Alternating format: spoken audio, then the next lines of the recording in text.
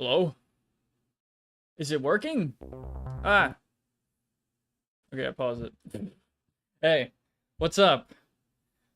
Uh, Welcome to the second part of Dark Souls 2 No Death, No Bonfire New Game Challenge, which every day when I look at Dark Souls Challenge recommendation videos, I'm reminded at how small of a feat that really is to just beat. Well, it is a big feat, but just recently I got recommended a thing that's like, dude, this guy just beat all the Soulsborne games without getting hit once in a row. And I'm just sitting there like, fucking how? Like, I'm never gonna do that. That's fucking crazy. Um, but it's just, yeah, the pain that people will go through for these games is insane. FromSoft has a very special audience that they should be thankful for. But Anyway, I'm one of those people for some reason.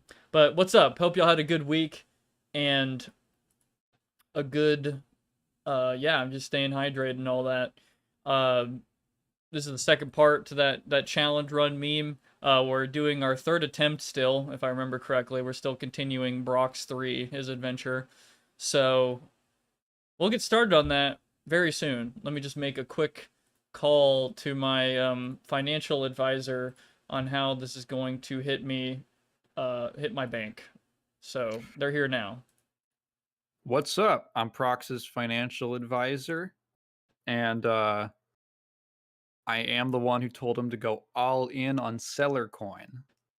Right, and So, this, so you're also yeah. saying that this isn't affected by the tariffs? No. There's actually negative tariffs on Seller Coin. They're saying it's actually being accepted by the crypto czar, that guy, and they're saying Okay, it's going to go to the Tigan moon on this one. to the Tigan moon. So Yeah. I think the moon, I think the moon's quite far from the Earth, not like Oh yeah. unreachable, obviously. But where exactly is the Tigan moon relative to the Earth? It depends on how. Okay, well, it's a little. How, how far are you from California? I don't know. Like, I'm gonna guess 2,000 miles, At something like that. least 2,000 miles At least two. Okay, and it also for depends for on how prox. far it goes, like the crypto coin. So the further up Yeah. that it shoots to the Tigan moon, the further the Tigan moon actually is. It's a physical It, place on a yeah. space station controlled by an AI. Eventually, they are gonna have to shoot me into like in a rocket ship, like the Voyager satellite. They're gonna put me in there so that I can go talk to aliens, and I'm gonna reach the outer bound of the solar system in like 50 years. So Gotcha. that will And increase the market cap on Seller Coin, hmm. which Eh, will at that point be the dominant currency. We're all going to trade in it. right, and I think something you also talked about that will will make this the primary currency. Um, there's this AI that you hired to perpetuate this coin to, secure it and spread it Oh around, yeah, to yeah. people. I think their name is Shudan, something like that. Shudan, Yeah. something. And I you're wanted to yeah, call it I wanted to call it Tigan with a capital AI, but uh Ti. Oh, that's great. yeah, I was uh I was shot down on that one. Hmm. And the great thing about tariffs is that they don't apply to currencies that don't exist. So invest now. Yet they don't exist yet. According, You anyway, can invest in it, but it isn't like doesn't. real or taxable, and you don't have to report it on your income. Yeah, this stick, you know how like as a kid you'd grab a stick and you'd call it a sword in the Hmm. woods or whatever, or like a gun, whatever. The boys understand, right? But Yeah, this is like that, but with but with an U.S. currency. investable, Currency, yeah. non-fungible currency. Yeah, Trust us, exactly. it is exactly what. Yeah, that is. It's like Yeah. that, but instead of a stick, it's even less. Hmm. And that's what is so smart about it. No one's actually had this idea yet. And if it fails for some reason, we can come up with Hmm? like a whole excuse that this is an emerging technology, and that people just want to, it's a new thing, bro.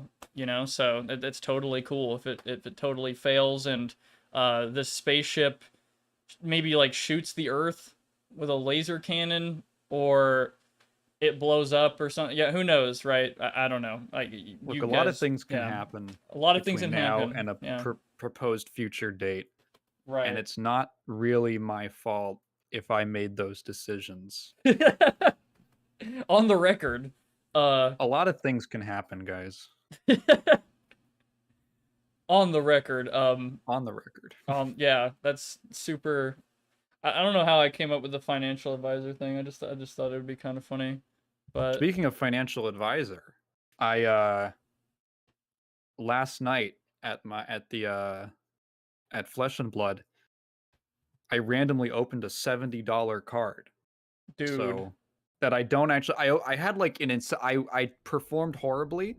We played 3 rounds. I went 0-2, and then we had an odd number of people, so I got the bye, as it's called. And I was like, all right, well, I guess I'll go up and get my packs. And I sat down and I opened like a $20 card that I actually really need for my deck that I wasn't anticipating spending the money on, and then like a $70 promo card. I was like, okay, I guess that's karma. Damn. So, yeah, actually, maybe do listen to me. Yeah, he is absolutely a financial advisor. It wasn't even a joke. It's all real. It's all The real. development. And before we get there, an important step is beating Dark Souls 2 Scholar of the First Sin. New game with no deaths and no bonfires used. That's what they tell you to do, actually. That's on the syllabus. So, yeah, all of this data is getting fed into the Shudan AI. yeah, you're getting a bit of an inside baseball on becoming the world's top economic advisor. Yeah, you want to do insider trading? That's cool. Don't do that. Cool. But anyway, I see. I meant like behind the scenes luck. That's not inside. Yeah, it's all yeah. Inside, yeah. We don't have any control, but also you should totally invest. Oh yeah. Link below. Yeah. The Discord. Patreon.com/TiganMoon. Oh my god. I see Raptor and Sab, Alpha, Yeah. Rex, and Cat. What up? Very muddy. What up? I'm very worried about, all the financial stuff aside, I'm very worried about Brox 3 and their success chances because I'm in a really fucked up area with no health and a lot of souls, so I have an important decision to make whether or not we should go back to Majula or tough it out. And I actually had another character that I was trying to no death off stream who died to the fucking Iron King, who's later in this area, and I was kind of pissed off. But I thought of I thought, oh, that would really suck if that happened to Brox 3. Dark Souls 2 has an Oron DLC. What, I don't get the reference. Oron High School Host Club or something? Babe, did that happen? I watched the whole shit. Well, she watched it. I watched it on the side. What show? Uron High School Host Club. Oh yeah, I've seen that a long time ago. Yeah, she had me. Well, she wanted to watch it really badly, so I was like on my compooper. I think Haruhi is a reference to Haruhi Suzumiya, which is an anime that I still haven't seen. I'm a total fake fan. That has been my Steam profile picture for well over 13 years or so, and I still haven't seen the, And the guy is a Disturbed reference, if you listen to the band Disturbed still, for some reason. The mascot is literally just called The Guy, I'm not kidding. My main, Haruhi, Mama... for some reason. Trent Reznor, Brox 3. I don't know what Mags is supposed to be. And then this is my new character I made of an original character of mine. I have a few of those in my book and all that. Proximus is actually... You're not streaming to me. Oh yeah, fuck. I just realized you were talking to the stream about things on screen. Yes. Let me. Much like Seller Coin, the gameplay is imaginary. Yeah, this you gotta just trust me that we did this. Trust me, bro. Okay. But yeah, Brox 3 is our current attempt. I don't remember what the other two were called. They're failures, so it doesn't matter. But shame on them. But before that, Hello Darkness, My Old Friend, best Disturbed song, clearly. God, I could talk about Disturbed for a while, but I really do still think, I don't know, they sounded pretty fresh back then when I was like first listening to them in 2009. And, their first 2, 3, maybe 4 albums were good, but they didn't change enough. Yeah, I don't know what else to say. They have consistently just same shit, new metal forever. y'all. This New York new metal band still makes their the old-fashioned way. I think they're from Chicago. I don't remember. Like, Oh, there's are so they? many bands from Chicago. Yeah, I need to go to the bathroom real quick, and then we'll get started. Be right back. Cool. Have fun. That's the meme. Is like this what is it, like this New York diner still makes their Coke the old-fashioned way. I find it hard to describe what's funny about that meme because it only gets funny once you've seen every single permutation of it. Like the alien voice, and it's like this 5 billion year old diner on Zimblor 5 still makes their Skleeblo the old-fashioned way, and they just put a voice filter on the audio. Brox 1 died to failing the Dragon Rider trick. I think Brox 2 just fell. I'm pretty sure. Oh, right, no, that was one. That was the first one. That was a very vivid moment. Okay. I'm back. Welcome back. What did the second character die to? What did Brox 2 die to? Brox 1 died to falling the Dragon Rider trick, or failing the Dragon Rider trick. I forgot what Brox 2. I don't remember. I honestly don't have no clue. It's probably to a fall. Honestly, that's literally 99% of my deaths in this game is falling, because every single area in this fucking game has death pits. I know Trent Reznor has never died. I completed a game with him without he's still dying. alive. Yeah, he made it, which is crazy. Yeah. I thought you were talking about the guy, like the real man. That's a very funny way to talk about someone. You're like, as far as I know, this guy has never died. Yeah. Bros 1. Anyway, I need to check out. We're gonna get into Brox 3. I need to evaluate the situation because I need to see how fucked we are. Okay, so I used the falchion. If I remember correctly, yep, I have no life gems. I have 1 Elizabeth mushroom. I have rouge water. Rouge water. Divine blessings. That's it. That's all I got. Wow. That is bad. That is really bad. I could use these for health, I think, but I'd rather use them for Titanite. Okay, what's my equipment looking like? So I have a +6 and a +7. Yeah, this ain't good. Fuck. Okay. I'm probably going to go back to Majula. I don't think I can survive Iron Keep.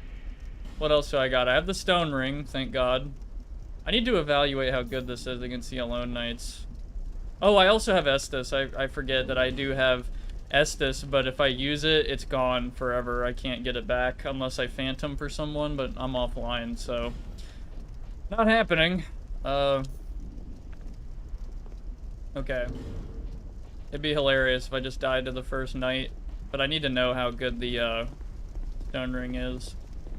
Alright, this environment's pretty cool looking. Oh wow, he's fast. Oh yeah, the Stone Ring is awesome. Are you serious? Okay. I just staggered the shit out of him when I shouldn't have been able to. Yeah, that's good. I'm gonna get invaded by an NPC if I go over there, so...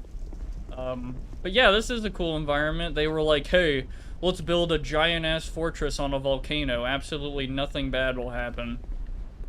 And, I think they were wrong, maybe. This whole fucking place is fucked up. What up, Evan Jelly? Oh, and Kat, if I didn't say hi to you, what's up? Harold von Schwarzenegger has a right to see some Darth holes, too. What up? Darth holes. So I either go through this area, with like no heals. Or I go back to Majula and level up, and then we have to run back through the forest, and then the poison swamp, and then the poison tower, and then we can make it back here again. My soul memory is 400,000. Well, the enemies haven't respawned, have they? Right? It depends on how far you go, unfortunately. Like, I thought they stayed dead as long as you didn't do anything silly, but actually, we can go check. We could run back and see. I thought it was just the bonfire that made them respawn. Soul Calibur 3 default female pass face. Yeah, I don't know what I was doing. I just quickly made some bullshit.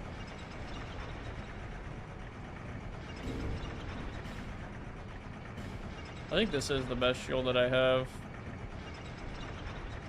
Well, kind of. Awesome Kite's good, but its physical absorption is only 75% instead of 100, which... Yeah, don't really want to fuck with that. So let's see if these guys respawned.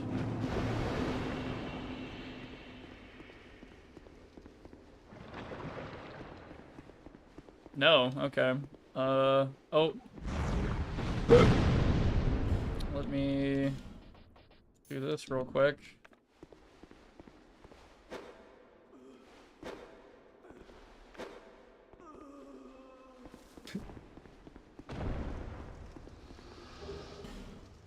Wait, that's a health item. Yo, we're back. We're so back. Ooh, nice. You have a lot of soul. It probably is. If you can do it safely, it's probably better to go level up. Yeah. Hi, Unknown. We are gaming. Yes, we are gaming. Unknown. What up?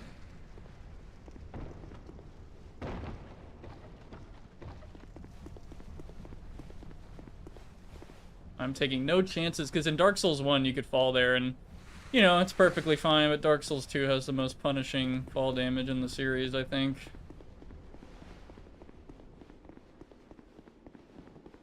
It's on like Donkey Kong.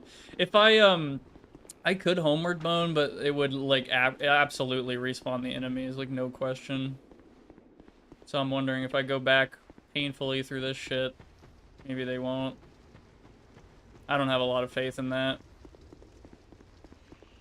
Unknown, do you not like the Donkey Kong, the dot from Donkey Kong Bonanza? You don't like that render? I like him. He looks friendly.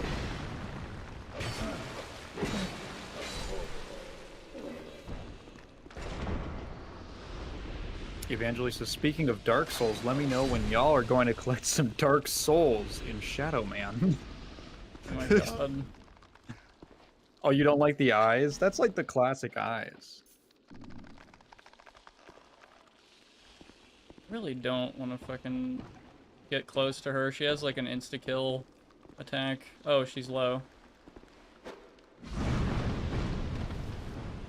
Sick. Can you not drop on her? I'd take fall damage. I'm just trying to be really conservative with the health shit.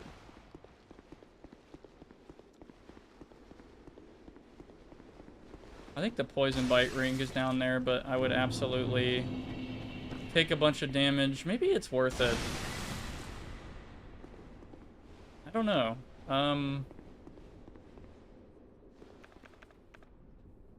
debating in my head right now. How many Pharaoh's Lockstones do I have? I have a bunch. Fuck it, I'm doing it. Actually, is there a dude down here? Oh, the poison's gone.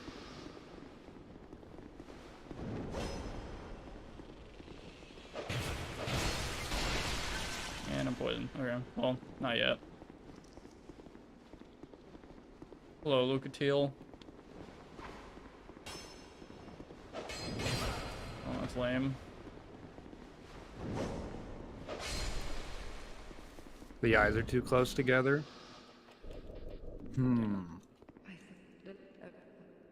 Thank you, Lucatiel. Why'd you take your clothes off? The poison goop stays on you a lot longer if you have clothes on. Really? Yeah, like that, legit. That's a legit mechanic. Is that in like every one of these games? Nah, I think it's just a Dark Souls 2 thingy. Huh. Okay. Zeldora. You know, it's funny you bring up the fur on the new Donkey Kong, because that's something that I remember someone pointing out when Mario Odyssey came out, that Mario's hair is too detailed. Like that ever since the Switch, Nintendo's had this kind of weird art style where it's really exaggerated and cartoony, but also some things just have incredibly detailed texturing. And some people find that very off-putting. This is what Smash is gonna look like in 2014, and it's just like the super realistic Mario that looks really odd. Like the Brawl one, or it's like more than the Brawl one. It's like way more realistic or whatever. It's like pretty... some fan art. Yeah.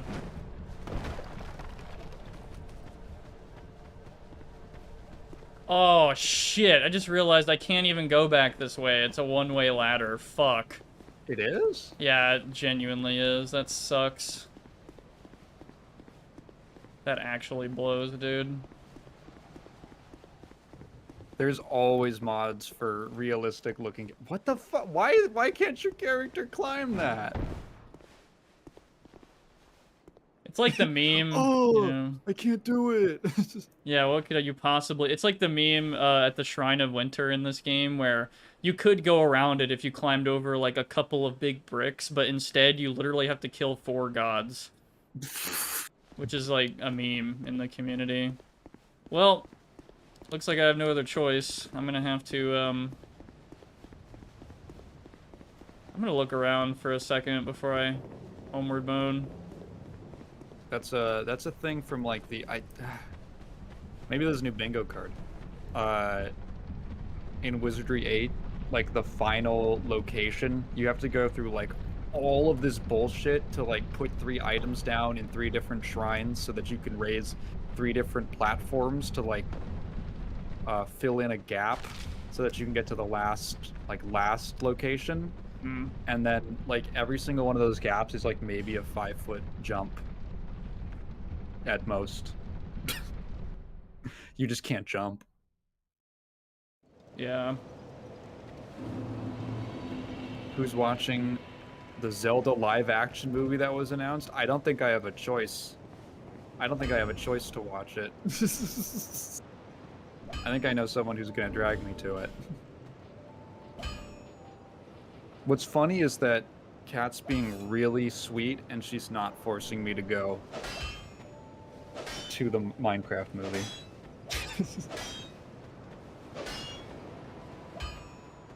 I'm doing this for a reason, I promise. You can't repair a weapon Okay. unless it's completely broken at the blacksmith, so... I want to save my repair powders for, like, when I'm really far from Majula. Oh, repair powders with an S? Sorry, I meant repair powder. In this economy, multiple repair powders? Yeah, for real. Man, Can they, like, damn. completely break? Yeah. Well, they can't, like, permanently break. They just break and, like, you have to repair them at the blacksmith. Stays in your inventory? Yeah, just broken. Okay. Unusable. Is the Minecraft movie that bad? I think it just looks bad. I just think it looks really uninteresting and meh. Oh, if which I watch movie? the Minecraft movie. Yeah, it looks very fucking... As soon as they had the big pan shot of, like, the green screen Minecraft world, I was like, this is gonna be so fucking lame. Like, I just... Yeah. We were in the theater during previews, and the Minecraft... another trailer came on for it. And I mentioned, like, a tweet I'd seen that was something like... based on the trailers, my impression of the Minecraft movie is that it's just an hour and a half of Jack Black saying the names of Minecraft things. And we were like laughing about it, and I think I said like crafting table, and immediately he goes, "This is a crafting table." like on cue. We couldn't stop laughing.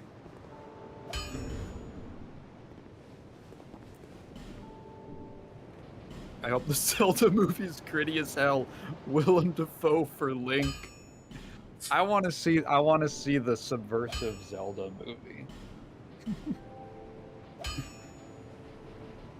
And before ticket prices jump due to tariff.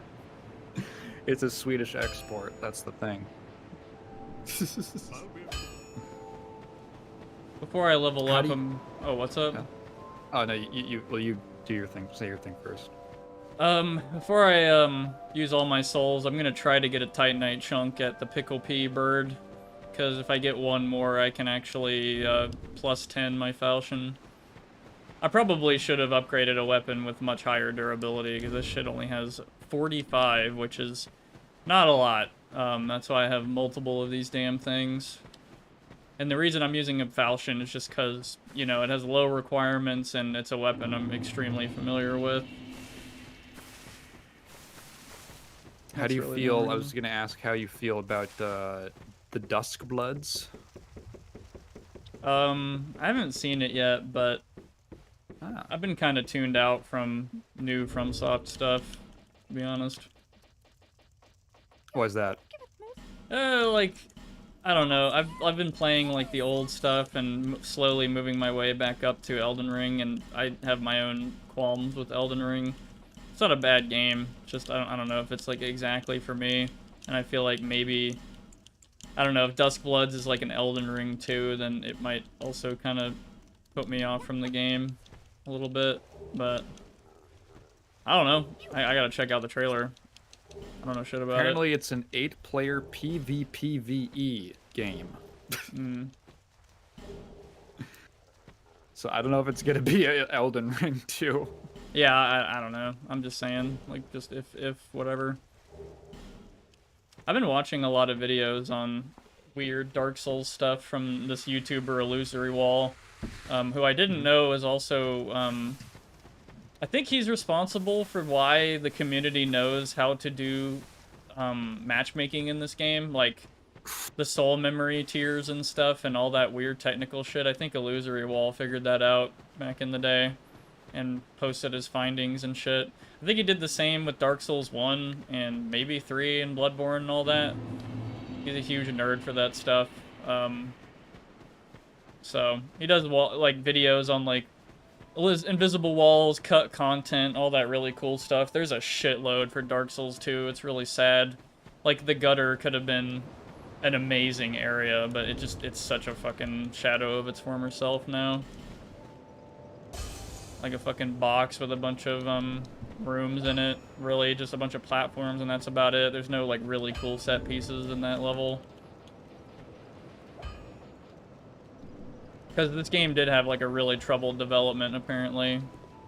What was what was the story with that? It was a different team, I think, or who was that? Yeah, I think the director changed midway through the game's development, and instead of like starting from scratch, they couldn't do that. They were on a time limit, so they're just like, well, I guess we're just gonna string together what we have, and you know, and yeah, that's what we got. It wasn't. This was not a Miyazaki game, or no, I don't think so. Was he either of the directors? I don't want to comment on it, but I don't think so. Like, I think it was a completely different set of people working on this. Might upgrade the Claymore. Did I do that? He was a supervisor. Weapon. Oh, okay. Yeah. I wasn't completely sure. Okay, yeah, but two other guys, Tomohiro Shibuya and Yui Tanimura, were the directors, I guess, who traded off. Hello, Prager. W. What up? It says Jalu, or maybe Jalo. I don't know. Is that like Swedish? Is it like yellow? See the Dark Side of the Moon picture. I haven't listened to Pink Floyd in forever. I watched a streamer who's in Japan, and he needs to pay an extra 20k yen for a Switch 2 with more than just Japanese language options. 20k yen, so Jesus. To import it? That's so messed up, because it's like they have to first import the game. Sorry, they have to first import the console. Like, it's probably coming from, like, a North American distributor. Maybe European. Which is having the price jacked up because of the tariffs. And then they have to import it back into the country. It's the international version? Wait, can you just get that straight from Japan? I didn't think that... well, because the Japanese version is region locked for the Switch 2.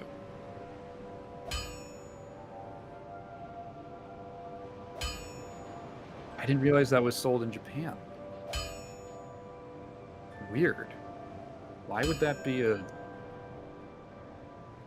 Why would that be a... They're doing a lot of weird price things. It's like, okay, I get that the tariffs are probably fucking over a lot of stuff on the price for the console and the games and stuff. But also, like, they did not mention... Okay, they mentioned that they're going to do the updated ports for certain games, and that those will be paid. It's really weird. It's like some games are going to be compatible from Switch to Switch 2. Some games are going to be like upgrades. And I don't know if they ever clarified that like some of the compatible games will also get upgrades. And they didn't mention how expensive the upgrades will be. Or if they're going to be different prices. Because like one of them they showed off for that Mario Party game seemed like an actually fairly substantial content update. And if you wanted to charge a little bit for that, I can at least understand. Like, okay, that's kind of just like a DLC. But also, one of them was just Breath of the Wild, and it runs at a higher frame rate and a slightly better resolution. Set up. Are you gonna charge for that? How much are you gonna charge for that? They're trying to make it so people don't import the Japanese version to the US for cheaper. That's also probably why the North American prices, even in like Canada, are this equivalent to the US prices. So that people from the US wouldn't just import them from Canada. It's awesome when one country that forces most of the world to trade in its currency then starts intentionally tanking its own economy. It's really good on everyone. Oh, speaking of economy, I can buy infinite life gems right now. Yo! Oh, baby, that is huge. But how many? Like, that is... What's the maximum stack that you can carry in this game? 99. So, okay. I mean, I could just literally, like... How much would that cost? 29,000. That is really tempting. I'm not gonna lie. That is kind of worth it. That wouldn't even put that big of a dent.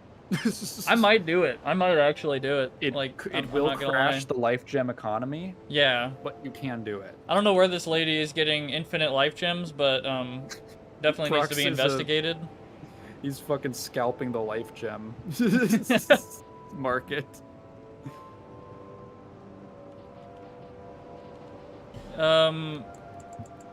Yeah, you know what?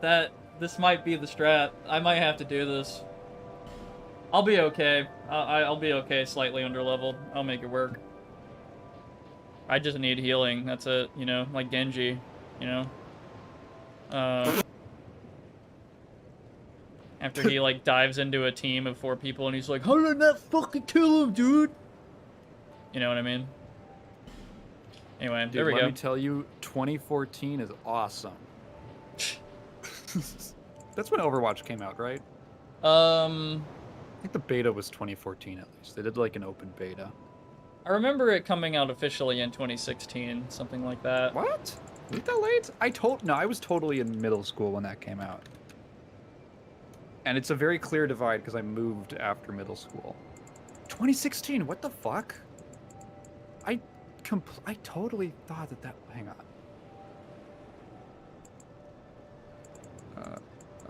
Announcement in beta. It was announced in November 2014. Wow, I remember. Okay. October 2015. Was it that late? Huh, okay. Weird. I just remember watching footage of it while I was still lived in Illinois. So, of like people playing it. Okay, that's what I'm thinking of.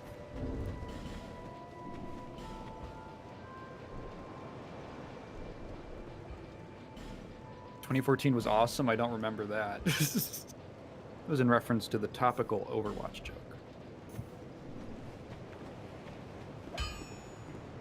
Seb says, "I've been playing Bloodborne and a bit in Dark Souls 2. I forgot how much I love this playstyle." I thought I was kind of under the impression that Bloodborne and the other Souls games played kind of differently. Unless you just mean like the FromSoft style. Probably, I guess.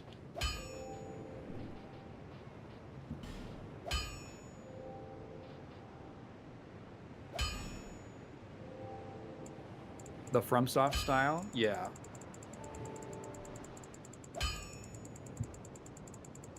There really should have been a button here that's like increased by 100 or 10 or something, so you could just spam the button and then... I think DS3 has that? Yeah, I think so. That sounds right. I kind of remember that. I'm just over-preparing myself for stuff.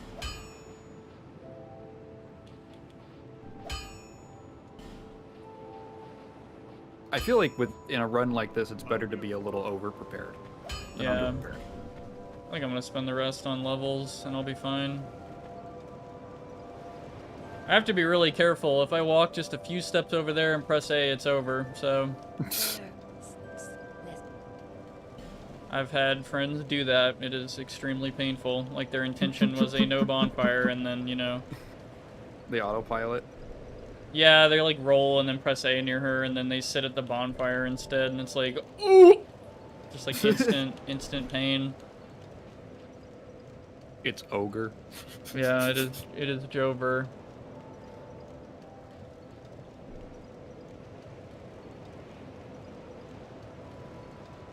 So, Int Faith and Attunement is pretty much useless to me. I can't really attune any spells, and yeah, it's just whatever.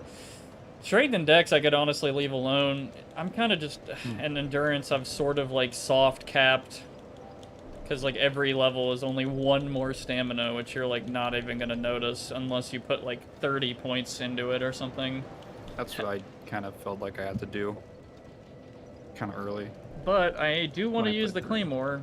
And I could one-hand it if I do that. I could also Power Stance Falchions, which I probably won't do that because that takes so many fucking...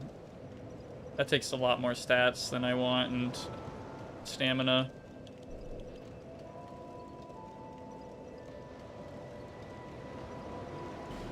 I'm doing it. I'm committing. I'll use the Claymore as a secondary weapon if I have to. For like higher poise damage against bigger targets. Which is it's so important in this game, but it seems like not a big deal. So what do y'all think? Should we go back to Iron Keep or should we go to the gutter? Do you have to do both of them, or is it like a fork in the road? It kind of is like a fork. I believe we finished the Bastille route, like the Lost Center. There is a big boss at both the Iron Keep and the gutter. All I have to do is get 1,000,000 soul memory. Or kill the 4 bosses. I don't know which one will come first. Usually I can get enough to where I only have to kill 3. So I could skip one, and I usually skip Iron Keep because it's such a pain in the ass. Trying to think. There is the forest one. Freya. I don't think I've done that yet. That is kind of a risk. You know what? Let's go to a new area. Let's go to Freya. Fuck it. Let's do it. All right. Raptor says, I had 2.5 sandwiches earlier that were fried on the stovetop with salami, parmesan, and butter. Oh, sounds excellent. Mm. Yeah, teriyaki salmon. Ooh, I have recently. There is a restaurant. There's this Iranian restaurant that we go to for dinner after playing Fab at the game store, and they have this excellent. So they have these they're like called Arabic quesadillas. I think I've mentioned them before, and the real highlight of the quesadilla for me is the garlic butter dip that comes with it. And like, if anyone doesn't open theirs, I always steal it. I steal it to take home. It's extremely strong garlic. It's really garlicky, and there's kind of like a creamy butter taste underneath it. Personally, I'm a big garlic fan. If you're like a little iffy on garlic, you would hate it. But I'm big into it. Yes, these are the ones that give you the hangover feeling, which I think is just because it's so salty. Like, you have to drink a lot of water before and after. Just put it.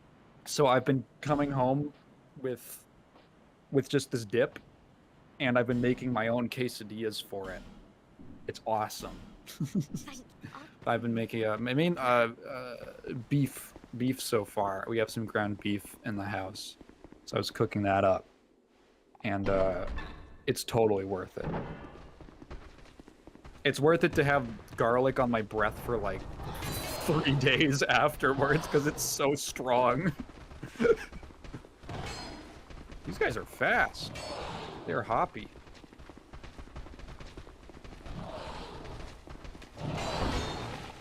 Uh-oh. That was silly. Dude, that knocked you out for like a while. Yeah, basilisks are pretty silly. Now, are they gonna follow me? Nope.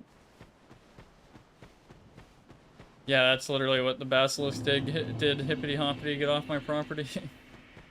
He opened the door. Who are you? What are you doing in my house? I think I made a message one time that's like boss ahead, and it just opens up and he's just right there. Ow.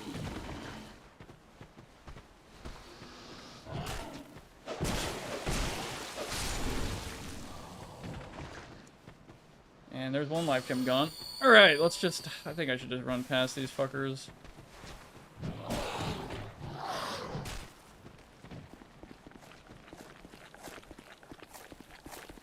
Did I get that item? Yes, I did. Alright, let's go. Are you getting a passive healing? Is that what that is? Your little aura? When I use the... Oh, my aura is actually the Chloranthy ring. I have more stamina regen than usual because of the Chloranthy ring. Oh, okay. This area is actually really small, but it looks huge because of the camera and because of the fog, which is pretty interesting. I've been here before to get the Chloranthy ring +1 that I'm using right now. I'm not gonna lie, I think the Chloranthy ring is probably like an S tier ring, like good all the time. Just more stamina regeneration when you run out, which is going to happen all the time. Like, you're gonna use your stamina. So now I'm back here, and yeah, I have that item. Okay. Try not to piss those guys off. They have a lot of health and stuff. I'd rather just not deal with them. Hey, we're cool. Yeah, I think I picked this area apart earlier. Oops. Getting cursed is pretty annoying. Unlike Dark Souls 1, when you get cursed in this game, you just become hollow, and it technically does not count as a death. Go hollow. When you go hollow, you lose, like, some maximum HP, and this keeps happening over and over. Like, there's, like, multiple levels of hollowing. It's, like, a big complaint of this game. I should have gotten the Ring of Whispers for the Scorpion. I do have it. Holy shit. How do you unhollow? You use a human effigy. How rare are those? Yeah, they're decently common. They're not, like, super uncommon. Do people just hate? I mean, I hate like max health decreases. Yeah, I don't know If why that's this the isn't complaint, I breaking. get it. But... Okay, whatever. That's pretty annoying. I'll just do this. Is this bleach? Yes. Yeah.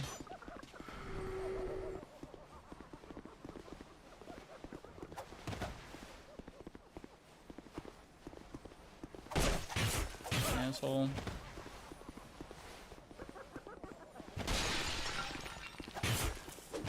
Damn it.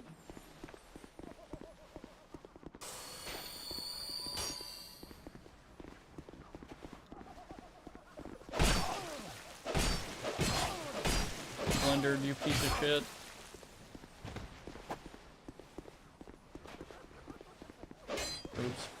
Oops. Oh. I can't log on to it, by the way. It's impossible. So. Oh, okay. That's weird.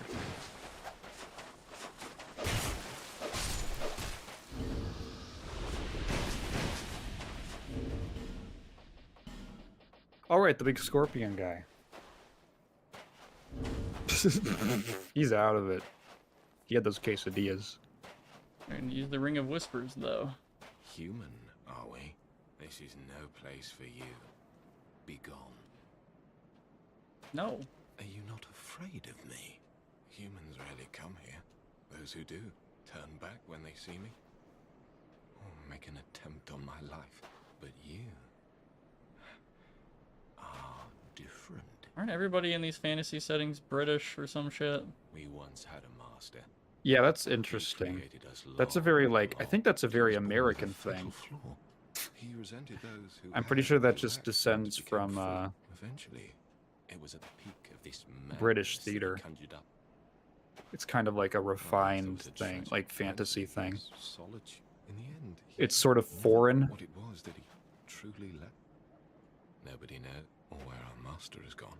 The only ones who even speak a human tongue are... I wish to ask a favor of you. I want you to kill my betrothed. Once, I always found her at my side. But as time went on, things Does the went man awry. scorpion have She sexy became battle wild, armor, mommy? Raging uncontrollably. Eventually, she came after me. He's a pervert. We've been locked in combat ever since. He is like a scorpion centaur I type. seem to be at a standstill. I was born of my master's madness. I will be sure to assist you in return. The past is my name was Targ. That is all that I remember. Yeah, everyone that comes to this place just forgets everything, usually, about their life. Pretty weird stuff. I have one branch of yore. I could go get Vengarl's set, but... I don't know. I don't know if that's a good idea. Vengarl's set is pretty good. Has a lot of, poise and defense and all that, but I'm wearing this armor for the souls. Too bad America has associated Australians with post-apocalyptic wastelands. Yeah, the accent shorthand is, it's pretty funny. Yeah, that does have to be like a theater thing. America's interesting, the way that we treat British culture.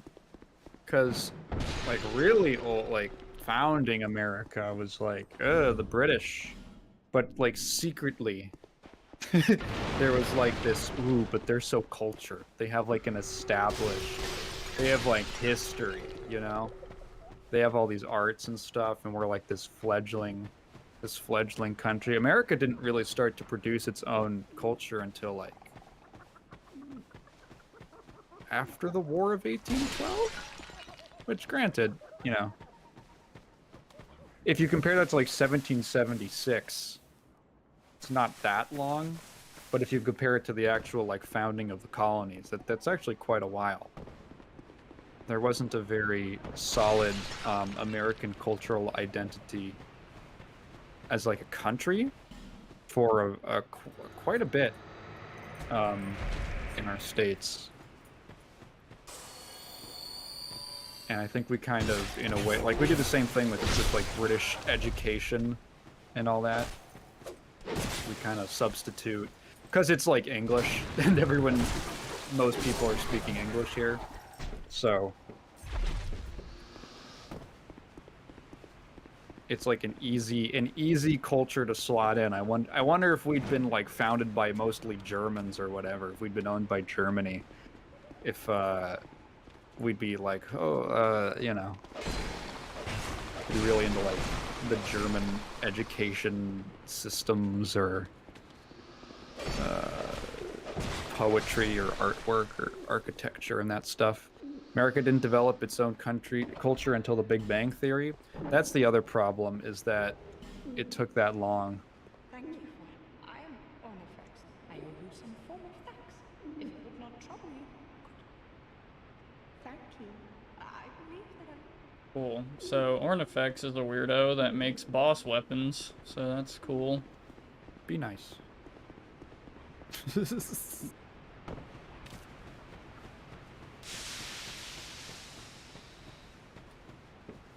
Alright, let's meet Tark's other half real quick. He's gonna help us with that fight.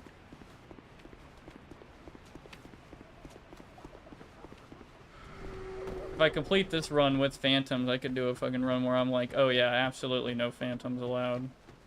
But for now, yeah, I need all the help I can get.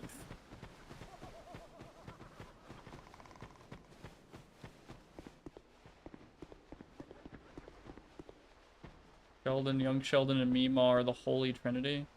Hello, sir. I'm just gonna talk to you for a second. And then get out of here before this dagger boy shows up and backstabs me. Don't need Radley, sorry. Eventually, I don't know what you're quoting. I'm curious. I'll just copy paste that. Oops.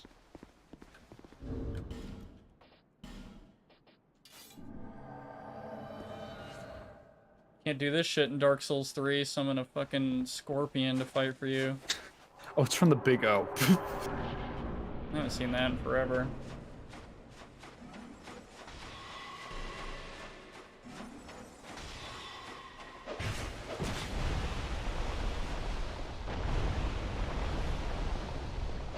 The only Big O that I'm familiar with is the one I give to the ladies.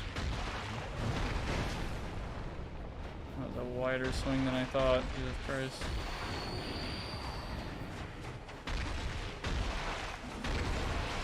I like how she's called the Scorpioness, as if to imply that scorpion is like a gendered term.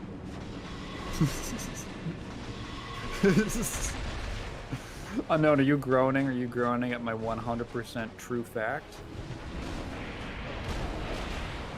Giggity.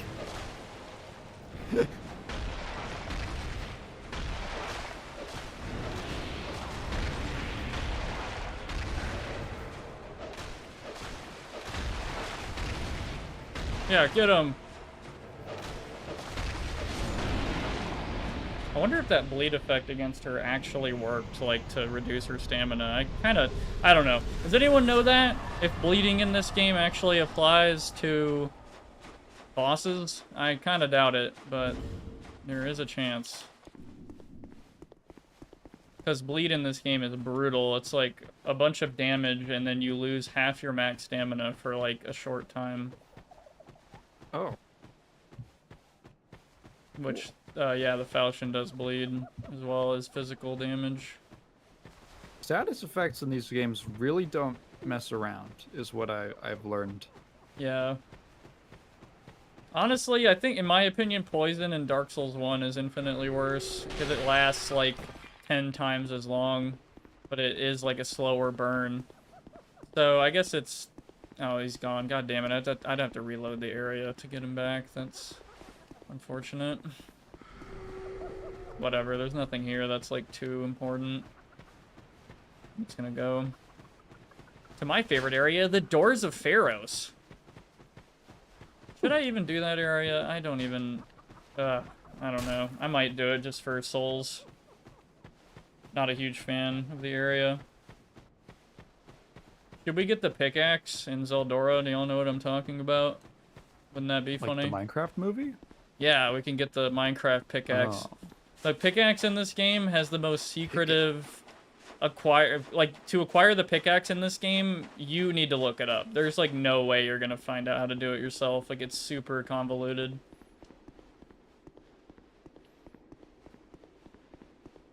It literally involves leading some pigs from the very start of the level to almost the end of the level. Yeah, I think you briefly described it last stream.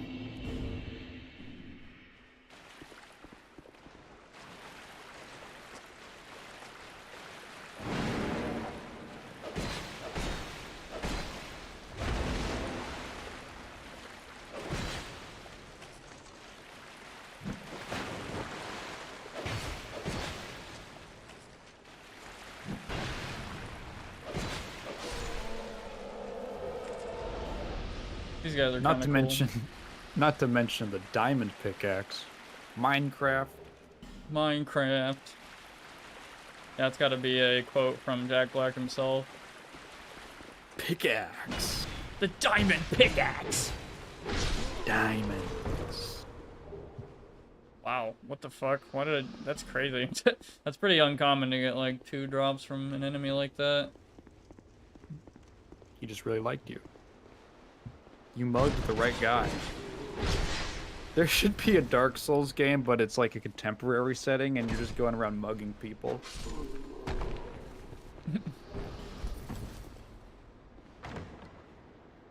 You can break chests in this game, that's why I didn't just slash through him a bunch. I could have broken the chest. Which breaks the item inside, yeah. That's stupid. Yeah. You can break some pretty good items if you do that. Doors of Pharaohs. Do I really want to do that? Okay, fuck it. At what point in Dark Souls do you personally draw the line of like, fuck, I can accept I can accept this level of like player hostility, but this I don't want to put up with. In like any Dark Souls or just this one? Any of them. Maybe this one if it's relevant, I guess. I'm actually thinking of an area that I really, really hate. I think Shrine of Amana is infamous for being pretty annoying. You can also just like get to a safer location before thinking.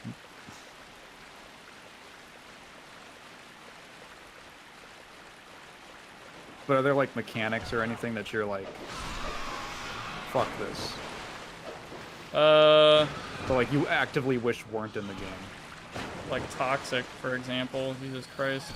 I might die. Oh Holy shit, I'm dead. Oh, wow. Cool. Fuck. Wow. God That damn it. one I should have fucking- killed him. Oh, that man. one fucking thing. That's such a lame way to end it. Really? Okay. I have a strat. Wow. I can't believe that. I was like, okay, it's just one little... So, speaking of player hostility, Toxin in this game is insane. Like, yeah, that killed literally... you in like 5 seconds. Oh my Of god. like passive damage. That is so annoying. Like you healed and nothing happened. Yeah, so there's that. Wow. Okay, so Doors of Pharaohs, never again. Alright, cool. Jesus Christ. It's been an hour? Oh my fucking god. I barely did anything. Jesus fucking, I literally was like, fuck it. I'm gonna run back and... Wow, okay. Okay, I'm about to go, like, stupid mode on this game. I'm about to do, like, some forbidden strats. Wow. That is pretty ridiculous. Okay.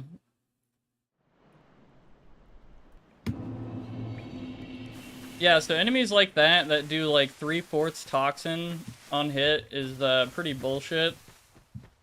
While I'm getting killed, like getting shot by an invader who I completely forgot about. I don't think he actually shows up unless you're offline. So that was an invader I actually never knew about, who just happened to be ranged as well. Yeah, cool. That's really nice. Okay, I think I know what I want to do instead. I know what weapon I want to use in my class. I'm not fucking around this time.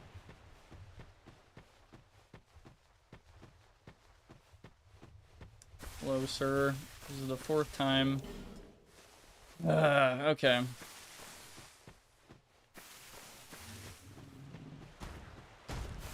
I think this rest of the stream is probably going to be this one fat attempt I'm about to do. I have a plan. Don't jinx it. Don't jinx it. Well, I mean, we were talking about the hostile things in this game that are bullshit, and then I instantly died to toxin, so... Yeah, okay, maybe I jinxed it. I don't know. I can't really comment. I'll give him a Roman numeral. Brock's IV. Oh yeah, baby. So this guy...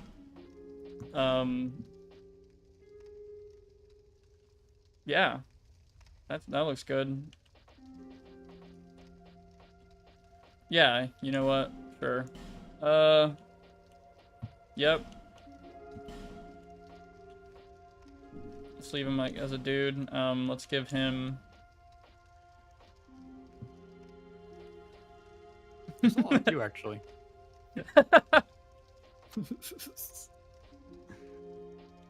That's insane. That's like an old Japanese I man like here. that. Holy shit.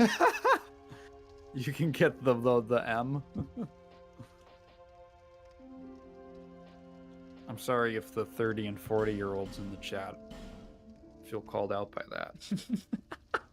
But we're young bucks with full heads of hair. Yeah, I have too much hair right now. I'm trying to... I need to record something, and then I'll fucking get a haircut.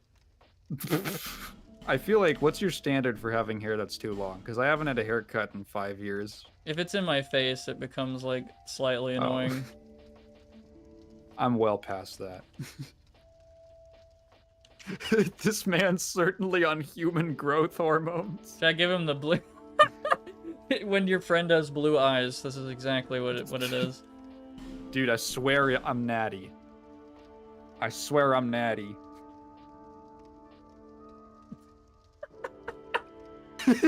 Bro, I had no idea this is in the game.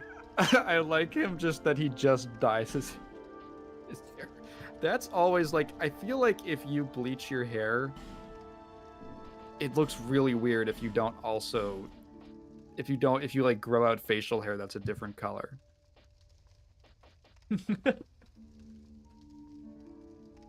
Unfortunately, my facial hair is slightly different color than like my actual hair. It's like kind of red a little bit, unfortunately. I think I was supposed to be maybe a redhead, but then like a recessive gene was just suppressed, I suppose, and it's in my facial hair. Yeah, you were saved. Yeah, barely. That's like, I feel like that's more, I mean like an obviously unnatural hair color, and then like you just have like just a straight black mustache. What does old look like? It just makes his face flatter? You know what? I'm leaving him. Wait, hold on. There's one change I want to make.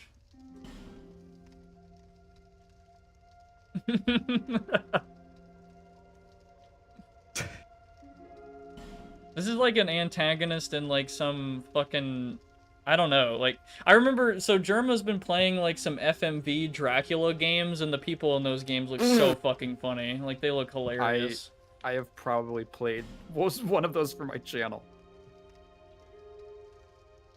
It looks like this guy would sell you crypto. Anyway, alright, yeah, that's good. Dude, he definitely posts videos of him, like, talking about being on his grind, and he's, like, on a laptop. So, a part of the strat is I want to go sorcerer, so I have a permanent soul arrow attack.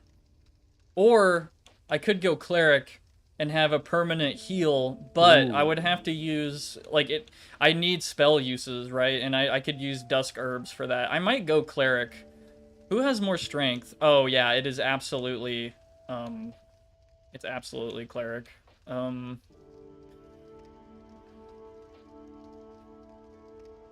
I think I could, I don't know. That deck sucks. You know what? I'm trying it out. Fuck it. I want to go something totally different. This is my morning routine looking ass. This is my morning routine, and he's just like squatting on his balcony at 4 a.m., like pouring water on his balls. Have you seen the breakdown that somebody did of one of those morning routine videos where the guy has like every single part of the routine time stamped? But like for some reason it's like there's a shot of him jumping into the pool and then it cuts to him in the pool and there's for some reason like 4 minutes in between. It's like him jumping and then him hitting the water and there's 4 minutes. I didn't know that. He rubs his banana on his skin. Oh yeah, I remember that shit. Crazy. My friends call me Pat. I don't know. I didn't catch it. These like monster tracks in the ground remind me of something out of like a kid's book. Yeah. Honestly, this area reminds me of something like that.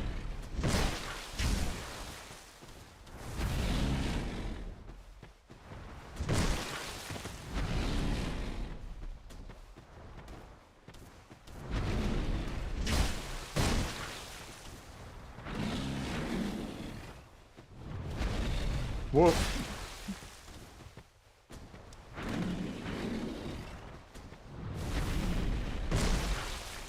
Oh, he's such a klutz. He just fell over. Oh, I'm such a dork. How much durability does this have? Oh, it actually has a lot. Damn, okay. Unknown asks, is this a challenge run because our character takes up a sixth of the screen? Also barefoot. Yeah. Yeah, I think this is the only piece of armor he got. Oh, I do have the imported armor, which is what you start with. It's not very good, but there, I'll put that back on. I can even hide his face if I want, but why would I do that? His tootsies are cold. This guy looks like the dude from Power Man 5000. You know what I'm talking about? The singer? No. Oh, okay. Never mind. I was thinking of something else. He looks warm. Uncomfortably warm. What?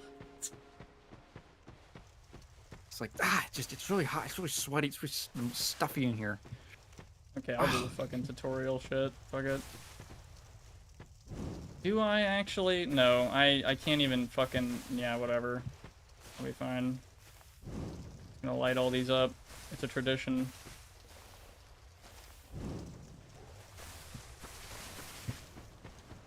I'm going hard on this one. I'm not gonna fucking hide behind shields and shit all the time. I'm not gonna be I'm gonna be confident in the claymore. That's gonna be my weapon of choice. That is what Trent Reznor used. I'm obviously talking about real life, and yeah. He won without dying. And also we have a heal spell, so that's pretty cool. That was the 9-inch nail. Yeah. The 9-inch nail in the theoretical, like, you know, coffin of despair.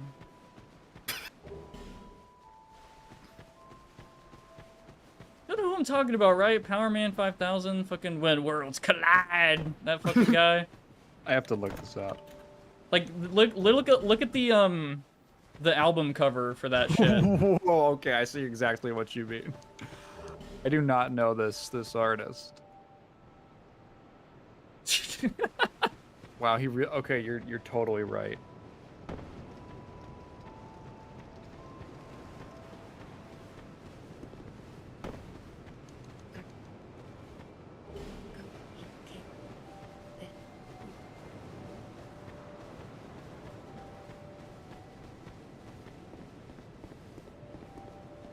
The 9-inch nail pounded into the Judas Priest by the dove-tongued aggressor. Dove-tongued aggressor. Is that a Judas Priest song? I don't know that one. That band were parodied in the SpongeBob SquarePants episode Missing Identity as Stingray 5000. Didn't know that. Patrick picks up an album by the band called You Rock My Clams. Oh, they're in Shadow the Hedgehog? That doesn't surprise me. And Sean Palmer's Pro Snowboarder. Dracula 2000. Are you kidding me? I think that's literally the fucking... Yeah. That FMV game that I was just talking about, I think. This is a film soundtrack. Oh, okay. Okay.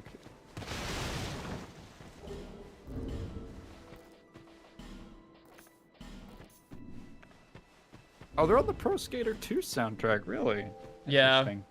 When Worlds Collide, that's a song in there, I'm pretty sure. This is the last covenant you want to join if you want to have a good time in this game.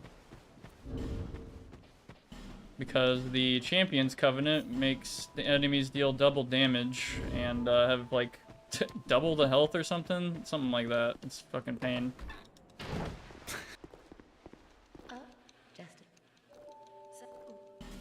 Honestly, his face is like too round. Why'd you say you smell wonderful? Cats are weird and fantasy, everything. I don't want to smell this guy. What is she doing? I don't know, scratching the Jesus. wall. Oh, the wall. Sean Palmer Pro Snowboarder had my favorite rock song ever. You do have a rather Spin Shank, New Disease. I'll be I just That talked her through the rules. wall. Anyway.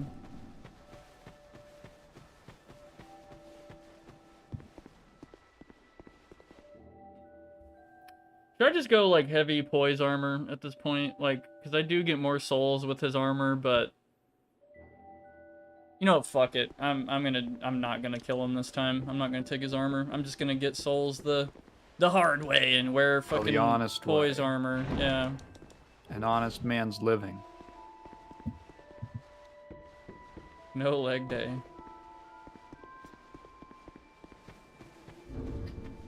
I almost forgot.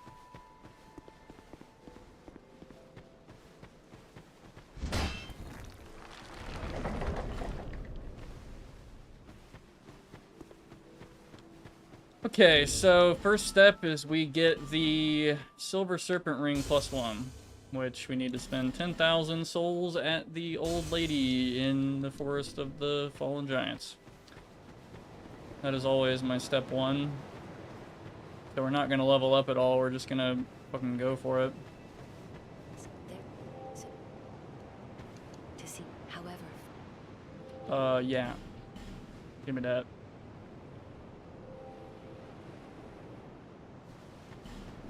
Okay.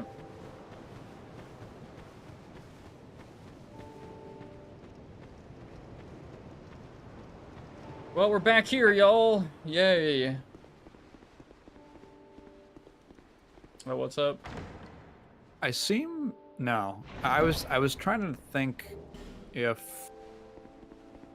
in DS3, like the main, I guess, hub area, if that was only accessible via Bonfire, but I don't think so.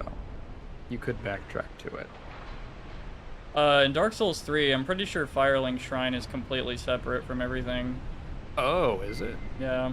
You have to Okay. you have to travel to Lothric even though you've never been there. Like through Okay. Bonfire.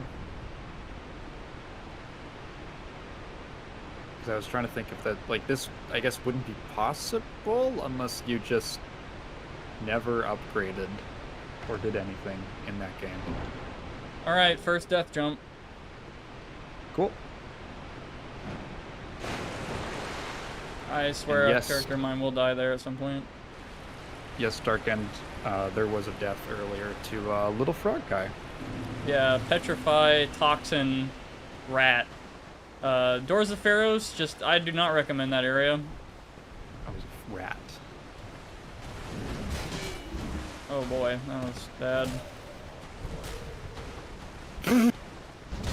Rex went AFK and we before we died.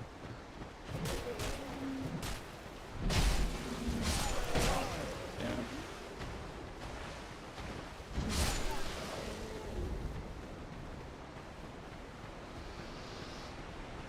What did you call this character? Brock's Ivy. AKA... Why should be called Brock's Obama? I gotta put a number in there or I'm gonna, like, forget. But I think I can just look back at the stream and, you know...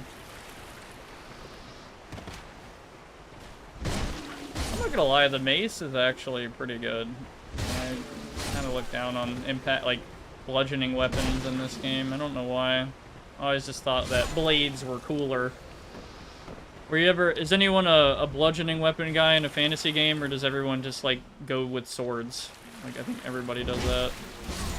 I'm trying to think of what other fantasy games I've played.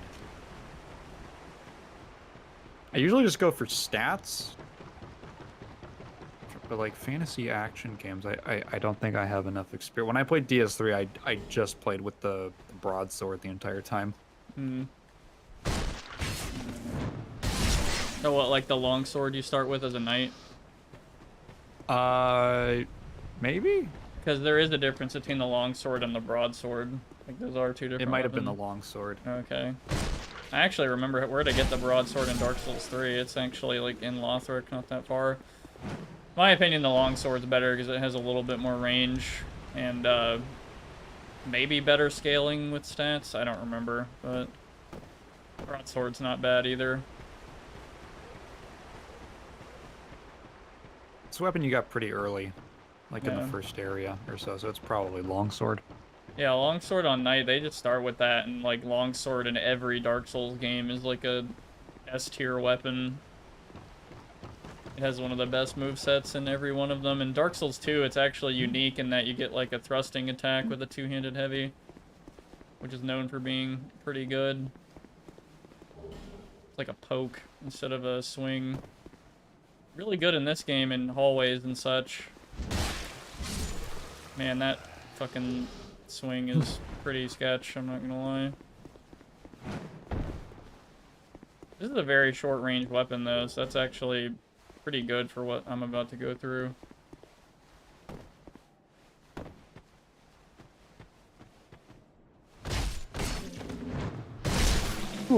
That fucking backstab is so funny. That's like purely the for stab. maces. All the different animations for criticals and reposts and all that in this game are so satisfying.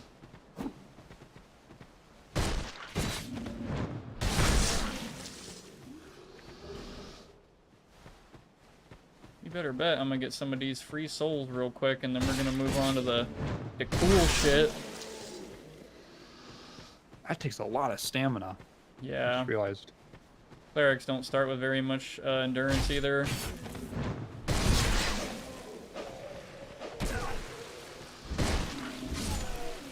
We're about to find out how much health I get from this heal spell. God damn it. Oh. I misjudged that. Alright, let's check it out.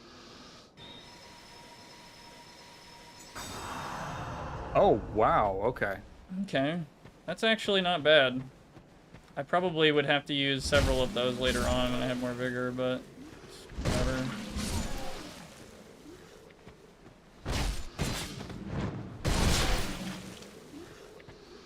When I hear poke in regards to FromSoft games, I get PTSD from Elden Ring's PvP crouch poke meta BS. They have low jabs. They're doing Tekken down ones. I didn't even know Elden Ring had that. That's crazy. They have crouching. Yeah, they have crouching, but I didn't know they had crouching attacks. I thought it was mainly a stealth mechanic. But, yeah. Stealthing in this game is just... That doesn't really happen. Like, you can walk slowly, but, you know... Like, I know there's an ambush around this corner, but it's gonna happen regardless of, you know, my speed.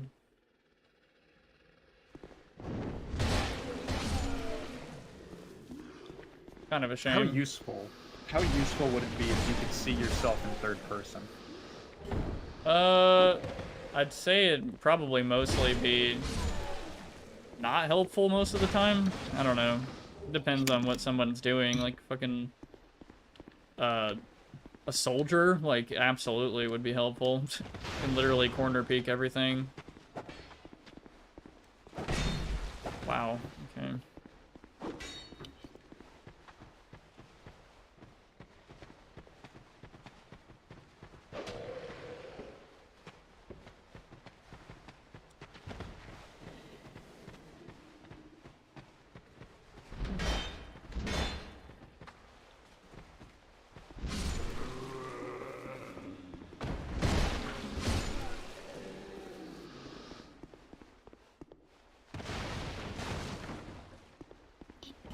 I don't even think I can use the longsword right now. I think my dex isn't high enough.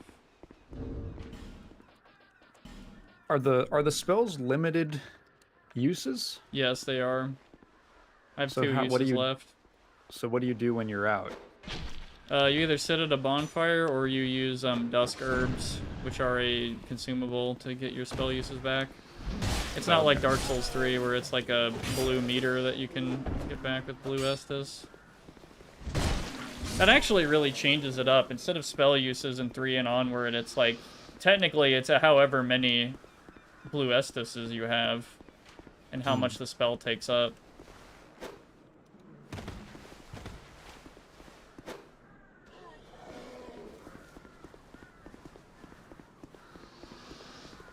I wonder if I have enough, nope. Just make sure these souls are keto friendly. He's doing keto. That's funny. It's like a diet thing, right? I forgot. Yeah. It's like pita think my like pita dad- bread or something. Am I saying that right? yeah, my dad did it for a while, I think. It's like low sugar or something.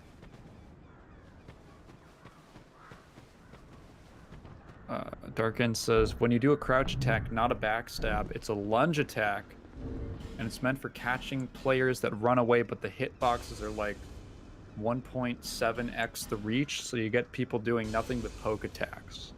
That's annoying. This is true footsies. This is real Street Fighter.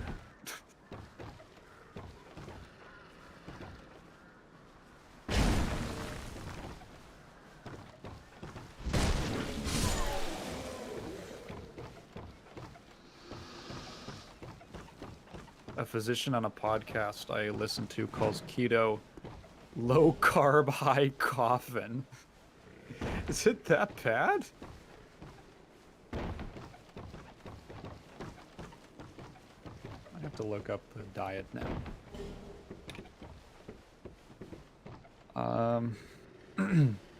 Low carbs and replace it with fat. Okay. Let's see, from Harvard Health, advertised as a weight loss wonder. But this eating plan is actually a medical diet that comes with serious risks.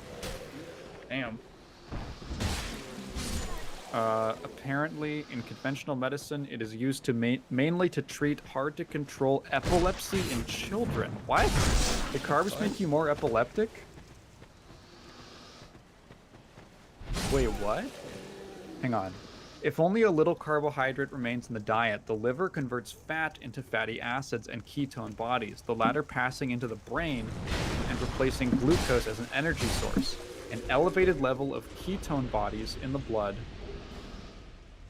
a state called ketosis, eventually lowers the frequency of epileptic seizures. Oh, you know what? Ketosis. I think that might be what happens when you stop eating carbs entirely. Like, it turns your... It starts burning your fat instead of burning carbs. And yeah, that's kind of what it sounds like. it does cause... It is a change in your body. Like, it doesn't feel good when it's going on at first.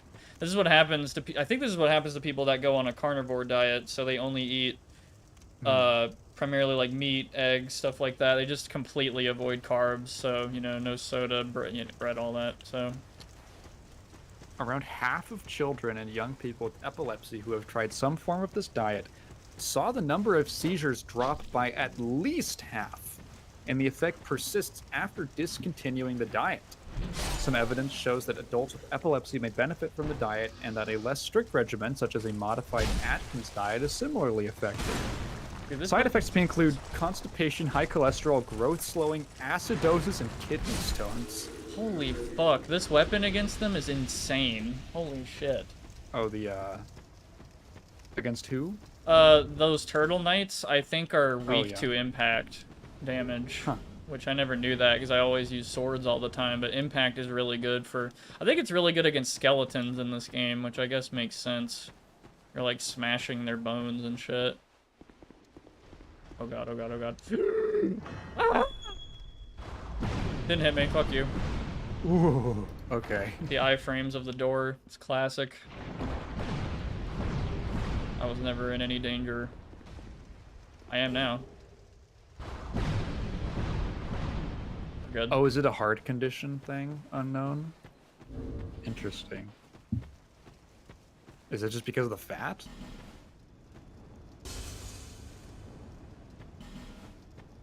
Rex said, I talked about this to Prox off stream. I played Dark Souls, but I lost interest. One of the reasons was because of invaders liking to ruin the game for you.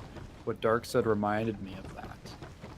Yeah, Dark Souls 2 combats that with soul memory, which is a system that's not perfect, and twinking can still happen. Yes, that's literally what it's called.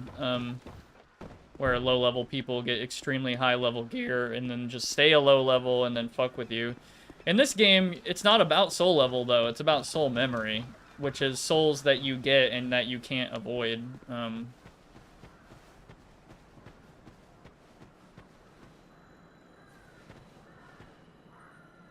Okay.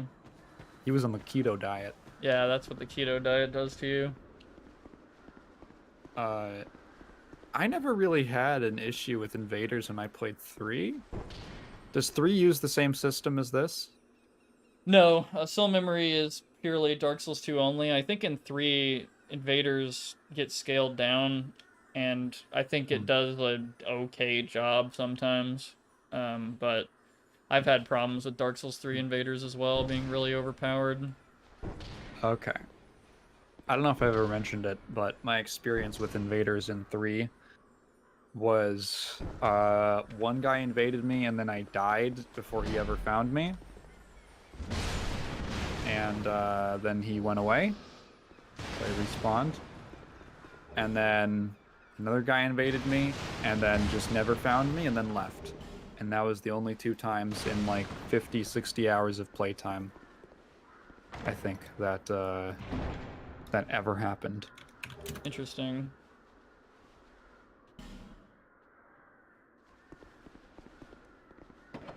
The last time I played 3, I was trying to do co-op with a friend, and in the very first area, some twink was trying to kill us 3 times in a row.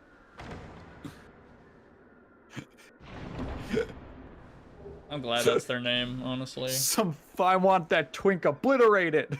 Obliterate that twink in the penis explosion chamber now.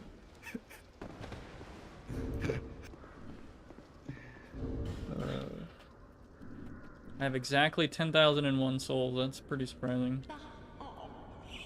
Okay. In my opinion, just play any Souls game offline for the first time. I think that's a decent opinion. I mean, Dark Souls 2, I feel like you really don't have to do that, because I feel like twinking in this game may be, like, it's the hardest to do that in this game, arguably. And invaders aren't too bad. Honestly, the people invading in this game, too, are not as good as, like, Elden Ring invaders. Those people are something else. Jesus fuck. In this game, it's kind of a mixed bag. I've gone against some good people in this game, but also some, like, not very good. You know, I like how of a mixed bag it is. You get memers as well. You just kind of fuck around. I only really liked the messages. Oh yeah, those are funny. If I could just play with the messages just for helpfulness' sake, and not the invaders, I probably would have done that. Alpha said, I guess because of the keto thing. I'm just curious about this. Because your heart in times of fasting will pull potassium from wherever it can get it. including your heart muscles, which of course cannot refresh themselves like other cells. Or that's what I heard. But with eating meat, that might not apply. Pure fasting is dangerous, though. That's bad news for Sonic, who's always fasting at all times. Oh, yeah. The Ramadan debuff. I fucking love that image. Like, I don't know if you've seen that, but it's like Sonic and Tails are wearing that shit, and it's like, it's not Ramadan, Sonic, you don't have to fast anymore, and then Sonic's just like, I always have to fast. It's so fucking funny. That's no good. He's just fasting and eating chili dogs. He's on a horrible diet. So if you if you only ate chili dogs, that's like, okay, got protein in there and some carbs and like the chili, I guess it depends, but that's not like, I don't know, that might not be the very worst thing you could eat only that of, but I don't know, the process to, yeah, anyway. I'm not a diet guy, I shouldn't be talking about it, my diet's fucking terrible. I eat way too much fast food because I'm fucking lazy. Can't cook worth a shit. I boiled water for the first time like a few years ago. Oh, congrats. Which, you know, people, you know, yeah, it was very tasty. The boiled water. Yeah, it's better warm. Yeah. You can Get all freeze that it air and then out. save it for later. That's the life hack that Yeah. they don't tell you about. Free boiled water.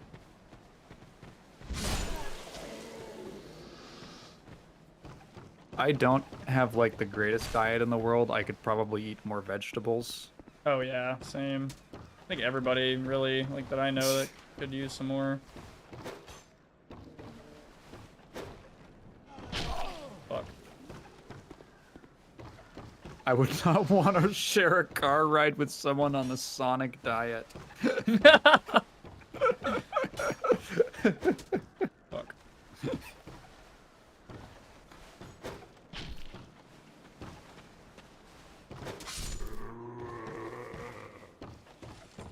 I'm in Cincinnati, so the chili dogs here have that nasty Cincy chili on it.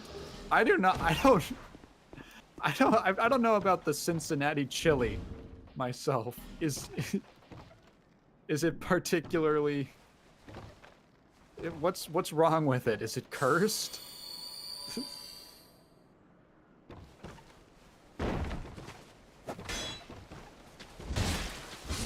Look it up. All right.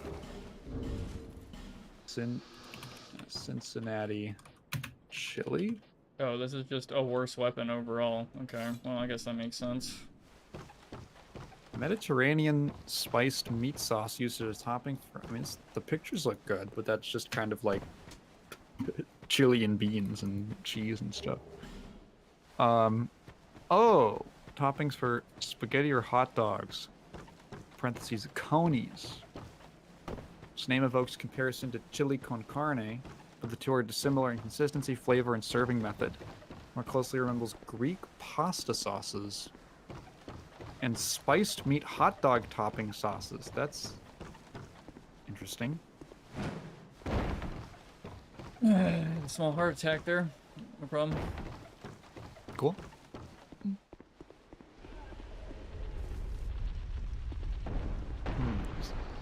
Is it more just like tomato-y? Coworker had these Factor 75 coupons that he got from somewhere that he had no clue what to do with, so I just grabbed one. Gonna get my first delivery this upcoming Monday to see what it's like. I vaguely remember... I don't remember what I did, but I ended up with a bunch of... Oh, I think it came with my PC parts for some reason. I got a bunch of Factor and those like meal prep delivery services. And I never used them because they seemed like, when you looked at the coupons, they seemed really good, but it was like, oh, the coupon was like, you get 20% off your first meal and an obligatory 10 meal plan. And I was like, I'm good. It's weirdly sweet and spicy. Does it have cinnamon in it? What the fuck? Wait, I'm looking back at that ingredient list. I have a whole nother topic I want to get into. Whenever y'all are ready. Are you ready, Tigan? Nutmeg. Sorry, yeah, you can go. I just read. Okay, weird spices. Continue. Go on. What is the best, like, melee weapon in y'all's opinion? Oh, fuck off. God damn it. In any game, like the one that we would spring for? Yeah, like in a fantasy setting. God damn it. Well, I failed the epic thing that I wanted to do. Whatever. I don't know. I don't know if I have enough experience. Well, those guys eat that. Okay. That is insane. A sword does not do nearly that much damage to them. That's wild. I like the concept of the axe because I've always thought impact weapons were kind of like not very cool. I mean, I get the appeal, but the axe is like both. It has like the blade and it has impact damage. As for like, you know, total PvP weapon, probably, I would imagine it mostly would not beat a sword. Because a sword just, I don't know, there's just something like about the, I don't know how to explain it. I'm not saying an axe couldn't beat a sword, but I would expect the sword to win most of the time. The axe is very, like, I feel like it's very committal. You can't really stab with it, like, you have to swing with it. Oh yeah, spear is a cool option. I mean, that's like one of the ideal, like, get the fuck away from me weapon. Honestly, I would love to master, like, a Zweihander, which I know is insane. Like, that's like a group, that's like a get the fuck away from me weapon of all time. Like, you're going against a group and all that, but if you could master it, like, someone with a long sword couldn't fuck with you. They'd have to get super close and get absolutely smashed by that thing. But it would be really difficult. I'm not gonna lie, I don't think I can effectively use a Zweihander. Definitely not. I think historically, the most popular weapon in history has been spears, actually. Mm.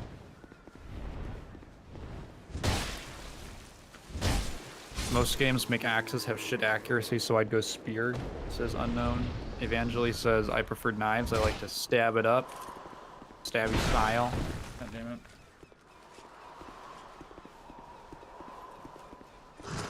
Whoop.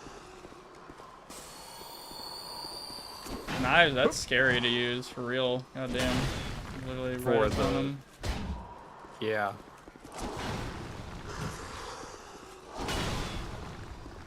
In like a contemporary, like today, in the real world, knives are really good for like defense. Mm. I saw like a video about these combat guys about like how would you, if someone was trying to attack you with a knife and you were unarmed, how would you do it? And the answer was like you just don't. Yeah. You just like you cannot do that on like if someone has a knife and they want to stab you, they are gonna stab you. Right. Gun is actually less. A gun is actually less. I think what is the I think the common wisdom is like if someone has a gun, it's weirdly like can be safer to get close to them. But with a knife, obviously the opposite. Yeah.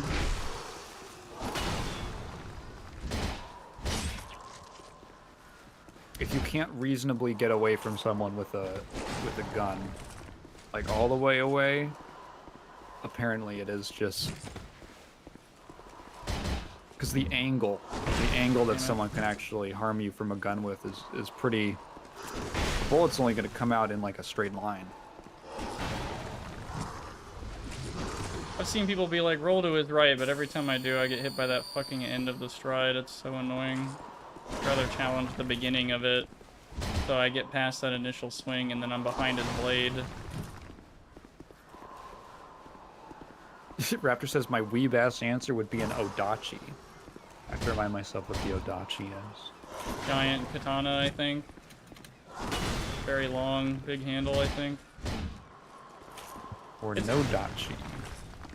I think the Oh yeah. the oh presence my God, that's of a the big-ass sword. yeah, in Dark Souls 1 there's actually a katana called the Iado, which I'm pretty sure is a non-combat sword. Like it doesn't have an edge as far as I know. It's like a, what do you even call that for Japanese? It's like a stabbing? it's for art purposes. Like, you know, it's for non-lethal combat or whatever. I don't know what the fuck. What do they call it, man? There's Iaido. Yeah. It's like a ceremonial sword. That's what it is. Ah, okay. At least that's what I think I read. It's a bill hook.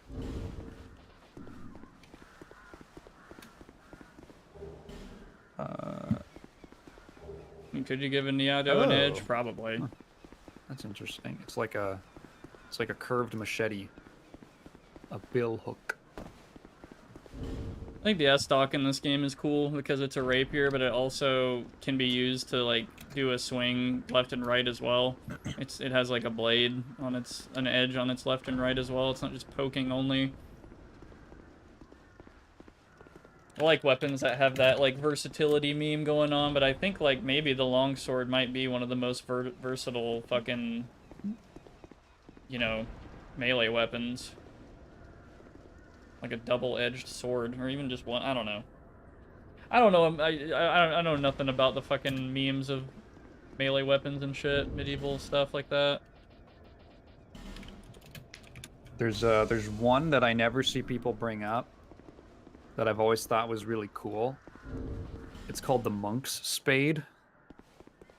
It was used by I believe traveling Buddhist monks. And it's a staff with a kind of like crescent-shaped end, like it could be sharp or not on one end, and the other end is like the head of a shovel, kind of.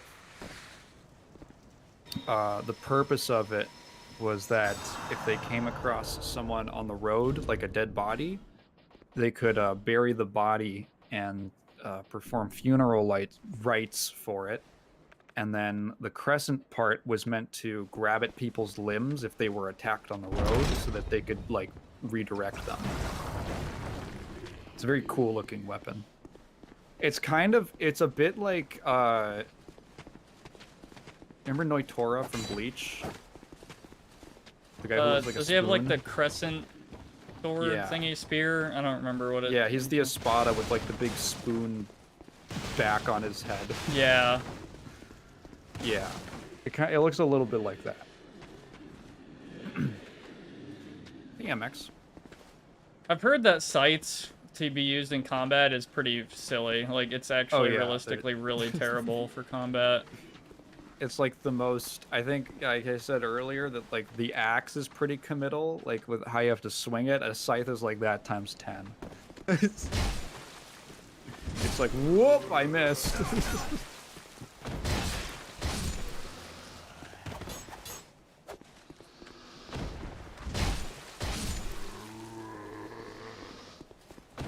Also, I saw you guys talking about the Gundam names.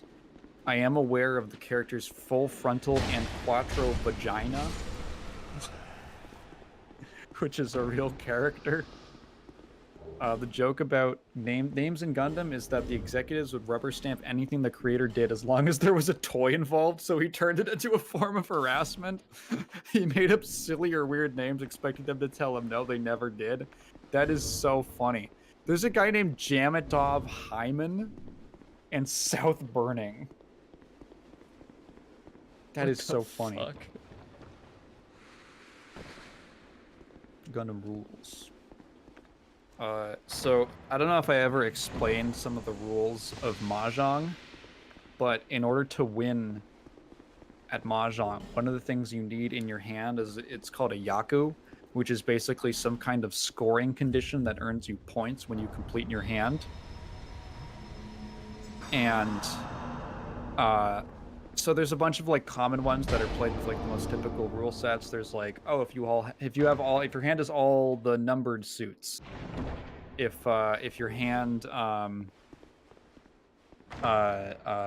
if you have like a sequence of the same, all 3 of the same dragon or something. Like that's a Yaku. That's all you would need to like call a victory once you get a complete hand. But there's also like an infinite wealth of what are called local Yaku, which are much more obscure. And when you read through lists of them, they are really funny. My favorite one that a friend of mine sent me is called American Civil War. It is let me look this up. So civil, there we go. Okay. American Civil War, known as Nanboku Senso, is a hand built with 2 triplets of south and north winds, a set of 1861, 1861 in an identical suit, and a set of 1865 in another suit. Which are the start and end dates of the war. So north versus south and the start and end dates. Incredible. I want to one day. I would love to one day call a victory with American Civil War. I want to call it sumo. Yapon. Another character's name is Hallelujah Haptism. American Civil War sounds like an overly complicated hand to pull off. The hardest part is probably the wins. It's not super common to get. You can semi-reliably get 3 wins, 3 of a kind. It's kind of difficult to fish for another specific wind. You can theoretically. It's also like extremely committal, because if I look at it, what are the? You need yeah, you need like 3 ones. You need like 3 ones, which is really also very committal. 8 and 6, and then 8, 6, 5. Yeah, it's very hard to actually to steal. Like if you're going for American Civil War, you have to go hard on it.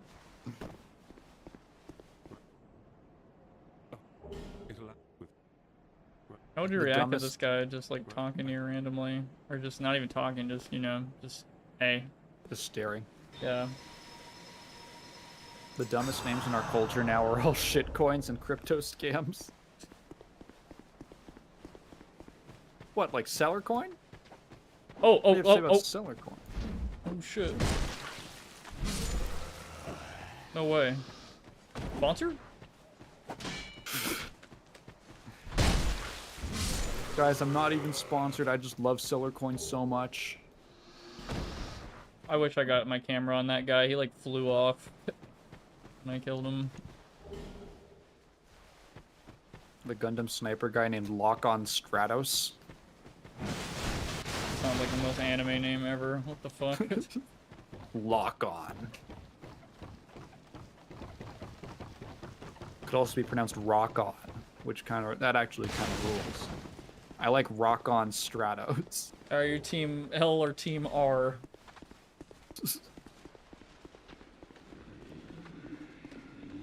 Some people tend towards one or the other. I don't think they ever explain those invisible guys. I think I've said that before, but anyway.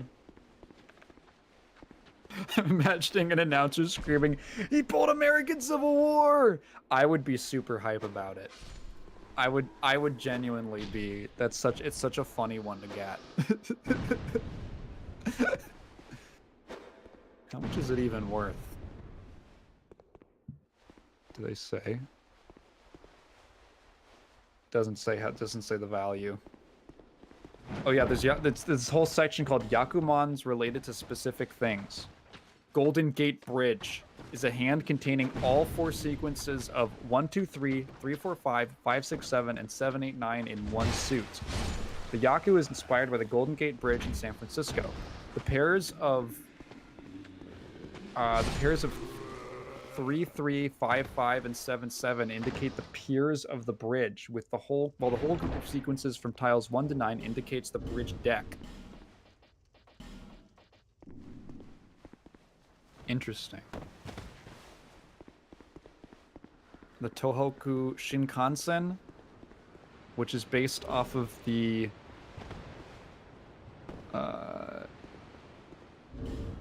rail line that it is named after in Tohoku. The Blue Tunnel, which is a tourist attraction in Nakatsu City in Japan.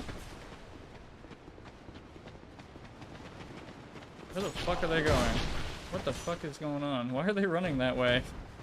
What the fuck? They're going Why are after you the... running? They're going after the giant or some shit. Or me as They well. hate him. Man, that attack is fucking annoying. I forget that I keep just having to... hold on. There you go. Go ahead. Club at risk. Where will we dance? Yeah. Pulled off the Leaning Tower of Pisa.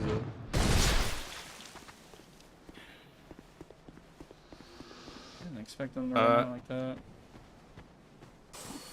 Raptor asks, you ever listen to some music from a group called the Northern Boys? No. I have not. Yeah. Is it particularly Dark Souls themed?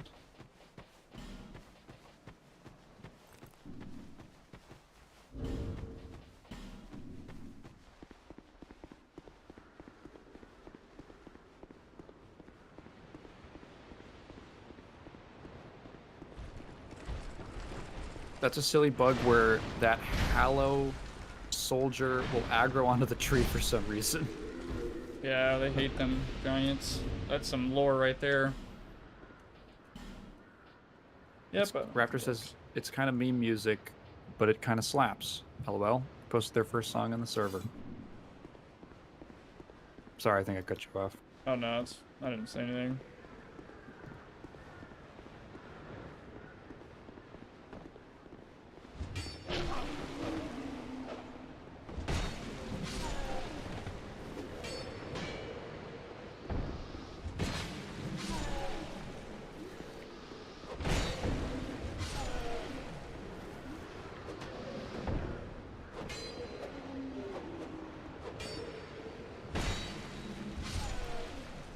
Darkin says it was meant to have lore, but it was left over during development. What was the soldiers attacking the giants? That's still lore in the game, like the whole humans facing the giants that cross the seas thing. He says yes, apparently. Like the memories of the giants. Oh, well, sorry, spoiler for Dark Souls 2, but you can actually go into those giants' memories and figure out what happened. Kind of piece together the war a little bit. I think Ryan went into that last time he was in the stream. Chibbity Crockett. Skibbity Crockett! The Gundam pilot of Neo America.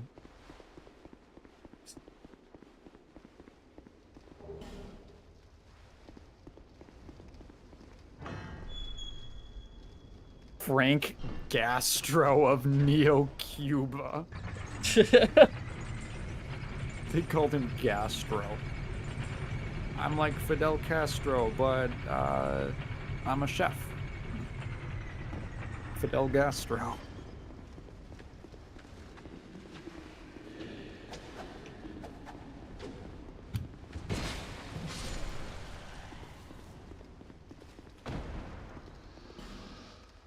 Mild-mannered Pete. Or Pate. I think his name's Pate, yeah. Oh, Pate. Pate. Mild-mannered Pate. I fucking love Sellsword Luit, dude. This is such a meme build. Oh, yeah. I like how it's the same guys. Yeah, so 2 Great Shield and a ring that attracts enemies. That gives that red on the top. He also has a ring that reduces backstab damage. You can actually see like a ghost on his back. Pretty weird. He just found out he missed the McRib.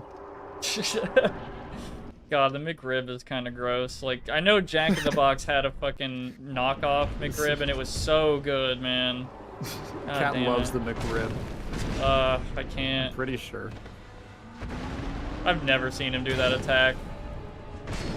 Bro just fell over. What the fuck? Maybe he tripped. Enemies actually can trip in this game. It's pretty funny. So embarrassed. He's like, damn it, I fucking hate Brawl. I think if I saw the big final boss just kind of like trip over himself and like fall on his face, I think it would diminish the aura.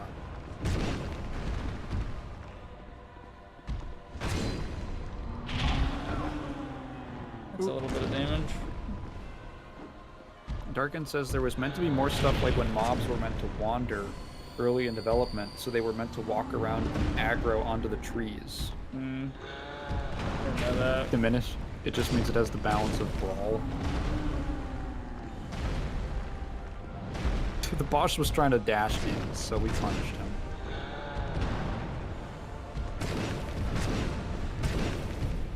I got greedy. Fucking damn it. Now he put his hand on you. Whoa.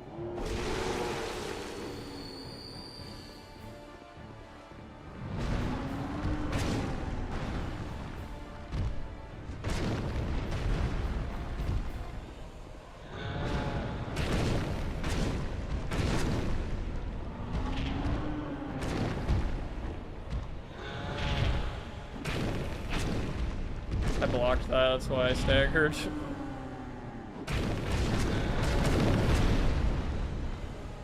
Get his ass, Lewitt. Get his ass. Yeah, get his ass. God Whoa. damn it. Yeah, the camera was doing weird shit.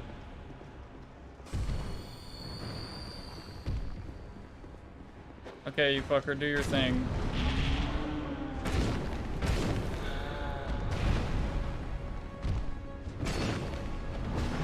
Yeah, I knew that was coming. Will you hate me if I do this? Dude, Yes, he I'm praying. does. Dude, do you mind? Dude, I'm Do you praying. mind?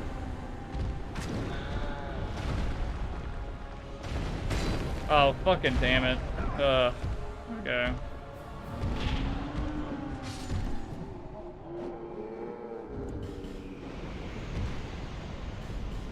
Well, I did no damage to that fucker. Jesus Christ. Yeah, Louis, Victory yeah. achieved. That's the thing that pops up every time I step out of the shower. I didn't die. Be every time I go up some stairs. Successfully.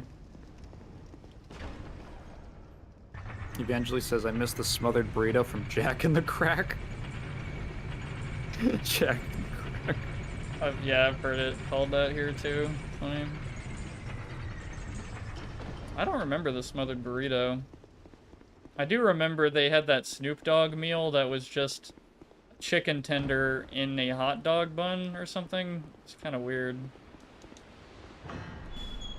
I'm glad that Jack in the Box like knows their audience. I thought Taco Bell did as well, but I think over time they've gotten pretty fucking lame. Yeah, they turned their Expensive. back on the Mexican-American community.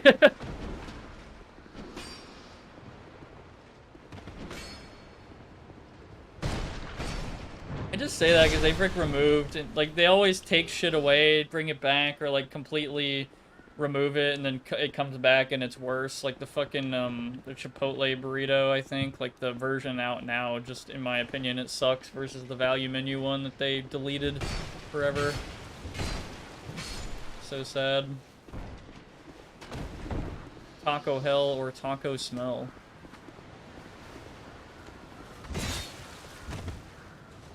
Check this out, I'm gonna fuck. That looked really silly.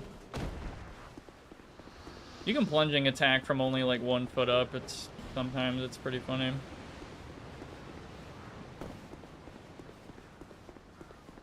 I probably should just fight the pursuer in this arena instead of the square one, but I feel more comfortable fighting him over there. I don't know. Kind of a habit of mine. You know the big guy with the sword? That's supposed to be a boss you fight up here, but you can kill him early. That's the only time in Dark Souls I can think of that happening. Where a boss just kind of shows up. You're kind of supposed to run away, but you can fight him fully if you want. Anyway, I got some fat armor now.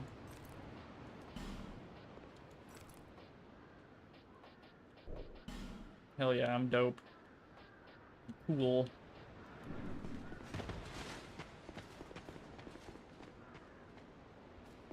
Alright. I'm gonna run back to Majula now. Got a lot of stats to mess with.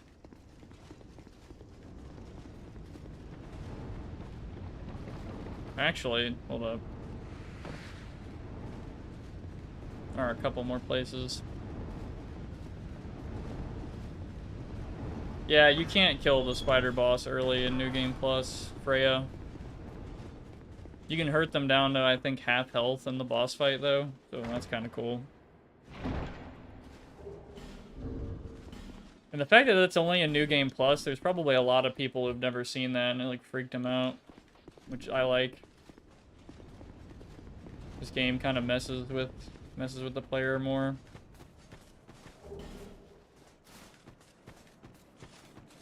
Is Forlorn gonna show up? Guess not. Okay. One day. Oh, what? God damn it. That looked like it hit.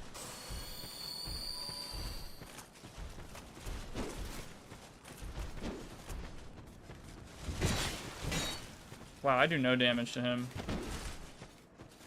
See you later.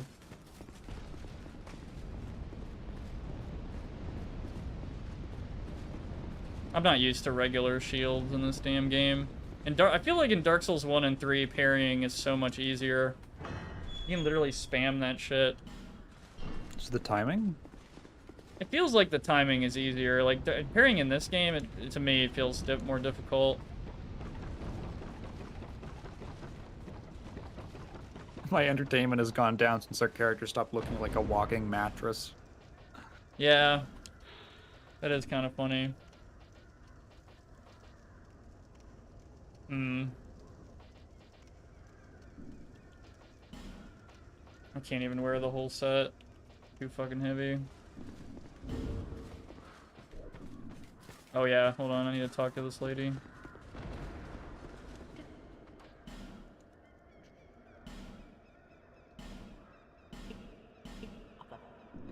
You do that, and then she moves after you kill the last giant. Back to Majula.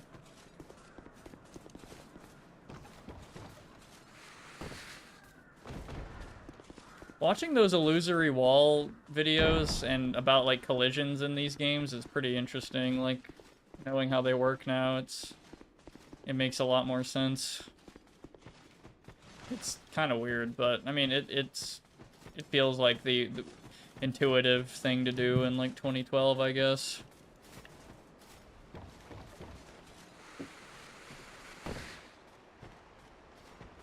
I thought this game was 2050. Yeah, I'm just talking about Dark Souls 1, where I think they adopted... I know the engine has changed since Dark Souls 1, but like it feels like a lot of the core stuff is the same.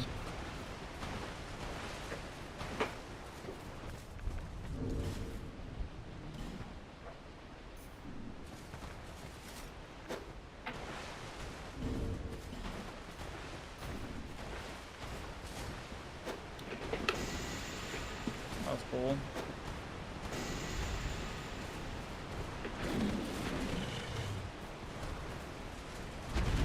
Oh, my big butt. Damn it. No. I'll get him this time. This butt attack is not working out, man.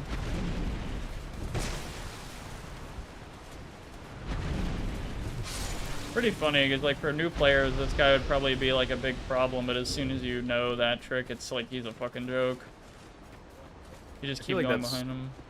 Most Dark Souls enemies. Yeah. I feel like that's a lot of Dark Souls enemies.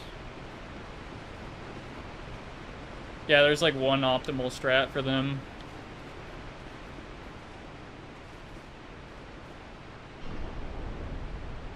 I mean, okay, so look, unknown. Is the entertainment like pretty okay because I have a pizza box on my back now? Like a circular pizza box? Yeah, we're on a delivery mission. Yeah. Trying to deliver a pizza to Drangleic. But before we can do that, we can't climb over the rubble, so we have to kill 4 gods. Ooh, right in the medulla. I miss good old padded Pete.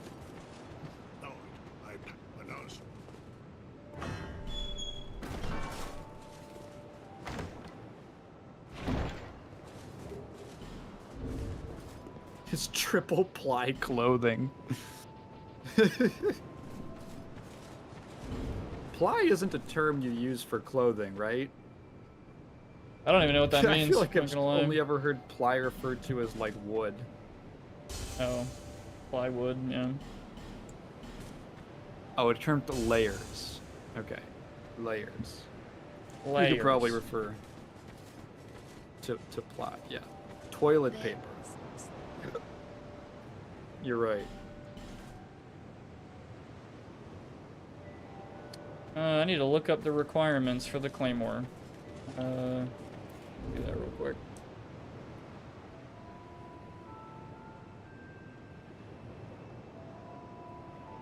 Sorry though, did you settle on like what, Tygan, did you settle on what fantasy weapon you would probably go with in like a Souls-like fantasy game or whatever? I'd probably go with the Zweihander. That sounds dope. I totally forgot my answer on that. Well, the one that I did use with the one Souls game I played, or if I were to like... If you just were transported into a Dark Souls fantasy world yourself right now. Well, realistically right now, I don't think I have the strength to lift more than like a butter knife. So I might cap out at that. But if strength, if muscle mass was no object, honestly, probably like probably a spear, just for safety, and maybe like a knife or like a short sword for on the side if it's tight quarters. Okay. Blood katana, bloodborne. Oh, nice. Oh wow, my endurance is fucking bad. Holy shit. Wow. 3. Yeah, that's pretty bad. Are there like unarmed builds in these games? Yes. That are like legitimate? Yeah, like in this game you could get a ring that makes it to where your unarmed attacks are greatly heightened, so you can actually just punch people. Ah, okay. Must AFK, alright, and then jelly. Yeah, have fun. Hopefully. I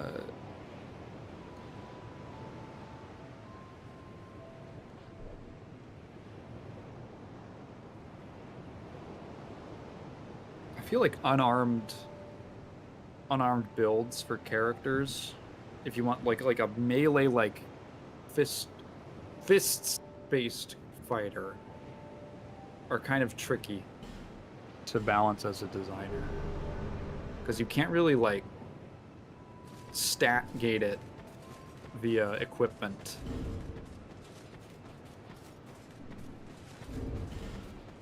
I'm sure different games handle it differently. Final Fantasy is always, the solution they've had is to just make it like an equipment based thing and have like monk bracers. That kind of standardizes it. But a lot of games will just let you like no weapons, just bare hands. Yeah, there is a ring in this game that allows you to buff up your fist attacks. But there is a downside to that. Like, I mean, like, it's relegated to just your fist, and it takes up a ring slot, which is pretty important in this game. To utilize all your ring slots good. I'm gonna be right back real quick. I'm gonna go to the restroom. Okay.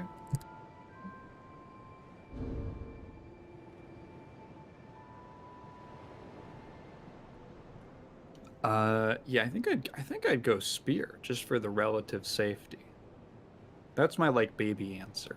If it was super realistic, I think in fantasy, I don't play that many, like, I don't play that many games specifically like this, where weapon choice is important as opposed to just the class that you're playing. So typically, if I have a physical-based character, I just go with whatever's the highest stats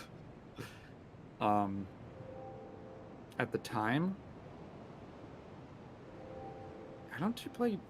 Other than that, it's usually like an RPG. So swing speed isn't typically like a factor into it. So I can't say. But I did take the long sword in DS3 the entire time. It was the only weapon that I really liked. So, hey, it's up in the air.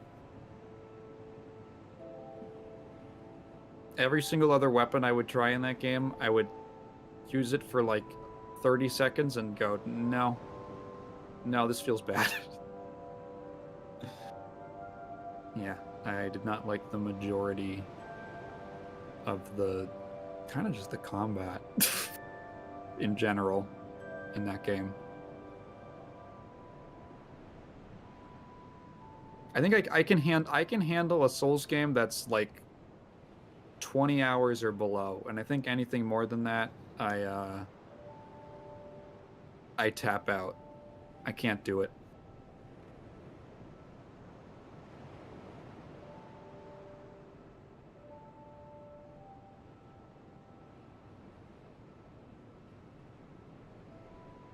It really does leave.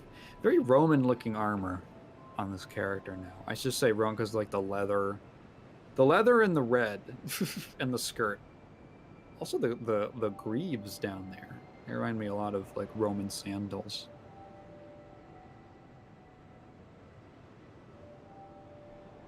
We're just doing Hatchet right now. Did anyone ever read Hatchet in school, the survival book? That was probably the first survival book that I read as a kid, and I was surprised at how not super intense it was. Like, it never got that gritty. It never hit the gritty. Hit the gritty. T's. Yeah, gritty. What about the gritty? Oh, I was talking about the book Hatchet, and I said as a kid well, I think more in retrospect, I'm surprised that it's just like a book about, it's like a survival book with like a teenager middle schooler, I think. I forgot how old he's supposed to be. And I said I was surprised at how it wasn't very gritty. It didn't hit the gritty. Mm-hmm. Stab says, yes, I love it. Teacher read it to the class back in 4th grade. I did, and also the island version, the K. The K is... That was totally around. Yeah. He wrote it in 3 weeks. That's awesome. Yes, I remember the K. I remember the cover. Yeah. I never read it or had to read it, but I definitely saw it on like a shelf. I remember really liking Hatchet. That was a very cool like procedural story, if that makes sense. Like, I really enjoyed the process of the whole book. Is just, it's this kid is in a plane crash. Everyone else dies. That's probably the darkest part about it. Everyone else, like, there's a very small very small number of passengers on the plane, but everyone dies. He crashes in like the middle of the woods or a forest or something, and he's like, the plane crashes like in the middle of like a little lake or a little island or something. So it's not like, it's like it's a little, I'm remembering it. Yeah, also I think I read this in the 4th grade or the 4th or 5th grade, and so I'm vaguely kind of remembering the plot. And it was so it was like a little bit, it was like a safe distance where like most animals couldn't get over, And so like he eventually has to like find a way across to like scavenge for stuff, and the whole book is just him figuring out how to survive. And the only thing, the main tool is the hatchet that he finds in the plane, and he just uses this hatchet for like everything. And it's like, oh, you can take this. He takes this one tool and he finds all these different uses for it, and it's just like a really cool book. I have a vivid memory of reading it as part of a little like reading group where we would have to we would take turns, like each chapter summarizing what happened, and I got the chapter where he like ate something and got like insane diarrhea, and as a kid I had to like figure out like a not disgusting way to talk about it. Yeah, I always yeah, it's a fun one. It was it's one of those like, oh, it's kind of cool to see like a child protagonist in a situation like that. It was fairly, I want to say it was fairly realistic.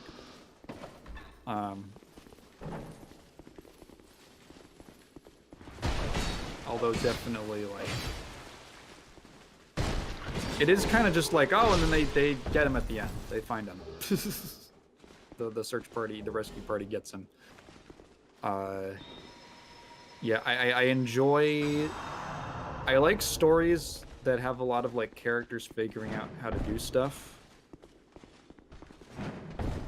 My favorite part of Frankenstein is the monster's story, where he's just talking for like 60 pages. For like a, not even like probably I think more than that. Like a big chunk of the book is just the monster's story, where he's talking about like fleeing into the woods and like how he learned to survive and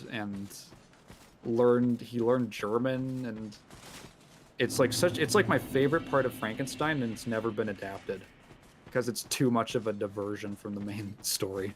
Yeah, we gotta make him a big dumb idiot guy and make him a, you know, scary monster guy instead of like the part, you know, where he becomes civilized and smart and shit. Yeah. Well, he's like he knows about society. He's shunned by society, but he is, because he has a fully developed brain, he's like, I remember I always described it as it's like as if like a newborn child had a fully developed brain, so they could just they had like a very like he's experiencing things for the first time, but his mental capacity is so high that the way that he interprets things and kind of learns about the world is really fascinating. He's like, I don't know, he's such an interesting character. He's like very, very cunning and scary, and he has a lot of like learned cruelty from the way that he's treated. I love Frankenstein. I am very excited for that Guillermo del Toro movie that is apparently coming out like next year or something. This year or next year. Because I don't think there's ever really been... There's never been a Frankenstein adaptation that I felt was, like, really good. There aren't that many adaptations of it in general. Which is weird. You'd think there'd be more. Yeah. It's a very well-known book. It's public domain. And I mean, all of the stuff that is, like, typically associated with the character is actually like copyrighted by Universal from the like 1930 something film. That's but annoying. like most of that stuff is just not in the book. It was all original, which is why they could copyright it. Like I think even the monster being green is copyrighted, and like the bolts on the neck, and I think like it's alive. I don't know if that's copyrighted, but yeah, you could easily do... There's the one from the 90s, I think, that's called Mary Shelley's Frankenstein, the movie. That's like, oh, it's Robert De Niro, right? He's the monster. It's like it's partly an okay adaptation. Jesus. Holy But it shit. also kind of just devolves into being like the director's like vanity project, where it's like though the director / writer also stars in the film as Victor, and he's like, no, it's really important that during the scene where the monster is created that I'm shirtless and oiled up the entire time.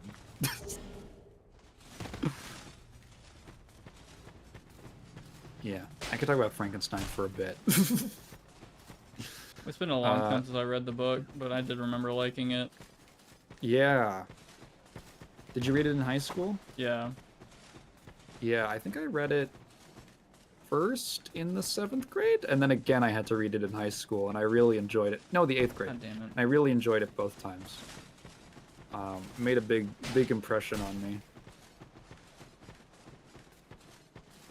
I don't read many books. I'm still trying to read The Neuromancer. Mary Shelley's hot Frankenstein. That's what they needed. She needed Victor to be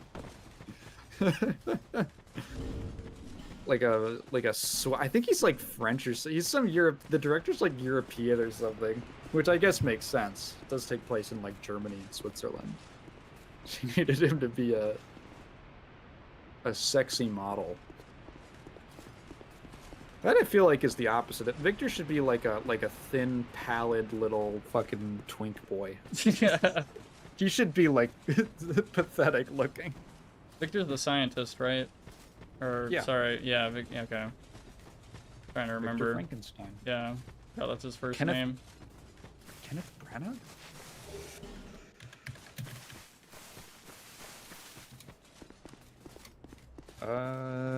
Yes, it is. What? Where is he from? Oh, he's British. Ah.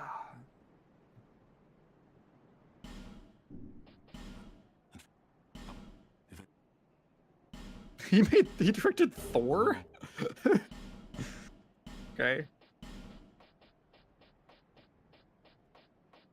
I should totally he go was- with the gut sword. He loves doing literary adaptations.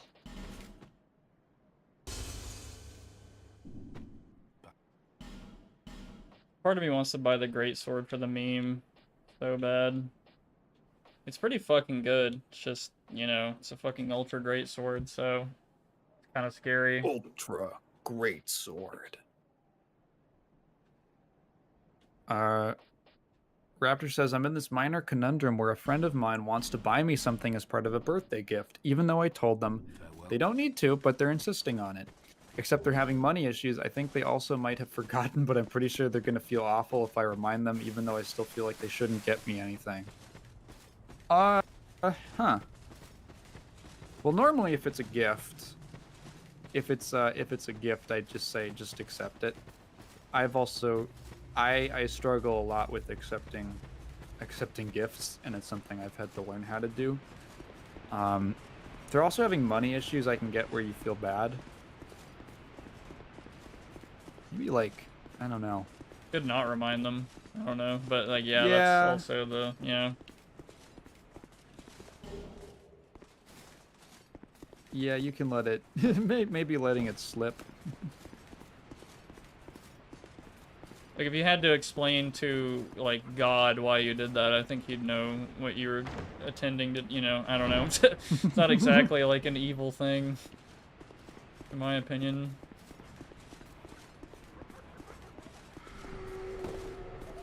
Yeah, that is an odd situation. To be like, this, I don't know if this is it's probably not, but I'm just imagining a situation where usually when someone has money issues, it's because like, well, one possibility, if they have spending issues, I should say, it's because they keep spending stuff on themselves. It's pretty rare to encounter someone who has money issues because they keep spending on other people. Besides, like, maybe an OnlyFans tier 11 subscriber.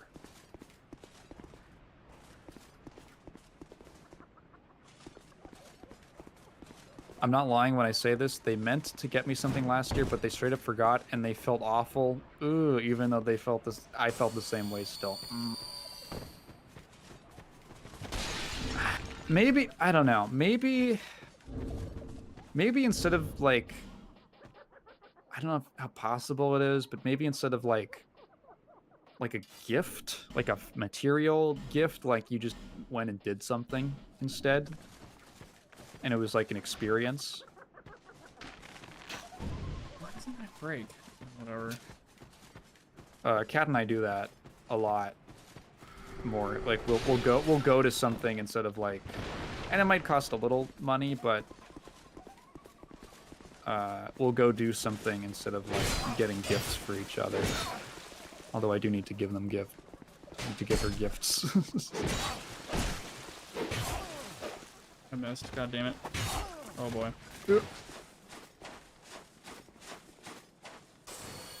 Oh, you gave them. Oh, they want to pay you back. Oh, now you're both like too. You're both like too giving. This is like a Canadian conundrum. I think there was this meme I saw that supported, based on like a study or whatever, that Americans on airlines are kinder than Canadians, which is pretty funny. Really? On average, like it's like by a small percentage, but it still is kind of funny. Interesting. Oh, it's gone. Oh, I got it. Holy Nope. shit. You're the best. Thank fucking God, dude. That strong attack, I thought it would have been better, but no, it's fucking terrible for... Killing those fuckers in this game is actually really tricky. Like, I may make it look really easy sometimes, but there's certain movesets that will just completely miss them no matter what. It's super annoying. Dark side. Yeah, sights are pretty cool in this game, but I think they're all... What the fuck? This is a halberd. This isn't even a scythe.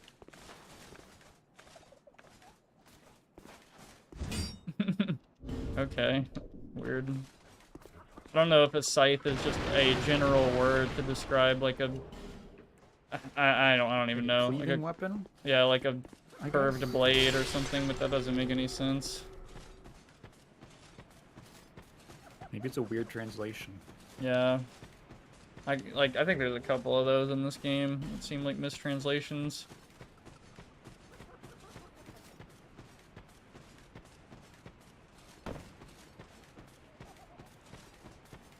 I'm skipping around areas, but I did come here for the claymore, so I got what I needed. Whoa, okay. Yeah, that patches a lot of people. I'm not actually gonna go through this area yet. It's kind of breezing through and grabbing some items on the way. Before I go back to Majula. And then go back to the Bastille. Is that a fucking French word, probably? Yeah, the Bastille is a location in... I forget where.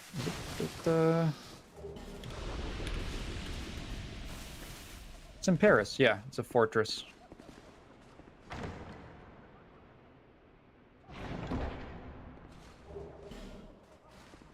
Is it a prison or something?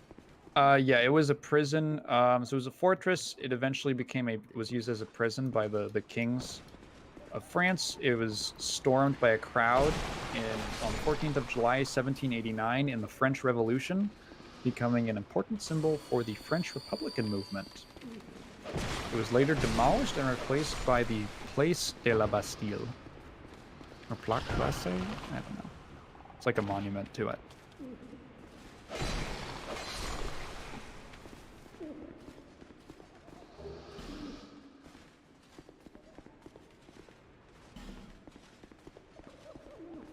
Also, someone unknown said, no, Darken said, I want to see some stuff about traditional Krampus and not shoving it into Christmas all the time.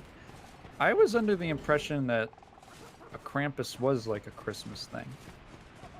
Or is that just because they only ever talk about Krampus in regards to evil Santa demon? I don't Or is remember. it just like a winter time thing?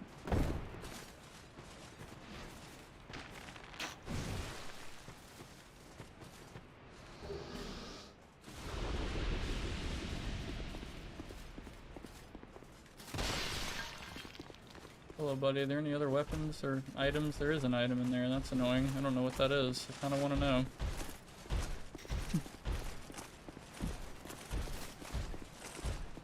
I'll do this before I step in there.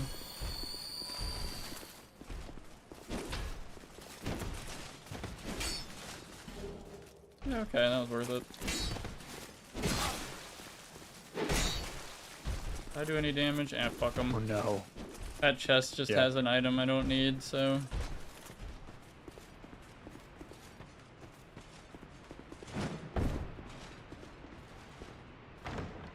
So many death jumps in this game. You know, I actually maybe could use the Black Knight Halberd because I'm a Faith class. I just need, oh boy, 26 dex. That's pain. I'll think about it. I probably won't. That's a lot. I think that's everything that I need from here for now. I can just go back to Majula now. Is there platforming in Elden Ring? Because they have a Yes. jump button in that game. Yeah, and you have a horse that can double jump and all that. It's The horse funny. Can double jump? Yeah, because people think you can jump off a cliff and then double jump at the very bottom to break your fall. That's not how it works in Elden Ring. It maintains your momentum and still kills you. It's pretty funny. I think everybody finds out the hard way about that. It looks pretty bullshit. Like, it looks like you're supposed to survive, but...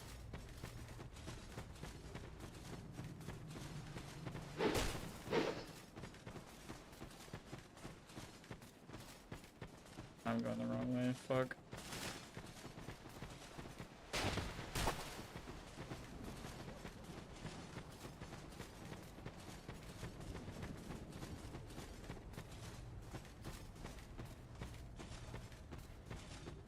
Fun fact, in Homer's Odyssey, when Odysseus was required to shoot through 12 axe heads, they were more than likely the same axe that Dark Scythe is based off of to do it, being a Bronze Age axe.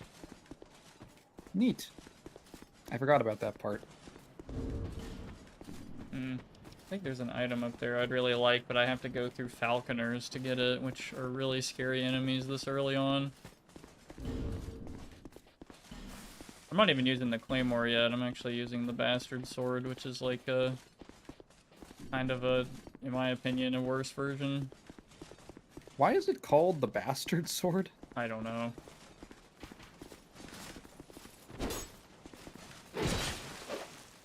That fucking range, bro. That's really annoying.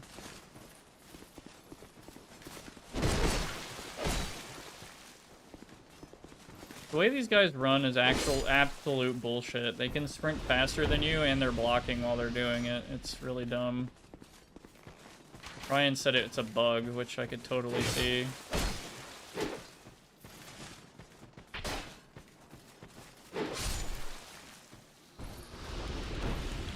What's up, Couch?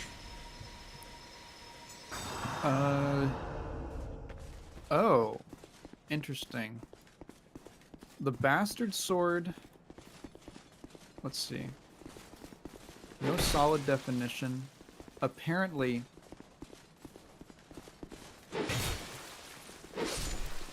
Wait, hang on, there's conflicting definitions. It just seems like a weird term.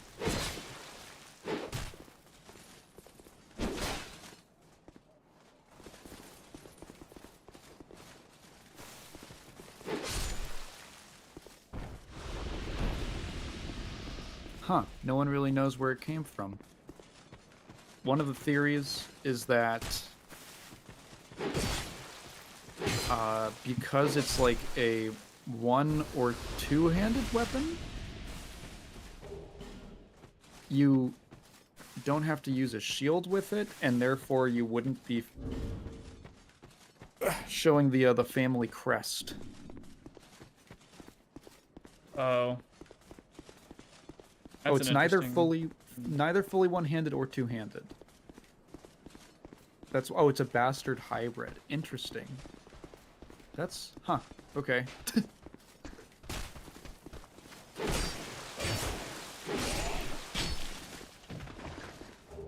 It's the Ooh. weird one.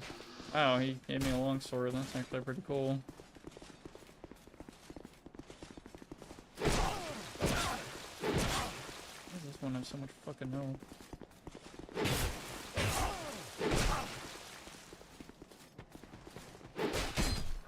Some medieval dude really cucked that sword. Okay, I'm almost done with this thing. Yeah, I'm gonna switch to the claymore now.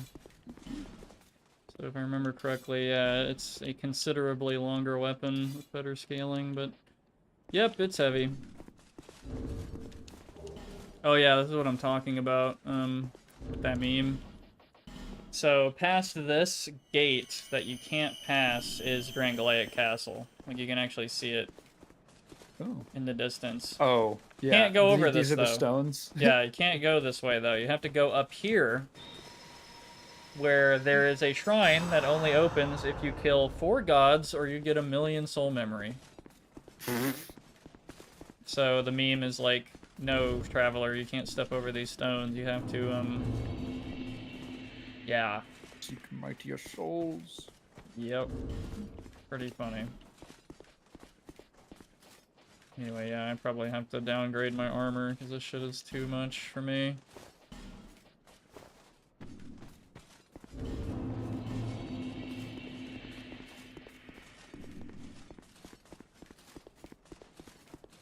The way you hunch over while you one-hand the claymore is pretty funny. I mean, realistic though, I guess. I wouldn't want that thing stabbing into my shoulder, to be honest. I mean, it probably wouldn't, but I mean, there's definitely an edge on that thing. Yeah. I mean, that's why you typically wear a piece of shoulder armor. Yeah. Probably comfortable doing this. Do you think the bastard sword wishes his parents were married? Yeah, Claymore is amazing in this game. It's just like a bigger long sword, just fucking does everything it needs to.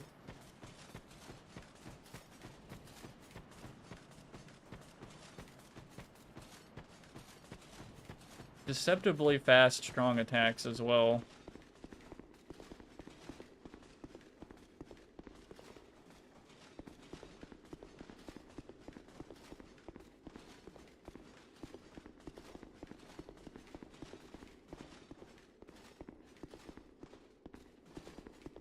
Wait, is there no way to open that gate? Seriously?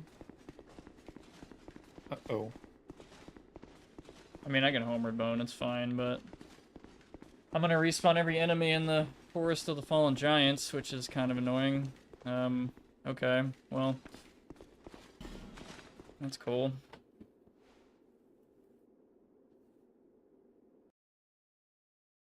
Press the sword on the flat face, yeah. I guess that makes sense.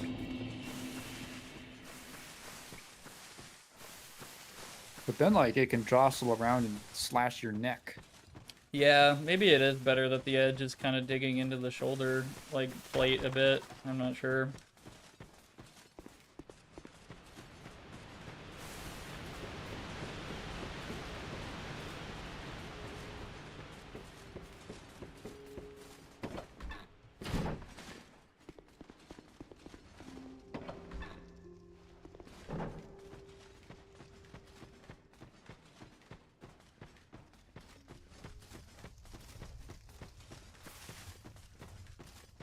Oh yeah!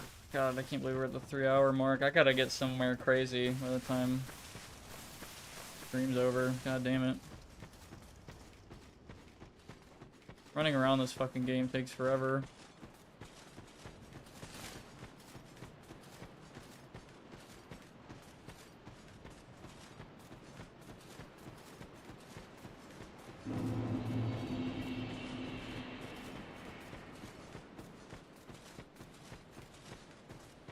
This is such a cool setup for the game, though. You're in this dark, weird, twisted world, and then you come out here, and it's just like fucking, like, wow. It's the Holy only shit. funny area. Yeah.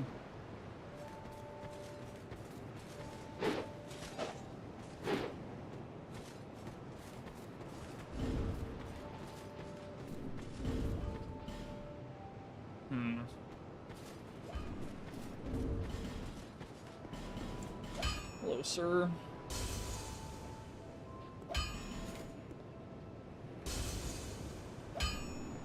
You, the name, and you are a man, not rope. Yeah. No, you're a quick.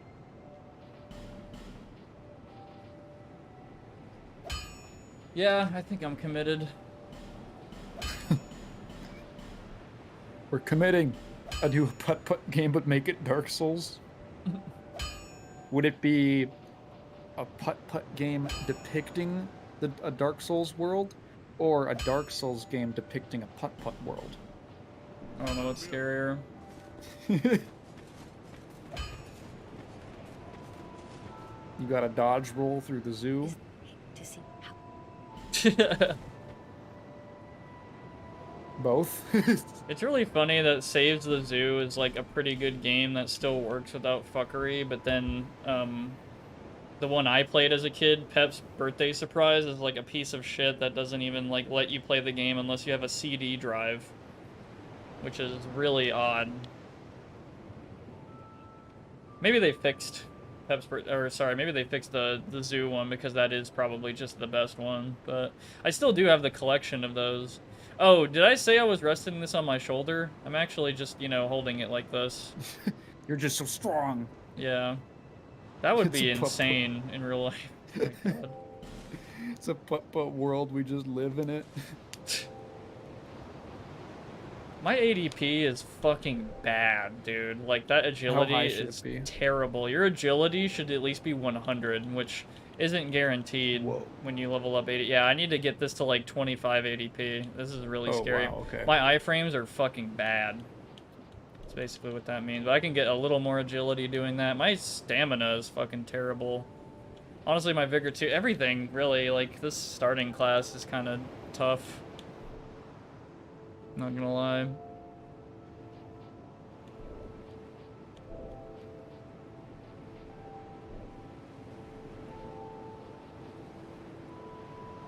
That is a decent start. Literally increasing my fucking stamina by, like, quite a considerable percentage there.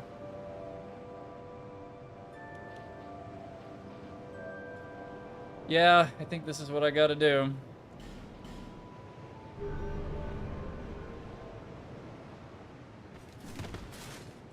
How many swings can I get out of this thing? 4. Two-handed is probably like 3, yeah.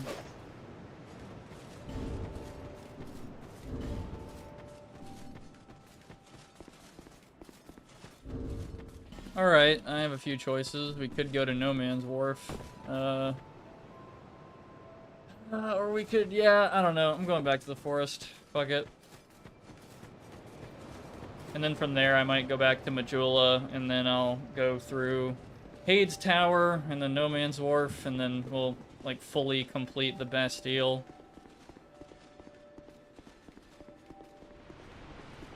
From there, I guess we could do the proper route that doesn't go to Door of Pharos. Good fucking lord. And those damn rats. Yeah, there aren't that many in that level, but holy shit. Like, the 3 or 4 that are, like, wow. That was a huge mistake. But also, I was using the falchion, which is, like, a weapon where you pretty much have to be in their face to use it. I'm actually gonna get the bastard sword back out and let this weapon take some hits. Currently stoned. These union meetings are killer.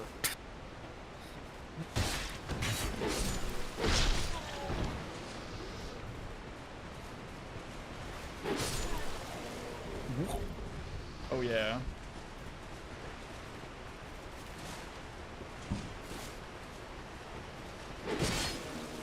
Woo. It's a very heavy looking animations.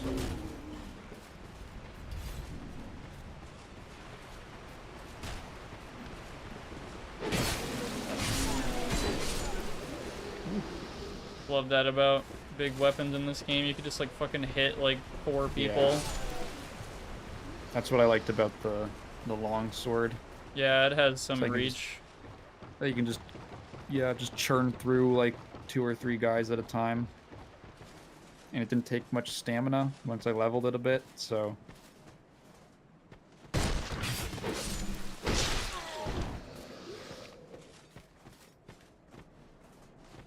This area is a nightmare if you don't do what I'm doing, which is just like stepping carefully around these like they're landmines.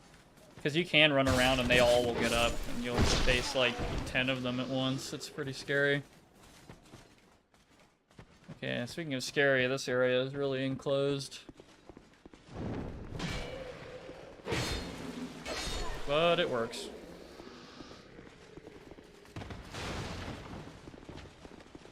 Or are multiple people in chat getting hit by a storm? I am not sure. I'm getting hit by one.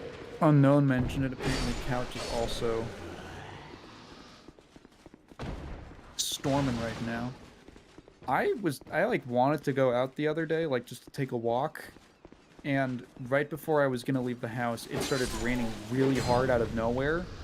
And that was the trend that continued for the rest of the day. Like, it would rain for like 10-15 minutes and then stop. And then it would start up at a random time. Yeah, that's so been I was happening in kind of Texas. trapped. Yeah.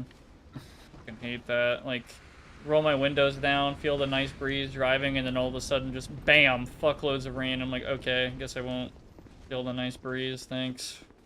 Just drove under like a 10 by 10 meter rain cloud.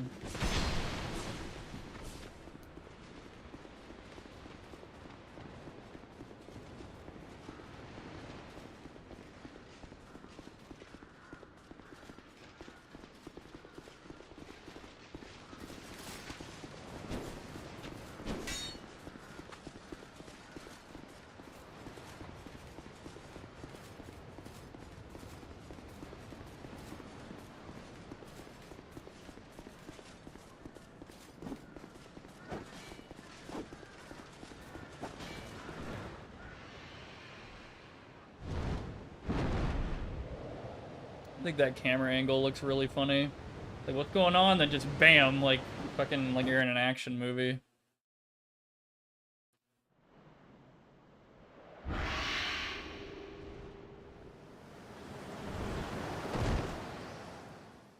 Why does it take us here? I don't know. I have no clue. I got tired. Yeah. Yeah, I'm too heavy, so he's like, fuck this shit, and he just, like, throws me in here.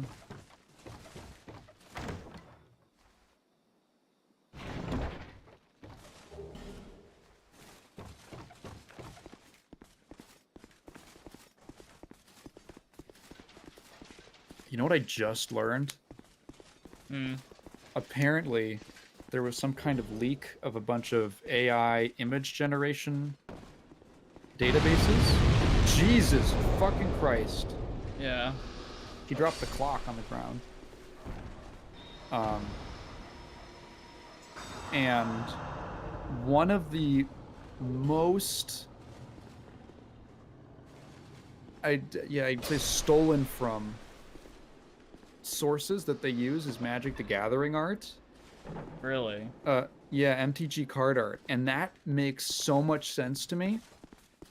Because whenever I watch videos about Magic and I see a lot of Magic art, I think like, wow, that looks like AI. But it's from like 10 years ago. It obviously couldn't be.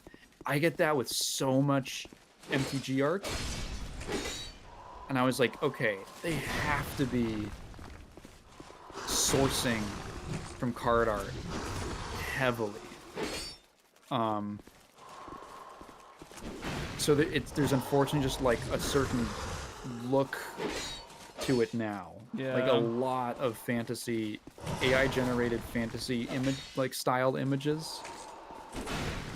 And you know, there's tons of different artists who have worked on Magic, but there's like obviously sort of they try to keep a sort of consistent style a lot of the time. Yeah, Dark End, you're seeing it. Yeah, if it makes a lot of sense to me now.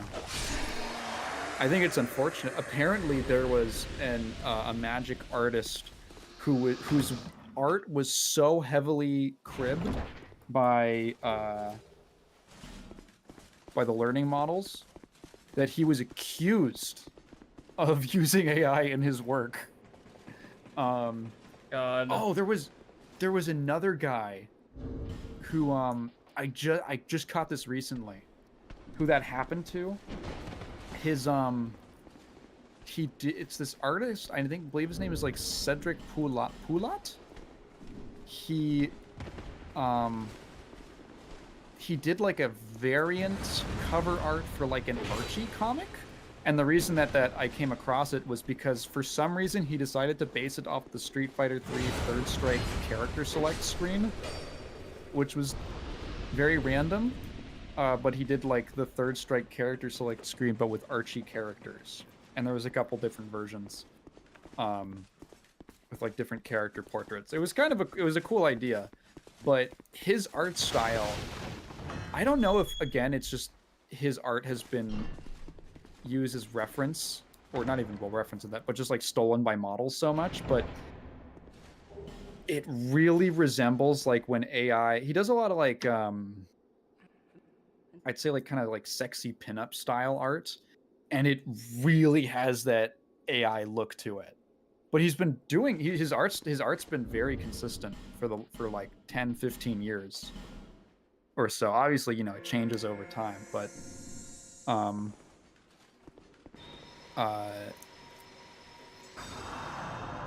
the immediate comments were like, "Oh, why do they do AI for it?" And he made a response that was like, "It's not. I drew it." He includes like time lapse sketches time and lapse, stuff. yeah, of his with his posts and all that. Just because like the very particular way that like he shades and highlights and the way he draws like skin and proportions and stuff and faces, I guess has just been like cribbed a ton by AI models. Yeah. I'm so embarrassed that the ChatGPT CEO is another gay tech bro. Is he gay? It's a gay tech bro is a funny like. And he's gay. It couldn't get any worse. Sam Altman. The alternative man. What's great is that gay people can ruin the environment too. That reminds me of Darkin says, that reminds me of an artist I follow that does NSFW art, but their stuff got modeled and his art is now more known as AI art based off of his art.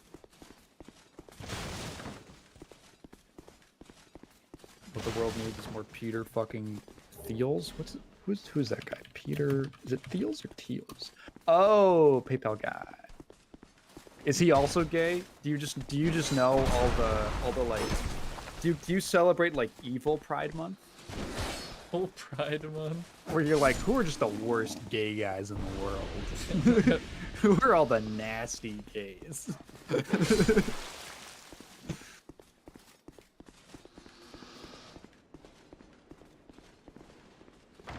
You know, in the UK, there's a phrase that's used because being gay was illegal for a very long time. If the newspaper, if someone was gay, if there was a gay man specifically, who, Peter Thiel was famously outed by Gawker. Oh, well, it's fucking Gawker. What a terrible name for an outlet. Oh my god. Slime bags. Yeah. If there was a gay man who it was like, you know, in their obituary, if they didn't want to say that he was gay, to not, I guess, in that day, that would be kind of a bad thing to say about somebody, they would use the phrase, "He never married."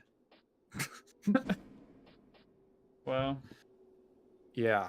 And then if there's another phrase, because the British have all this like politeness, these like polite phrases that in a lot of their media that are kind of have come to be known as euphemisms for other things.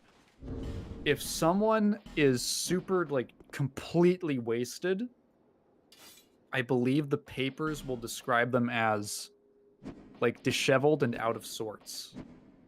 Because there was some infamous example in like the 70s of a politician showing up to something incredibly drunk, and in order to be polite and not mention how wasted he was, that's what they called him.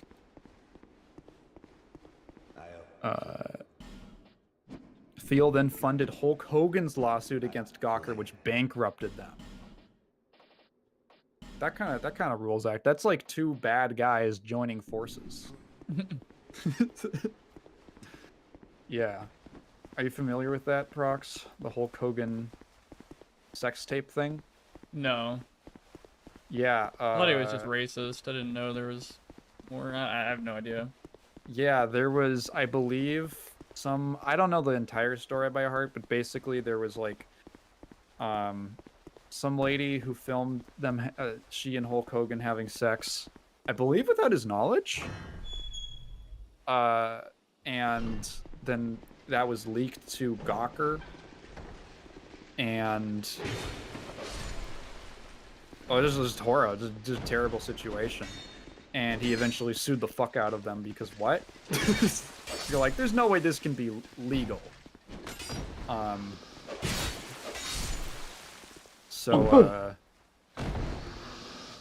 Yeah, I guess that was Peter Thiel funded with PayPal money. With the wife of a DJ named Bubba the Love Sponge. Oh, it was the DJ who taped it. Oh, it's because to catch her cheating? Oh, Bubba the Love Sponge. He was sponging no love. Oh, it was a setup? Or a bit, I guess. Very funny.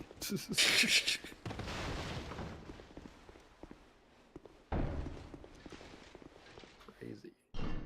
Darkin said the artist I was talking about has like 300 pieces of art, but the model has like 3,000. Yeah, that's like the total pace that you can generate stuff at is like, yeah, crazy. I unfortunately have had a few artists that I like, was like really impressed with their work, and like, I realized over time, I think over time they started using AI instead or something, like, and they used to not do that, and it just, yeah, sucks. Yeah, I've had a couple that I really enjoy. Experiment, I guess, with AI stuff, and I thought it was pretty lame. There's a Korean artist named Kim Hye-tong, who I guess most recently would be known as the character designer / director for Stellar Blade. I first found out about him from some like previous character designs he'd done for a couple different games. And he doesn't put out a ton of like art right now. Probably because he's like busy being a game director.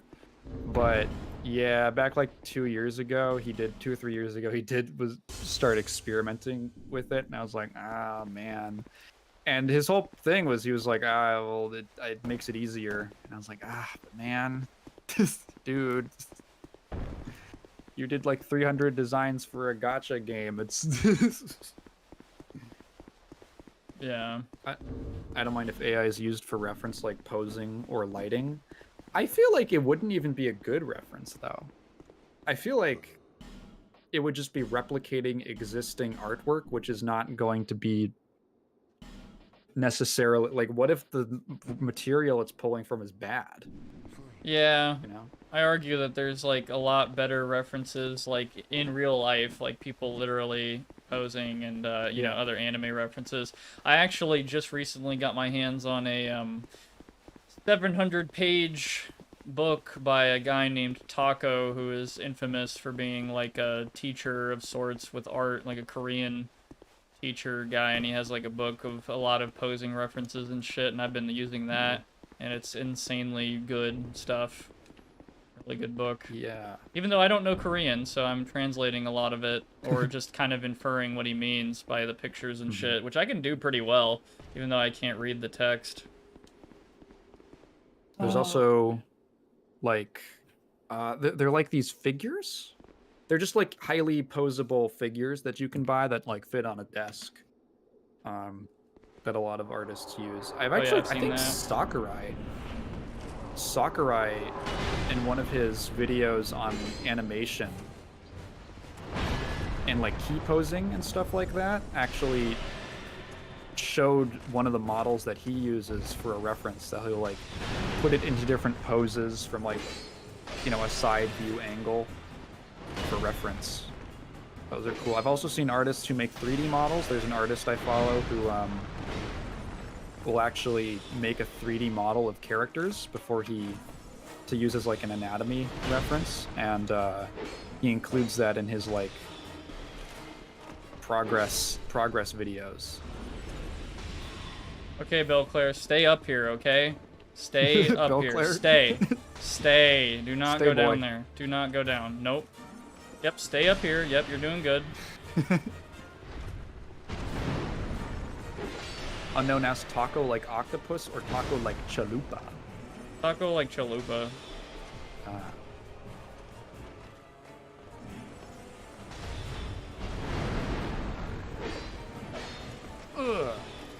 Oh, fuck. Too long game, Wow. you guys. Oh, fuck, it happened again. Okay. Well, it looks like I gotta avoid the ruined sentinels from now on. Dude, what the fuck? They blendered me like that? Really? Jesus. You just want to play like a really high defense class? I don't know. I tried doing that, but I chose probably the worst starting class for endurance and ADP. ADP is like really important, so my rolls are just like bad. Dude, wow. Like, I don't know. Maybe just, I don't know, like max out health and defense values. Yeah. All right.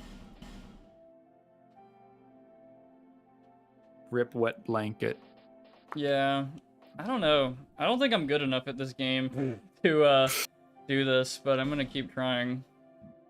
The furthest you got was the I'm going sorcerer this time.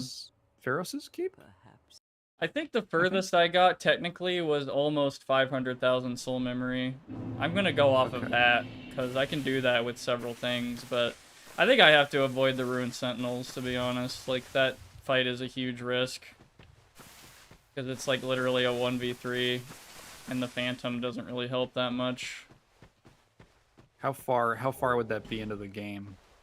The 50,000 Or the 500,000 soul memory? or 500,000, yeah. Technically, that's halfway to Dranglaic, and once you get to Dranglaic, I'd say that you're like 60% of the way done, like 70%. Wow. Yeah. Okay. So, yeah, I have been like decently. I think the one thing I did that made it. I'm gonna try. This sucks, but I'm gonna try a sorcerer because I have a feeling I'm gonna get further with this character than any I've had so far.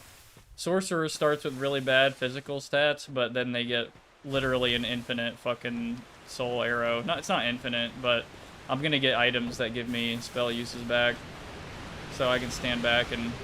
Man, that's so disappointing. I should have jumped off as soon as the 2 ruined sentinels got up there. That was stupid. I just didn't. I keep forgetting that you can get hit in like, there's no like damage iframes really. Like, you could just get hit 40 times in a second if like you're being hit by like, you know, yeah. All right. Brock's Obama. Yeah, Brock's Obama. Oh, if I do parentheses, it fucking asterisk, so that's funny.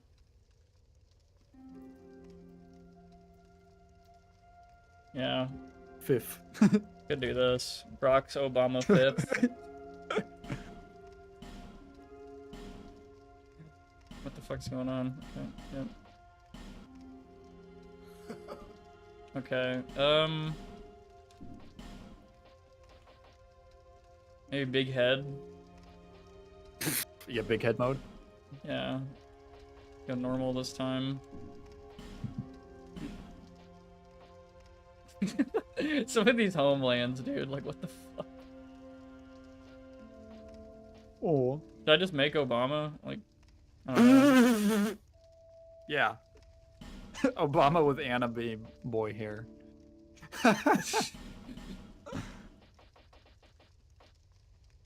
This is already so fucking bad. He just always had like short hair. He had like Young Barack Obama. Like, yeah, with like a fucking with straightened hair. That's so cursed. That's Obama funny. meets Bob Dole. Did he have a beard? I have no idea. Like the No, he younger never had a Barack beard. Obama. Yeah.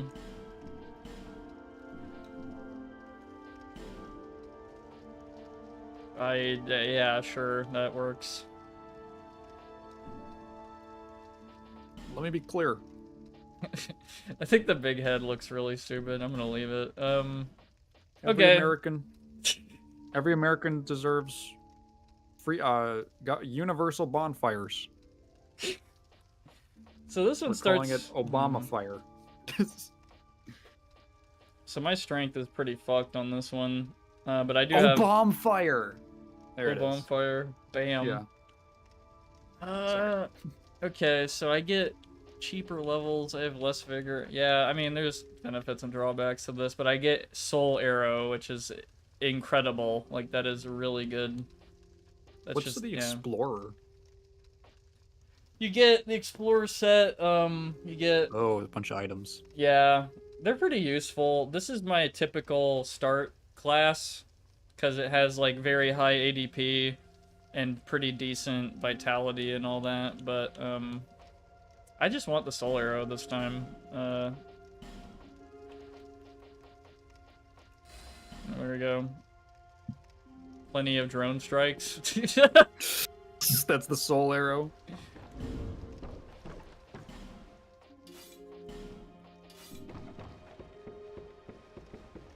$30? You get fucking 30? Are you shitting me? Dude. Telling you. Wow. Drone strike time. Dude, literally drone strikes with soul arrows. Fucking crazy. Wow. I totally underestimated how many soul arrows you get. I need to see how much damage this does against the ogre.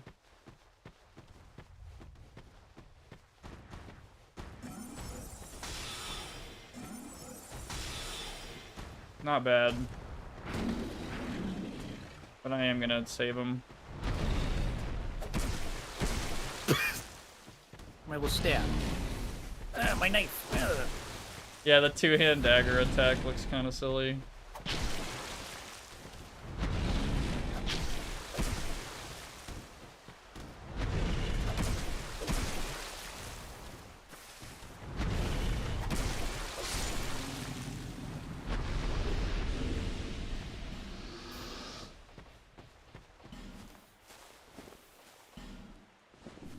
Nah, we need to see him. Alright, here we go. We have really fast rolls now.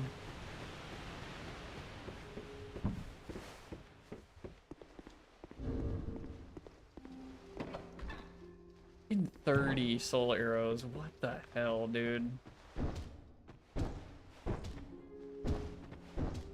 Sorcerer really is easy mode. I'm not gonna lie, like PvE easy mode.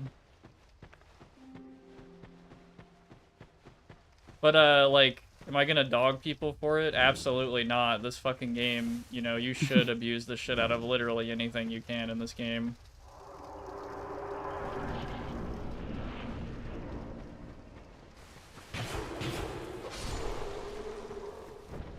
We're going through this area because I need a second dagger. That's like one of the only... That's probably the best weapon I'll be able to use for a while because my physical stats are so low.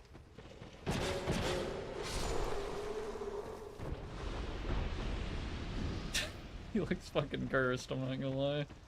Like, what the fuck? That is not Obama. I don't know who this guy is. This is like what those like conspiracy theorists like. They have an image of this, and it's like this is the real Obama, and this is who we have now. Is that a coincidence? It's like him where he's like half lizard. Yeah.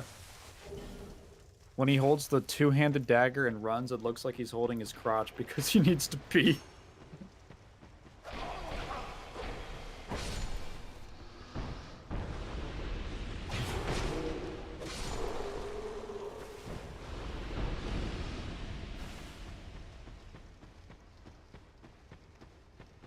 I would two-hand it, but then I'd put my torch out, because that's like a really specific mechanic in this game.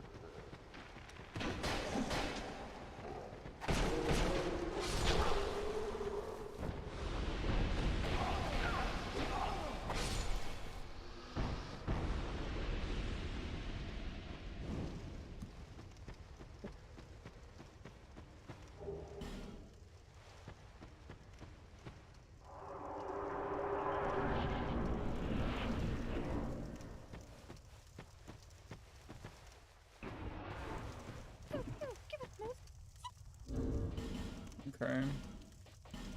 Give me a titanite chunk, please. Okay.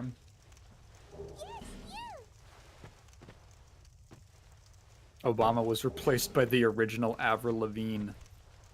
They switched places.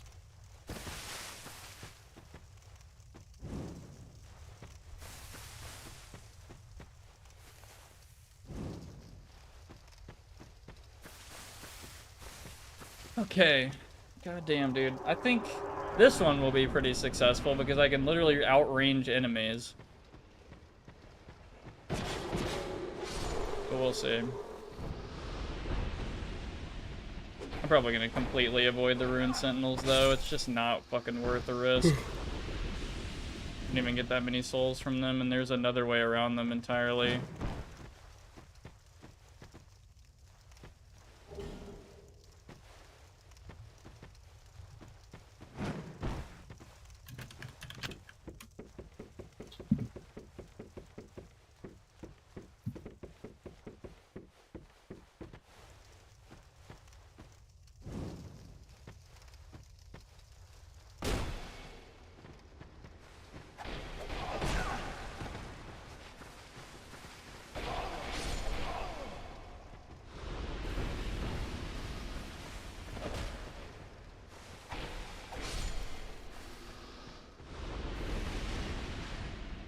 Why do I keep going in here? It's just a cracked red eye orb, if I remember correctly, yeah.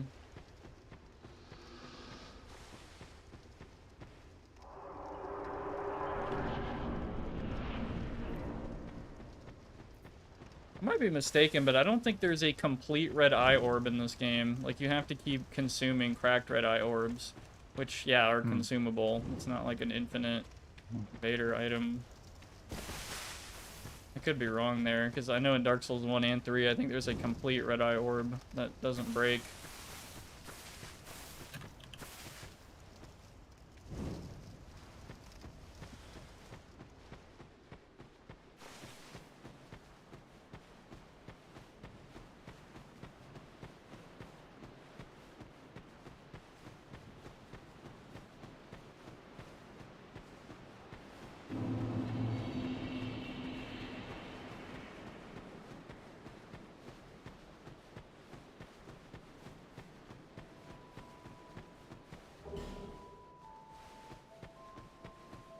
I'm just gonna grab these two items over here. I'm not gonna have to go back here this time.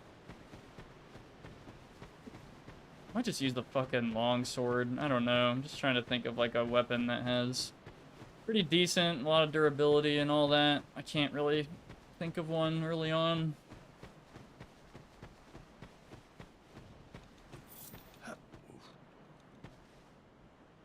He says nay, like N-A-E. That word is just completely ruined, isn't it? Why? Ruined by what? Horses? Nay. Oh. Say I or nay nay? So you'd have to replenish these soul arrows with... Twilight herbs, which I get Yeah. throughout the game. If they counterattack, if they're like in the middle of an attack while I do the soul arrow, it does more damage. Wait, why did that one do so much damage last time? Okay. I was gonna... okay. Weird. Maybe he just was feeling more damaged. Yeah. He was listening to that hybrid theory, and he was like, oh man. It's one of those days. Them sad Linkin Park songs. And then I hit him and it did more damage than usual. I need to play more Baldur's Gate 3. That's something would be funny to stream because I suck so bad at that game. Yeah, I gotta start it. Oh, do you have it? I do actually. I got it on sale a while ago. We should play it together on stream. Maybe, yeah, actually. I'm not going Thief, though. That shit is way too complicated. I don't fucking understand it at all. I'm not gonna Weird. lie. Okay, that sent me... Okay. That sent me on a weird... I guess at this point, multi-week sort of rabbit hole. Because I was like, oh, there's... I think I mentioned I've always liked druids as a concept, but I've either never really played a game where druids were available, or they just aren't good. And that was we talked about that a while ago, and I was like, oh right, yeah, Baldur's Gate, that's D&D, so they have druids. So I was like looking up Baldur's Gate and druids, and I thought that the druid of the land was really cool, and it made me want to play the game more. And then I just ended up watching. So at first I was like watching videos about Baldur's Gate druids, and then I clicked on a video about D&D druids because I was curious, maybe like from what I could tell based off of the gameplay and the explanation of the class in game, the video game, how it was adapted from the tabletop. And then I just started watching a bunch of D&D videos. I've never played D&D, really. I think I played like a very short, like 30-minute campaign because my friends wanted to show me it back in high school, but I've never actually like committed to it. Partly because I just didn't know anyone, and it wasn't convenient, and I've never been in that sphere. And it's been a really odd experience because I'm getting a lot of D&D videos, and there are lots and lots of things to talk about with tabletop role-playing games. But I kind of get the impression that like it's not really my thing. Specifically the tabletop social aspect. It's gonna take so long to kill this guy. Oops. I kind of realized that like I really don't care about role-playing, and it's not very appealing to me. And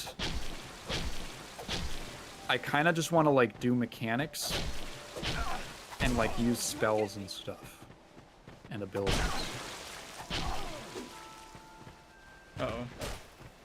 Yeah, I've been a part of a couple of campaigns, and one that I ran was more like mechanically focused more than it was like story focused, probably. I tried making it kind of feel like a video game. Okay. I was watching like some random video about... It was a channel that's specifically aimed at like advice for DMs, right? People running games. And the whole thing was about... The topic of the video was about metagaming, which is apparently, in different capacities, looked down upon by the D&D community. And the first example he brings up is like the players encounter like a monster, and the first response from one of them is, oh, I know what this monster's weak to. I read the rules in the book. And apparently that is like, according to this guy, a universally agreed upon dick move that is shitty and you shouldn't do that. And I was like, I think this is just not for me. Yeah, no, my so my campaign and the campaigns I've been a part of were completely like homebrew and did not follow a lot of D&D like 5th edition or whatever type shit. So my systems and all that were just all based on homebrew shit from friends and me, whatever. And honestly, just hearing the term metagaming, just it makes me think of like dumb bullshit like Dark RP and Gary's mod, where you would like have an interaction with this guy and then he'd kill you, and the rules are basically on some servers to just like you have to forget about him because you died. And shit like that kind of pisses me off. It's like, well, okay, that's pretty fucking lame. I didn't forget, you know, he's being annoying or whatever. Like, this is kind of stupid. It kind of reminds me of that, almost. Yeah. Instead, I will just develop new experiences in my campaign that may be familiar, maybe not familiar, and people will just use their knowledge, and I'll be like, okay, yeah, that's fine, you know? No big deal. But yeah, to have like a super strict, like by the book kind of experience, I'm not saying it's wrong, but definitely something I'm not interested in with D&D.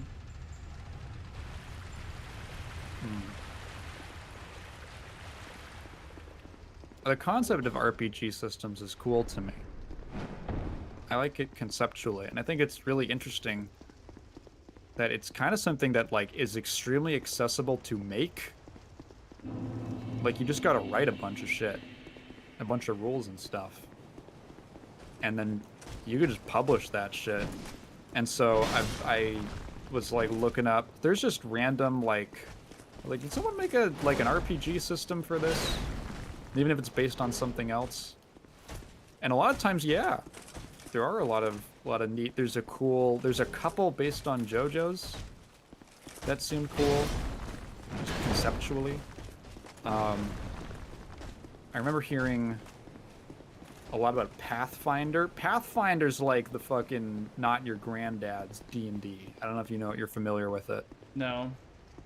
It was an offshoot of D&D under the OGL, and then like 2 years ago or a year ago or something, when Hasbro / Watka did that whole, did you ever catch that? The drama with the what is it? I think it was the Open Game License is what it stands for. No, I've never seen that.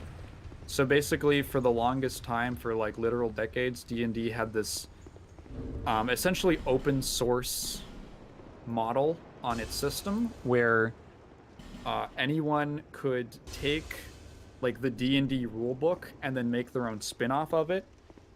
I think you could even like the legality around like selling it, like you might have had to alter a certain amount, but you could do it.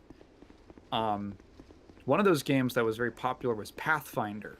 Pathfinder was an alternative D&D system.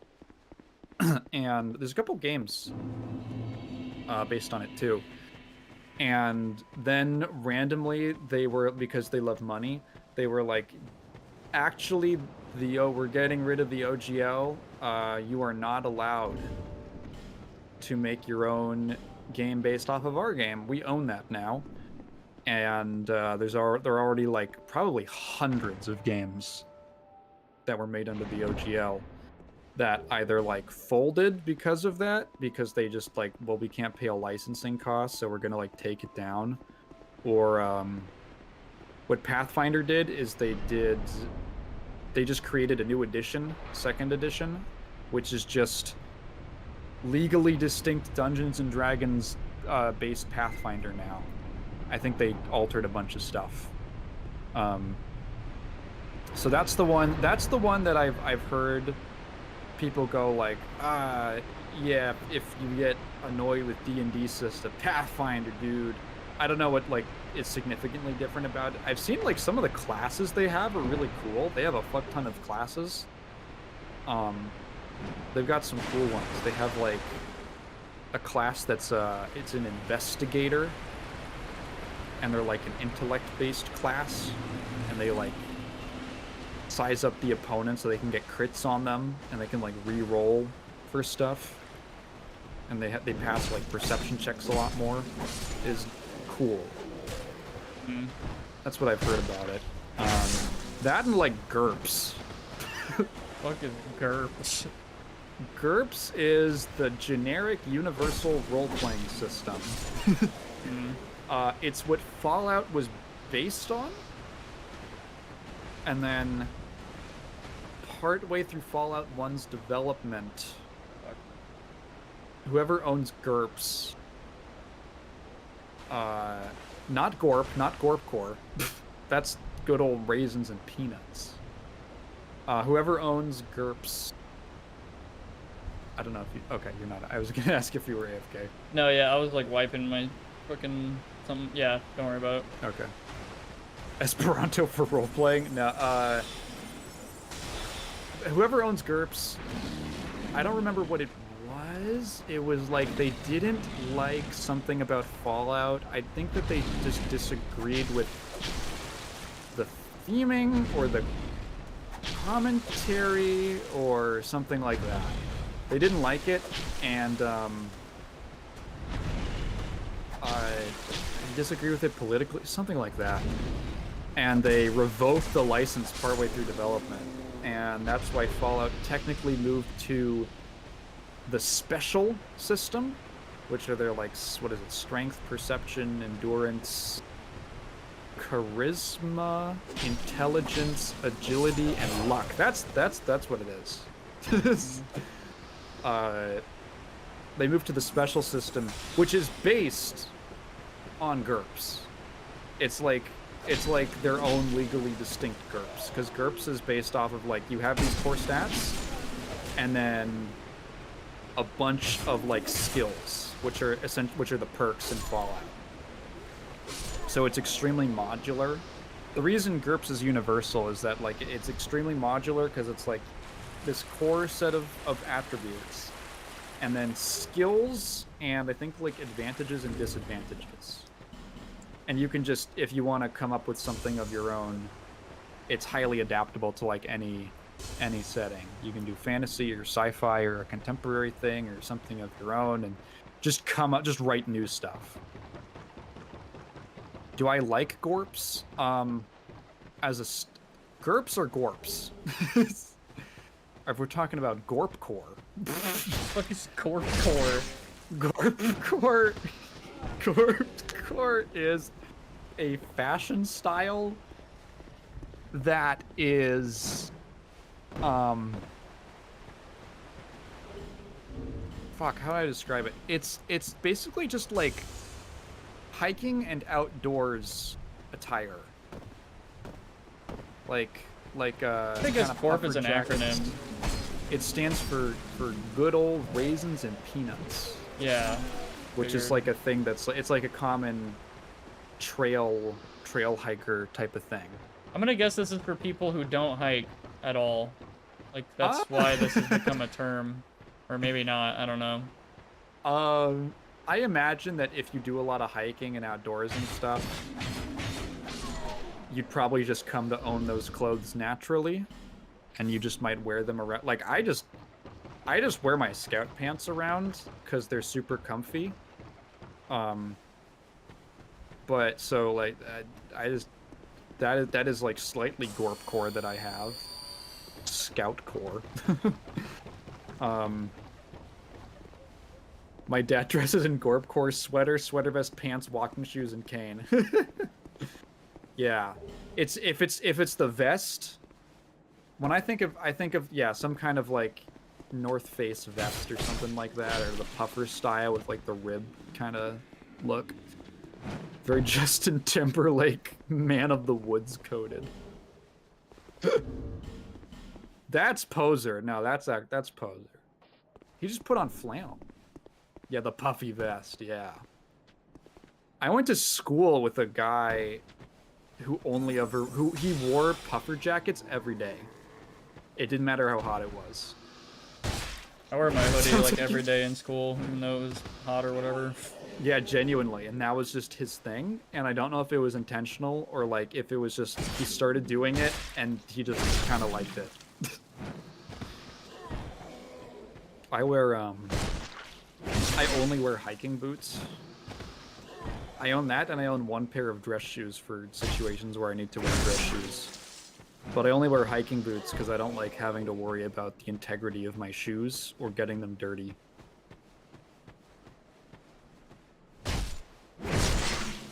Also, Unknown, it said, sounds like your dad is one hat away from being Waldo. Yeah, no. Some people are GURPS core. Some people love GURPS. I got fast into that system. Actually, Tim Kaine, if you go on his YouTube channel, which is great, I love Tim Kaine's channel. He was a designer on Fallout 1 and 2. And he did some work at Obsidian 2 and all that. He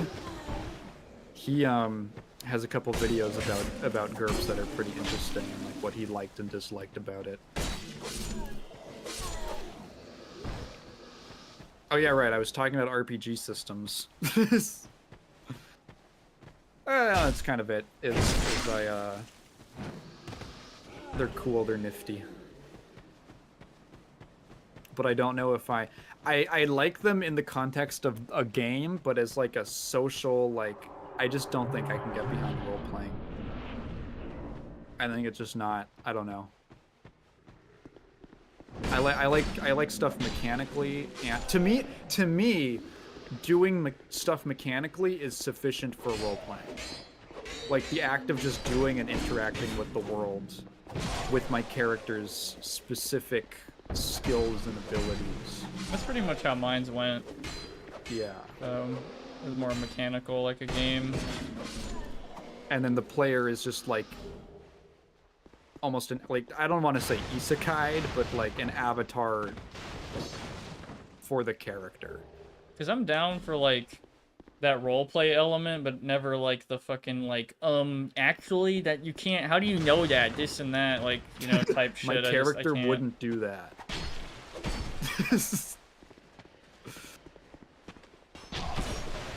Damn.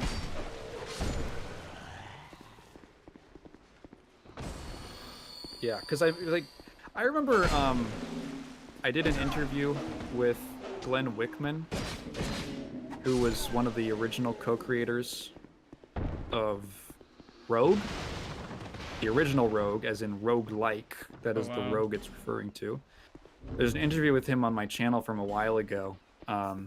Really cool. It's a cool interview. And the funny thing about Rogue and roguelikes is it's fun. I was thinking about this just because there was like a trailer for Enter the Gungeon in the Nintendo Switch 2 Direct. And I was thinking about how it's kind of funny that, oh my god. Yeah, the fucking blender. God. The roguelike has become this whole genre that's based off of this one game. And when I asked him about it, really, roguelikes, and Rogue was not the first roguelike, technically. There were other games. There was a game released the same year, a little earlier, called Below Apple Manor, that is basically just Rogue. And if you go way back, they're on like old Plato mainframe systems. There are roguelikes from like 1967. And all of those guys, all the people making these games were just trying to emulate Dungeons and Dragons because they were big D&D nerds. And the technological restrictions of the time and how big you could actually make a game in terms of mechanics, like how big, like what was even feasible, meant that they all just kind of focused on the dungeoneering combat and exploration side of it, and the I guess I'd say that the randomized element was just a way of keeping the game fresh, as if the game was, you know, like the DM. The other end of that would be you have a lot of early like RPGs, like computer RPGs, like Wizardry, say. And those were like set, you know, those were like not randomized. And that was like their version, I guess, doing like a module, I suppose. And then they would release updates to be like continued adventures. And I think it's kind of fun. So I asked him, I was like, at some point in the conversation, it essentially ended up where I forgot exactly what I asked him, but he said that if Rogue, if it was like, you know, if he could just sit and they could work on Rogue forever and just keep on developing it, I think he said that they probably would have just come up with Minecraft, which was really funny. Because like really what they were aiming for was just a narrative, something to emulate like a role-playing sandbox. So something where there's just a ton of possibilities and you can just tell stories, I guess at the time, purely through gameplay. But like a narrative sandbox environment where you could come up with anything. And apparently he like, I think I remember him saying that even like eventually he and his friends just kind of just stopped doing like the hard RPG systems and they just went into like full roleplay and like storytelling without even really caring that much about mechanics and numbers and stuff.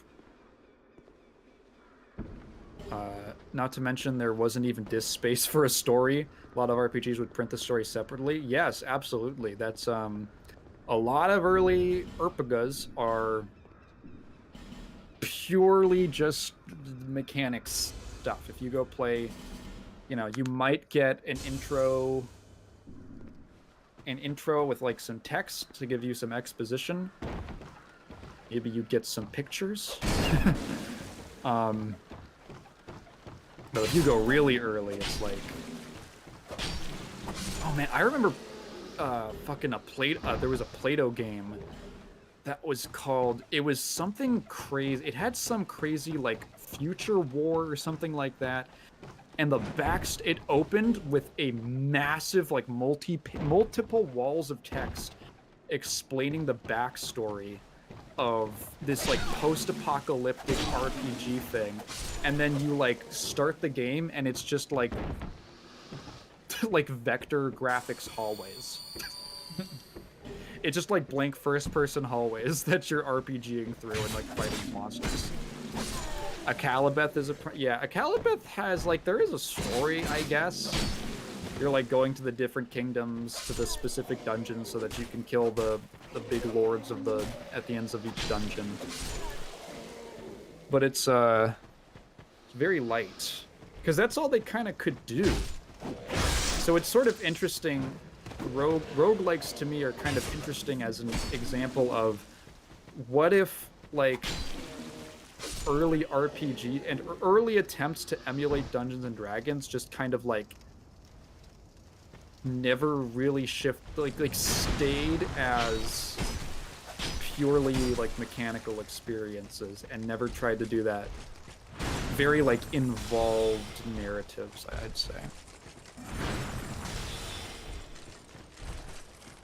Some part of me is like, I wonder if they were kind of missing the point. But it's not that serious. There are roguelikes that have, I guess, more stories to them. I know Hades has a whole narrative. Yeah. God bless Richard Garriott. I read a great book. I haven't finished it. I should. It's called Ultima and the Ultima and World Building in the Computer Role-Playing Game. It is a it's like a 300-400 page, extremely academic collection. It's technically a series of essays about exactly what the title says, but it is really fascinating. You might be interested in it because the first like 100 pages is just about the relationship between where you have like Richard Garriott, the man, and then Lord British, which is a character in the game, but it's also his self-insert, and it looks like him, and he calls himself in real life Lord British and is credited as such. And like narratively, that's kind of interesting. That's kind of an interesting situation for a creator to exist in his own world as a character. And it's very unique. And there's a lot, and it's like, well, you know, the bridging between reality and fiction. It's really interesting. He really did rock the Prince Valiant haircut.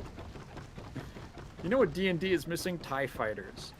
Yeah, you know what's funny is his dad was a NASA engineer. And you'd think, right? You'd think, like, his mother was a writer, I believe.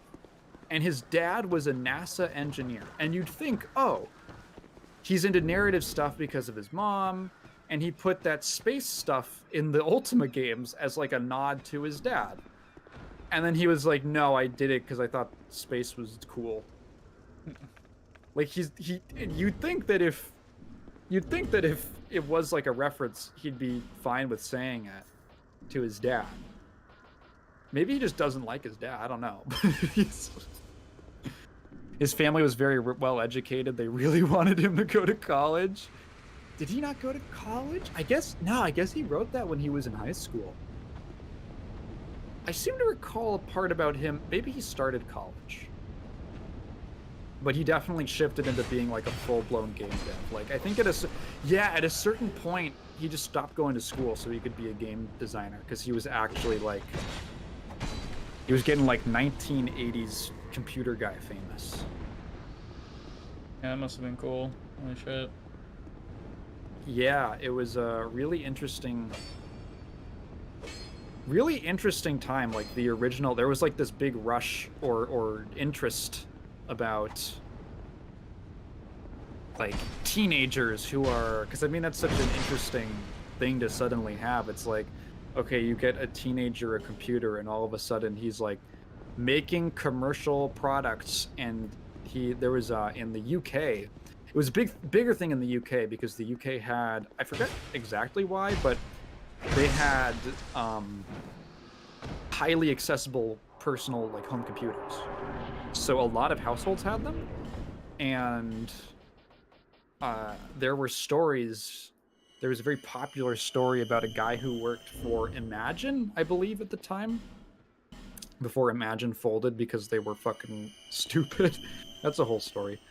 And it was like the teenager, or like he makes 30,000 pounds a year, and he's only 16 years old, and it's like he had enough to retire on before he was out of high school. So that was like this very intriguing, interesting thing at the time.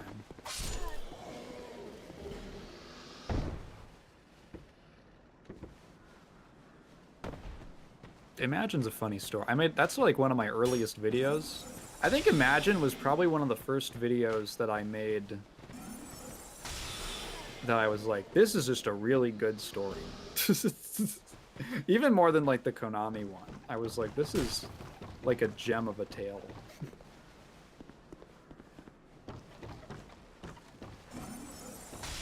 That is weirdly, unfortunately obscure.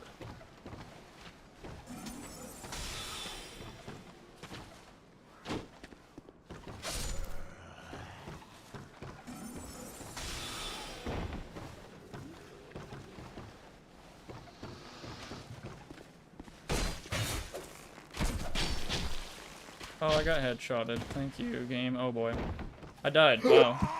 Oh Okay. my god. Well, Obama down. oh, dude, are you fucking serious? That was probably within, like, a tiny threshold of survival. Wow. That is I thought you fucking... survived for a second. The fact that I got headshotted by an arrow, like, that is not too common. And it stuns you. God damn it, bro. And then you got knocked off. Yeah. Well, Rip Obama, yep. I still am, like, pretty fucking adamant about the sorcerer strat. It was going pretty fucking well. Yeah, But that was just random. yeah, I was just like, okay, cool. I got headshotted by a guy in the background. And I got stunned. Cool. Okay, that's not annoying at all. I want to get, like, somewhere, like, far. Like, I actually want to fucking get to Drangleic, dude. But it, like, takes, like, fucking 7 hours of just, like, yeah, a ton of fucking stuff. Like a lot of setup with, yeah. Oh my god, dude. Come on.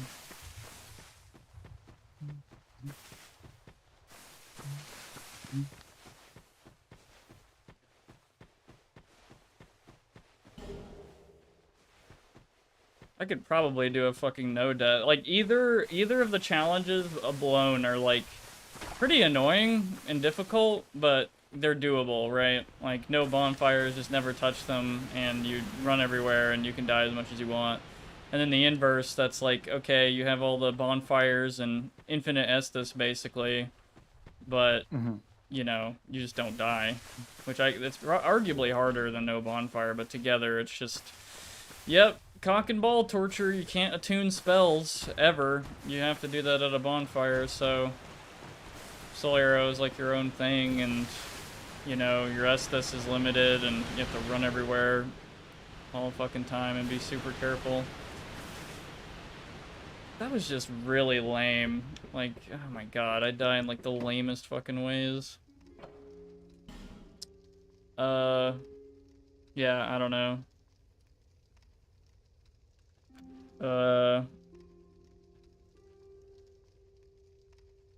Cock and ball torture 6. That's funny. Prox and ball torture. I can do that. That's like the limit. Aw. Yeah, cock and ball torture. It kind of works. No prox and ball torture, unfortunately. Yeah. I don't know, dude. Really thin guy. Dude, his head looks like tall. It's really strange. Definitely a woman. Sad, you know, sad woman. Sad from the torture. Or just like, you know, fucking orange. Jesus Christ. That's pretty funny. Just sad. She looks British.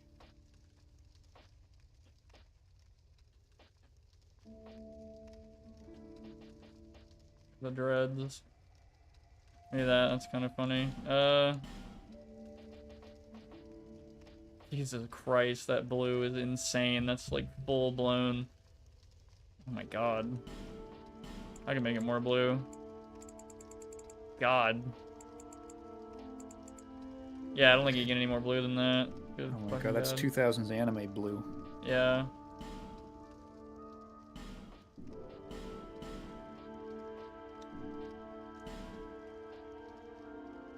That piece Rex. It would be like the ultimate anime eye color with this. Orange is just, I don't see that too often. There's like a couple of characters in Bleach that have like orange eyes, like that one chick from the movie. Yeah. It's like all I can think of. Oh, good night, Rex.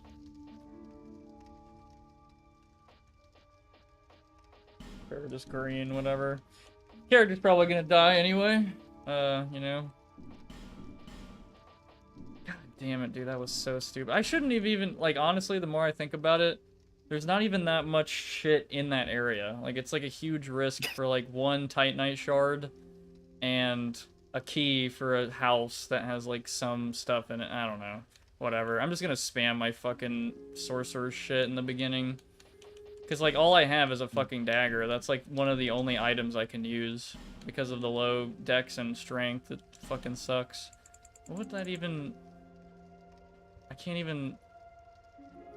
It's always just, like, stretching out the features. Then feminine is just, like... scary. Like, puffy... You become darker? She is a fucking anime character when you do that. Strong. She's Strong color. Oh my god. Jesus what Christ. Is a strong color? I don't fucking know. This is really cursed. The green. Blush. Pale. Dark. Oh my god. Right. She's sad because she knows she's in Dark Souls.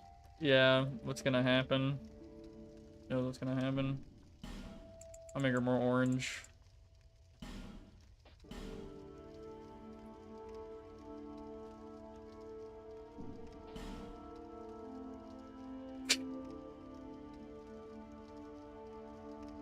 New Jersey color. I'm not even gonna... Yeah, whatever. Sure.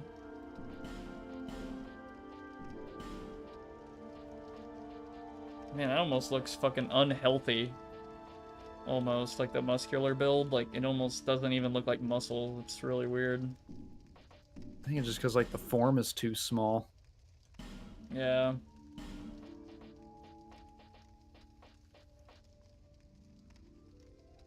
Maybe I should go with healing wares. Fucking petrified something is always like a meme item that I really don't need. Or a life ring. Early life ring could be a good meme, but I'll just go with healing wares. All people. Trump's weeb daughter.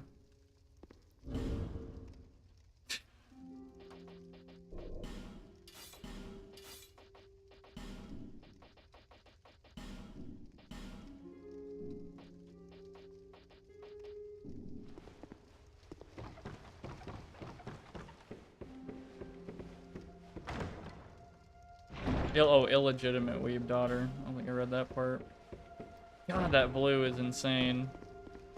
It's so, you'll never lose yourself. Yeah. I don't know if how enemies could not see me. Like, literally in the shadow. You know, it's just... That's almost annoying. Holy shit. Okay, well, I'm always gonna have my eyes focused. I guess. And we're doing this shit again. Hello. Wake up. That would have been funny if they caught me there. That would be literally instant death. Find a hat. Well, I have an imported hat, so I could wear that, actually.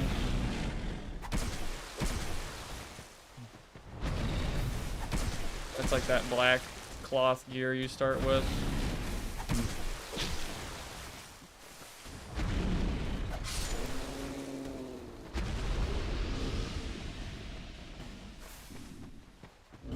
I could just, you know, there you go.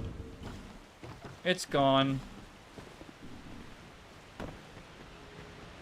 How did you die?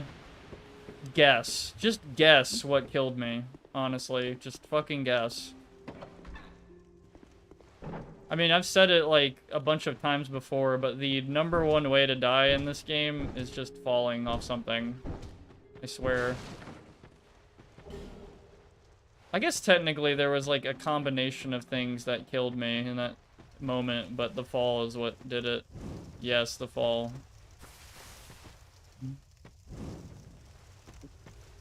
I love the slanted roof too, that made it like cock and ball torture just to, you know, hack the enemy. That's always a treat.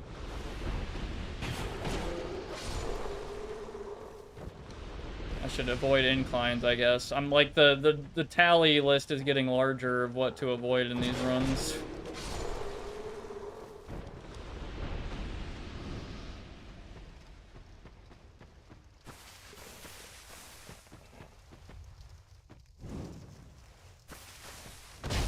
I still think easily dumbest death was Brock's one, where I fucked up the boss insta-kill and just was like, okay. That was a good way to kick it off. Yeah. Honestly, I should go do that first, just so I can, like, that's like the wall, you know? Like, if I fail that, this character is probably just, you know, fuck it, just delete him instantly. I probably will do that to shake things up, like, I'm kind of just... Or fucking, oh yeah, slowly, methodically build up a giants thing and then just die to a stupid thing. Like, I might as well just go big immediately. Fuck it.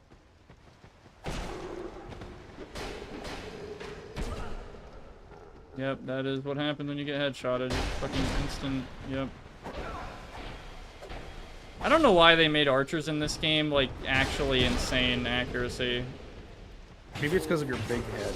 Yeah, big head doesn't help either for Obamna. Does it actually change, like, your hitbox? No, I think your hitbox is always a, well, actually, I don't know. Your collision box, I know, is always a pill. But, for your hitbox, I don't think it changes it. I think it's purely cosmetic. Then everybody would make, like, the thinnest character ever.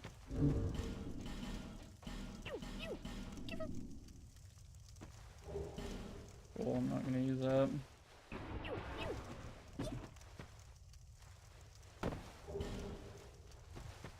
Damn, dude.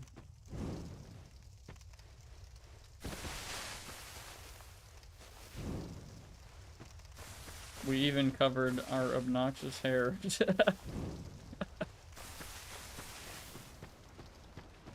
What, you want me to take it off? There you go. The glow in the dark hair.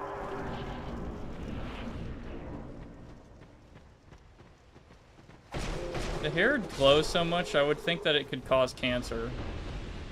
It's radioactive. Yeah, it's like using uranium or some shit. To get that fucking glowy.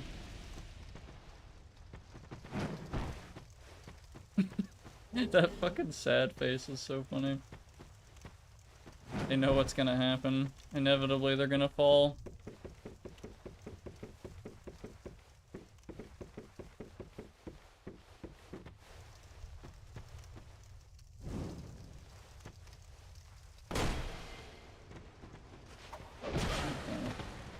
Did not want to lock onto him.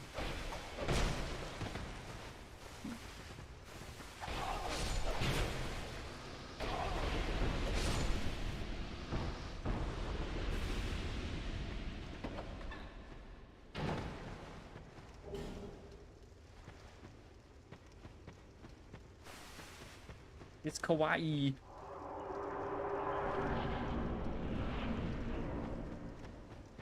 The radium hair.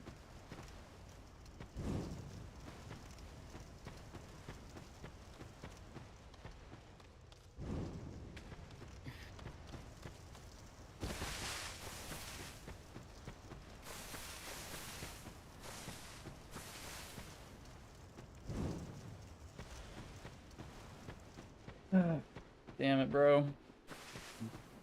I was pretty close to quitting it just right after that because it's just so disappointing. Like, fuck, man. Fucking instantly headshotted, blasted with stun, and then, like, I roll back and just instantly fall and barely die to the fall, arguably. In Dark Souls 1, that would have done 0 damage. Like, pretty much any other Soulsborne game, that fall would have done 0 damage.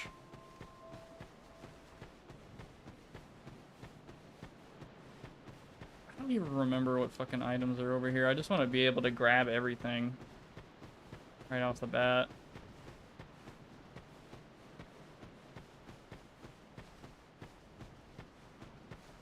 Still haven't decided the weapon I want to use either, for real. Probably just longsword.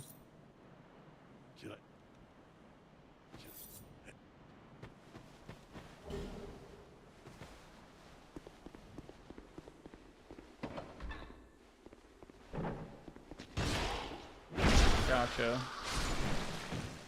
Yeah, that was such a small window for that. Snipe him in the back. Show me the back. Got him. Nope. Oh my god.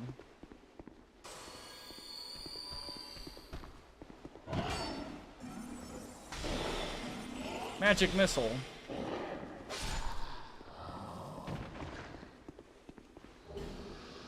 Dark Souls 2, your character has the health reserves of Bubsy the Bobcat. That is like the only platforming game with fall damage. That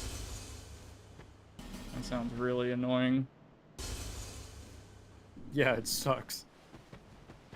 If they remade this game, they, which I don't think they ever will, they need to really tone down the fall damage. Like, make it fucking, like, half of what it is now. Same with the durability. They should just double what it is now. Like, it's kind of ridiculous. I haven't even been using the dagger for that long, and it's already half, like, broken.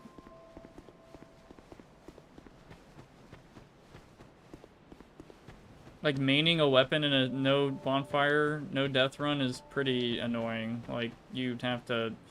You probably should have duplicates of the weapon and get ready to have them break and shit. They absolutely will at some point.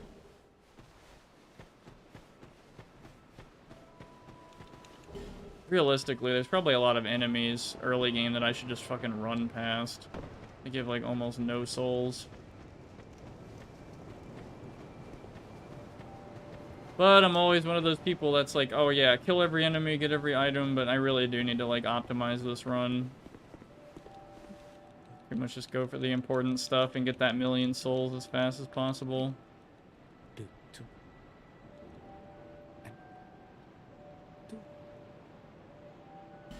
God damn it.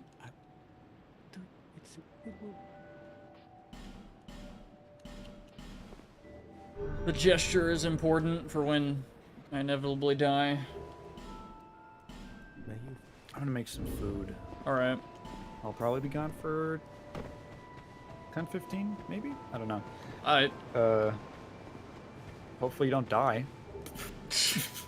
When I come back, I better see hair so iridescent. It is kind of the Prox blue color. Now that I Yeah. think about it. Prox core. Alright, Alright.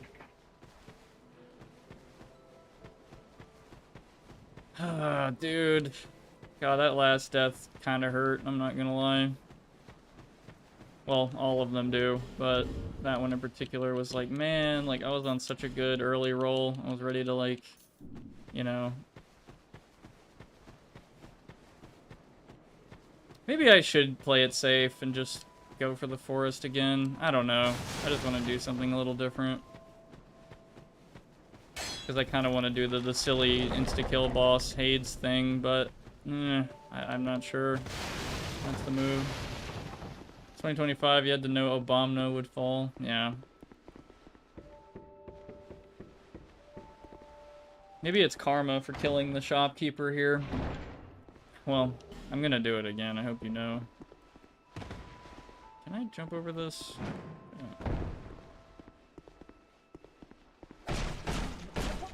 Sorry, man. I need the souls. Curses upon you, enough of this!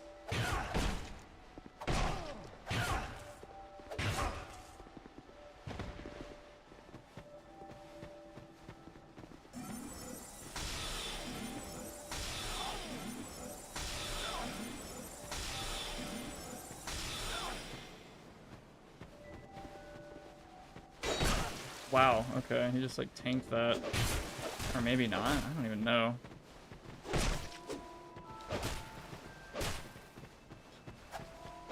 Wow, he is a PvP god apparently. You son of a bitch. God damn it.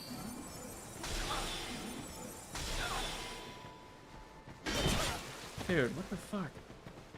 Like hitting his blade? What the fuck is going on there? You're fucked.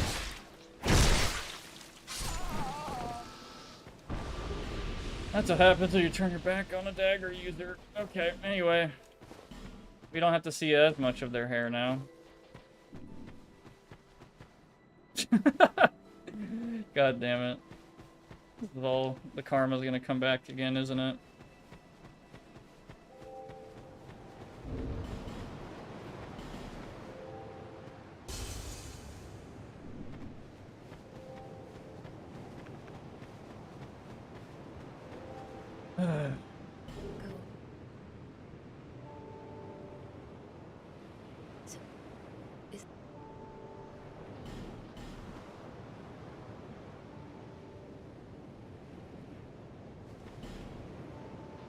The thing is, there is a way to completely cheese this game. Like, you can join the company of champions up that hill, and you could just make enemies fall off the map at Hades Tower until you have 1,000,000 soul memory, and you could just go to Drangleic, but that's lame as fuck.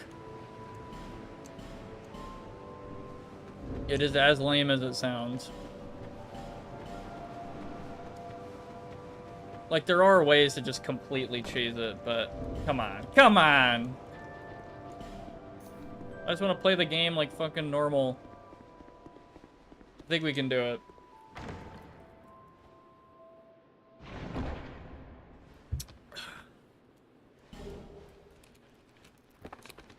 Maybe some pretzels first.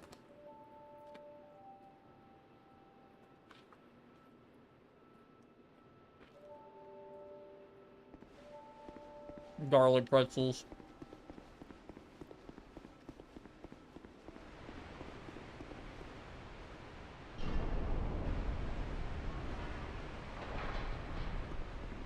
Okay, this is the one. I can feel it. Please. Please.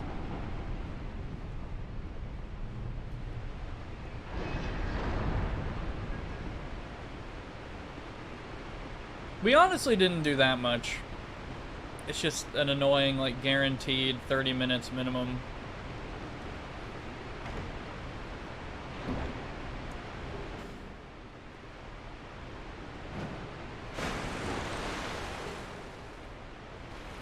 I think my favorite thing about this series so far is that there's a bunch of people who will only comment when I die.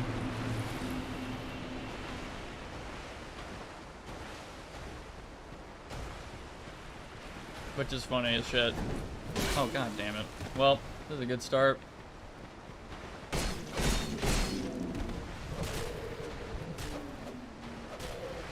It's the clip highlight moment after all.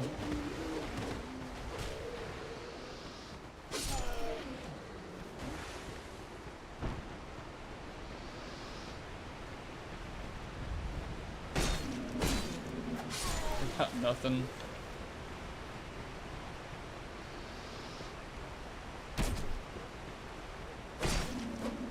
I should have healed. Fuck. This is stupid.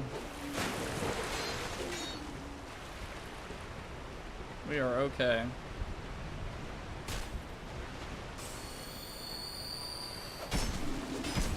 I just want to move past the dagger phase. Good lord.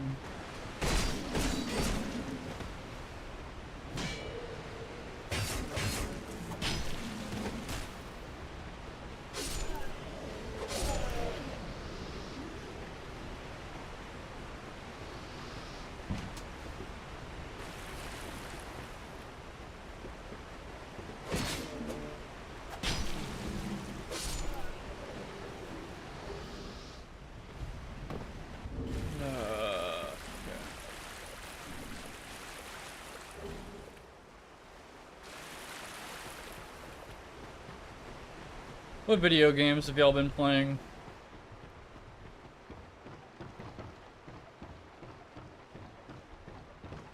Because to be honest, I've been just playing old shit. I've been playing a lot of Dark Souls lately, including Dark Souls Remastered.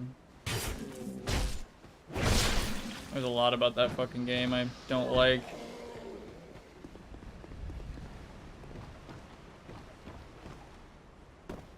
Finished Angerfoot. I still need to play that. Finishing up the Suikoden 2 remaster. Never heard of that.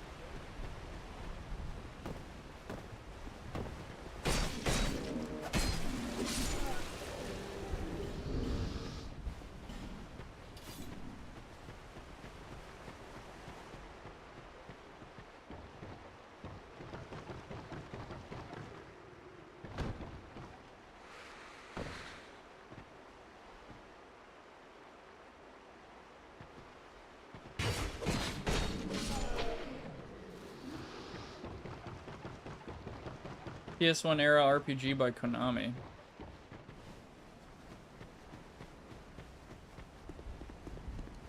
know, I'm kind of just realizing, isn't it funny that, well, I guess it makes sense, but we're talking about D&D and a lot of games that were inspired by D&D, But I forgot that one of those was Quake, and like maybe even Doom and Wolfenstein 3D, because they were big nerds. And it's funny, like, I don't know, you follow through with the progression of like the epic first-person shooters. Well, not epic the company, I just mean as in the word, but and you don't really think of it as like a fucking nerd type, you know, thing. I don't know.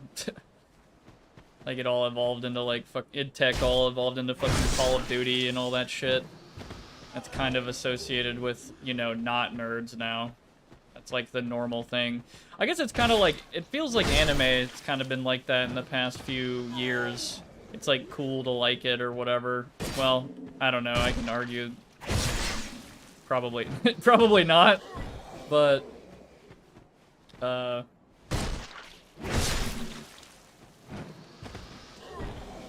I don't know what the finishing point on that is. It's just kind of funny. It circles back, I guess. I don't know.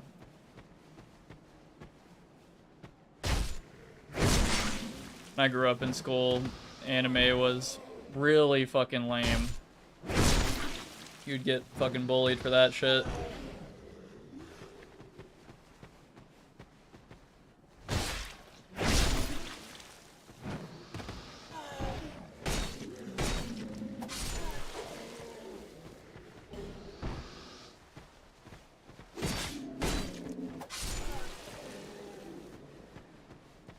I guess I got onto that anime thing because, like I said, like, I guess the origin of FPS is sort of ingrained in, like, nerdy D&D shit as well, but you wouldn't think it is.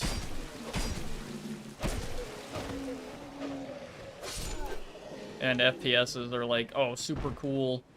You know, Call of Duty. Well, I don't think Call of Duty is cool anymore. I think it's, people are pretty, you know, adamant that it all sucks now. Fucking Activision is using AI and shit in their whatever promotional Black Ops 6 stuff or whatever the hell.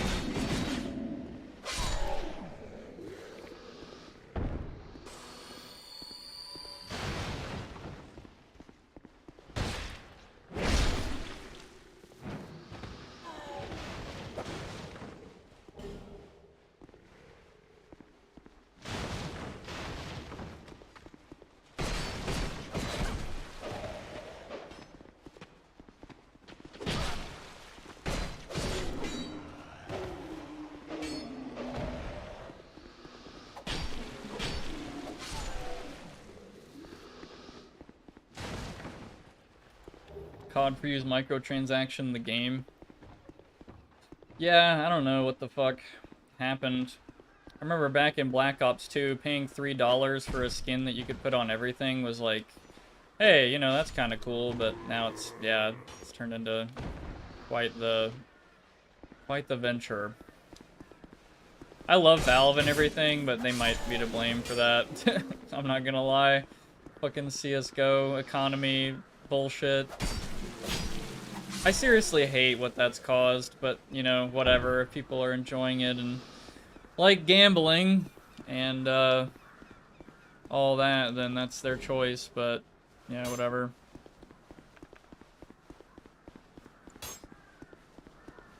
You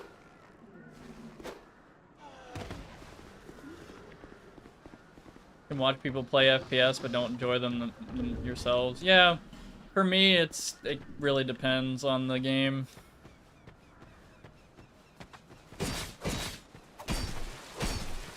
I just grew up with FPS and over time kind of switched to other stuff like Dark Souls and quite a few others, but Dark Souls is a big one that I've gotten into in the past not even a decade.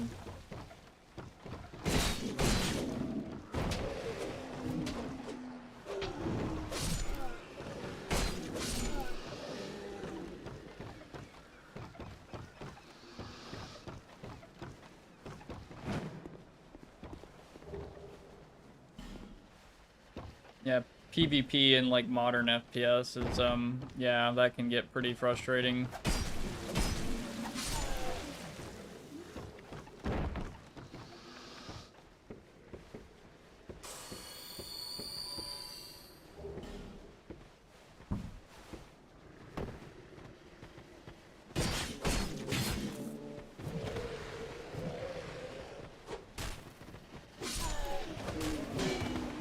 Why did I roll back? I didn't mean to fucking do that. I thought I hit him as well. Shit.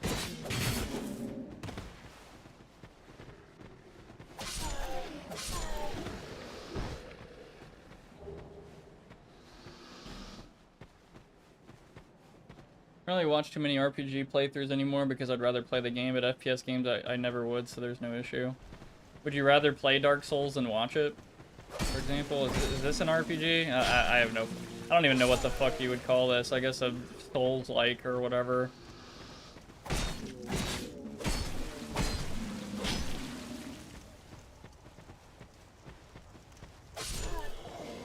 You wouldn't want to play this? Come on, dude. Why not? You could totally join me in the fucking no death, no bonfire pain. Why not, dude? I don't get it. These guys don't even give that many souls, man. Fuck.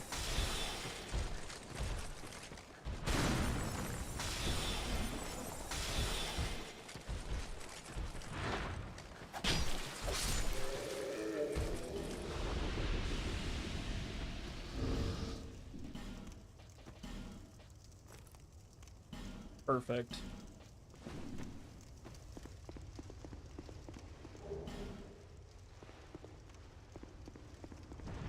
But that has a strength requirement, and I don't meet that strength requirement. I think there's only one armor in the game that has a dex requirement, which is pretty weird.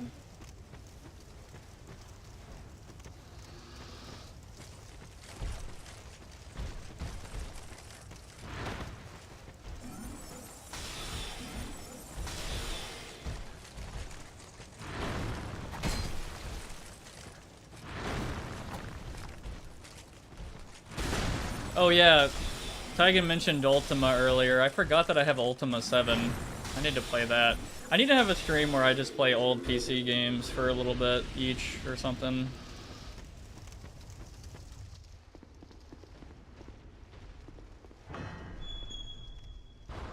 One day that will kill me.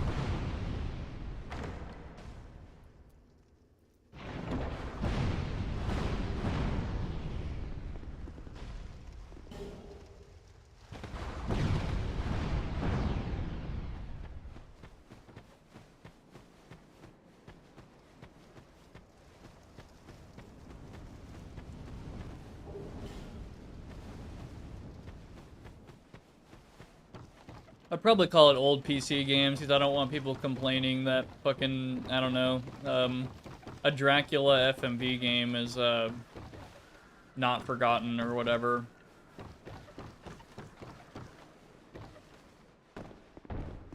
Like playing old PC games. I don't know.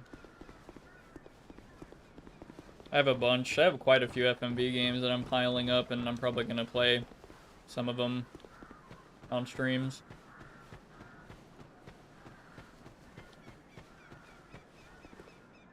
Yeah, that level in Incredible Crisis is pretty, man, I do not like that shit. Very vague. I should probably just get a hand axe and use that instead of the fucking dagger. I think there's one upstairs.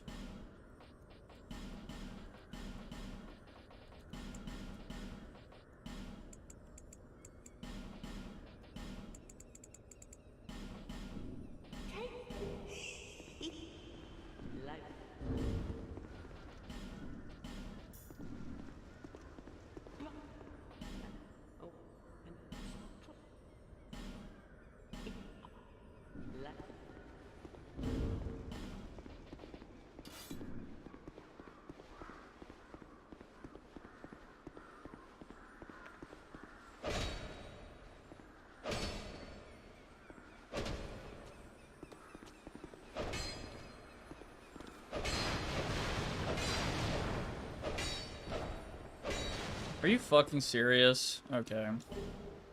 Wow, that's really annoying.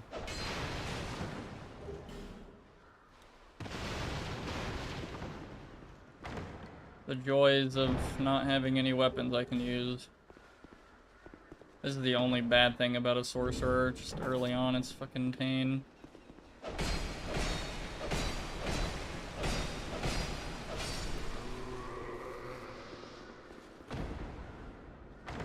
You want to play Divine Cybermancy? Oh god, good luck, dude. God, that game, I'm pretty adamant about not liking a big portion of that game.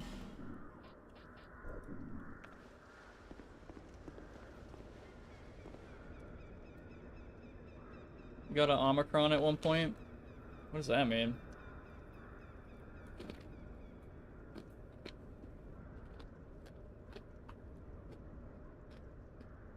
Just fucking stabbed the roof of my mouth, god damn.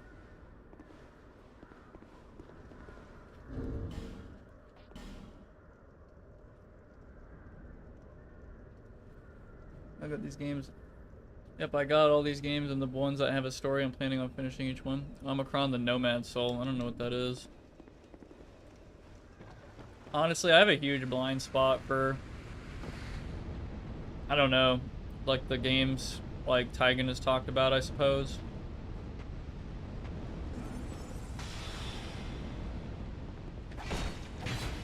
A lot of Japanese devs and stuff. I don't know if that's what you're referring to. I have no idea. Also, I know it's not just Japanese devs, but that's just like one example.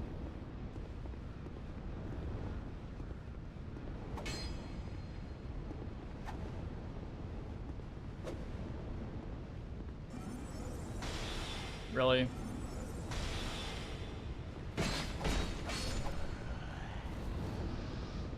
I shouldn't have wasted souls on that. Like soul, yeah, arrows. PC game, David Cage, David Bowie soundtrack. That sounds pretty cool.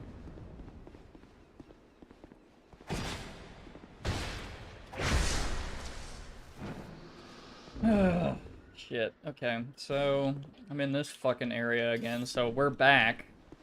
I can't even two-hand this. Fuck, dude. Are you serious? I really can't use anything. Is it worth soul arrowing through this shit? Honestly, I'm trying to think. So there's a Titanite shard. I already missed more because of the gem lizard disappearing. The key. The soul vessel. The Estus shard, Estus flash shard. You know what? Fuck this area. I'm getting out of here. I'm just gonna open up this shortcut and, I don't know, do something silly. Over dying to this shit.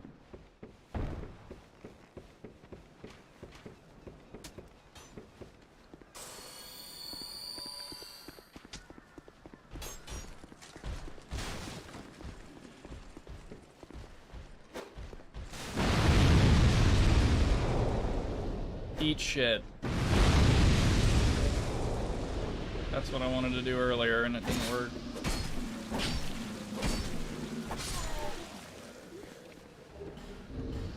The blowing up barrels, not eat shit.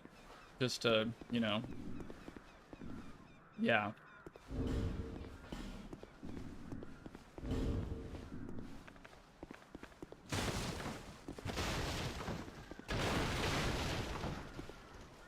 I think if I did that, I'd just, die?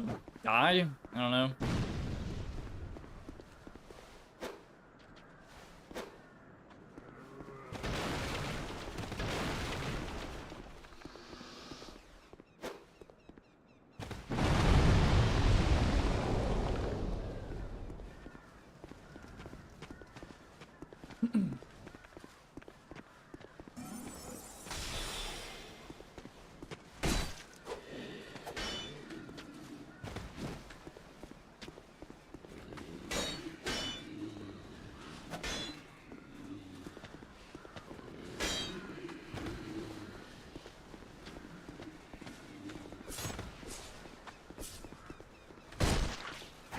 Oh shit, my knife's about to break.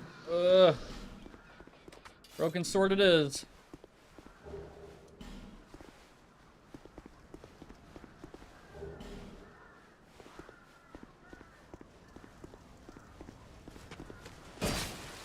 What music y'all been listening to?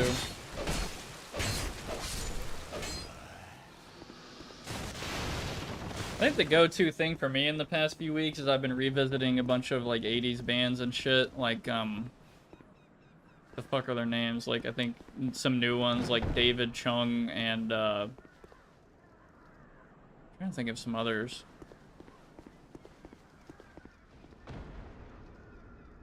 That fucking dude who made that Dirty Laundry song, what the fuck is his name? I don't know.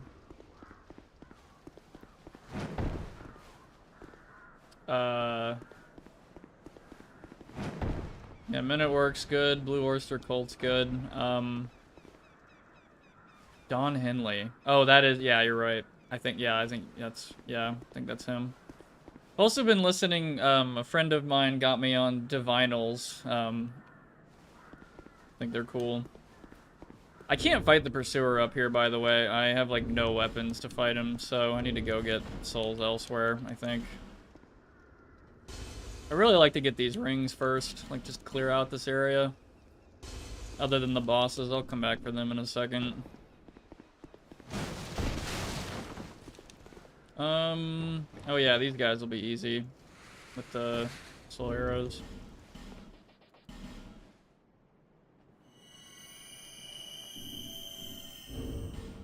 Kick him when you're up, kick him when you're down. Is that a Divinals lyric? Or something else? I don't even remember. My fake fan.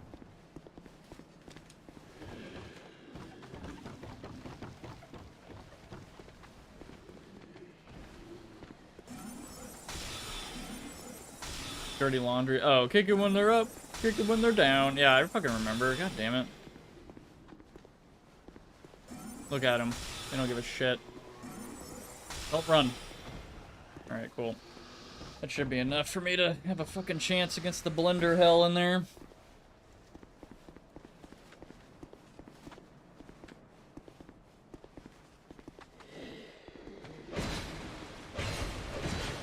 He's right behind me, isn't he?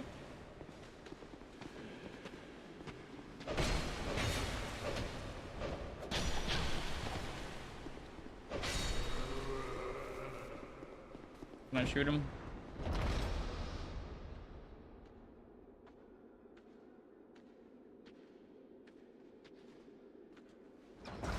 Damn it!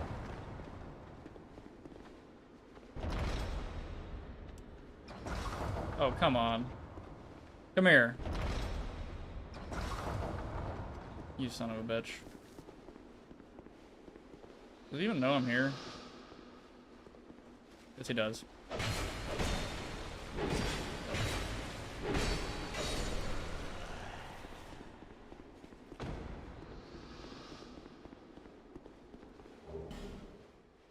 Yeah, that, fuck, what other 80s shit that I've been looking into? I need to look at my fucking playlist. Oh boy, yeah, tab me out of my game, thanks. Yeah,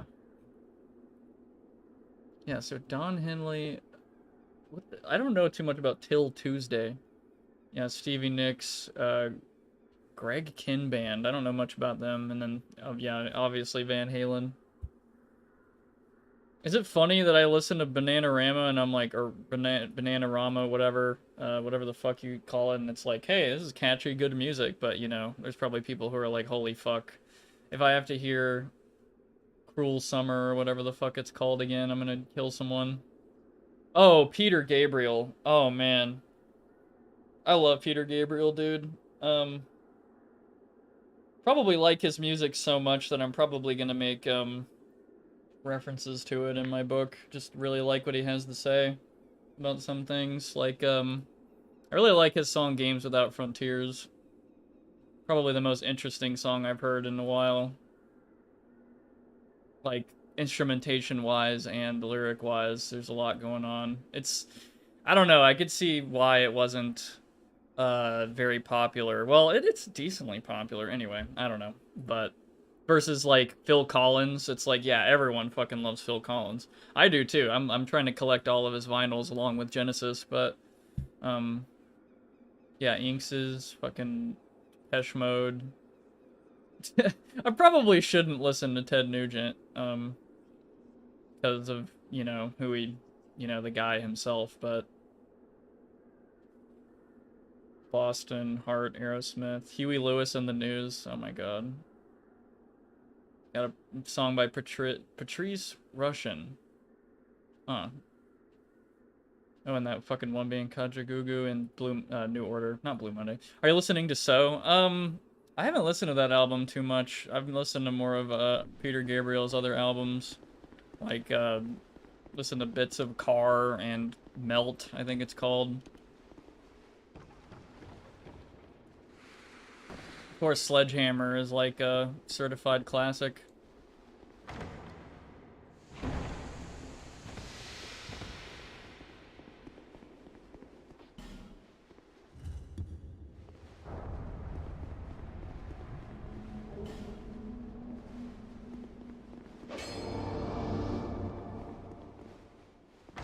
Goo Goo of Too Shy.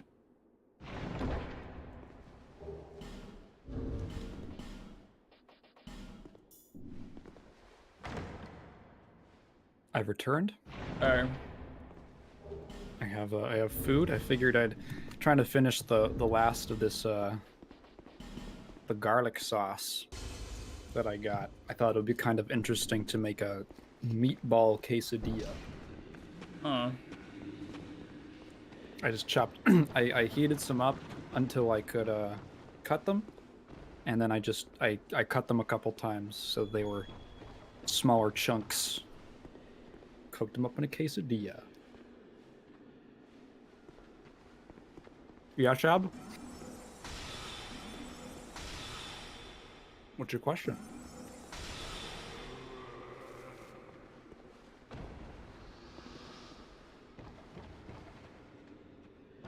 Whoops, I forgot this isn't Dark Souls 1. What games have I been playing and what music have I been listening to? Oh yeah, that's what we were talking about. Good question. Recently, I was playing quite a bit of a game called Pachinko TD, which is a game that I played on stream as part of a Steam Next Fest, like streaming a bunch of indie demos. The developer actually reached out to me and he really enjoyed, he appreciated how much I enjoyed it, and he gave me a key. They gave me a key. So I've been playing that. It's a really charming little tower defense game, but the enemies, the maps are laid out like a pachinko machine, so the enemies come out of like a chute on the side and they fall down, and you gotta build up defenses. It's pretty fun. Surprisingly very difficult. Not particularly long in terms of level count, but pretty hard. I played this game called Comp, Qomp, which is another little game. I actually came from Newgrounds at first, and then it got a Steam release a couple years ago. Published through Atari, interestingly enough. It is a really cool little puzzle game about a Pong ball that escapes from being a Pong ball. And it has a lot of pretty interesting, narrative that's told almost entirely through mechanics about becoming free and like personal growth. It's pretty cool. Recently I was also playing a game called Surviving Mars, which is a Paradox game, which is like a colony building thing on Mars. That's kind of it. It's pretty fun. What else have I been playing? I'm trying to finish Vampire the Masquerade Bloodlines, although my progress is annoyingly slow. That game's pretty cool. That's kind of mostly it for recent... Yeah, mostly it for recent games. I'm just looking through, like, my recently played... Yeah. Music I've been listening to, I recently rediscovered an artist called Toki Monster. Toki Monster, who is like a, I want to say, Japanese American DJ, who has some cool, kind of relaxed, not really ambient, but very relaxed electronic music. I also recently got into a band with a really stupid name. They're called Ogbert the Nerd. They are like a emo punk band, and as is typical kind of with the genre, I will, depending on the kind of emo, I will occasionally have like mixed feelings. I don't like super love all their stuff, but they have an album called, they have 2 albums. One is called, well, they don't have 2, but there's 2 specifically. One is called I Don't Hate You, and the other one is what is it called? What You Want, and I like both of those. Basically, I like a lot of the tracks on those. What else was I listening to? Oh, there's a new album by a kind of, I don't know what the phrase is. Some people were calling it Zoomer gaze. It's like that grunge shoegaze kind of fusion thing that's sort of popular that I'm a big fan of. There's a band called Julie that have a new album out called, what is the name of the album? It's called My Anti-Aircraft Friend, that I like quite a bit. In that same vein, also listening to a bit of another band called Home Is Where. They have an album called I Became Birds that I like, that is kind of like noise rock, I guess. Occasionally dips into punk type stuff, but I Became Birds sounds like a Death Grips lyric to me. I became birds, I became birds. I became birds! The wheels on the bus! Bus. Yeah. Actually for games, I recently played a game from 1984 called Drug Wars, a game based on the New York drug market, which I thought was interesting enough that I actually recorded the footage of it, and I wrote a 2-page script, and I recorded the voiceover for it last night, and I want to edit quickly, hash together a video for my side channel about it, just because it's fun and I want to make something.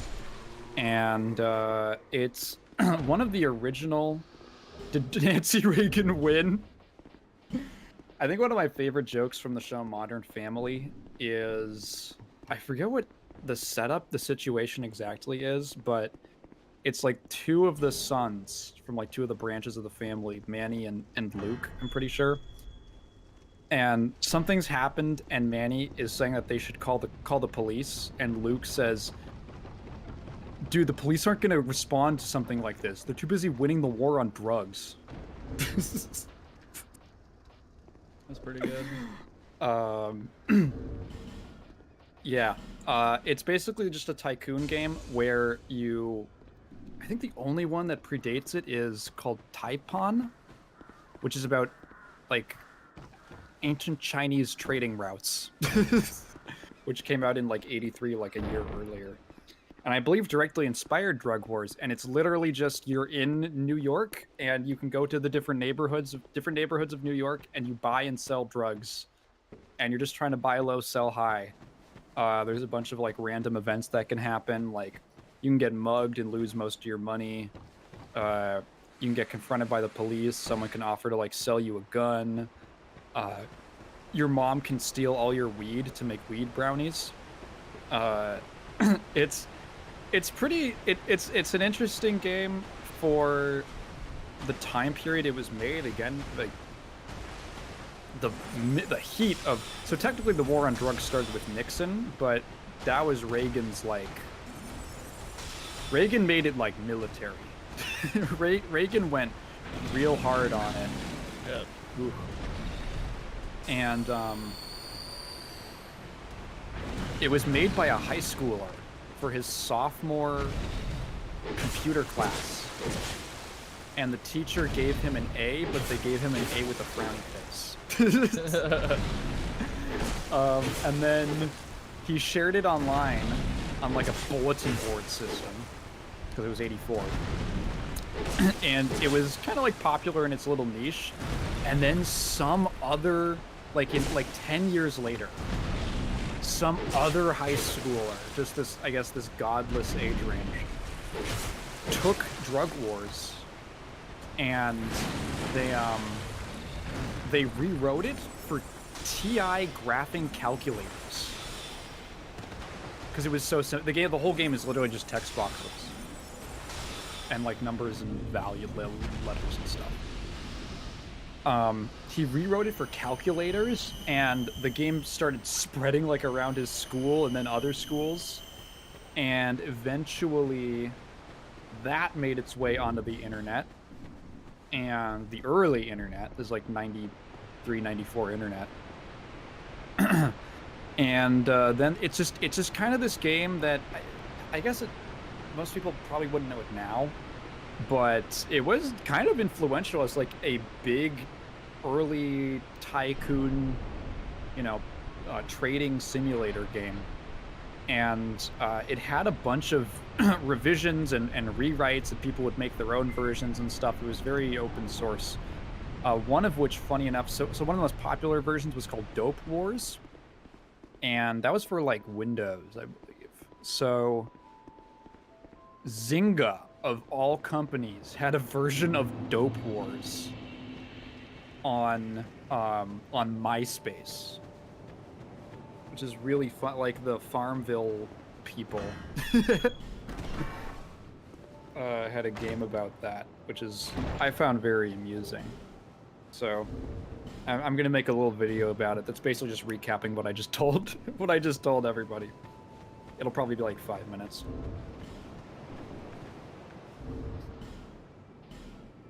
Well, Anyway, that's my answer to what I've been playing and listening to. been playing Dope Wars. Yeah.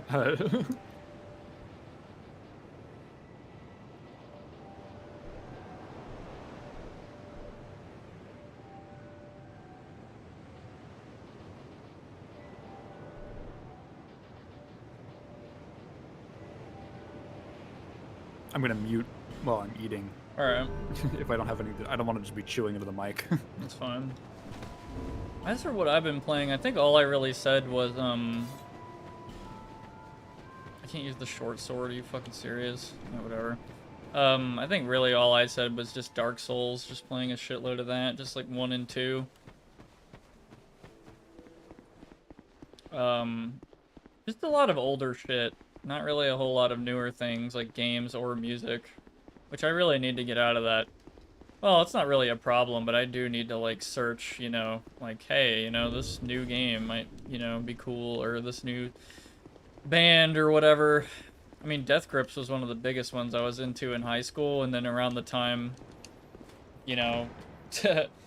I was getting out of school and shit, Death Grips just, like, kind of stopped making music, largely. I was like, okay, well... What do I do now? Yeah. I go in waves, where there'll be periods of like multiple months where I'm not really listening to new stuff. I just kind of settle into some music. I'm just listening to stuff that I already know I like, and then like I'll just go through a big rash where I find some new artists and stuff, and then just listen to that repeatedly for a few more months. And the cycle goes. Although I am pretty consistently playing new stuff in terms of games. I feel like an obligation to play games and like expand my knowledge and my taste and stuff. that I don't really feel for other mediums.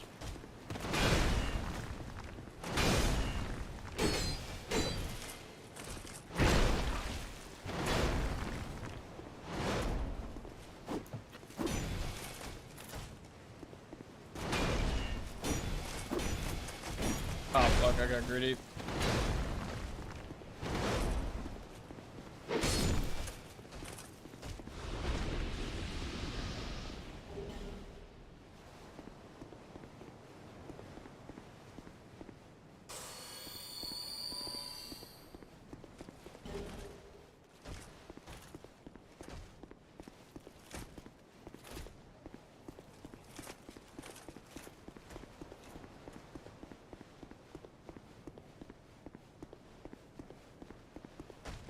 Sab says, to be fair, there's a lot of old gems that people should try again with their quote-unquote special edition consoles. I'm just happy to play them again now that I'm older now. Yeah, I was, I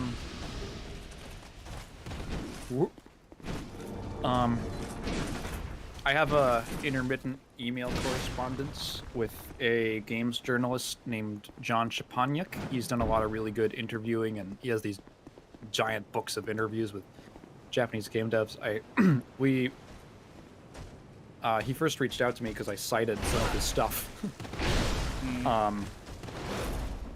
in my videos, and it was very helpful. And he, oh boy, you know what? I won't distract you. Oh, good. Oh, nice. Yay. Victory achieved. Doesn't look very happy about it. He was telling me about how he lives in the UK. He's UK based, and he was telling me about going to a conference to talk. It was like a conference for video game educators and stuff like that, and historians and stuff like that. And he met a lot of people who teach in game design courses and stuff similar to that. And what are you doing? Oh, I've no choice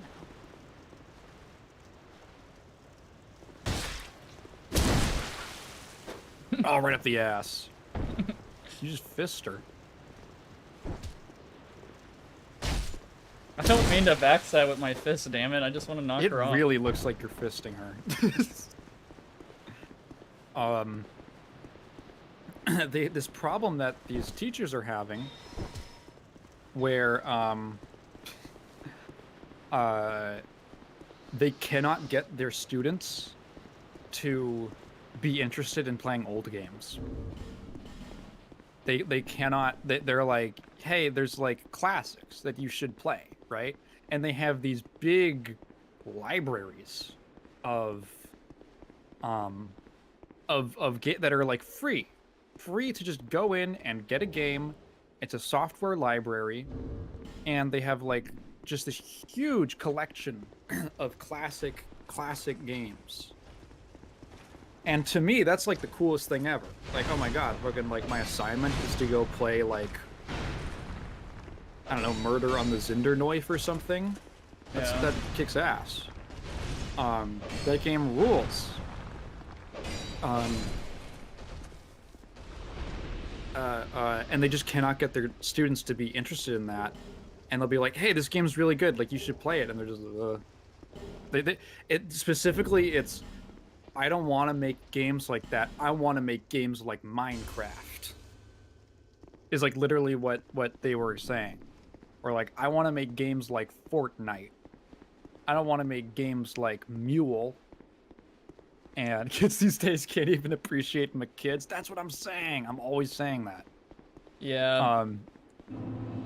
And I was thinking about that, and I was like, I think the problem is that this is something that happens whenever you institutionalize an art, where all of the people who are teaching those classes are people who just fucking love video games conceptually, and they're just like in love with the medium, and that's why they worked in it, and that's why they have the experience that they do and the knowledge that they do, and they have so much passion for it.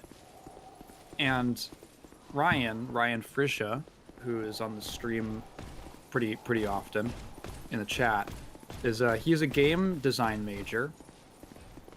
And one time he told me that I was asking about like the general level of like gaming history knowledge that a lot of his peers have in his course.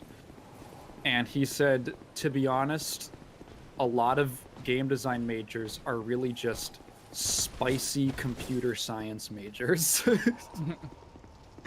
Which is a very funny way to put it. And my thinking was that a lot of those students are there because it's like they don't like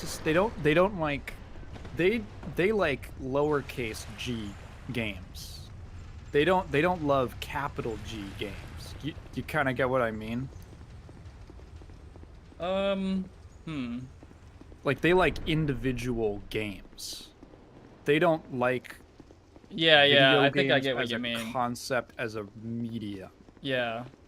So that's why they're like, oh, I want to make a game that's like GTA or The Witcher or something, like these popular things that they've played.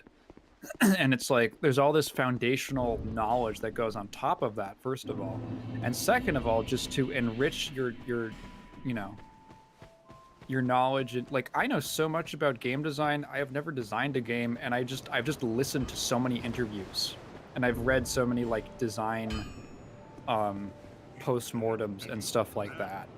And there's like of designers just talking about how they did things in games. Like if I actually tried to apply that and learn that through actually like doing it, it would probably be so helpful. They need to funnel some philosophy dropouts into the field for real. Yeah, that's a lot of them are just like, what do I want to do? I like video game. I like Fortnite. I guess I could do game design. Like I feel like that's just a lot of them. And these professors just don't know how to deal with that. They've been surrounded by people who are probably a lot like them, and they suddenly meet someone who is like they're out of just like because they don't have anything better to do. They don't feel more motivated to do anything else, and they just don't know how to work with them. A Marxist reading of Silent Hill 4 remake. So, I actually have like kind of a relevant story here, and again, I don't mean to meme on anyone particular, but and I don't mean to even say this is a bad thing, but this is kind of like a similar adjacent philosophy, at least, in that I remember joining a friend's call or whatever, and they were working on learning Unreal Engine 5, and I was like, okay, and I kind of looked at a little bit of what they were doing, and like, you know, and I was working on like Source, you know, 2004 engine, like Source SDK, mapping and all that shit. And my friend's friend, like, who was getting really frustrated on Unreal Engine 5, like not working and being laid out exactly like they wanted, looked at my shit and was like, dude, why aren't you doing Unreal Engine 5? Like this and that and blah, blah, blah. Like that's an old ass engine. Like, what are you doing? And like, I'm just sitting back and I'm trying to be respectful about it because that is a genuine opinion. That's like, okay, that's like as valid as my opinion that learning older engines is really important to understanding newer engines. And I find it really funny that at the same time as they're criticizing me using an old engine, they can't figure out Unreal Engine 5 and they're getting mad at it because it's not working the way they want it to work. But that's not how it works. How an engine works, in my opinion, is it is what it is, and you need to make the systems that you want to make, and the way you make them, it's not like linear or anything. I can't really speak on that, but in Source, if you want to do modding for Source and do a Source game, Source mod, you gotta know, you know, there's a lot, you know. I don't even know how to explain what I'm getting into with, like, systems and shit. I'm not a game designer, but I am, like, kind of almost like a Source modder of sorts. And arguably, if I tackled Unreal Engine 5 now with, like, my somewhat, you know, knowledge of Source SDK, I feel like I'd have a little bit of a better time at tackling the engine. instead of being like, why isn't it working exactly how I want it to work, I'm going to bend my thinking to that of how the engine works, if you know what I mean. Like, I'm not gonna sit there and be like, why is this inline 4 engine in a Honda Civic not making 300 horsepower? It's because of the way it was built. Like, it has a very specific, you know... I know Unreal Engine 5 is an extreme case, though, because, like, you're supposed to be able to take that and then build systems upon it that make it its own, like, kind of unique thing. But at, like, the most standard level, when you're first starting making, you know, an engine and stuff, like, or working with Unreal Engine, I imagine you're getting into the lowest level stuff, like, you know, to get those systems working. I don't know, I'm not saying that source SDK mapping is exactly that, right? But it is, like, understanding really, like, low, like, almost a little, like, low-level baseline systems for something like that. Like, I don't know if any of what I said makes any sense, but having that appreciation for the old tech, basically, can make it easier for you on when you're trying to work with newer tech, arguably, but... Yeah. Probably getting some experience with the variety of engines might be good. Yeah. Depending on what you're doing. That's actually another thing that some of those students would bring up that these professors didn't really know how to deal with was they would say, why do I need to do this? This doesn't help me learn Unreal. They're like, I need job skills. And on one hand, it's like, I get it. It's kind of just like a shitty fucking economics capitalist thing that, like, I can't like focus on learning gaining knowledge. I have to learn job skills. Right. But it's yeah, that's I don't know how similar that is, but there's it's reminded me of it, I guess. Yeah, that was a really interesting conversation I had, like, a couple months ago. Like, why even use an old engine, you know? It's like, it's not the new thing. And a part of me thinks that's very ridiculous, but another part of me wants to see it as, like, okay, I guess they do have, like, a point, you know? Like, there's newer things out there, you know, Unreal Engine 5, you could do so much with so many tools that they give you, but, like, I don't know, man. Have you ever thought of, like, the fact that maybe there's too much stuff they give you, and you become really overwhelmed and lost, and it's very difficult to focus because of... I don't know. Basically, because... I don't know. I don't have, like, the biggest grounds to talk about this, because, again, I've had limited experience with lower-level engine memes or whatever, but it's, like, for me, with Source Engine, I'm walking in on, like, a built house, and I'm modifying the house, but that guy who's trying to learn an engine for the first time is trying to build a house, like, from nothing, almost, like a foundation, so... I guess I'm making an argument, like, approaching it from, I don't know, maybe like maybe work on another lower, you know, some engine that isn't going to be as overwhelming, or mod a game or something, you know. Modding is how a lot of developers get their start. Yeah. It's because there's so much less that you have to go in and do yourself. Right.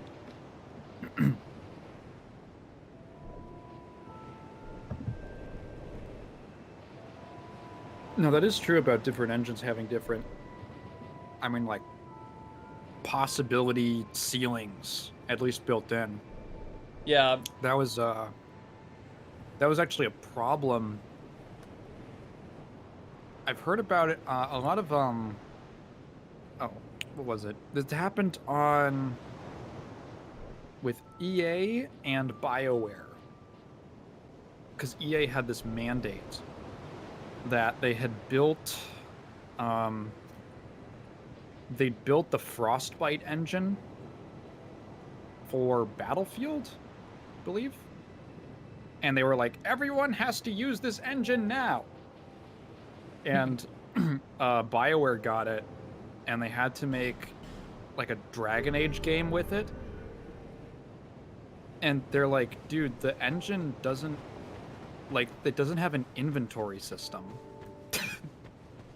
Like, we have to write fresh code from scratch to implement an inventory system, or like health bars, or like 1,000 things that you need for an RPG, or like dialogue wheels, or like all of this bullshit that massively impeded development on, I think it was like the second one or something, I don't remember. It might have been Dragon Age 2, but that definitely, that really hurt the development, because they were like, we can't even really test this shit because we have to make tools to move the camera around during a cutscene.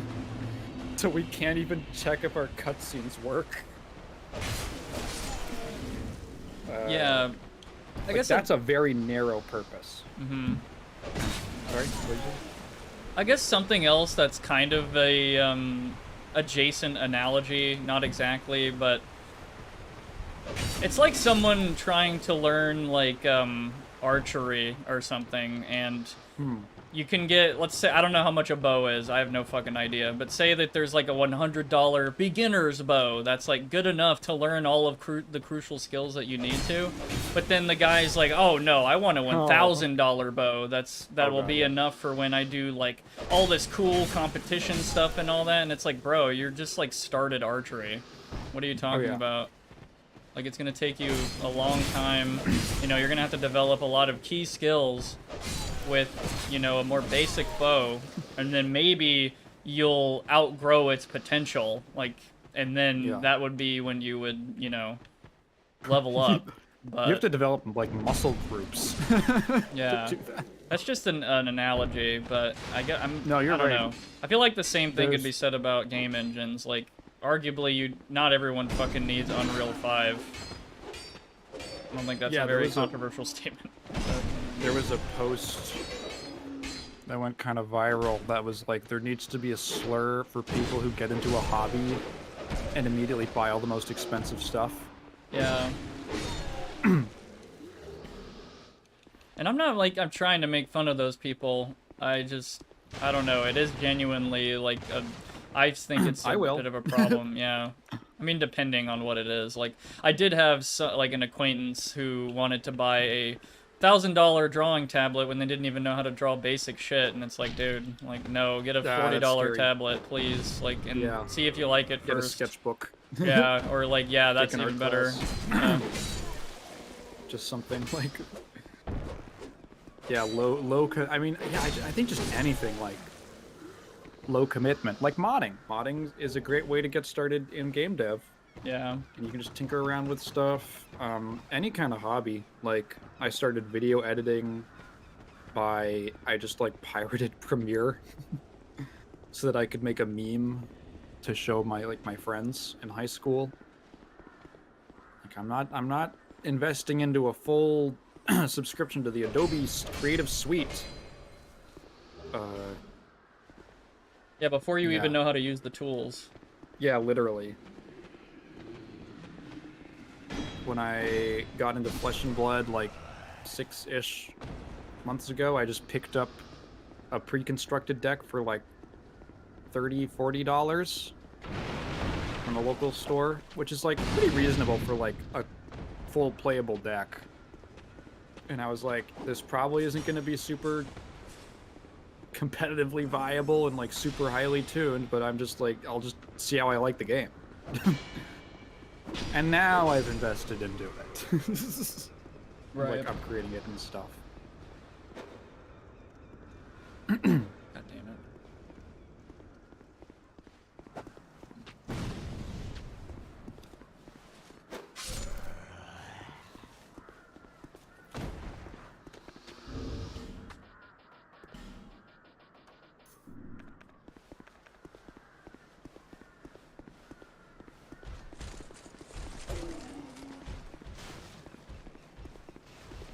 Bitch. That's my favorite line from Resident Evil 8. Is that from Jesse Pinkman when he says that to It's to funny. Ethan Winters? Yeah. I don't know, like, I'm imagining you probably know that, or maybe you don't, which would make it funnier, but the guy who says that is named Heisenberg in Resident Evil 8. Oh, wait. Yeah, I'm not even I kidding. didn't know that. Yeah, that's really funny. No relation to the other Heisenberg. Oops. That's just one of those Breaking Bad things I've absorbed through osmosis over the years. It is a pretty good show, but I could see why people don't watch it, and like, I don't know, there's some big moments that have kind of, I don't know, been kind of memed to hell. And there are so many people who are like, it's the best show ever, which... I'm sure it's good. I have friends who love it. It's probably good. I wonder if, like, how many things there are in it that I wouldn't be able to fully enjoy because of the memes. Like, I am really glad that I saw Infinity War and Endgame in theaters like the week they came out, respectively, because they were great theater experiences. I had a really good time. The biggest I mean, it was the first week. It was like, you know, none of the biggest moments were people were like weirdly really good about Infinity War spoilers. Do you remember that? Yeah, and then Endgame was like, just not at all, I think. It was just like a little all less, spoilers everywhere, yeah. I remember like going up to Infinity War. It was like there was almost like a bro code. There was like a chivalry around not spoiling the movie for like a month. And I had a great time with it, and seeing a lot of those moments for the first time completely fresh was like, whoa, or wow, that's a really memorable line.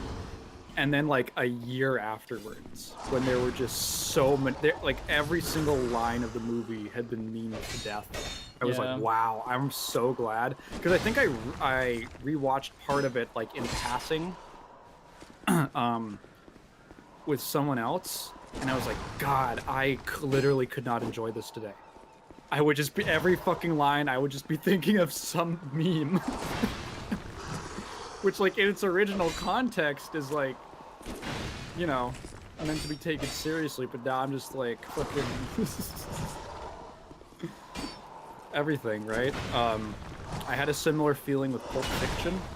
Yeah. When watching it was very odd, because I realized that I think I'd absorbed almost the entire movie through, over the course of my life watching Video Game Donkey.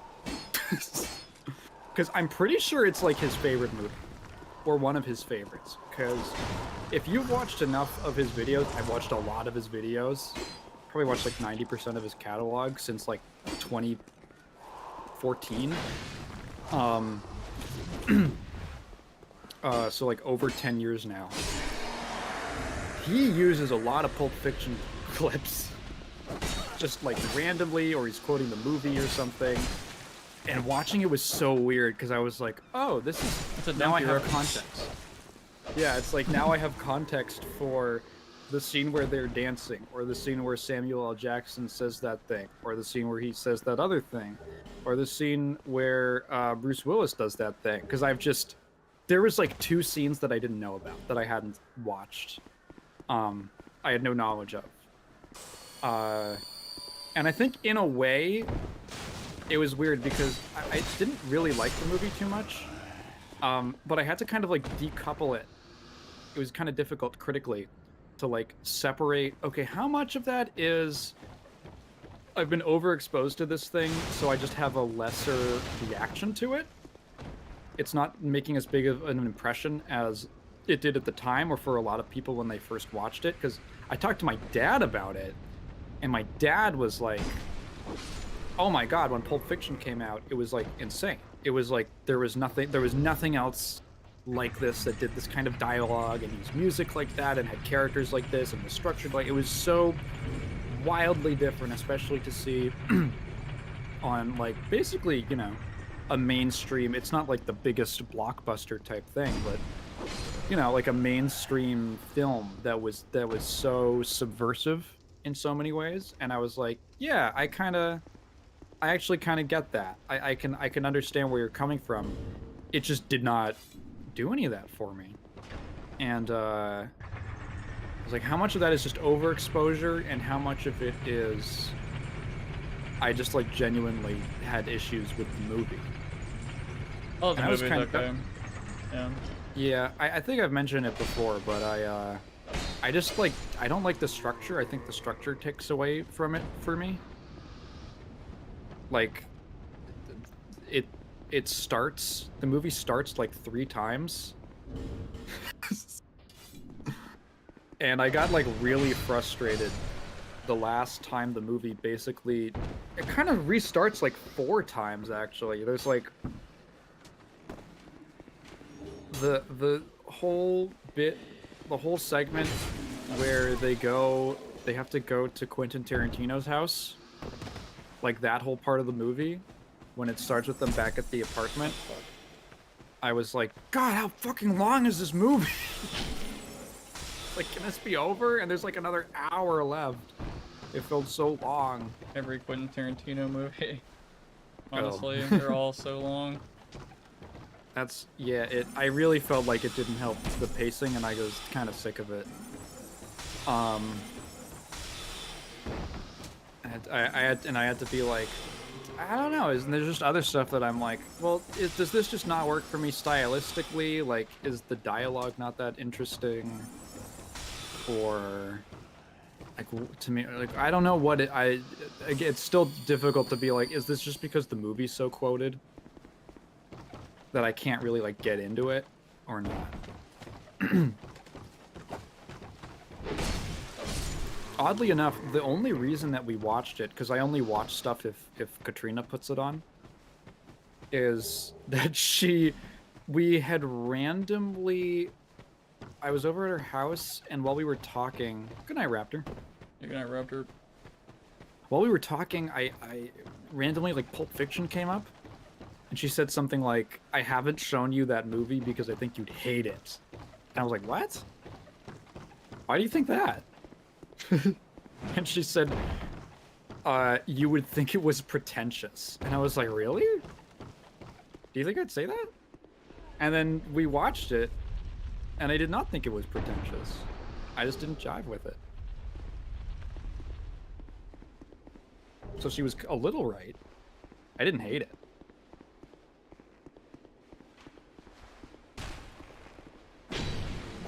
Also, welcome back, Dark End. I hope you've gotten those stomach demons out.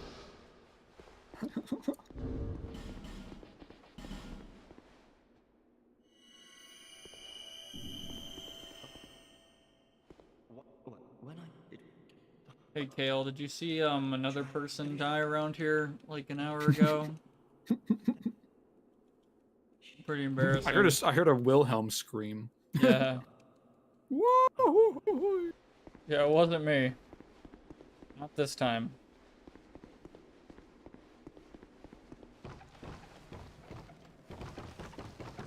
I haven't tried out the gutter yet on stream. Like, I haven't tried that branch, which I'm actually pretty good at. Yeah, you've mentioned it to me. I still have no idea what it looks like. Yeah, it's a fucking nightmare area for a bunch of players. But for me, I think I've done it so many times that it's just, I feel nothing.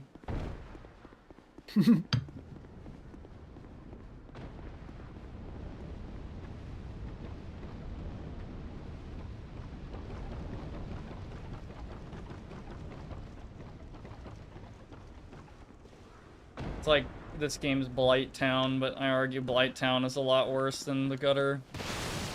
Blight Town is from which one? Dark Souls 1. It's like the wood city on like the cliff or whatever.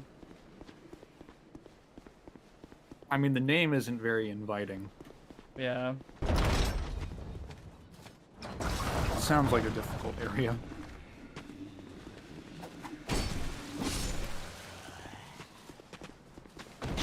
Yeah, for the next part of the game, you gotta go to Anal Fisherburg.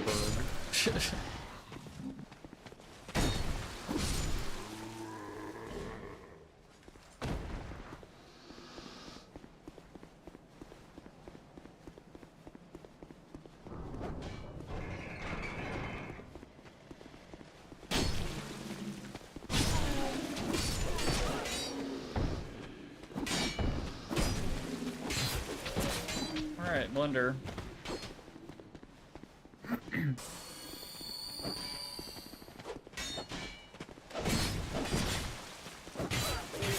Blender, yeah, Blender. Cool. Anyway. Come here to this, tight corridor. It'll be fun.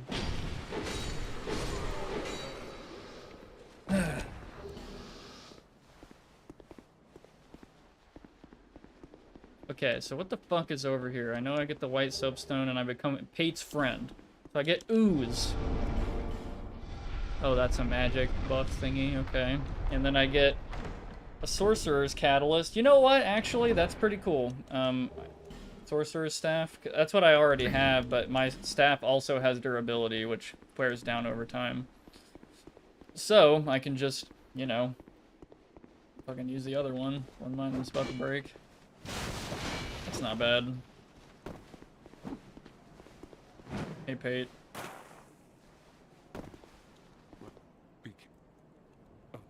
Don't worry about the friend that came through here and died.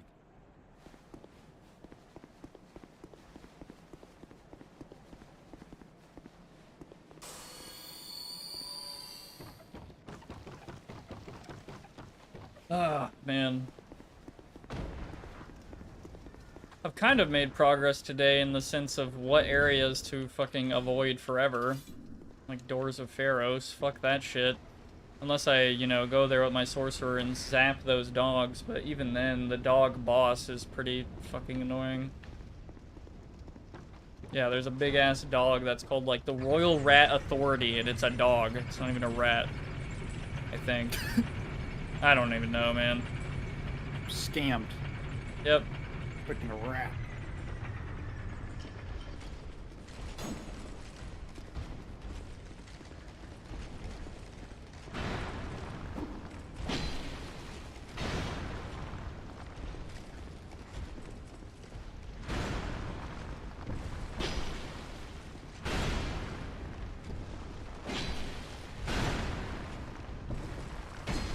See how little damage this fucking epic sword does versus that mace earlier? It's fucking crazy.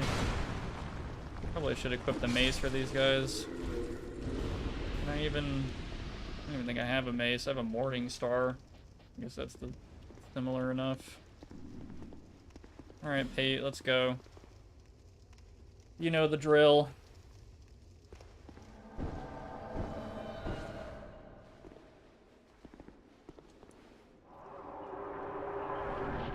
Gotta deliver this pizza to Drangleic and they won't let me in unless I kill their 4 dickheads.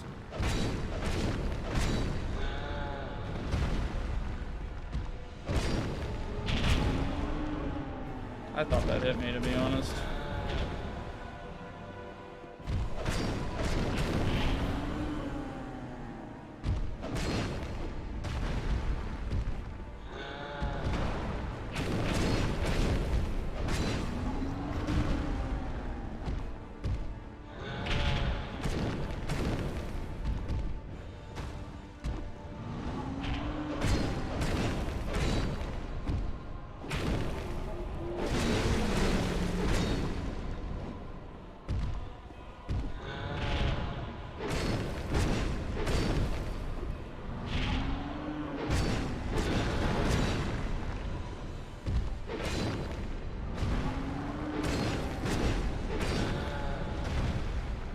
Poor Pate.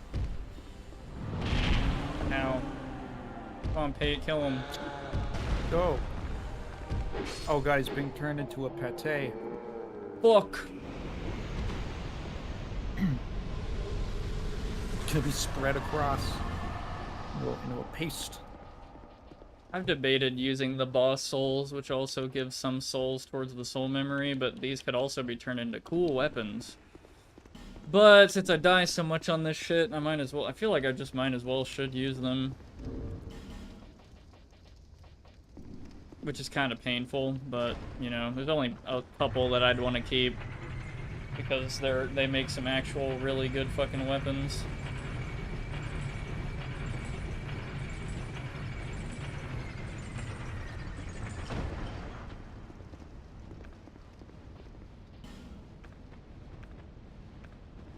Alright, I'm gonna go back to Majula real quick. And I forgot, I need to go to this area real quick.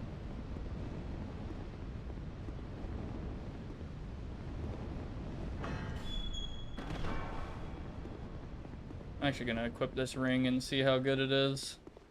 Ring of Restoration, it's just like very small health regeneration.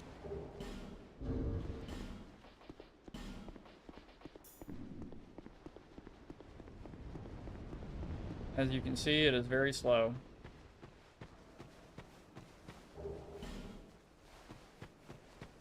So now the orange aura that I have is health regeneration. Ah. The green is I the guess that- Corinthy ring. Yeah, I guess that makes sense. It's color coded. Yeah, you can see all my Red buffs on the... arrows. Red arrows feel like they should be negative, but I guess they're positive. Yeah, that's health, and then the green arrow is the stamina regen. Red is health regen, and then the spiral with the arrow is the Silver Serpent Ring +1, which literally just gives me more souls on kills. There is another ring I need to test out that's every foe that I kill gives me HP. I don't know how much it gives. On average, like every other enemy, I kind of get hit, so I'd like to see, you know, how it averages out. While running back to Majula, I probably will get all of my health back from this Ring of Restoration, but it is, yeah, it's almost nothing. So we're gonna do this shit, and then we're gonna go to the Bastille, where we're gonna go through that bit of area. Go back here. I guess go to fucking No Man's Wharf as much as I don't want to. I just really don't want to do the Ruined Sentinels fight again. That shit is fucking annoying. But also No Man's Wharf is really annoying.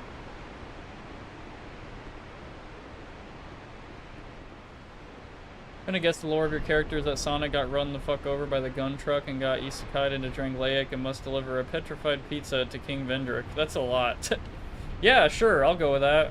That was totally the intention. I wonder how much lore just, on average, gets memed like that. Like somebody just reads too much into something and the devs are just like, okay, yeah, for sure. Yup. You know what? Fuck it. I'm gonna try it out.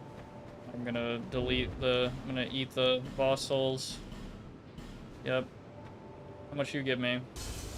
6,000. Wow. I wish that happened when you got a paycheck. Yeah. You just got to hold it up and crush it, and it just... All the money just like, bam, right into your account. You absorb it all. It's really funny. Yeah, when you go to the store, you just gotta like, you gotta suck your souls out.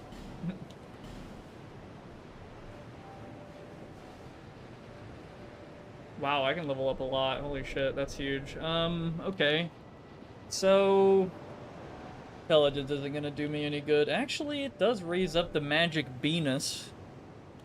Very cool. I genuinely don't know what else to call that.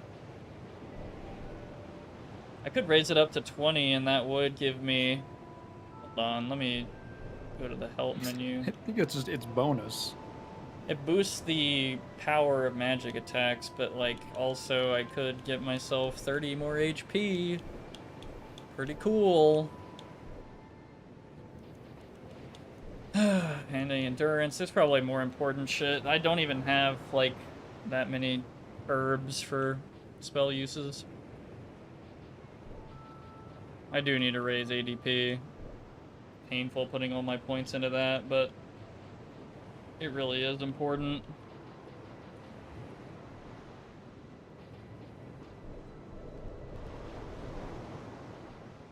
I feel like I'm adequate enough at rolling most of the time, but...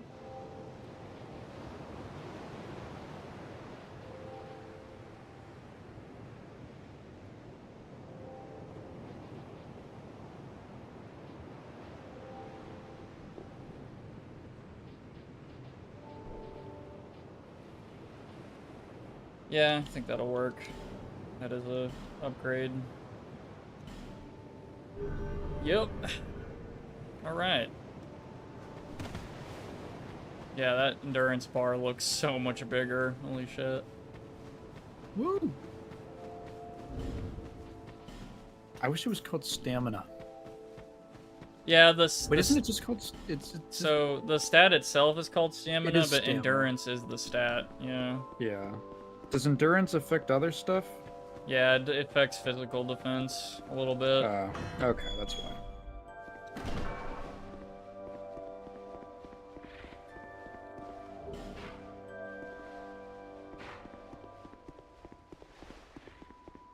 First time going in here today. Let's beat the skeleton.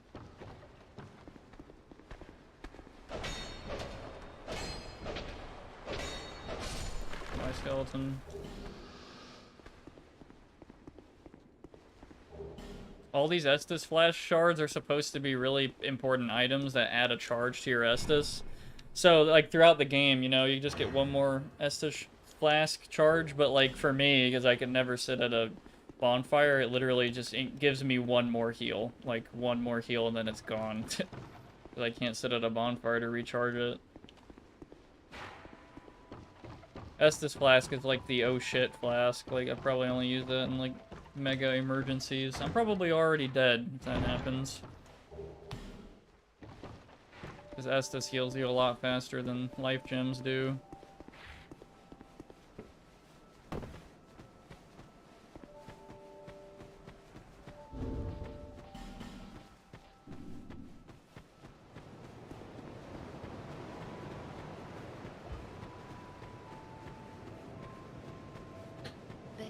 Oh yeah, I forgot to ask, was that Marxist reading of Silent Hill 4 Remake like a meme, like, inside That's a joke joke. to your video? Well, there is no Yeah. Silent Hill 4 remake. Yeah. I'm wondering what the context of that is. Because they said, they need to funnel some philosophy dropouts into the field of game design. That was the... Yeah. What's my soul memory now? Barely 100,000. We're a tenth of the way there, but it does get increasingly easy to get souls as we go through the game, so... Ah, fuck. I probably need to repair my shit, actually, before I go. I'm gonna do the old strat. I don't even know if I have enough souls for this.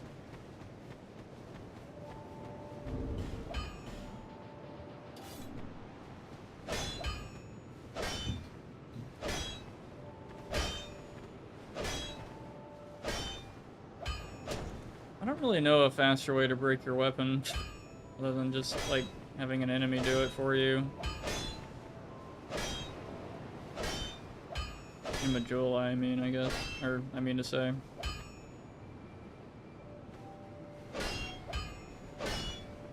I love how this motherfucker was like, I can't get in without my key, and there's like a giant man-sized window where he was sitting. Which he could absolutely fit in.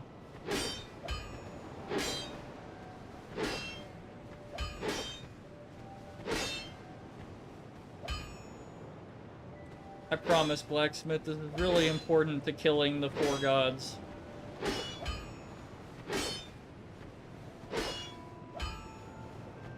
Rat Covenant and uncapped FPS. Oh yeah, I think durability's tied to the frame rate, which is pretty fucked.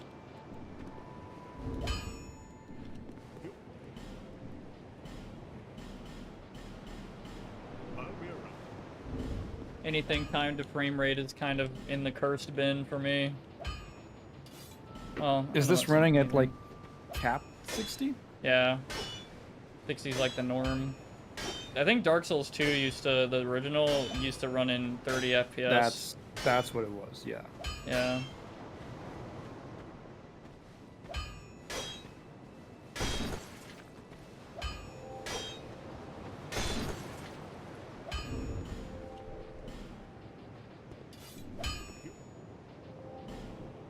I can't repair both. Well, those are broken for now.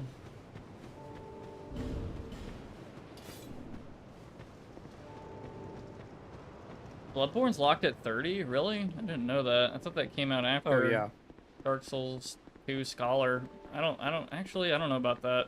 I think it They came were out probably between in 2 and development Scholar. at the same time. Yeah. Bloodborne looks amazing.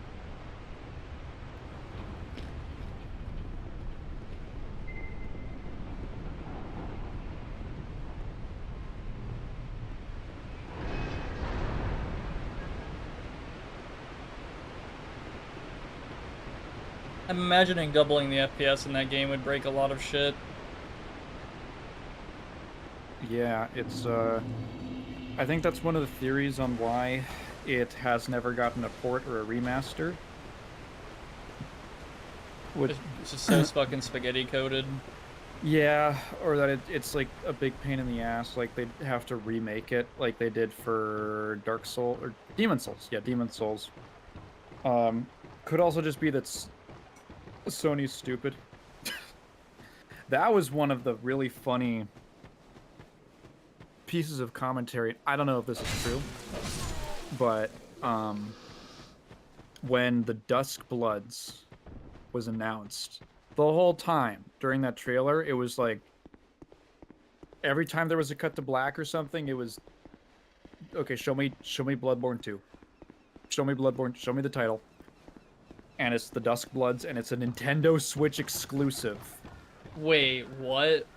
Oh, you didn't know that? Serious? Oh my Yes. god, what the It's fuck? a Switch exclusive. No Trox. way. It's the Switch 2. You're fucking kidding me. It's a Nintendo. That surprised me too. It's a Nintendo Switch 2 exclusive.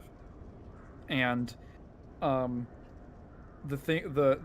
commentary was, wow, because Miyazaki has talked before about how badly he wants to make another Bloodborne game.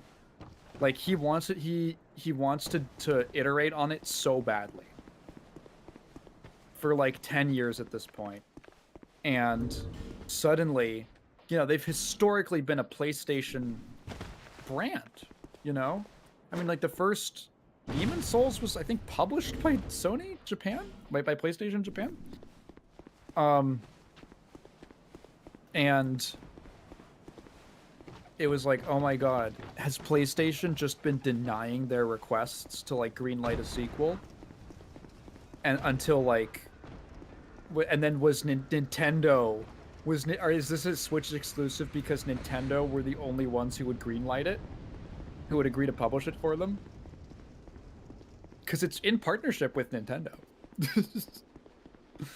It's like Bayonetta 2. I think that could be not confirmed, but I could legitimately see it being the case, that they're like, we can't make an HBO show out of it, so we don't want to fund it, and Nintendo swoops into the rescue. You didn't know about that, Dark End? Yeah, that really caught me by surprise. It's a little blurb at the end of the trailer. It's going to be a Switch 2 exclusive, and not everyone was super jazzed about that. Yeah, I get that's it. pretty fucking insane. Yeah, I mean, eventually, maybe it'll get ported. Maybe it'll be multi-platform. Although, I mean, Bloodborne has been trapped on the PS4. Okay, fuck it, I'm going. I'm not taking the drink liquor. God. Why dude. Switch 2? Yeah. I'm imagining because I'm imagining that it's because Nintendo stepped in to help them fund it. Because Sony wouldn't. I know people are not happy about the Switch 2.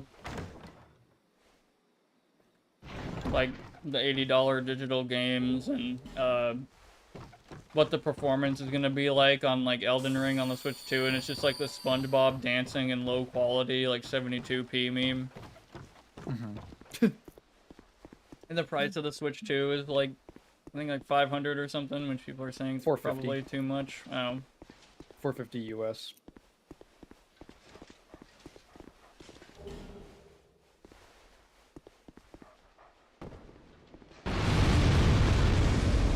I try to always roll out of that, but it doesn't really work most of the time.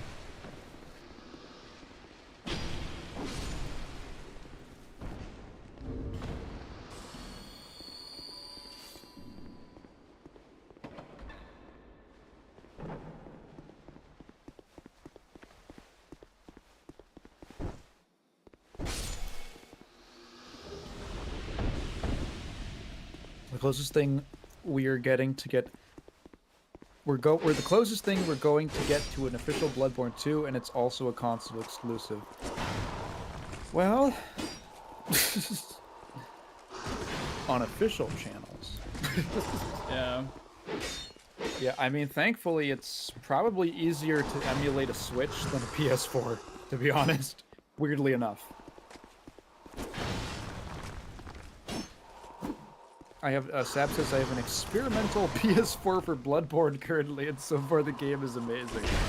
Yes, I did see those, Ryan and I were talking about the experimental PS4s. And I think it's funny how those have been developed.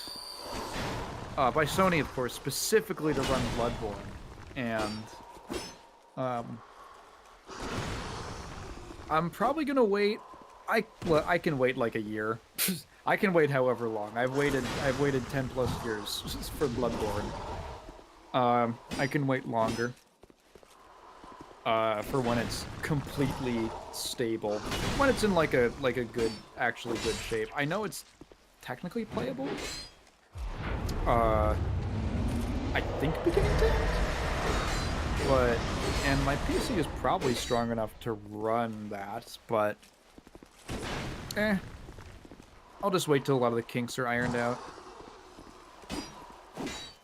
Because that's the one that specifically Ryan heard all my complaints about Dark Souls 3 and like the Souls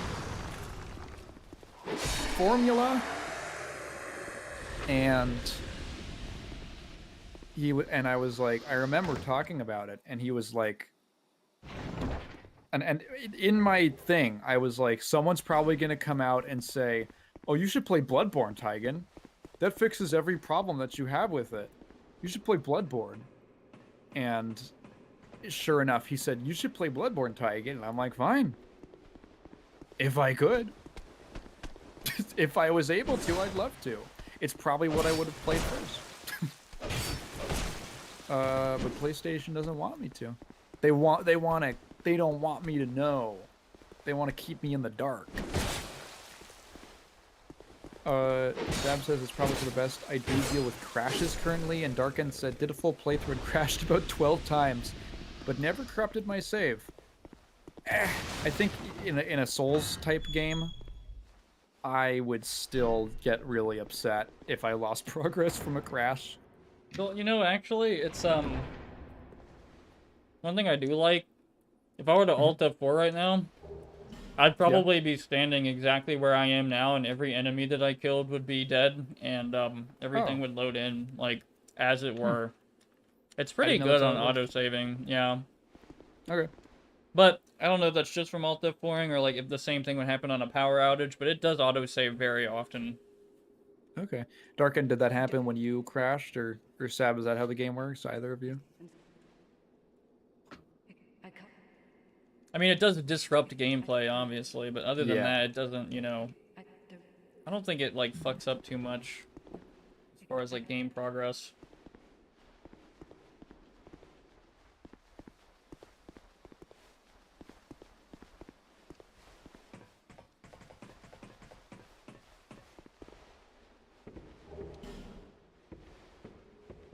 Same happens as well. Oh yeah, okay, so that is how it works. Alright. I still just wouldn't want the crap. I'll just wait. It's fine. Makes me curious as to how other games, other PS4 games run on that same, you know, modded console. Because so far, all of the work I've seen done is specifically to make it compatible with Bloodborne. Yeah, and it's like, there was that big issue for a while where the effects that the game used for lighting, for like special lighting effects, on like glowy stuff or particles caused the game to crash on emulator, and so all that shit was just turned off. You just had like the static light sources, and so it was actually easier for someone to mod in their own replacements for particles. So I've heard that so I think there might be some kind of argument that if a theoretical PS4 emulator could emulate Bloodborne, it can probably emulate any PS4 game, and that's not exactly true, but it's probably a sentiment because Bloodborne and every Souls game to date has been made on like proprietary software and shit. All like crafted by From and like super secretive and shit. And even when people mine the code, they still don't understand it. Like they still need to deconstruct all of the code and see where everything goes and all that. Like I think for Dark Souls 2, I learned that it took 5 years for there to be like a big data mine on the game. Wow. So every time you see a mod for a FromSoft game, it was all from the result of reverse engineering, which is insane. Like anybody who has made a mod for Dark Souls has probably had to like really crack down on the code of the games. They're like basically a fucking programmer.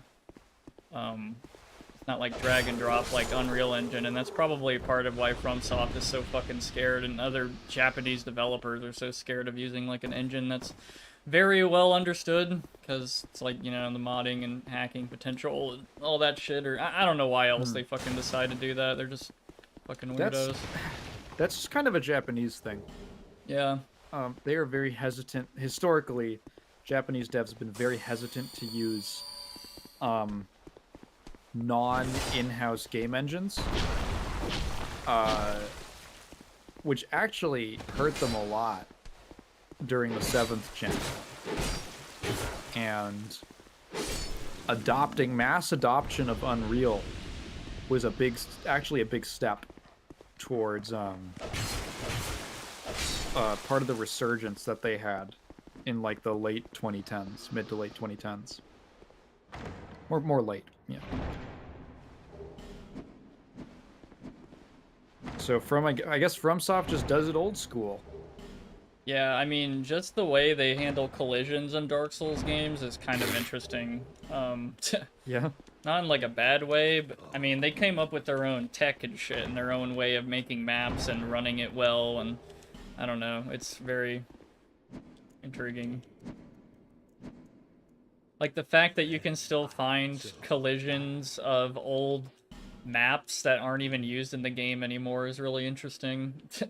Like just, you physically cannot see textures there, but if you turn on a wireframe, a mod for wireframe for collision, you'll just see an entire fucking building that's just untextured, and you're like, whoa, what the fuck? And you can actually walk around and, you know, see what they were intending, maybe, but yeah, shit like that I've learned about.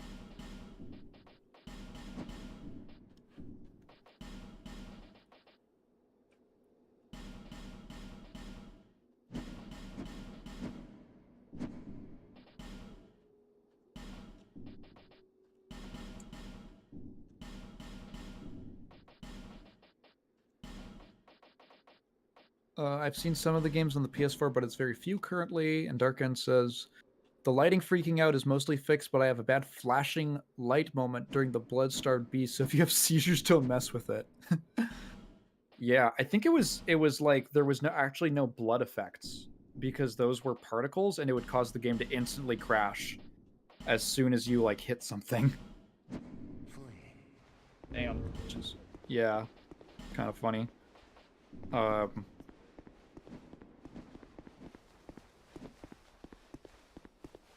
Yeah, but I think it was funny because the development moved so fast that I watched like a 30-minute video about Bloodborne emulation, and a day or 2 days after the video came out, it was outdated because like 2 of the issues had been fixed, and I believe one of them was the lighting issue.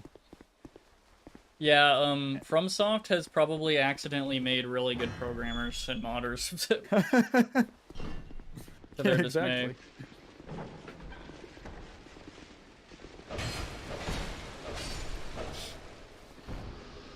Are there any PS4 exclusives besides Bloodborne? As in things that have never been ported or aren't? Well, that depends. When you say exclusives, do you mean, for instance, there's I believe the PS5 is backwards compatible with the with the PS4 library? Pretty much everything. There's plenty of games that have never been ported officially, but you could conceivably download them or put it, you know, a disc into a PS5 and it would run it.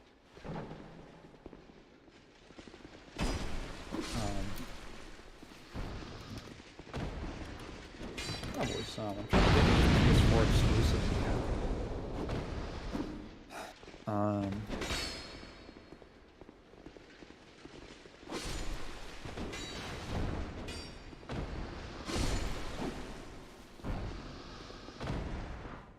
It's not backwards compatible.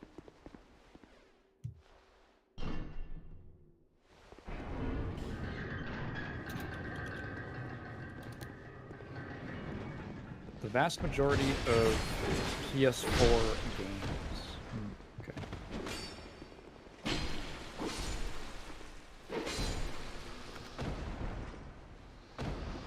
Yeah, even there's actually a Wikipedia page for PlayStation 4 only games, and it says most of these, some of them aren't available for purchase or download on the PS5, although they are probably playable. However, some may not perform as expected. Well, there's Bloodborne. There's like a decent amount of games actually on here.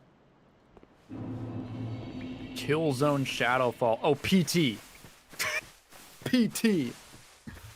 Yeah. Actually, that's locked. You can't buy that anymore. There was no disc. Yeah, I have a friend with PT. Like, Ooh. still on their PlayStation 4. The demo, of course, all that. Also, if anyone's confused, no, I didn't die, I just homeward boned.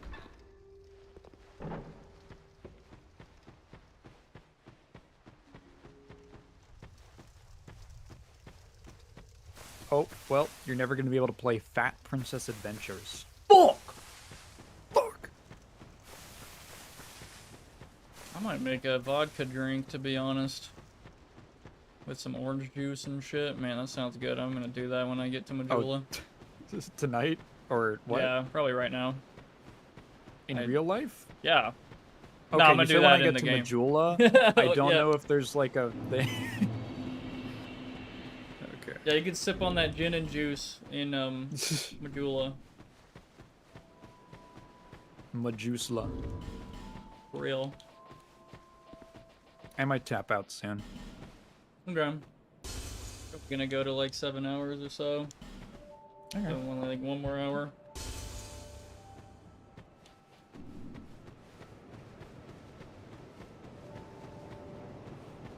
Be right back real quick. Alright. Alright.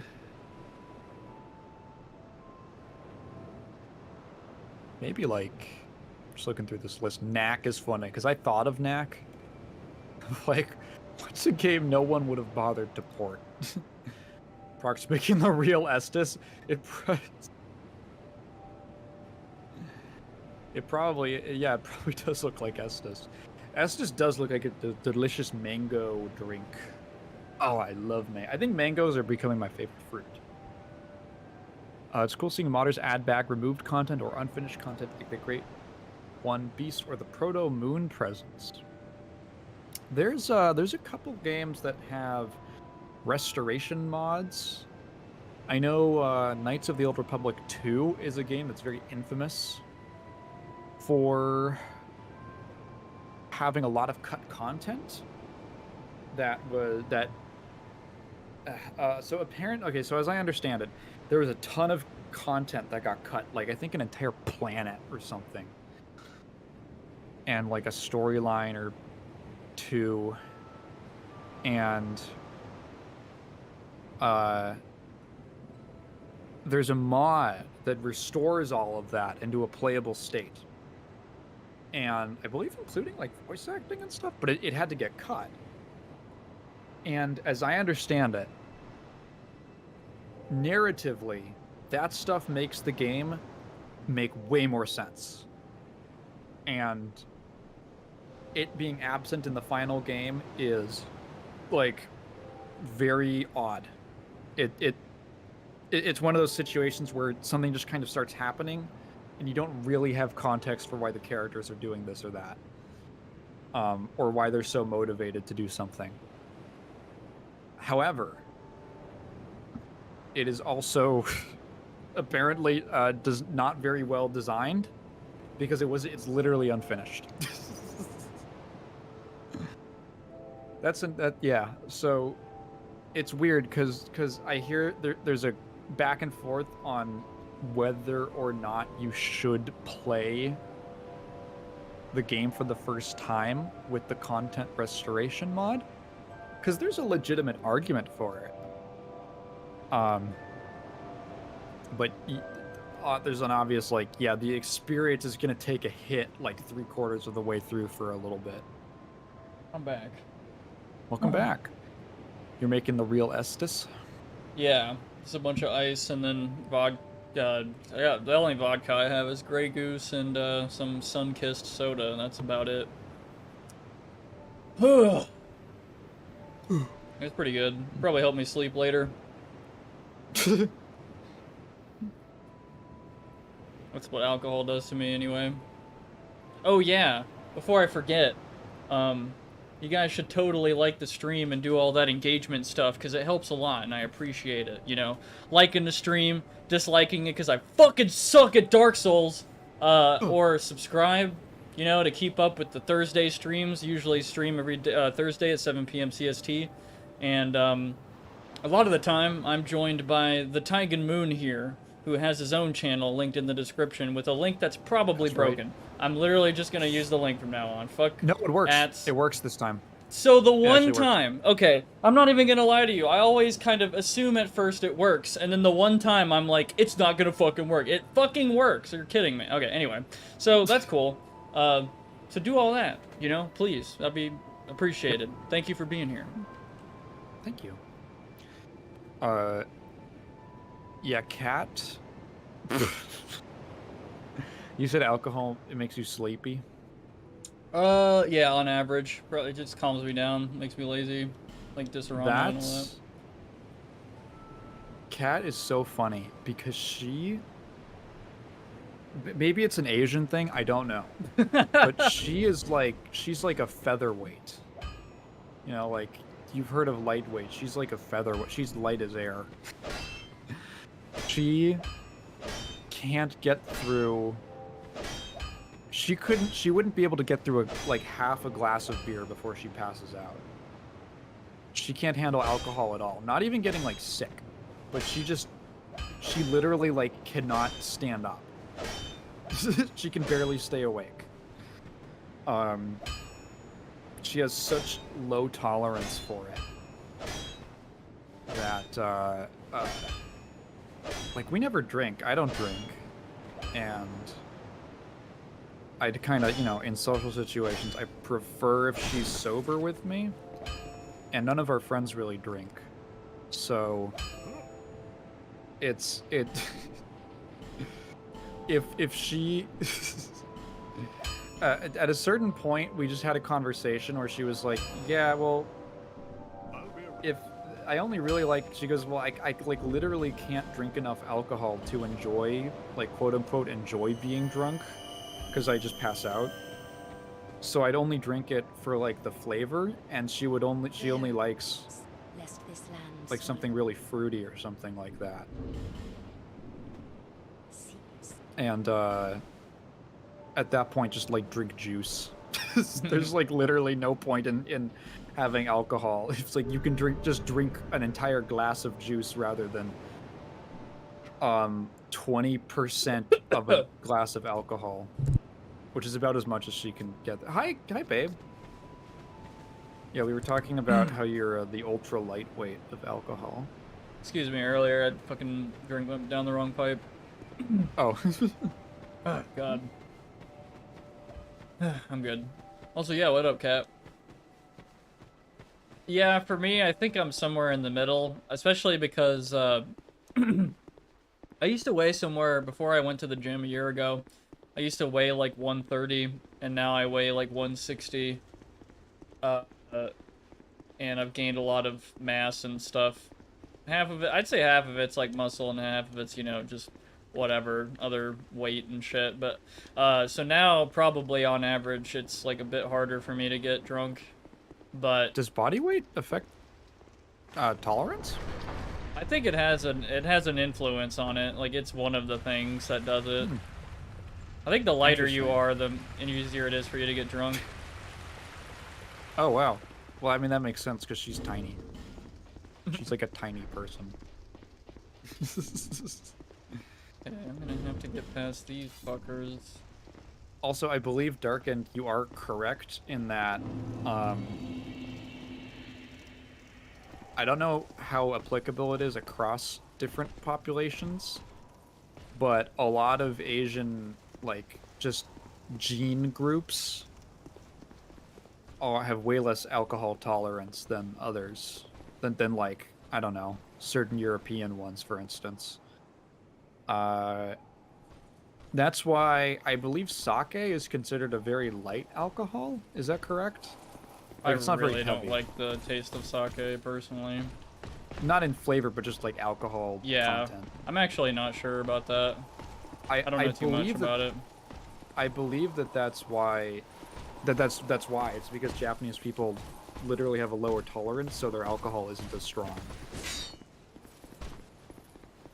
So they can actually, like, drink it. If you're a twig versus a log, you can have different tolerance. Interesting. Why is that? Is that just... Does it absorb into the body a different way? Like through muscle mass? Or fat or something? Yeah, I don't know. I'd say, like...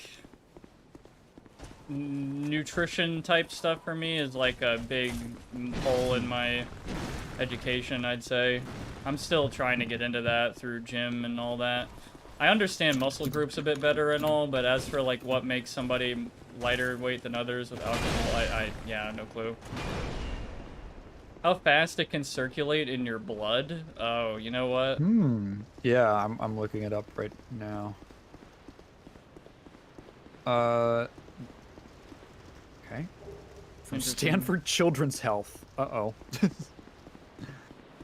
Let's see. Genetics. Alcohol is broken down through the work of 3 enzymes. Research shows that different people can have variations of the gene that produces these enzymes. The difference in these enzymes means that some people metabolize alcohol differently from others. For instance, different levels of alcohol metabolizing enzymes cause facial flushing, nausea, and a rapid heartbeat in many people with East Asian heritage, making drinking unpleasant even when only moderate amounts are consumed. The NIAAA, I don't know what that is, says that genetic differences in these enzymes may help to explain why. Your weight depends on how much blood. How much is in your blood and how much blood you have. I guess that does make sense. I never thought about it, but I guess if you're larger, you would just have a little bit more blood. If you're taller as well, probably, technically. All that shit would be longer. Yeah, I guess you'd need more blood, which is kind of odd to think about. But, I mean, the veins have to be, like, fully pressurized. This is because alcohol is distributed through the body by the water in your bloodstream. The more water in your blood, the more diluted your alcohol will be. Generally, the lower your body weight, the less blood and water you have. So, if you're smaller, you have less blood, which means that there's less that the alcohol needs to circulate through, and also it's less diluted, because there's not as much water. Your gender. Oh, I guess there's differences in also like body water content. Interesting. Your age. As people get older, they have a higher fat to muscle ratio and less body water. Huh. I mean, I guess that's why hydration offsets the effects of drunkenness. Beer and wine have water in them. So it's literally just how much it's diluted. How much food is in your stomach? Yeah, I knew that. Medication? Actually, that's interesting. Why does more food in your stomach make it more difficult to get drunk? Foods high in fat take longer to leave the stomach. If you eat a meal, especially one containing fat, before drinking, alcohol absorption will be considerably slower than drinking on an empty stomach. Because it's like coating the food, I suppose? Or yeah, like... it's basically soaking into the food in your stomach, and then it more slowly distributes out. That's actually why it's, same thing happens with water. Like, you can stay hydrated for longer depending on what food you've eaten. You know, honestly, anatomy and nutrition and all that is infinitely more interesting to me when you consider that the human body is like a computer or like a machine that needs an input and like has outputs and different systems. Computer engineering major. Yeah, I know. Oh my god, that's a huge bias, I know, but it really is interesting. Like, the human body to me is infinitely more mysterious than, like, you know, any fucking computer I can think of. The fact that we can, like, heal wounds and shit is pretty crazy to me. Oh, yeah. Have you ever gotten, like, a little cut and you just, like on your finger or something, and you just kind of watched it? Where you're like, I want to see it happen. I don't think I've done that, but, because it's going to happen in, like, 20 minutes, but you're like,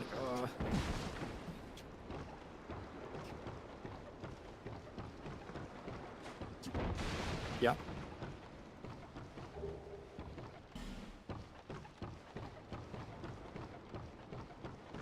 Friend. Oh, I'm just talking about friend. Oh, okay, I cut you off. No, you're good. I was waiting for you to finish your thing. Well. Yeah, those guys are fast. I do know this area. No Man's Wharf, yeah. I generally avoid this place because of that. That's exactly why I avoid this place. I remember this from, I think, the Game Grumps playthrough of Dark Souls 2, which I watched a random episode of once, and this is where they were. It's a pretty cool area. It's like a, you know, pirate town, I guess, like a fucking old school port. I usually avoid this area because those Skyrim-looking motherfuckers have a wombo combo blender thing that will fuck your shit up, especially when there's two of them. I did not expect to one-shot him. Okay. Was that the soul arrow? No, I jabbed him with this attack. Whoa. Oh, wait, that was a dog. Okay. Hello, Lucatiel. Did that, like, counter hit him or something? Yeah, I guess. There's enemies that are, like, weak to slash, pierce, impact. I don't know what this guy's deal is, but, you know, he's cool. One of the only hollows in the game that don't fucking attack you. Do not get behind me, okay? Just stay right there.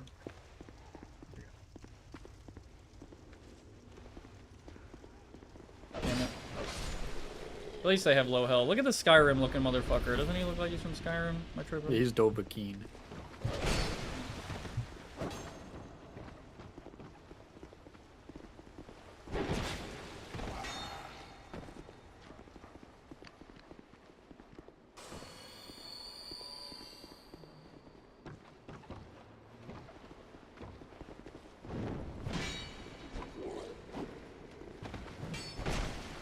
That's a corner.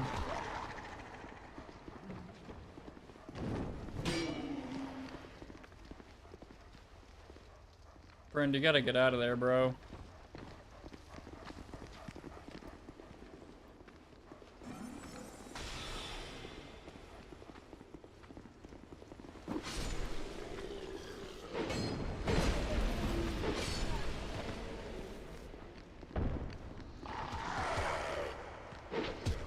Really? That was so bullshit. Whatever. There we go.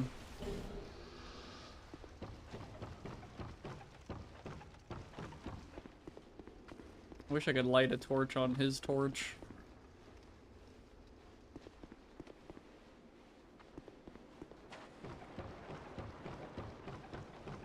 Tarkin says, I hate being a bigger guy because I don't get the teats? I don't know what that means. Of alcohol, so I can only get a slight buzz and never proper drunk before the teats puts me up? I don't know what teats is. Taste? The taste of alcohol? Taste? Oh, I guess, yeah. I have to interpret your comments sometimes.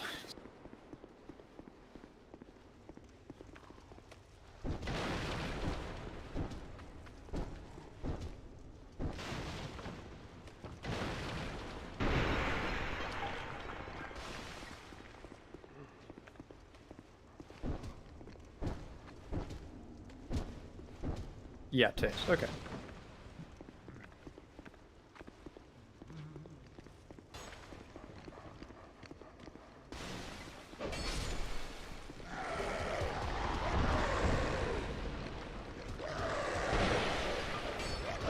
Oh boy, I'm dead. Oh no.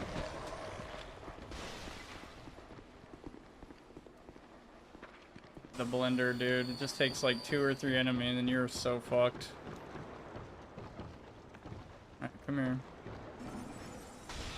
Damn it.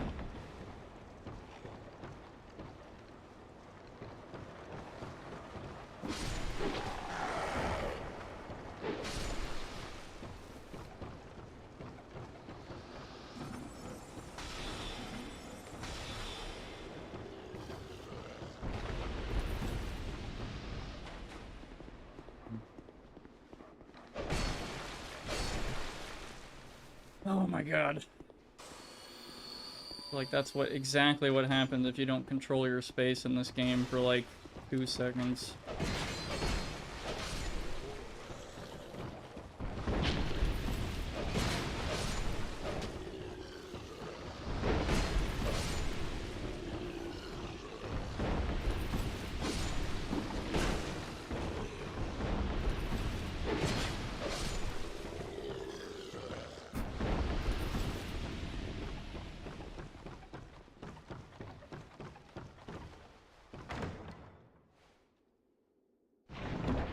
Desperately want to try mead.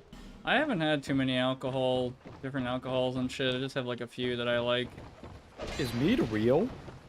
I thought mead was like a Lord of the Rings thing. I don't even know what it's supposed to be. I imagine it's just like a really concentrated old ass like foamy beer or something. I first learned about it from Diary of a Wimpy Kid. Because there's like a bit where he and his friends are playing like a fake D&D, and he's like his mom is in the room while they're playing, and she got really upset and wanted them to not play the game because they had their characters drink mead, which I think he described as like some kind of old medieval alcohol or something. It's like just totally overreacting. Those guys do not like your little stabby sword. Yeah. You do have the right idea, though. If they're still in an attack animation, which, honestly, there's a lot of lingering frames for certain attacks from certain enemies, I do more damage to them. I also have oil on my pants. If they hit me with fire, I'd probably do a fuckload of damage right now.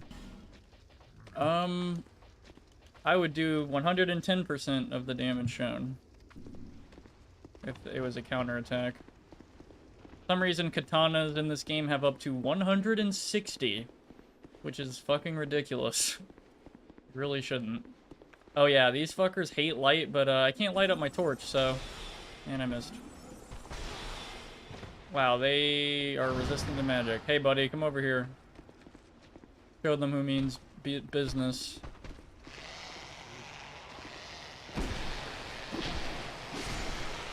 They turn into little bitch babies when you shine a light in their face.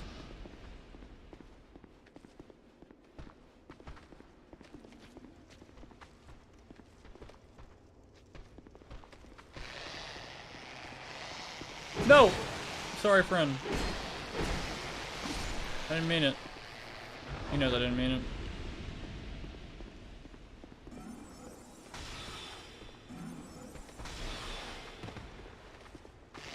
Ooh.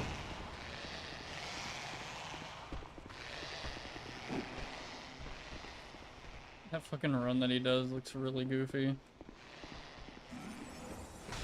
Damn it.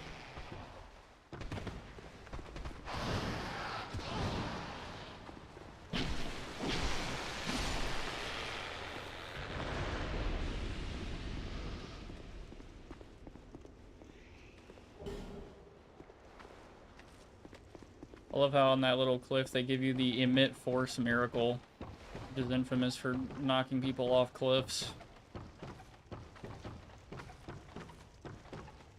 Like the player?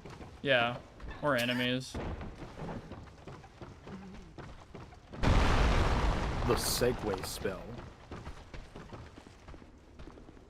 Why don't they fucking care? They should. They probably hate fire. I probably should use a fire longsword. Darkin says I want to try Strong Zero as well. That's so fun. I know Strong Zero as like the boomer drink. That's like the Japanese dad. equivalent to White Monster. That's a brand of alcoholic, I think, energy drinks, are they? I think they've had some kind of like legal issue in Japan because they're like not healthy. If you go too hard, well, technically no alcohol is healthy if you go too hard on it, but like the Japanese, is it like the Japanese Four Loko? Never heard of that. I've had Four Locos before. They taste like fucking shit, but they will get you drunk. They're just so bad, dude. Like, ugh. If you can finish one without getting drunk, you're like, I don't know, you're built different. You're probably an alcoholic. I didn't know what what Four Loko was until it was like discontinued for years. I'm pretty sure they can't make them anymore, right? I've never seen one on a shelf. I had one, the last time I had one was like 2022, so I don't know if that's around after that, that's when they discontinue, I don't know.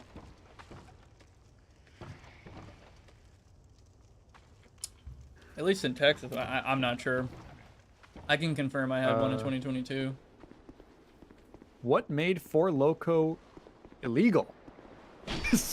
What did? I'm actually curious. I'm gonna look on Wikipedia. Restrictions on sale. Okay, it's sold by Fusion Projects of Chicago, Illinois, baby. Hometown. It's available in 49 states and 21 countries. Let's see. Discontinued flavors. No, that's not it. Restrictions on sale. Let's see. The University of Rhode Island banned the drink. Some colleges did.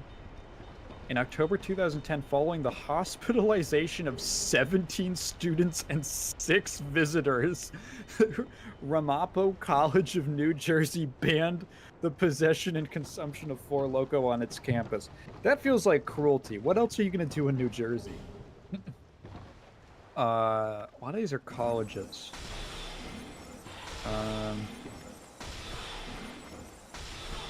So Utah and Washington.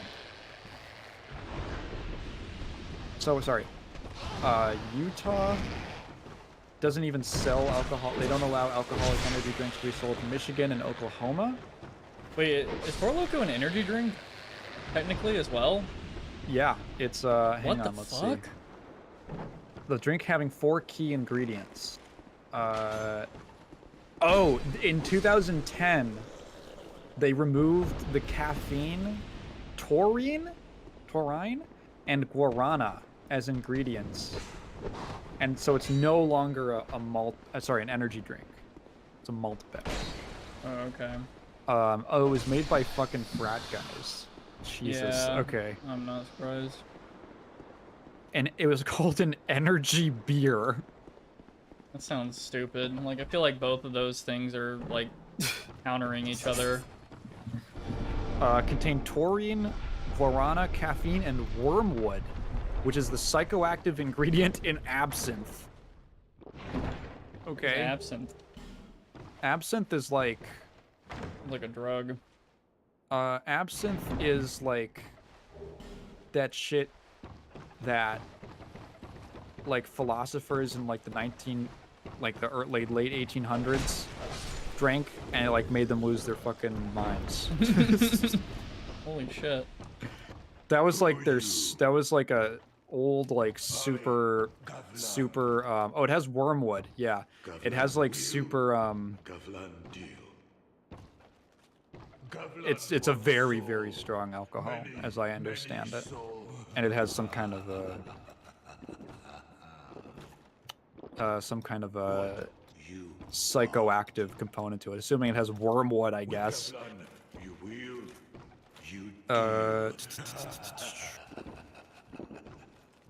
So they got an FDA warning. So it was banned in like 4 something states because they were like, we're not going to sell alcoholic energy drinks because it's too dangerous. Which that is like a health concern, right? Like uppers and downers and mixing those.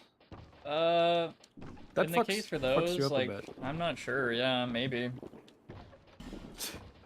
I can sell him souls that I can consume to get more souls. That's fucking ridiculous. Is it positive? Is it like a net positive? No, I Oh. would sell him a 200 soul for 10 souls. It's fucking stupid. I love Govlon. Okay, yeah, so they got banned. They had to change it to take the caffeine out, and now it's just, I guess just like a carbonated water, sugar, natural and artificial color, flavoring, and alcohol. It's just like a fruity, sparkly drink, I guess. These assassin motherfuckers. Scary.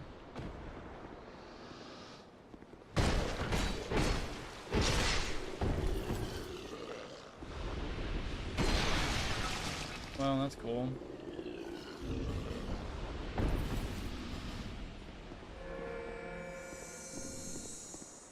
Damn it, I should have broke that first. Yeah, whatever. I could just do this. Pow.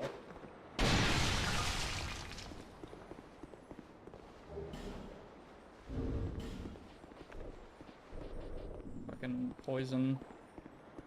The poison goop. Make it go away.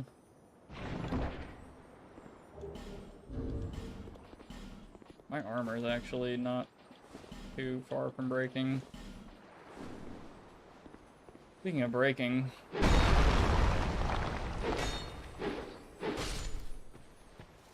Yeah. Give me that shit.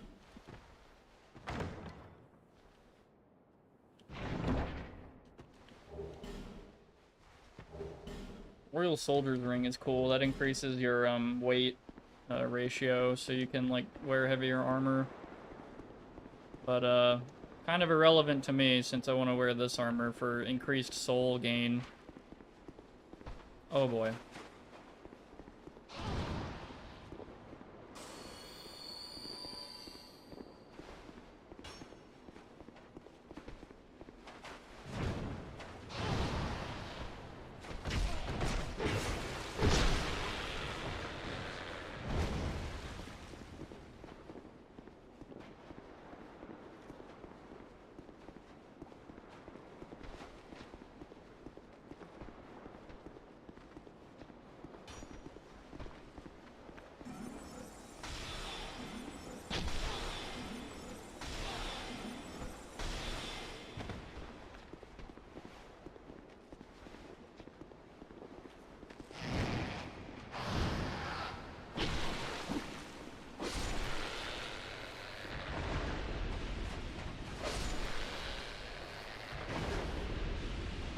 Heavy boots. Okay, whatever.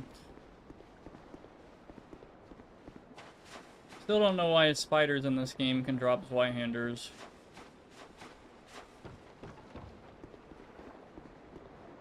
I need to make that in my D&D. Like, there's a bunch of enemies, right? But then there's that one common enemy that can just drop, like, a stupid amount of stuff that just seems totally unrelated. I don't know why that just feels like such a Dark Souls thing. Oh yeah, that's the thing about my campaign as well, as I didn't take it too seriously, but it was like, I feel like it was serious enough to be like, okay, this is legit. I remember seeing a guy chug 2 beers on a full monster, and it looked like he was in a 5 gum commercial. Ugh. Gross. No. Oh man, that would be cool.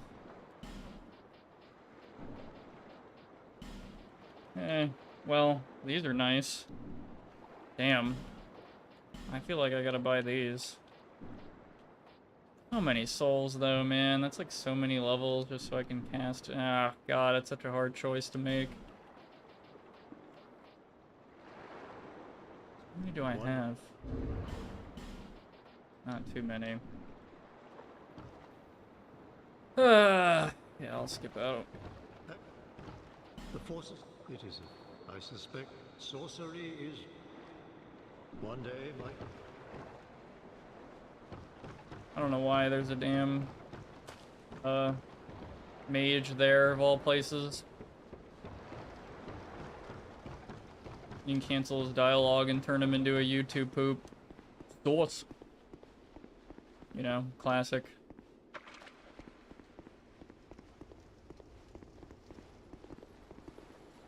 That guy's trapped forever.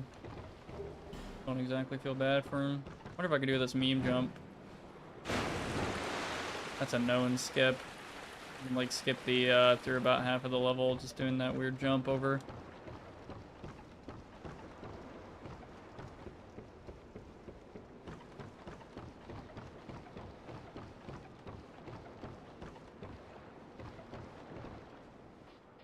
Oh, Lucatiel.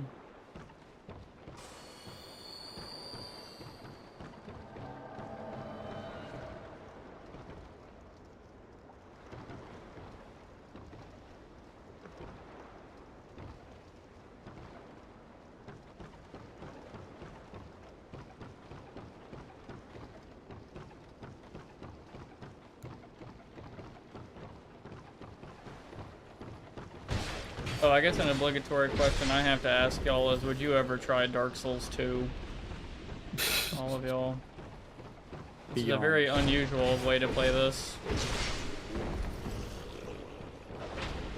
Like a regular playthrough of Dark Souls 2. Yeah. Oh yeah, yes, well, yeah.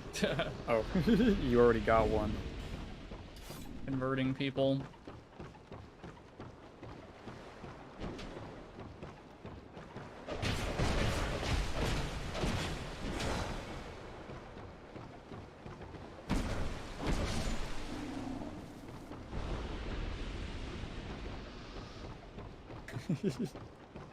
You're both the other little black sheep. You love your black sheep. I don't know if I'd be super interested personally, Yeah. but I don't mind watching you play it, which is funny. Like, I have a fine time watching you play Souls games. I just don't want to spend like 30 hours playing them. Yeah.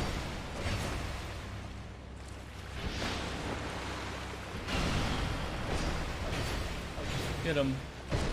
Wow, they do so much more damage than me.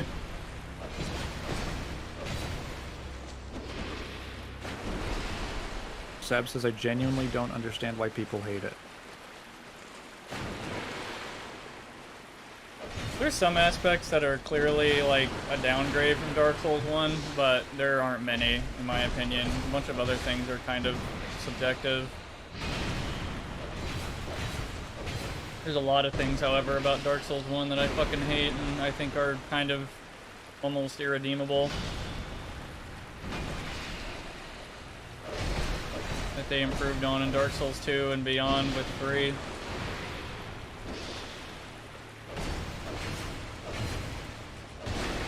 There's also things I love about this game that don't make it in Dark Souls 3.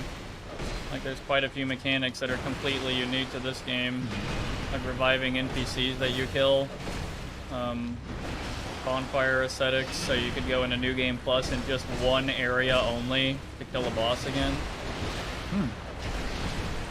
Life gems are kind of cool. That helps make this run possible.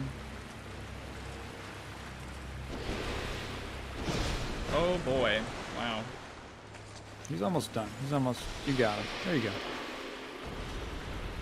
I recall a bunch of people saying that Elden Ring felt like a kind of a true successor to this game. You know what?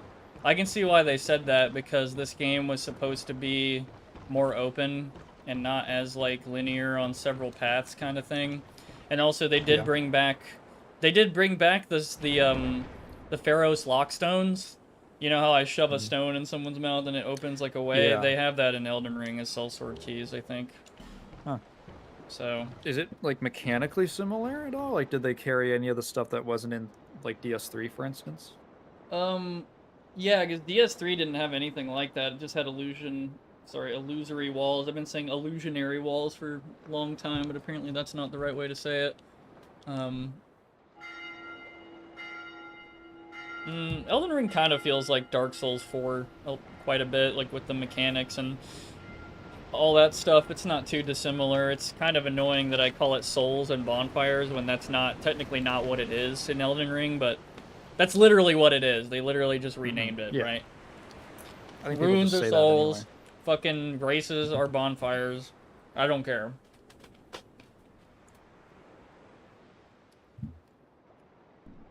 Not a big deal. It's kind of funny.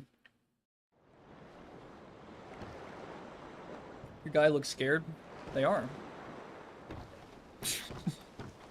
Wouldn't you be? Yeah, in this fucking world, Jesus Christ.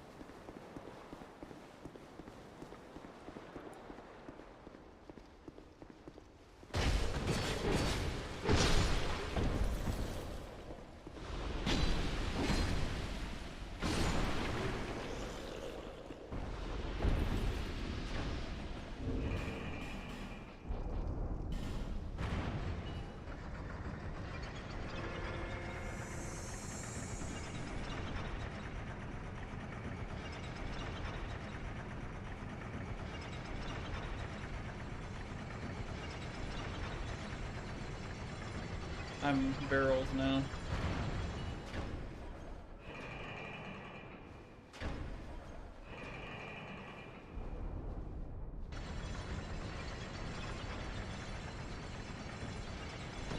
Whoa.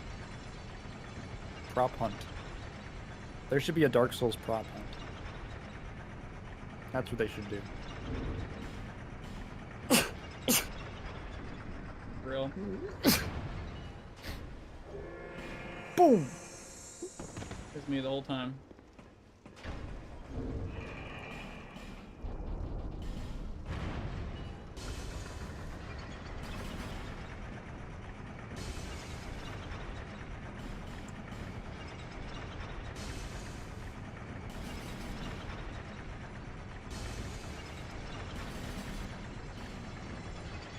I think I'm gonna head out now.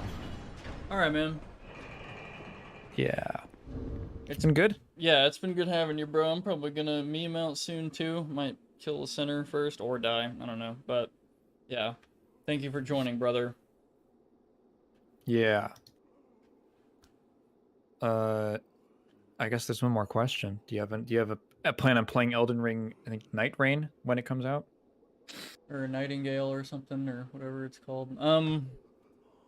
I might play Elden Ring on stream at some point. Maybe we'll do like a co-op thing with somebody. I don't really I fucking suck at the PvP, and I think you get invaded way too fucking often in that game, especially when you have summons. So I don't know. I'm probably that's on the table. I don't have any of the DLCs for Elden Ring, and I don't think I've beaten the game even once. I think I've gotten 150 with like max one time, and that was about it. But max and mark, but yeah, maybe. Yeah, I'll think about it. More Dark Souls stuff. So you would never want to play Dark Souls 3 again, Tygan? You think you're pretty set on, like, you don't think the game's good, like, or not for you? Probably. I think it's just a part of the Souls formula and the way that combat works. I just can't do something that's over like 20 hours. I think I just have like a hard limit where I it just kind of just starts to get really tiring for me. Yeah, I will say when we do play, if we do play Baldur's Gate 3 together, it probably will be a very long series type thing, but it feels like it can be a lot more casual, to be honest. Like, it's not even like it's like a turn-based thing even, so it's like not even, I don't know, doesn't feel as stressful, I guess. I don't know, but it would probably be a long game if like that would be a turn-off for you. I don't know how much you know about Baldur's Gate 3, but I think that game's fucking massive. Actually, not too much. I played Divinity I've heard 2 enough. a lot. Yeah. So. Yeah. Or other co-op stuff, still the Left 4 Dead 2 thing, and whatever. We'll talk about it. Yeah, I'm still up for that. Yeah. Yeah, but it's been a good time. Thanks everybody for coming out and chit-chatting. Yes, brother. Thank you for being here. Check out Tygan Moon on the YouTube in the description. That guy. Do it. The Skull Man. Yep. The skeleton. Right there. Yeah. Click on him. Buy into Tygan coin. What did we call it? Moon coin? Buy seller coin. Seller coin. To the Tygan Moon. Right. Right where the fucking AI space station is. So yeah. Yeah. We were talking about. But yeah, man. Good night, brother. Thank you for being here. Good night. I'm gonna go lay down. Yes. Peace. Later, everybody. Okay. Yeah, I'm probably not gonna stream for too much longer. Maybe like I guess we'll see how this goes. If I die, I'm definitely, calling it. But if I survive and do all that cool stuff, I might go past the center. I need to look at the Discord. There's been quite a few things. Oh yeah, the Discord. Y'all can join that if y'all want to chill and meet cool people and all that. I don't think I mentioned that when I did my sellout meme. Like the video, y'all. That kind of shit. Okay.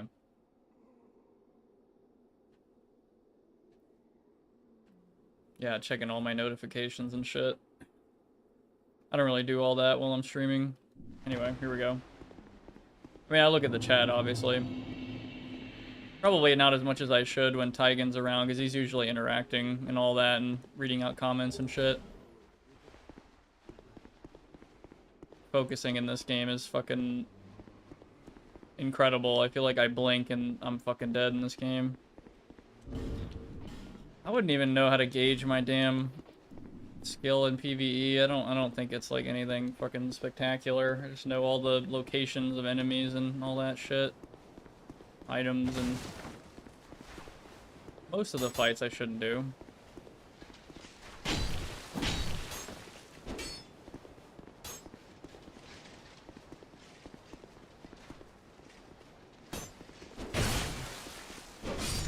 Damn it.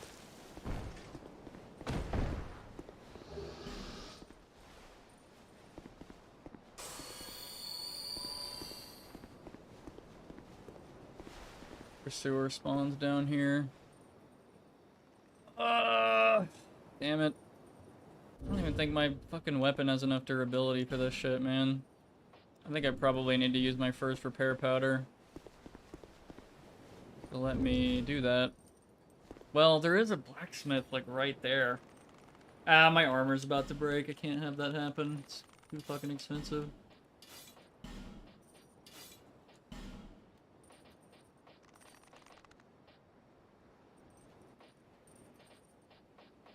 I need to get 12 decks and actually get a bow going. Here we go. Let's use these real quick.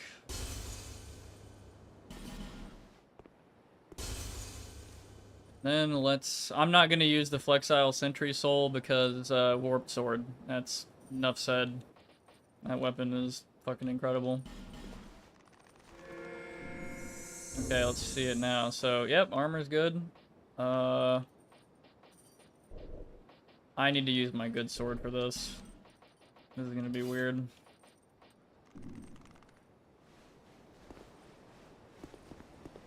Probably gonna use a Twilight Herb as well. Cool. 11 more soul arrows. I wonder if I can sneak in here before he shows up. I want to kill him because I need the souls. I know I can spawn him, run away, and he'll disappear, but I really want to kill him, so...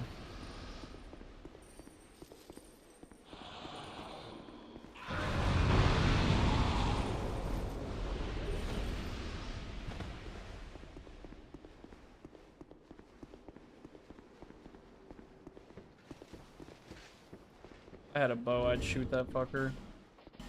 A bow that I can actually use. Well, do this, right? Fucking asshole.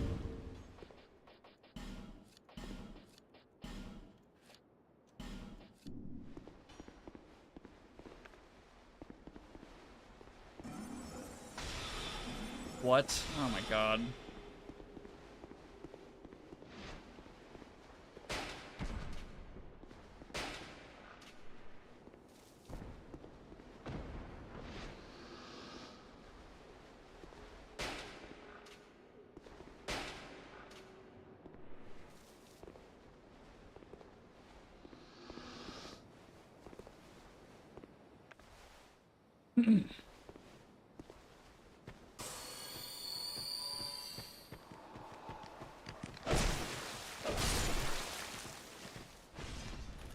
Hey, boy.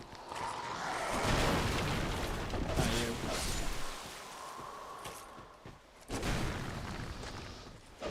Am I the only one as well that feels like locking on in Dark Souls 1 is almost a mistake? Because of the way it influences your movement.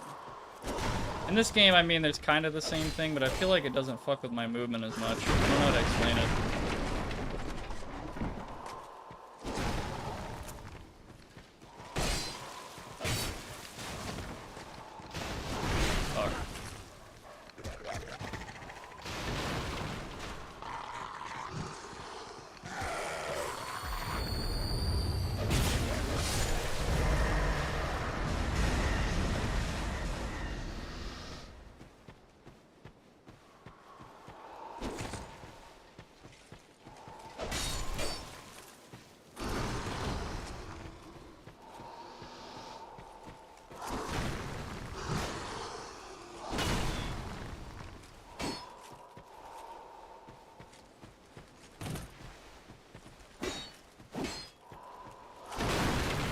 Fuck. Oh man, that was bad. I should have just rolled. That early wake up is so annoying. Holy shit. Hate that. He has these rare little moves.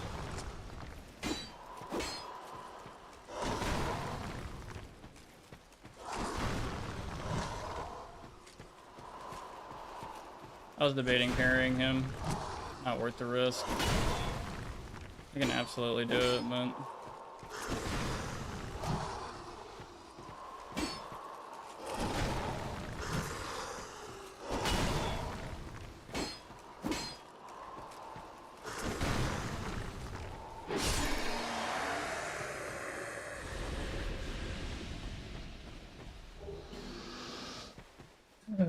Okay.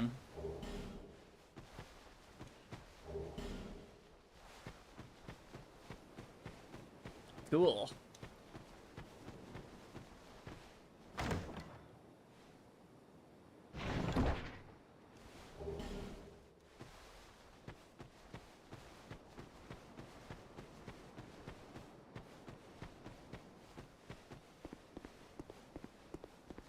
So are you enjoying Dark Souls 2, Seb? I don't ever want to like spoil too much, but there are things in this game that are never explained very well, and very useful stuff even.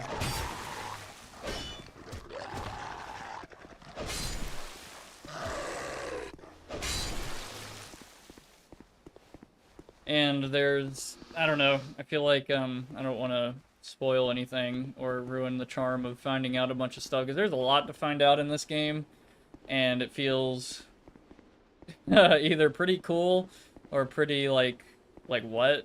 Like, how does that make any fucking sense?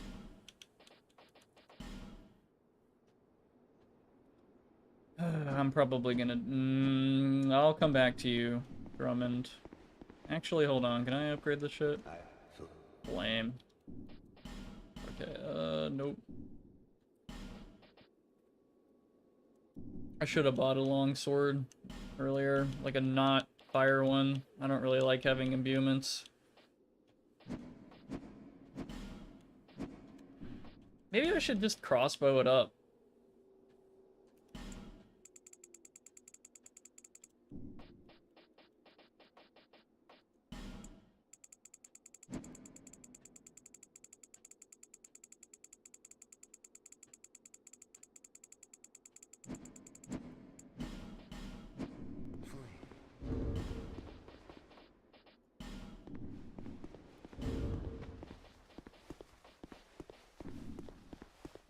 Having Bloodborne my only example of Souls-like gameplay, I do like how Dark Souls 2 feels. Yeah.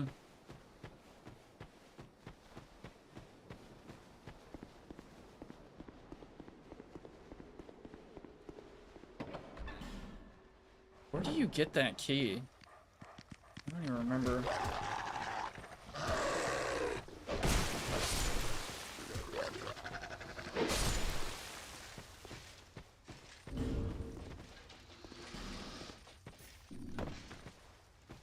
Hello there.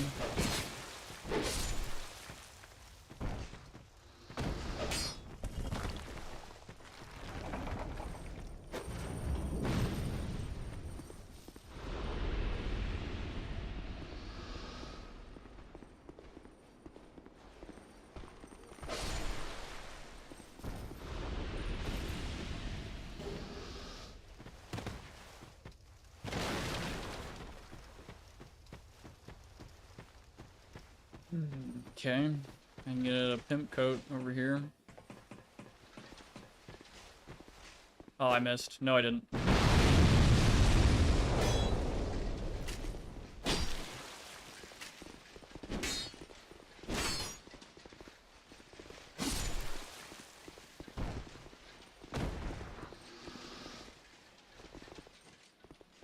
I imagine there's some people... Oh, look at that. Oh.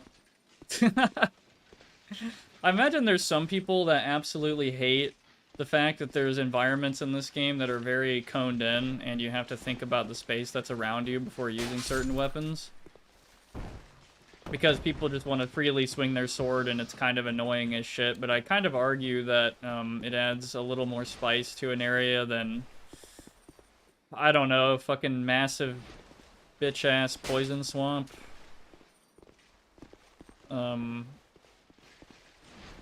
Does anyone actually like poison swamps? Like, does anyone like, oh no, this guy hates the poison swamp. That's literally my favorite part of Dark Souls. Oh god.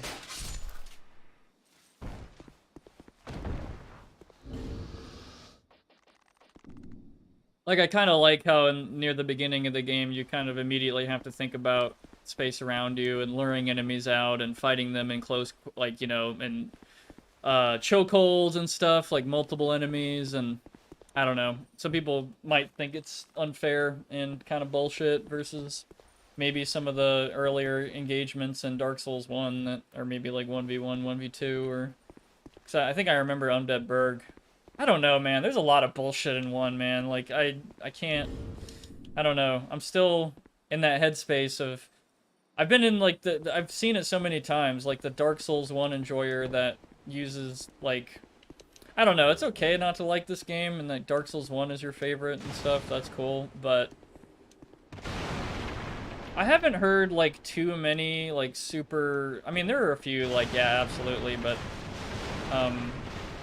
most of the people I've seen that hate Dark Souls 2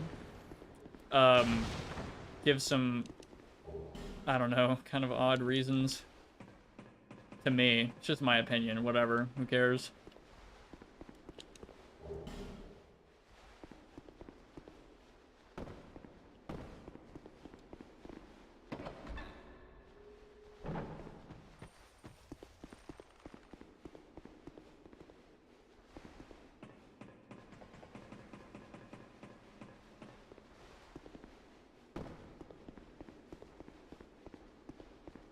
I do admit the way these areas are connected are kind of fucking stupid. Like, they seem pretty makeshift, and it doesn't feel... It feels a bit less connected. I mean, quite a bit less than Dark Souls 1. Like, now that, like, I've looked at a full map of Dark Souls 1, and it is very impressive. Like, I gotta admit. I also didn't know these guys threw firebombs. Wow. Why did I block there? That was wait, what? Oh, shit. Well, I didn't mean to do that, but there we go. I used an Estus for once. What the fuck? That is the most aggressive I've ever seen that fucker.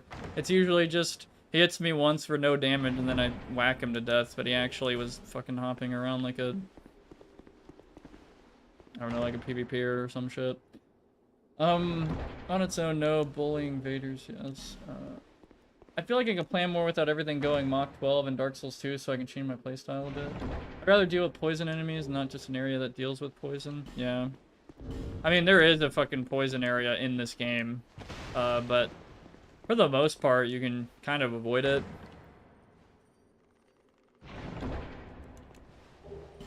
Unlike Dark Souls 3, where it's clearly like, okay, buddy, you're gonna go through the fucking big-ass swamp, poison swamp, and there's only, like, really one path that you can go where you can avoid the most poison, but you can't completely avoid it.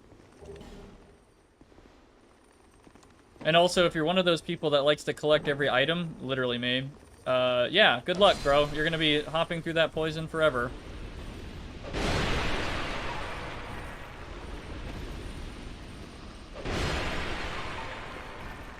That is just kind of a window into Dark Souls 3, though. There's a lot more areas than just the poison swamp, but God, I remember that shit, like, clear as day. People always refer to, I think it's Irithyll. That area. I think the catacombs are, like, kind of cool. I don't know what my favorite area in this game would be. Hello, Strayed. Is Dark Souls 3 still fugged? I don't know. I don't know if that whole thing still happens where somebody can invade you and literally just send your character to New Game Plus. But, if not, then that's cool. I'm glad.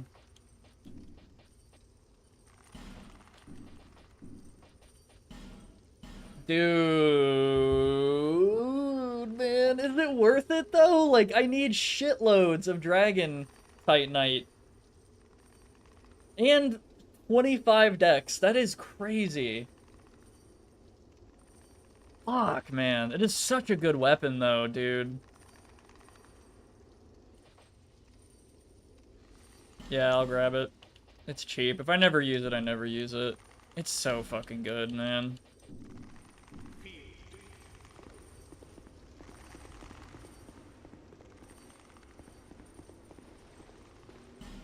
Wait, what? Where do I get that key? Oh, I know where I get it. Yeah.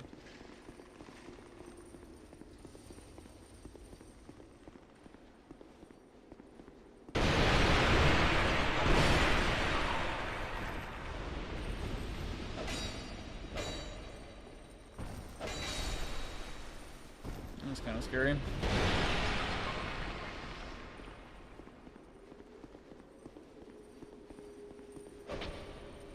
I was scared for a second that I had my fire longsword out and that I was about to explode. If I hit them with fire damage, do they explode? I don't want to find out. I really don't. Outside the meth goats and giant dragon goats, the S3 swamp is the least annoying. Less to do all the poison moss you can find. I guess there's that too. You can buy a shitload and yeah. I guess at least there's no toxic dart motherfuckers that are shooting at you. They do blow up if you hit them with fire? Like what, the enemies? I can actually find this out very easily. Hold on. I know I don't have the stats to use this, but they should explode anyway. Doesn't look like they do.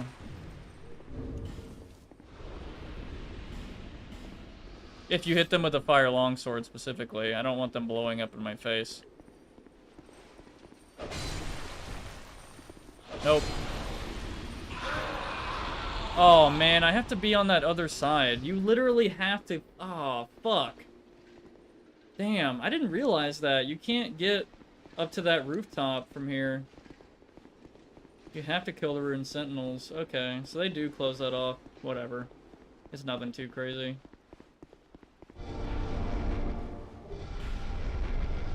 I don't want to fight this pursuer because he's on a fucking death ledge, but...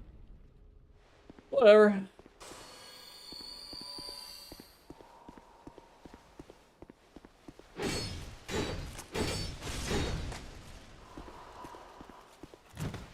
That would been funny if I got memed on.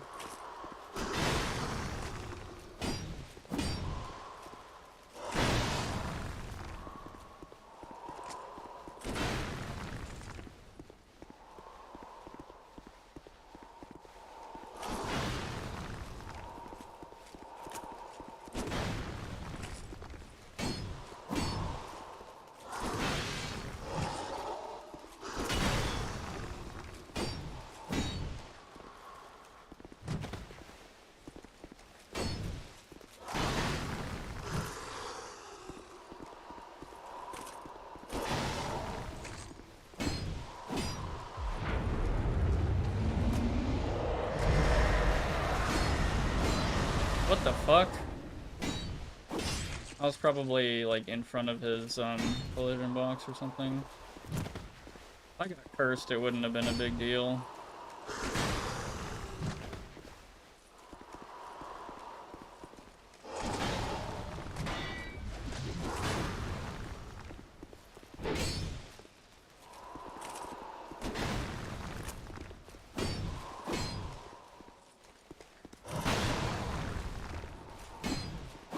I've never seen him go in there.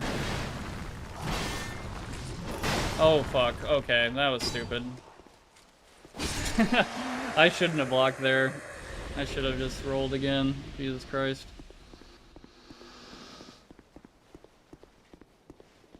My friend.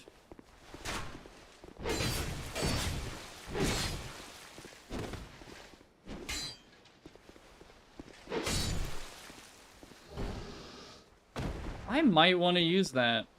You know, yeah, that might be really useful. What is this item?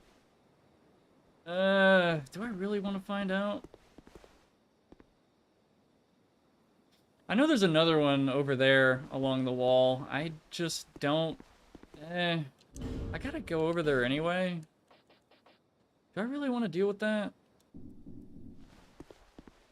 Ah, fuck it. Whatever. I'll just make a new character. I miss. But I didn't, because I'm awesome. Wow.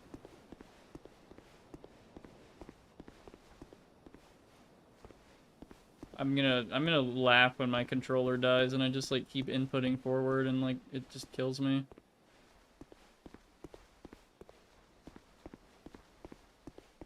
Hey man.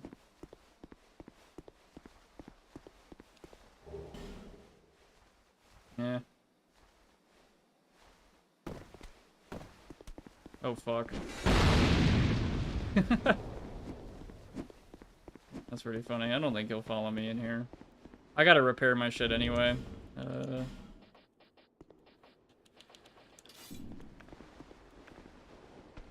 he really gonna follow me in here? You're kidding me. Really?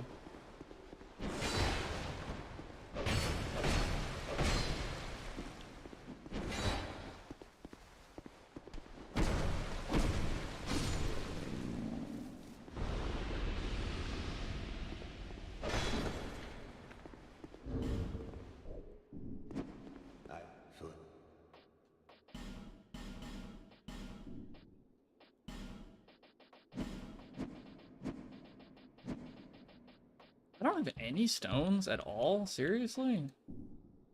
Okay, I gotta just buy another longsword at the fucking other blacksmith. Okay. Cool.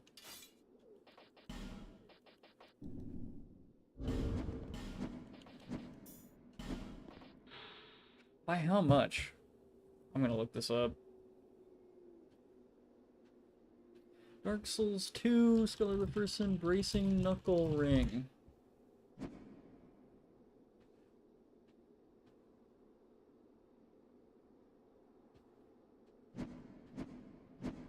%. That is lame. But the +2 is pretty good. That's like an entire 50%. So that means the fucking, the longsword, if it has 60 durability, it'll have 90. That's a lot more. That's like great sword durability, but 20%? 60, that's only 12, so you're getting 72. What the fuck? Yeah, fuck this ring. I'd rather have more health or more stamina regen. Yeah, I'm already healed. Why? Wait.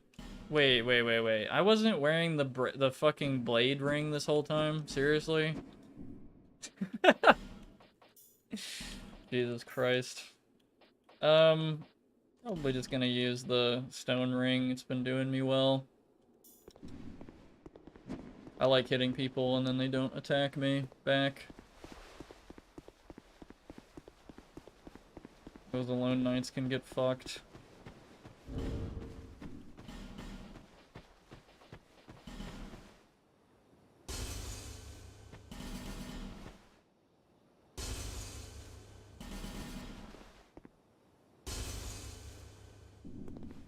All right.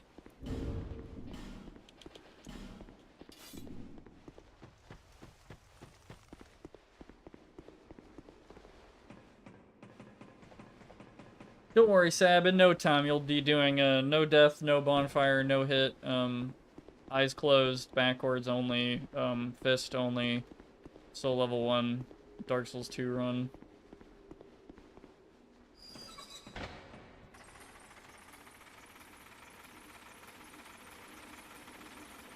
My face right now.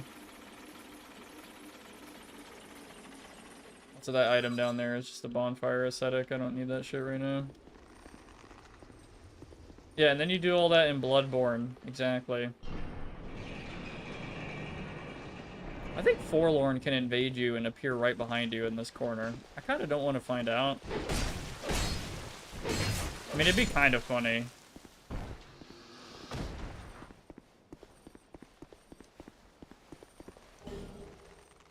Okay. It only fucked up your equipment. Oh, there's some that fuck up your equipment, and then there's some that just explode like violently with fire.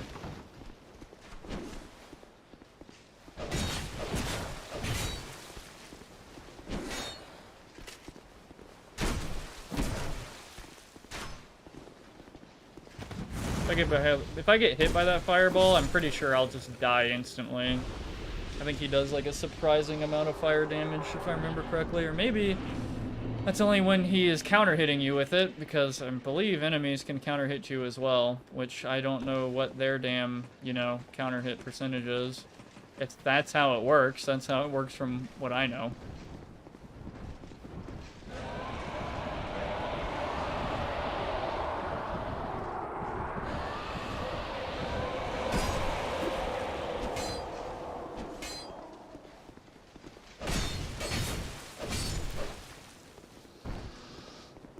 Don't try it and no.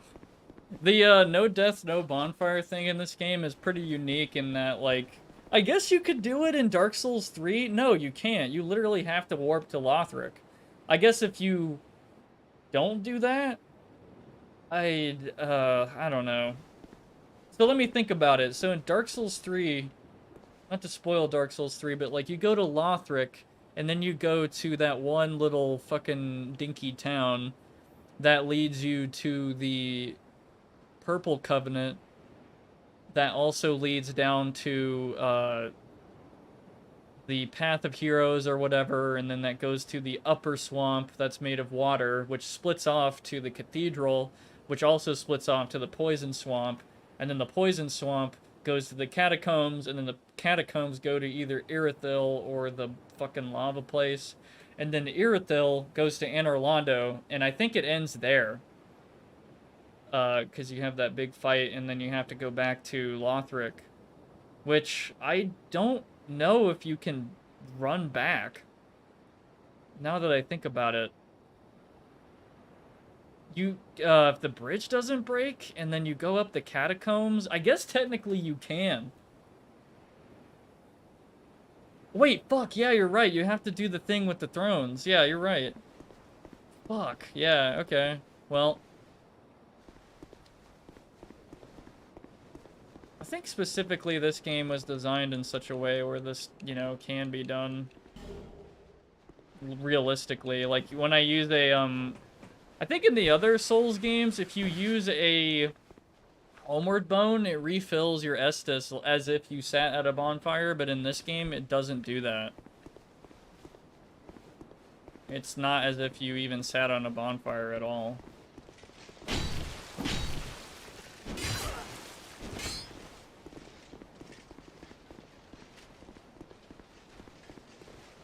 At minimum, you can get away with, I think, 3 warps.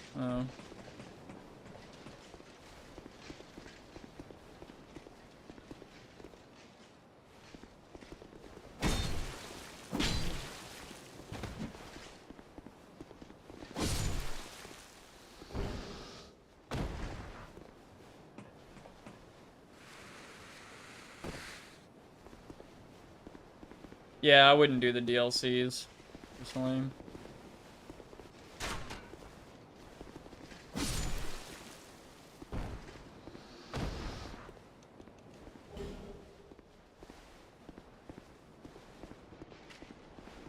I'm not including the DLCs in this run. It's not required to get the rings.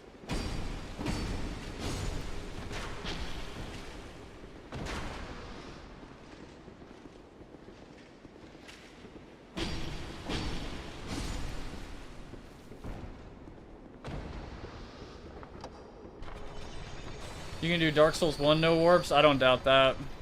Well, yeah, I guess technically you can, because you get birded up to the Asylum, and you get birded up to Anor Londo. Yeah, I think you're right. I still need to play through Dark Souls 1.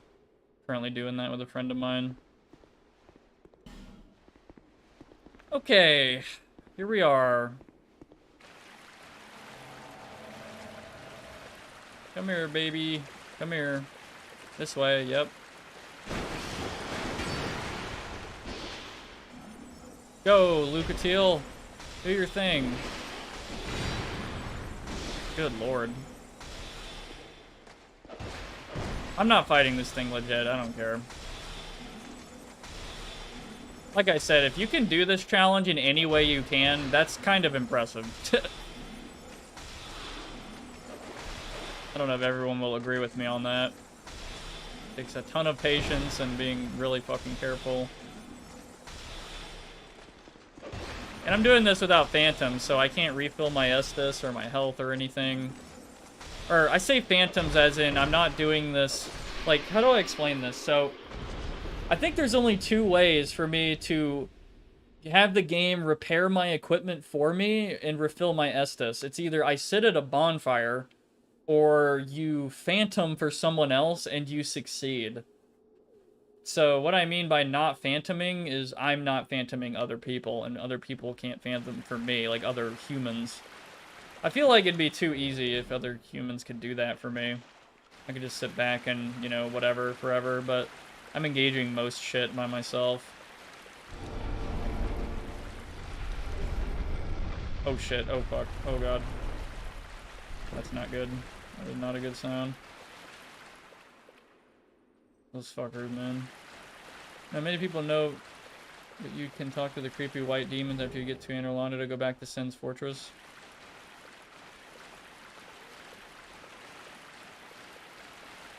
I don't know too much about Dark Souls 1, ultimately. I mean, there is quite a bit. Like, I'm pretty familiar with the areas and shit, I guess.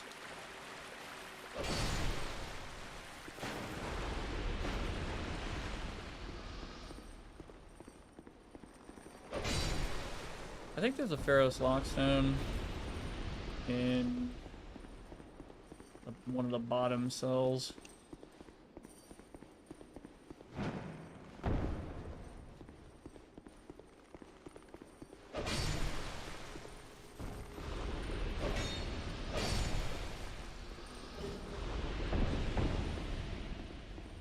I don't remember what's in there, but I know Lucatiel's gonna fucking attack the knight, and it's not gonna be good. What is she doing? Lucatiel, what the fuck? Your nav mesh fucked? What are you doing? What the fuck is... Okay. He got confused. He's freaking out like, where is he? I'm right here. Everything's okay.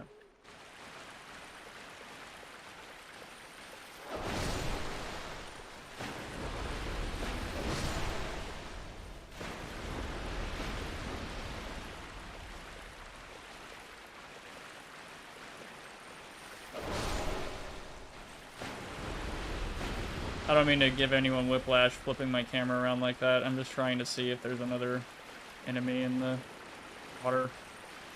Nope. I love the longsword moveset.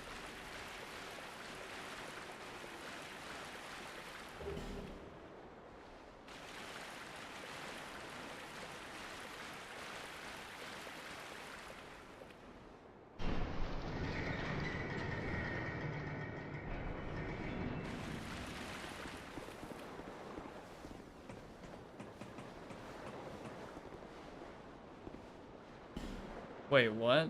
Oh, fuck, that's the key. No way. Really? Wait, serious? Okay, I didn't know that. I always usually come from the Ruined Sentinel side, so... Huh, okay. I usually always do that fight, but... Yeah, I can't seem to figure it out, so I'm kind of just not gonna do it. Oh, dude, damn. Okay, well, I gotta fight her in the dark. I didn't know that also opened those up. Damn, okay. No problem.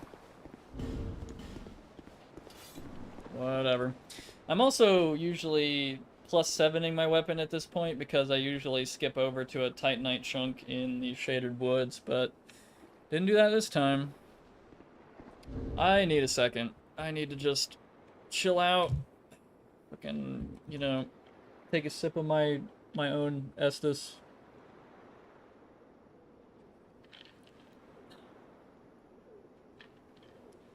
Who the fuck is all these people watching this? There's like a bunch of people here. What the fuck? You guys just start playing Dark Souls too? If so, welcome. This is Pain. Hope you're ready.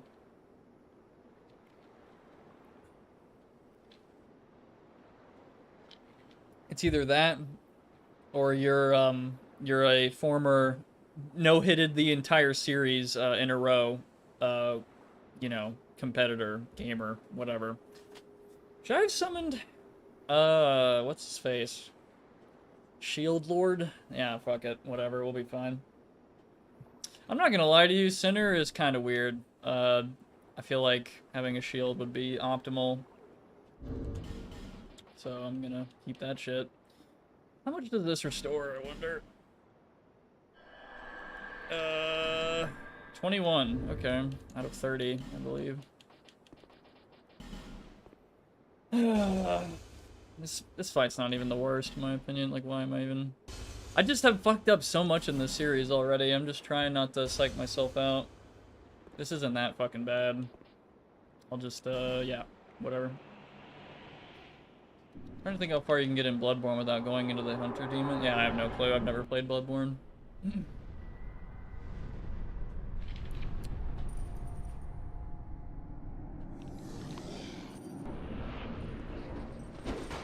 Like I said.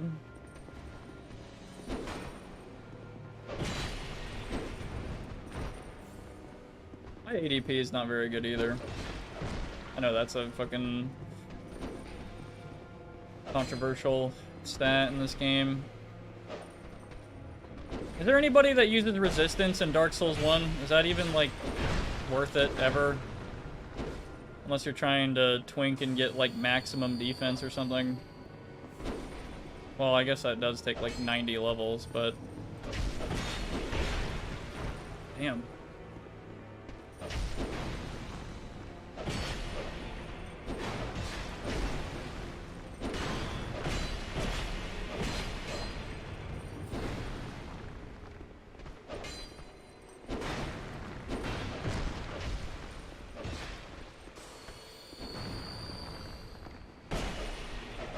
What? Goddamn. What noise they're making? Holy shit. Never heard that before.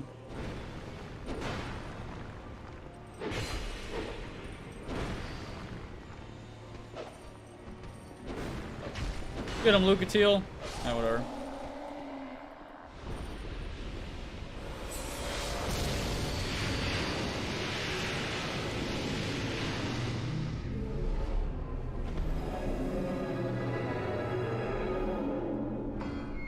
Lost Sinner is one of my favorite fights. Her fight feels tough but fair. Yeah, I'd say this is probably, like, if you're playing the game for the first time, Lost Sinner might be, like, in my opinion, the first boss that's like, oh man, okay, they can do some weird bullshit. Got a lot of jumping around and doing weird shit.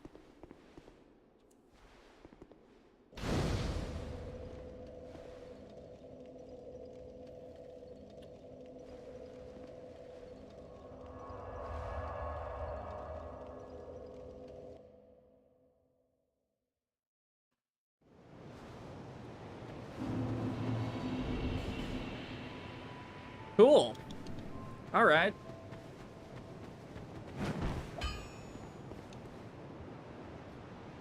I'm sure it's impossible to not go to the Hunter's Dream because of certain events. I think the more realistic run is no death, and that includes chalice dungeons.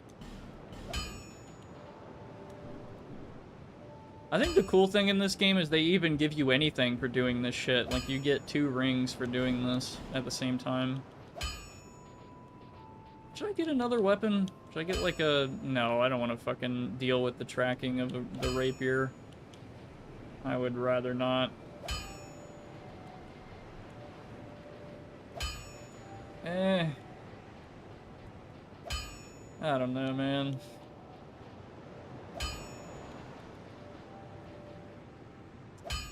I mean, I'm already gonna fucking try the warp sword. Here, you know what? I'll just buy a long sword. I'll buy a rapier. There. Actually, wait. Man, that poise damage is fucking trash. Holy crap. Maybe the S-Stock would be better. Though the counter's lower.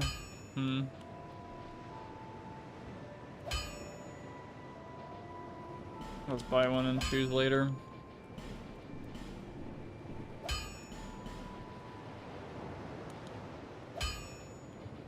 Or I could just do long swords like a boring motherfucker, but I mean, they work.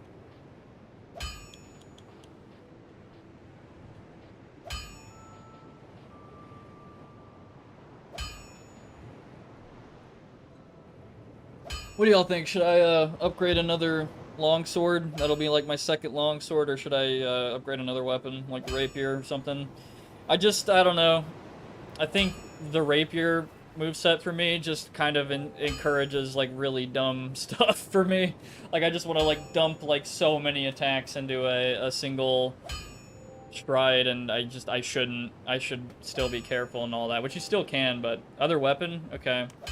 I mean, yeah, the warp sword's still up, but you know, that requires very specific dragon bone because it's a boss weapon, but this shit, oh my god, dude. Fucking 25 poise damage, 130 counter.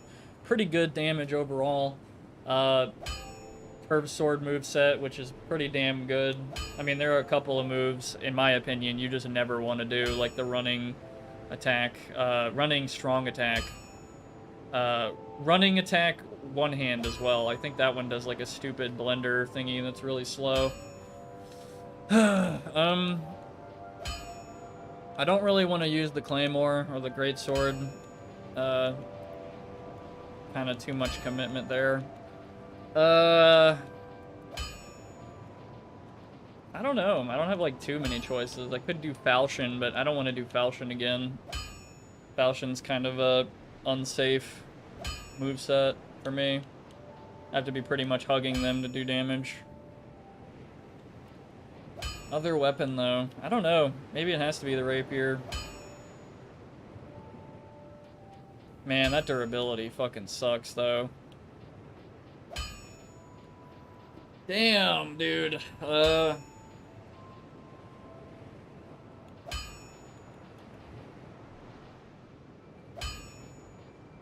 don't know. That's difficult. I kind of already have to get 12 decks because I want to be able to use a bow, but I mean, I am using a crossbow, which is pretty good. It actually has more damage than I thought. I might main a crossbow instead. I don't have a better staff right now. I want to be able to use the kite shield because it has 100% physical absorption, but it is very heavy. It's like almost double the weight. I mean, my rolls are fine. Blossom Kite would be overall like pretty damn good for every element, but it's just the 75 physical is pretty rough. I want to be able to have 100 most of the time.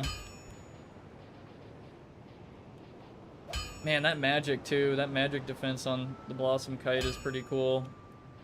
And the fucking, you know, the obvious meme of you get more stamina. I think the stamina recovery for it in this game is pretty nerfed versus 1 and 3. Crossbows are good for raw damage, but I don't think they have scaling. Let me check. You're right, they don't have scaling. Holy shit, yeah, you're right. So they're good early game, probably, for the most part. Like, at least this crossbow. Man, I said I was going to end it out to the center, but I might just play more. I don't know. Why not? And Run's probably going to get dunked on at some point, or maybe it won't. I don't know. Maybe this will be the one.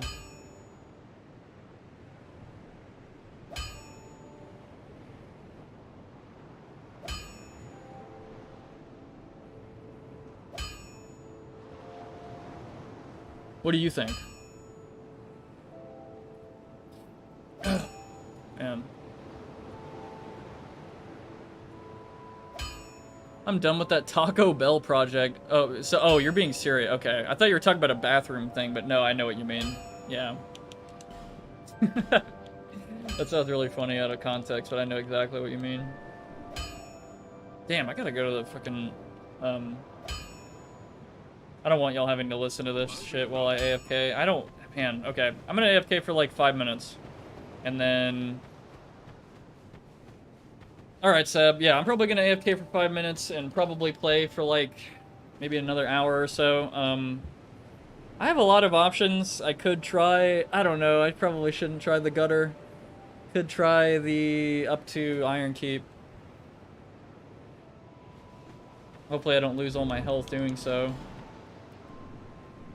Here, it'll be good ASMR.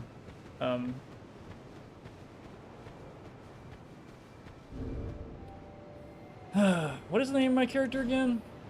I think it's like Conk and Ball Torture 7 or 6 or something. Because so many have died.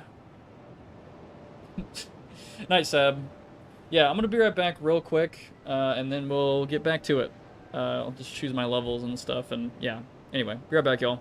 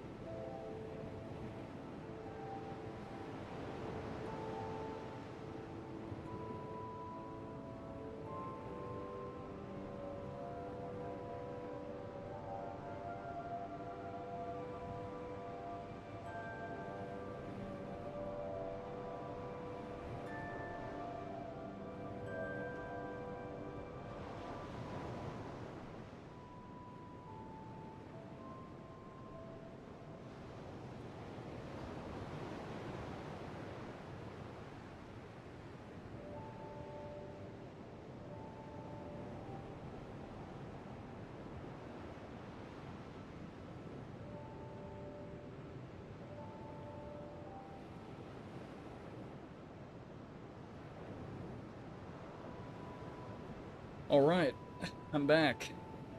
Sick. Back to the gaming. For I don't know how long, I don't know, until I feel like it.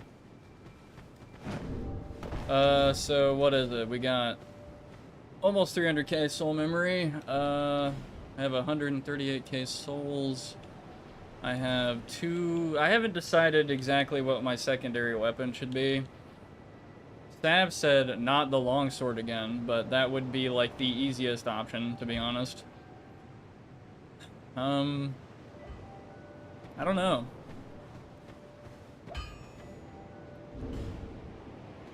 It's not the coolest, but it is all, you know, safe. Very good moveset. Fucking amazing moveset. Not a lot of stat requirements.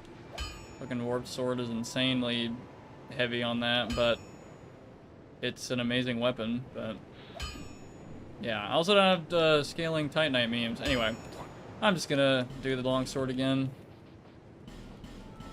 I know, super lame.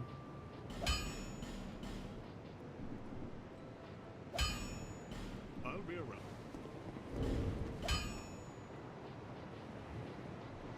Did I power stance these? No, no way. I don't have the good enough. Blunt weapon. How much Titanite do I have?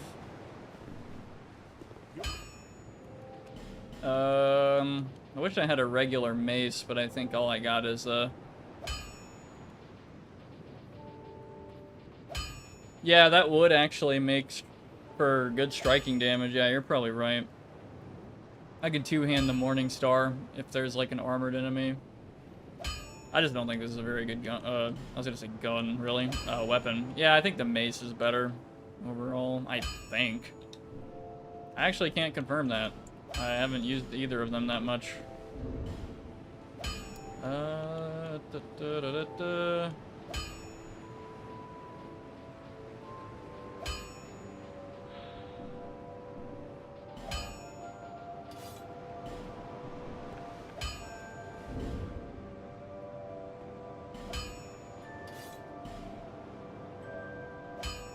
I don't really need the bleed, to be honest. I think most mobs don't really, not really a thing. Spear for safety, yeah. I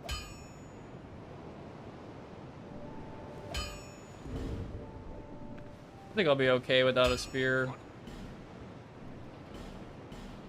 But I will, I'll take you up on the mace. I just don't like the moveset.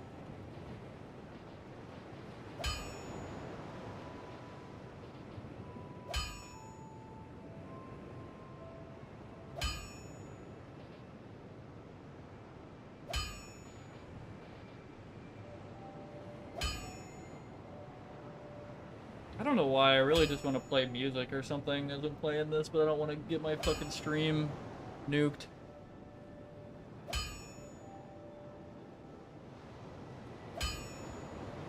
Probably play like Aphex, old Aphex Twin shit that won't get picked up by Content ID or something.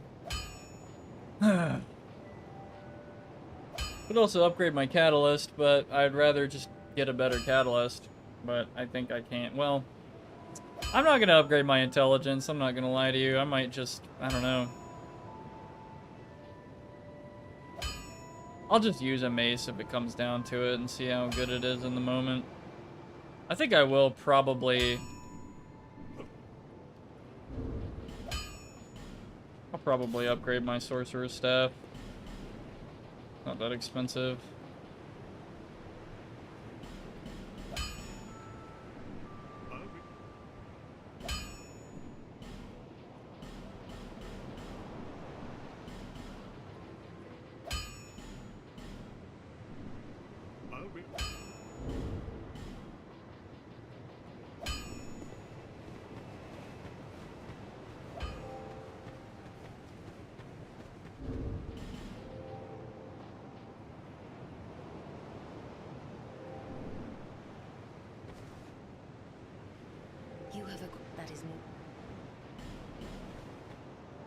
Have I gone in the mansion yet? Yeah, it looks like I have. Wait, hold on. I need to see if I can buy life gems yet. Oh, that's huge, dude! That's huge! Holy shit! I'm sorry, that was so hype. Fuck, dude. I have to buy like 90 of these.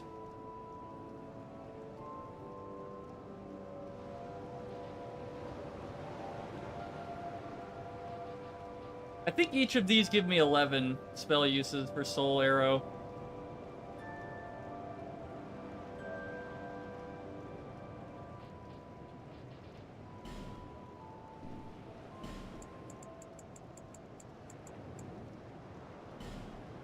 God damn.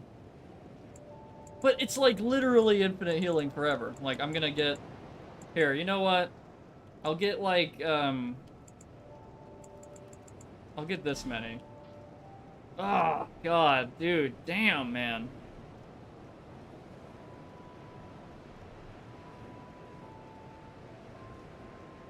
You want to eat a whole calf? Okay. Cerebral. Ah, man, I'd love to smoke weed again. But, yeah, alas, I'm in like a office tech sector thingy, so, yeah, not gonna happen.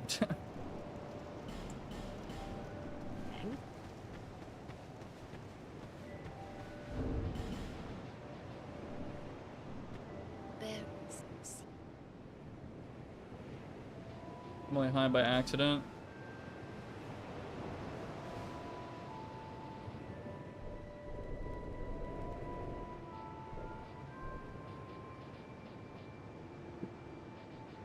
Could get better rolls with that. I don't think that's worth 4 points. I think my vitality, I don't know. I'm probably not going to change my armor for a while. I don't think getting intelligence is like... See, that is a big increase in the magic Venus. I don't know. Like, I don't, yeah, it'd boost it. Maybe it is worth it. I can't really tell, honestly.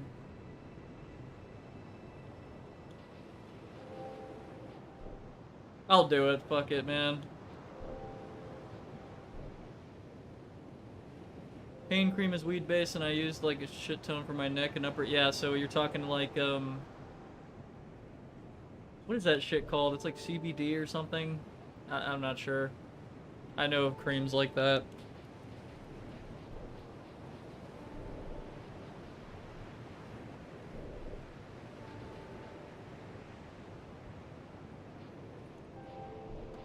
I might increase these just a little bit.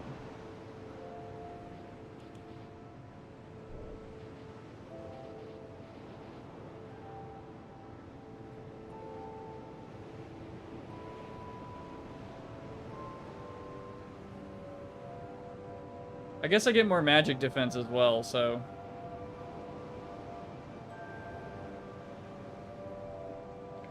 That's a nice bonus. That goes up a lot. That is like 1.5 times almost. Or actually, that's more than that. Cool. Yeah. I think that might just be the strat. I still don't have like a super comfortable amount of health, but whatever. I have more ADP now.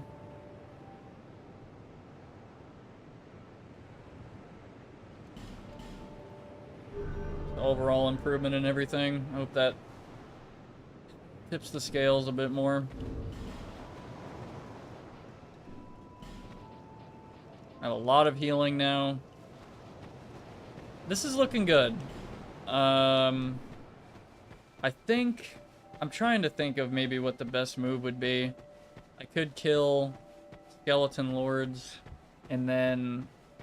I could just get to Iron Keep again, but dude, I'm not gonna lie to y'all. I know Iron King is easy. I get it, okay? But I feel like if you get hit once by any of his attacks, you might be completely fucked. Like, you will go into the meme hole in the middle, or you'll just fall off the map. I really, really don't want that to happen. Like, that would really piss me off if I died to that.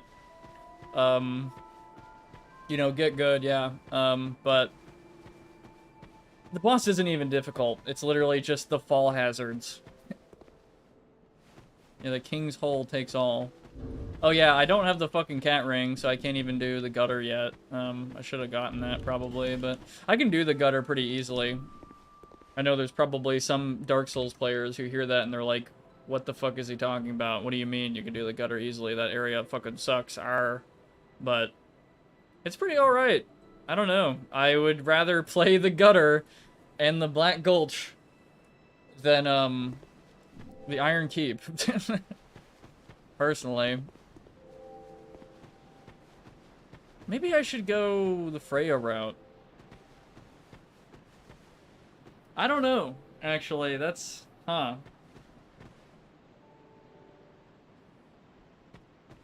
Yeah, you know what? Fuck it. Freya. Freya it is. Let's go.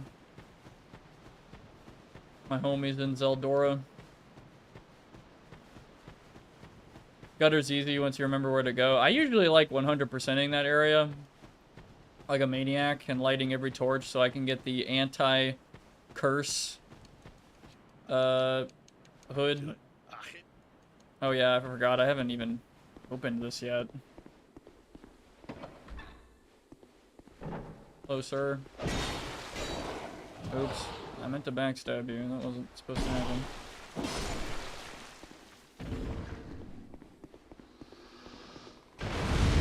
Why did that explode? What the fuck are you talking about? What? Huh? What? Was it my fire bolts on my back? No. Like, I know some, what? I know some barrels explode on impact. Very rare. But what would that wasn't one of them? I don't know. I can't explain that. I've jumped through, like, literally, you guys can go back to the other part of the stream where I jump through that and that doesn't happen. Like, it just breaks like normal. I mean, I guess that was helpful because the ambush isn't gonna happen now, but like, what the fuck was that?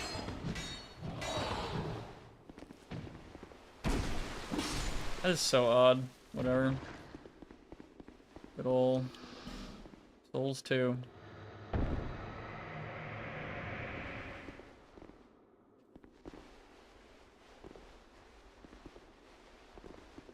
Don't be scared.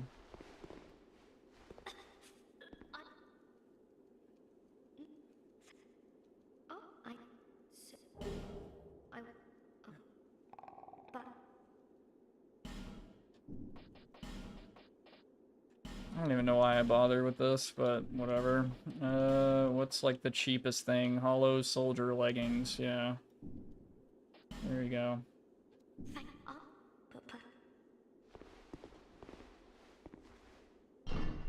So I get that. Like, I get that there's barrels that explode on impact. There's one in the Bastille in the corner, and with all the barrels in the room with the skeleton wall thingy past the door. But that one, I don't think that one is supposed to do that. The one that happened just now. I don't know. Who fucking knows? Wait, whoa. I gotta talk to Ben Hart. Fuck! Whatever. Do it later.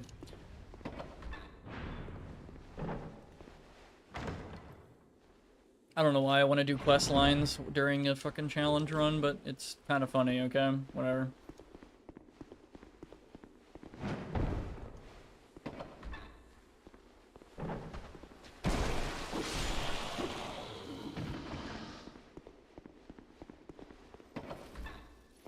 I do agree, though, with what Tygan said earlier. There definitely should be a slur for people who get into a new hobby and don't know too much about it, arguably, and they get like the most expensive shit.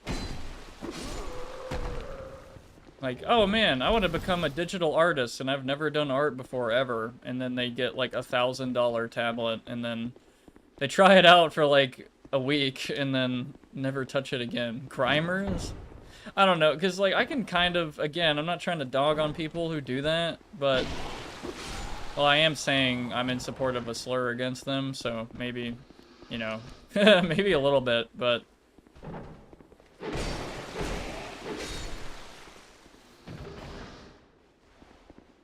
It's, yeah, I don't know. I wouldn't know what word to use.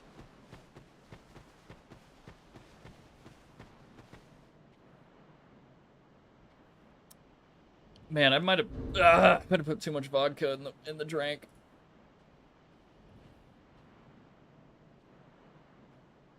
Ooh, god damn. Okay.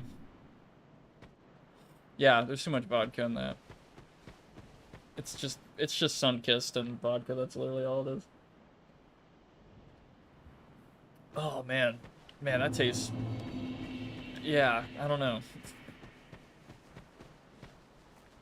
I should just skip these fucking assholes, man.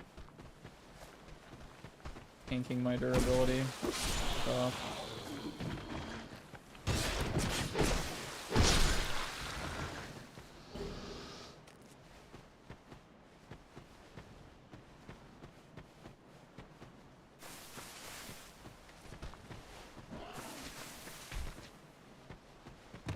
I'm about to get hit a bunch, so I'm just gonna pop that.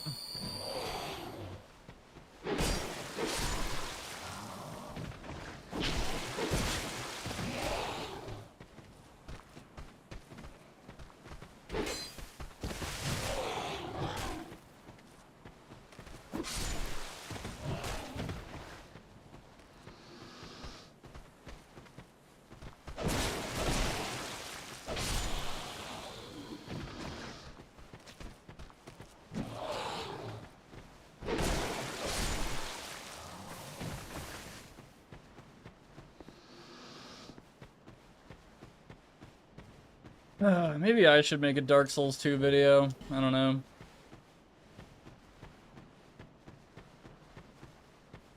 Kind of feel it. Maybe it's time.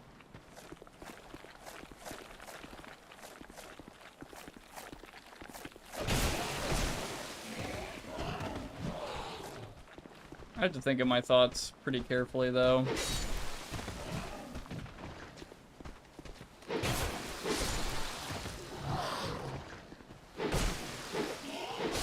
Love this game, but it's also been a source of a lot of frustration.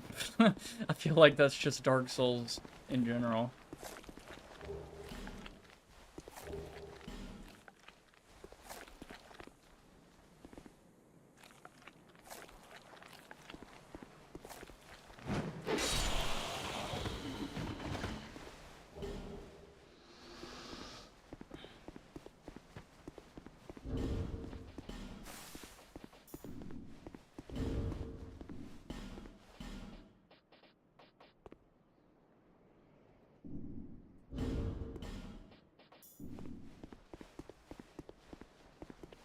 I forgot what's over there. I think it might be a Titanite chunk and like some souls.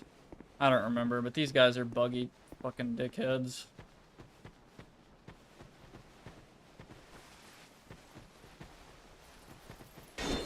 Yeah, like what kind of bullshit? They're sprinting faster than you and they're blocking at the same time. I've heard that's a bug. I still really do think so.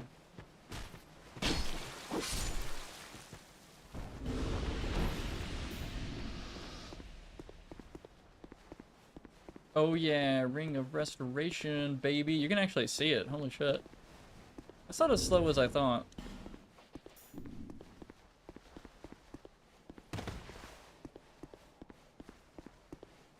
You know, I have a theory that some people may dislike this game because they don't like the fact that you can't, like, because I think something that I've seen, like, I've done and I've seen others do in Dark Souls 1 is they run past enemies and just get somewhere, but if you do that in this game, oh man, there's some funny stuff sometimes. Like you have like a complete army following you, and you're doomed. You're basically 1v20ing an entire area. Is that frustrating? Oh yeah, absolutely. definitely something to get irritated about, but I don't know. It's given me a new appreciation for being like, okay, I'm gonna kill literally everything. I don't care. Build up my PvE combat skills, if, you know, there's any. Okay, so you get Twinkling Titanite. I should probably use a Twinkling Titanite weapon. I'm trying to think. So there's the Black Knight Halberd. I can't really think of anything else off the top of my head.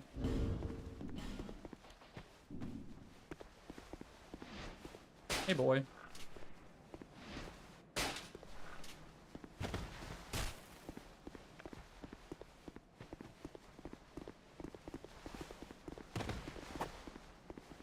Too close.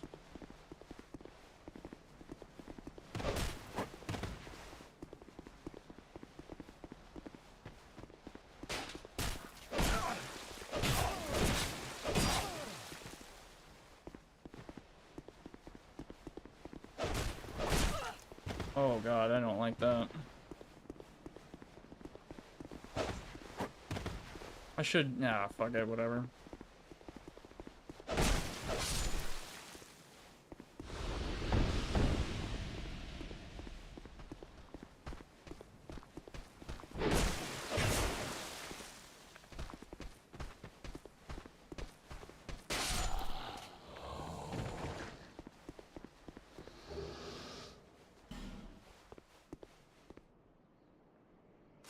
I will say, one thing that I like about this game that I couldn't nail until someone explained it to me was the sort of quote-unquote high fantasy vibes.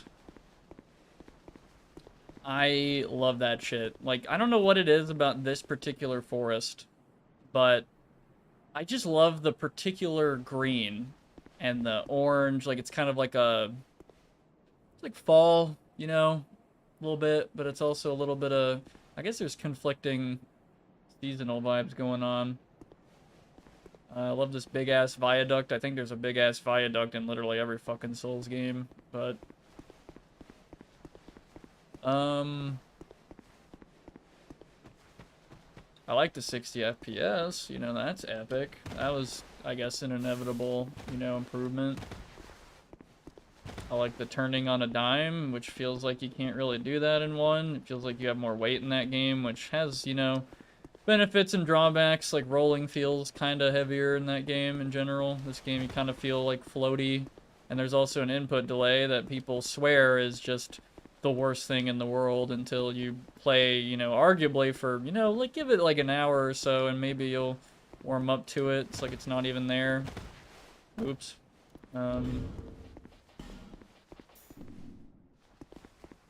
There's a lot. I don't know. I just think it's a little bit of a shame that in order to talk about this game, it feels like people have to, you know, be like, okay, guys, I know, Dark Souls 2 fucking blows dick and ass.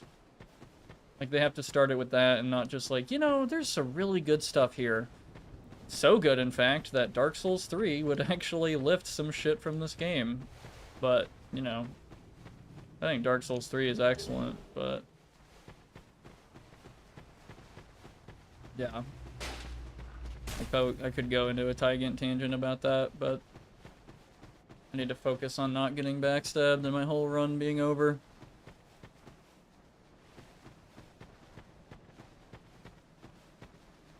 Come on, Chloranthy Ring +1, please.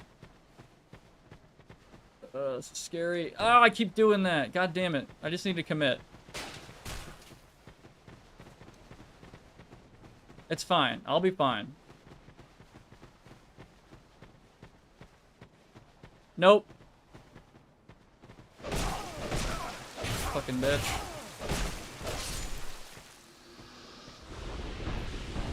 That would have been it.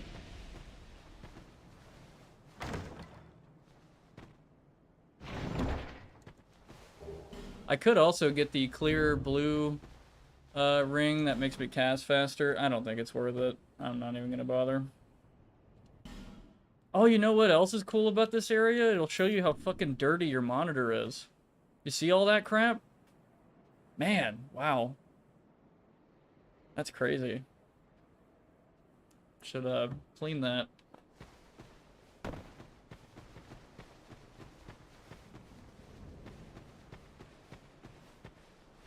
Or, you know, there's probably people watching on their phone right now being like, haha, idiot. Nope. Alright, cool. I probably don't need to talk to Vingarl anyway. Fuck. Oh, wow, he headshot me. Wow. Yeah, you know what, fuck you. Can't attune pyromancies anyway. Please, John Gorilla, put some Gorilla Glass on my monitor. What's up, Peace Crab?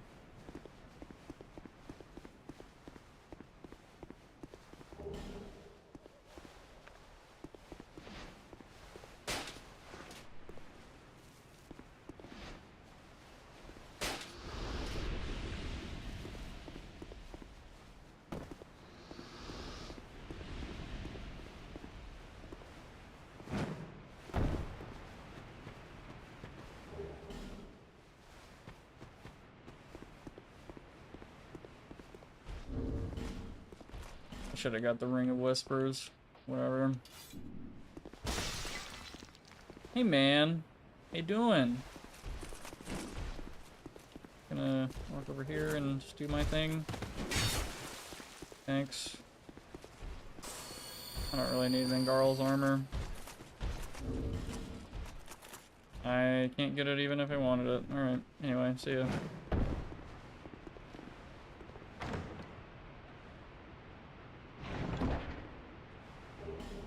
Black Knight Halberd. That's a good weapon. Ah, shit, I need 9 faith, though. I don't know if I want to do that. How much durability does it have? Hold on. Damn, 70. Okay.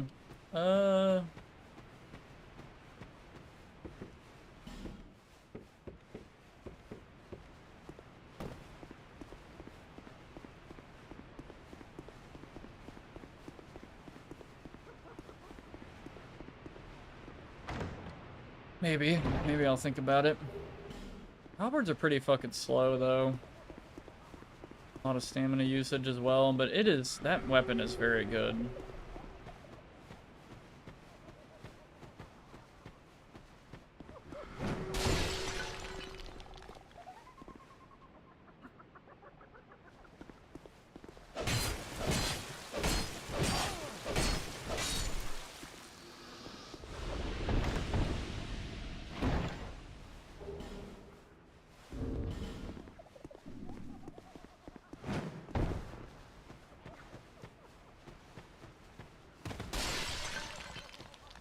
I love how in addition to the, like, almost Tetris-like game that's in the inventory, you have a Souls game. What the fuck is going on? That is so weird. Okay. I want the Titanite down there. I'm gonna get that Titanite.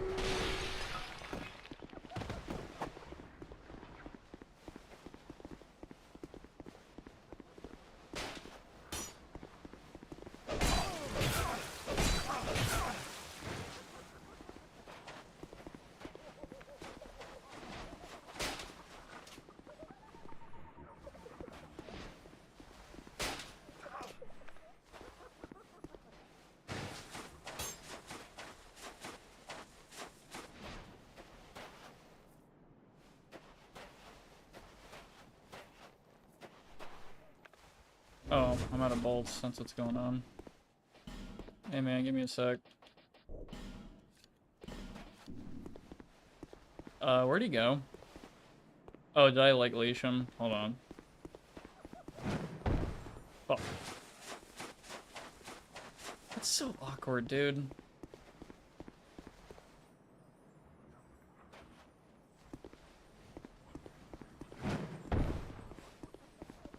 Come on, man, I can't let you be running around. Poor guy.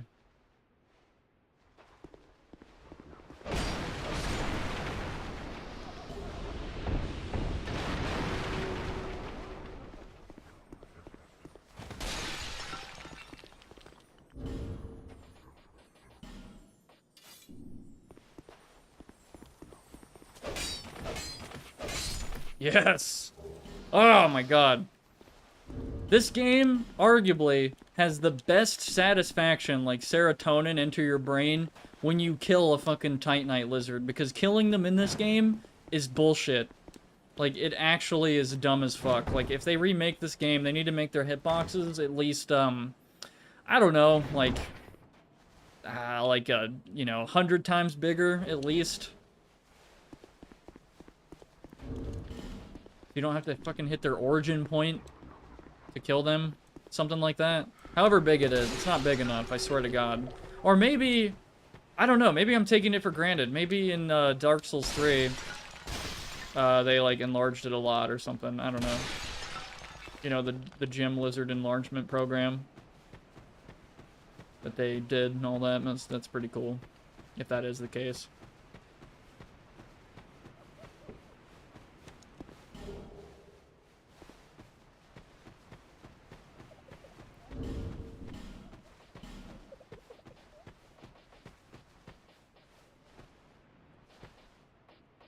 Yeah, I'm probably gonna use the, yeah. Probably shouldn't have walked with my inventory open like that for so long.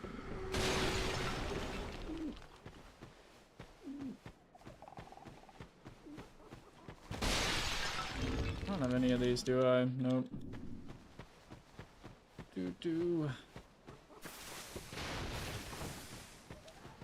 Is there anything worth the fuck down there? Isn't it just a hex?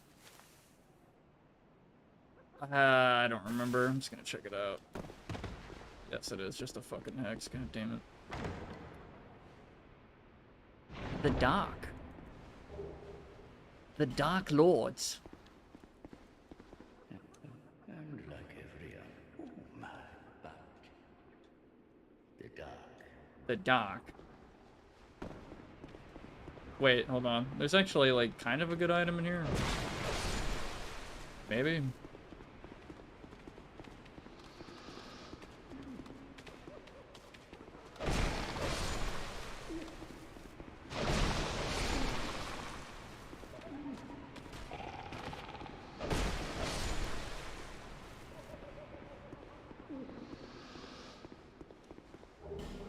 Oh, yeah, okay.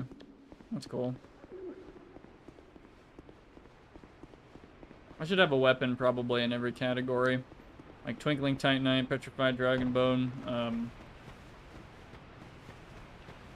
Green Titanite, Red Titanite, Blue Titanite, Demon Titanite,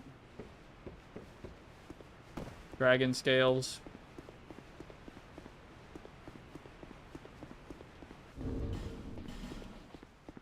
Meth powder.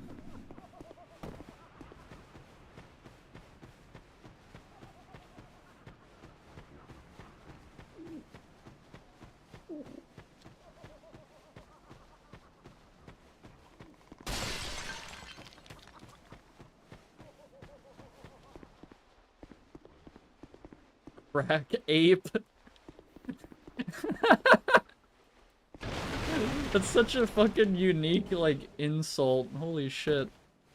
What the fuck? Oh, son of a bitch. I don't have a fucking summon for, the scorpion lady now. I have to fight her legit. Well, damn.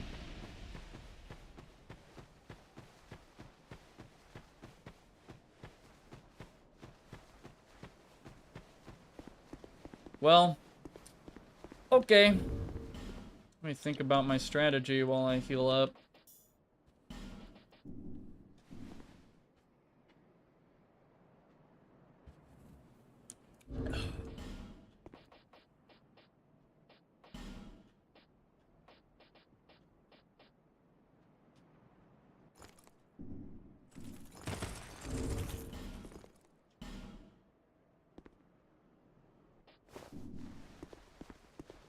Crack ape as an upgrade material, but insult works better. Oh, a crack ape as like an okay, right.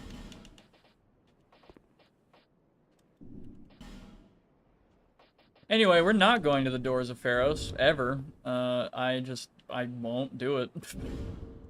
Fuck that area. Fucking waste of time.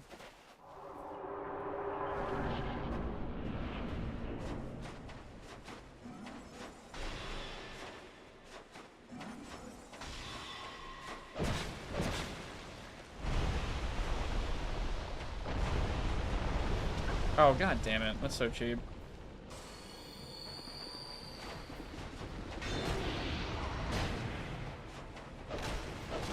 Wow, she has a lot more health than I remember.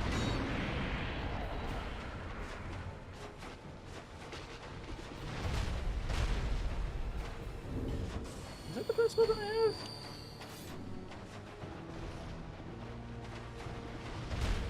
I don't remember her fucking moves.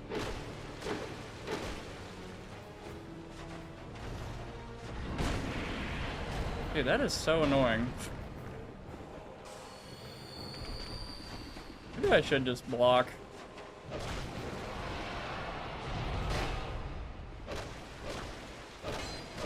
You know what? Maybe that's the strat. I don't know. She's got some funky shit going on around her. I can't really roll close. Maybe back is the strat, but then I'm open up to her damn stingers. Holy shit. Wow. Yeah, fuck that.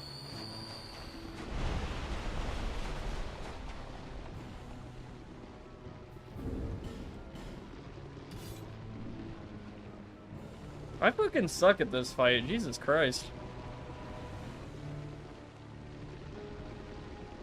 I didn't realize how funky her moves were.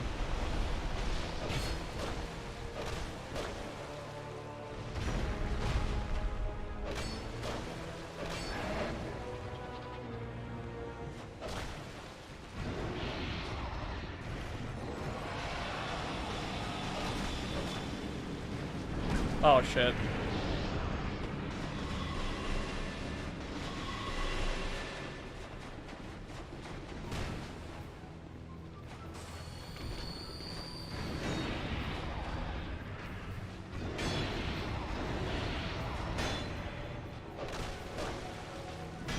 Oh fuck. Ah, damn it.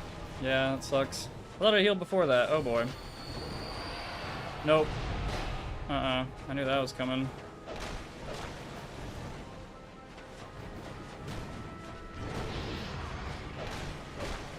Nope, that's... Ah, damn it. Okay, she didn't grab me at least. We're good.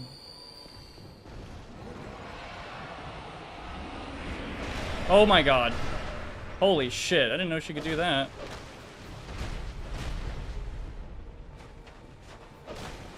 I gotta get better at this fight. That is embarrassing. Yeah, well, I say that. Jesus Christ. Okay, cool.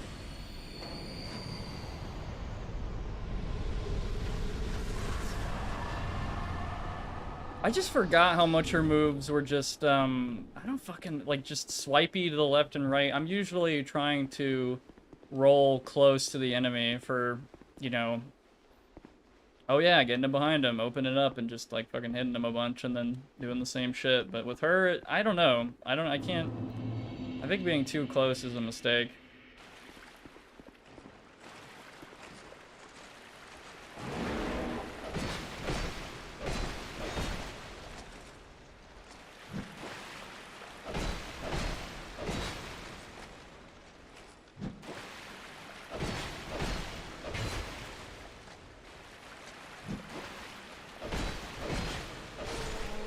Give me your shit. Damn, that's actually not bad. What the fuck? Okay. I think that's a strength halberd.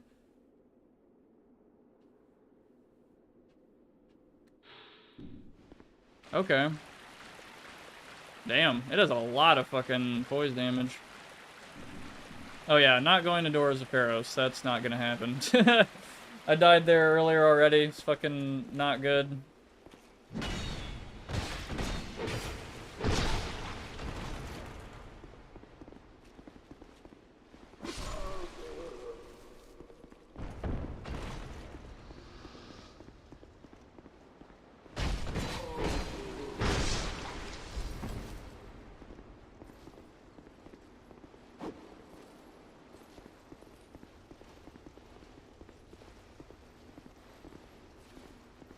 Get away from the chest.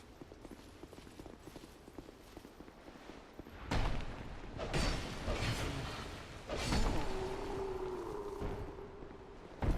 think all that's in here is dragon charms. Yeah, or Dragon Charm, yeah. Well, I can't complain. That's just gonna add to my pile of healing items. Goblin Wheel is not here. These fuckers are, though.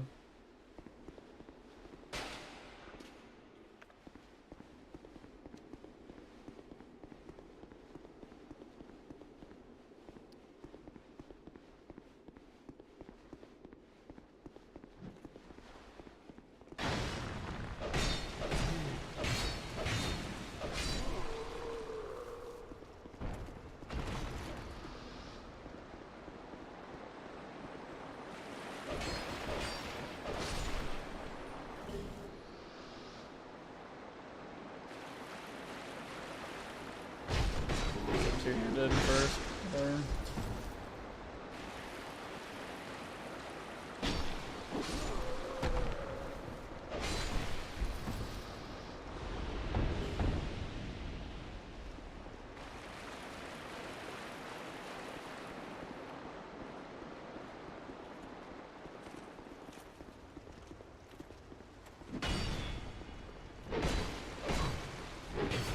What was he what is his, okay.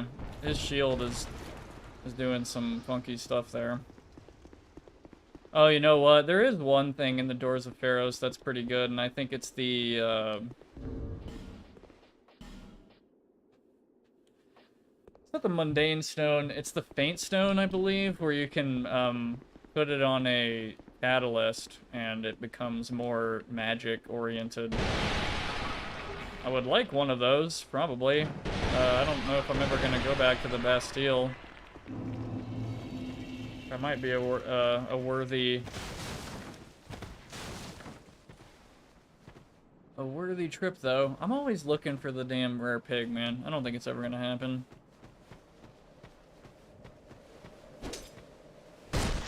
Could we get the pickaxe? That'd be kind of funny.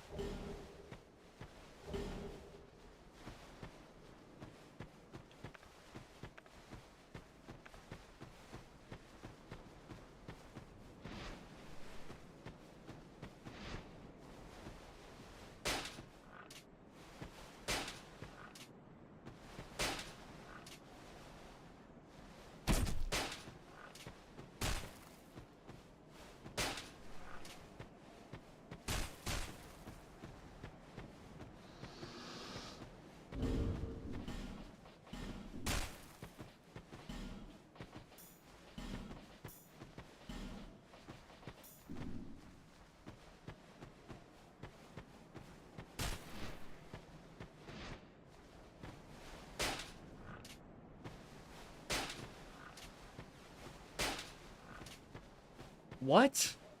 What? They just fucking wanted curved into me? Excuse me? The fuck was that? It, like, I don't know, maybe I'm tripping and that was just... Wow, okay. This dude's good. I'm gonna snipe off. And he's dead. Okay.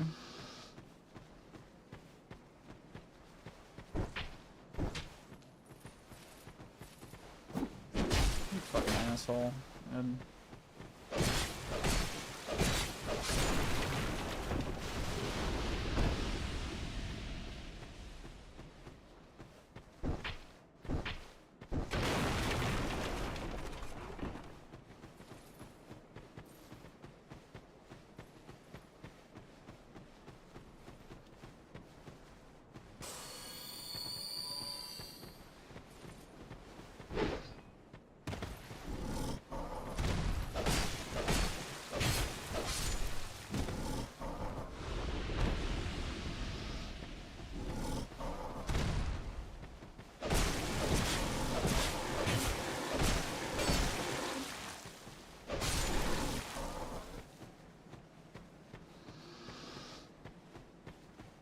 And because I didn't talk to Benhart, I can't summon him here. That is very sad.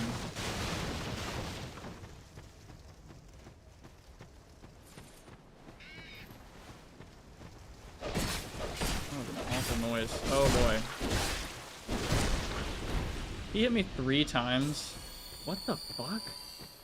These buggy little shitheads, man.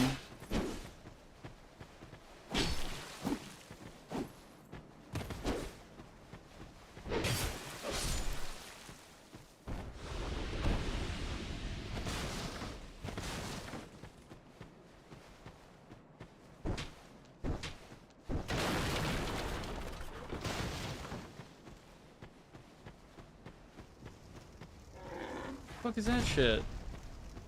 What? I've never seen that before.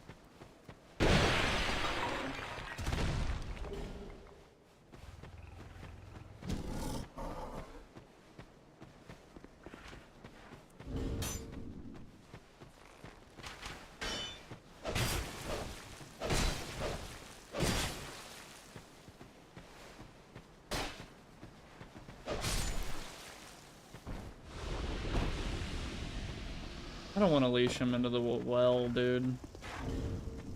Do I even need... I don't even fucking need the Staff of Wisdom. That is not happening. Or the Dark Set. I really don't need to kill that Mimic. Can I jump through this? Will it break? I'd like this item. Oh, wait. I could just do this. Yeah. I don't remember what's down there, but I really don't want to drop the pig in there. Will he go in there? I don't think he will. That would be really surprising. I know the bots can. Not worth it.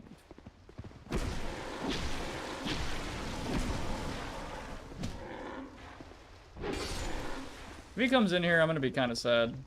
I kind of want to get the pickaxe.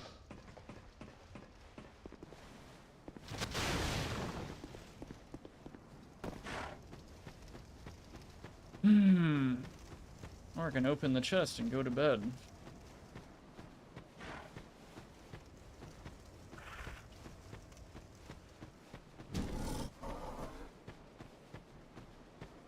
What's up, Sylvette?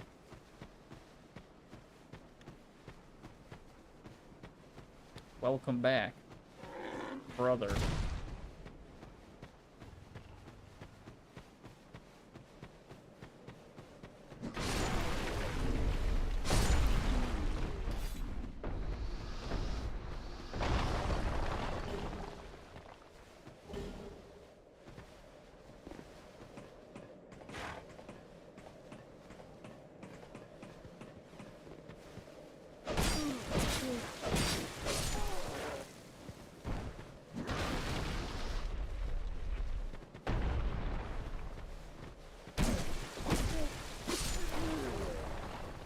Working. Get your brother.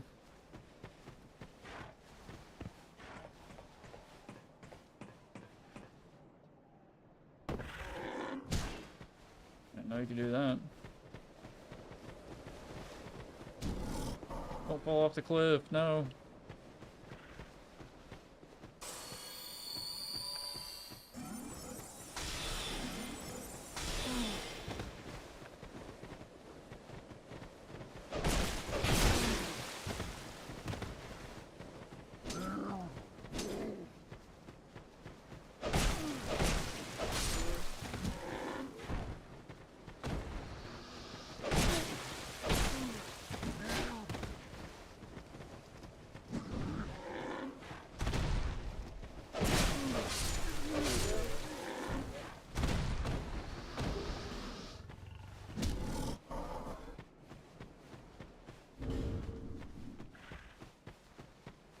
Probably should have bought the Ring of the Evil Eye.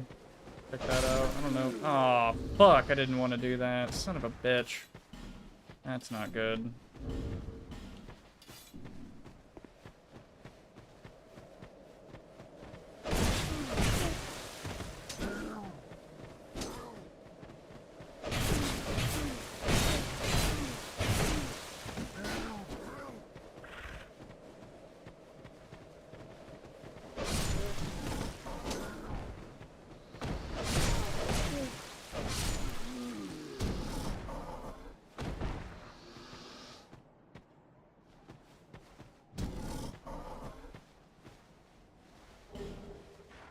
funny if the pig just hit me off. Never understood why those farmers have dark infused tools. I don't fucking know. They just wanted to make them all the more annoying, I guess.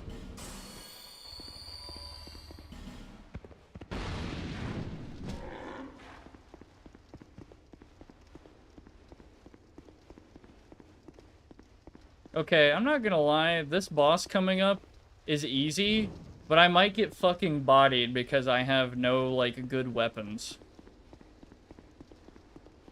If I die to the congregation, I will quit this game for like a month.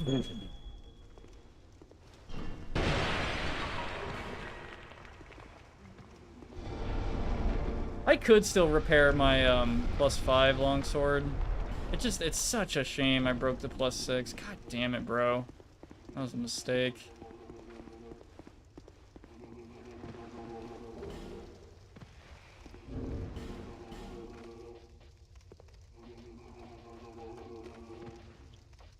I didn't even get 12 decks to wield the rapier. God damn it. Fuck. Well, I have my trusty mace. Oh man, this is not gonna be good. Is the pig gone? Hey man. Okay. Thanks for the great sword. Where'd the pig go?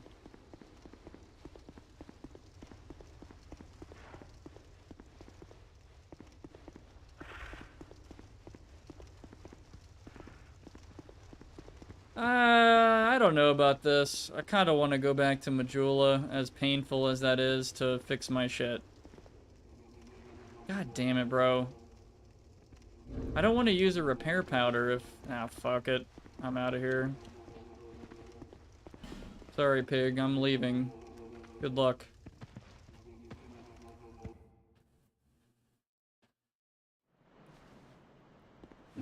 Feels fucking bad, man. I did not want to do that, but it's like, I don't know.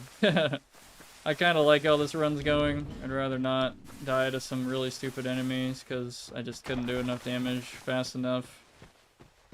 And I get blasted with lightning when I have no faith, so I have no fucking lightning protection. Or dark protection. So, yeah. Fuck that.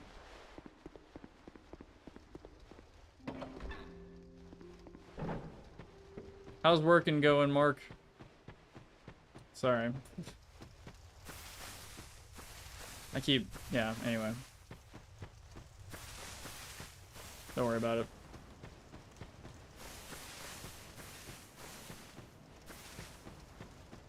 That's such a bad habit.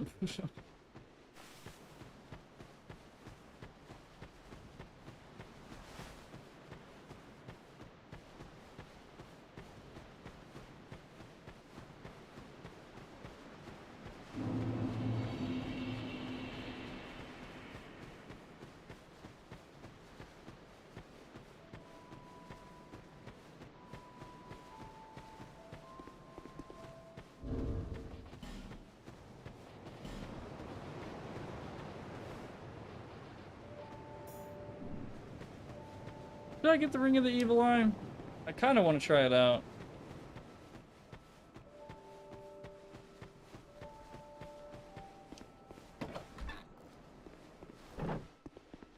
And one just not well. Oh yeah, sir. Ooh. I don't need the silver cat ring right now, but I probably should just use it for for fucking if I know I'll get a branch out of this guaranteed on my way back. I kind of want to try this. I know when I get back there I'll have Freya souls, so I can buy the silver cat ring then. I kind of need as many souls to myself as I can at the moment. Do I really fucking need to get that branch though? Do I really need it? Fuck it, I'll just do it. Sir. Oh. I'm not doing the gutter yet, so I'm not gonna get the silver cat ring.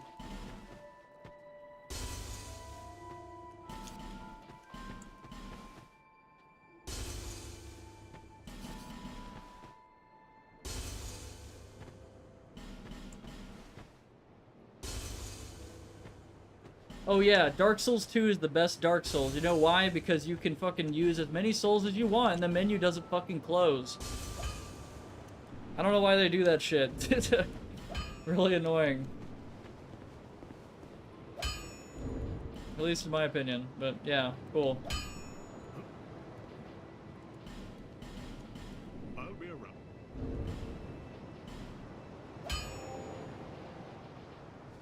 Might as well fix my other shit while I'm at it. Do.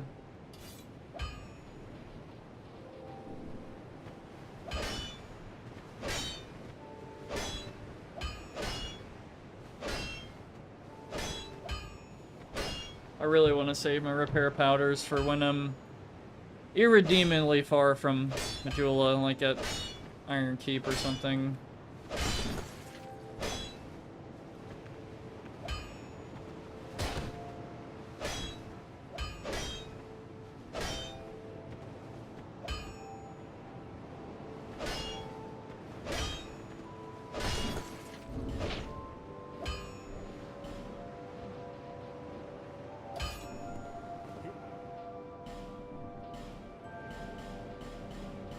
I'll be around.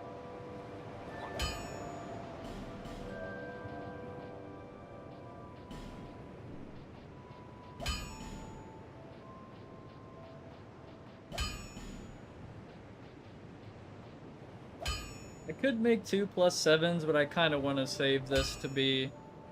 Because once I get to the poison, maybe that is a reason to go towards Iron Keep, because I know there's guaranteed a few chunks that way. And I could maybe get a +10 longsword, that'd be pretty huge.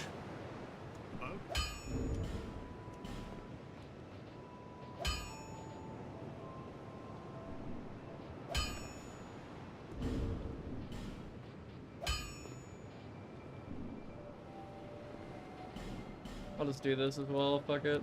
I'll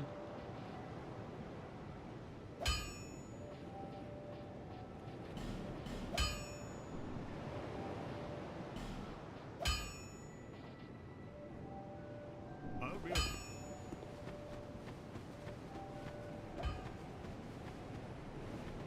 I probably should get a spear at some point, but I'm pretty confident I can get close and use my shield, but... yeah. Is that here?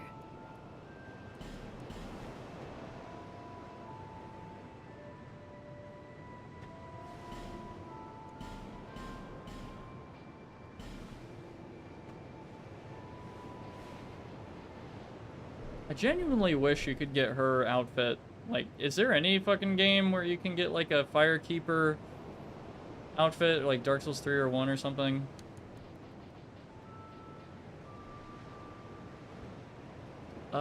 Man. Okay, so... I did talk about the 12 decks thing for the rapier, but I mean, I don't know. I've kind of got my 2 longsword setups. 1 and 3. Oh, okay, so this is the one game they don't do it. That's lame.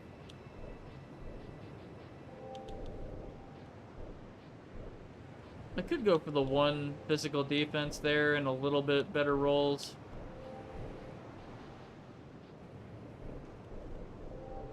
I'll probably get like, you know, yeah, sure. I'll just get 1 vitality.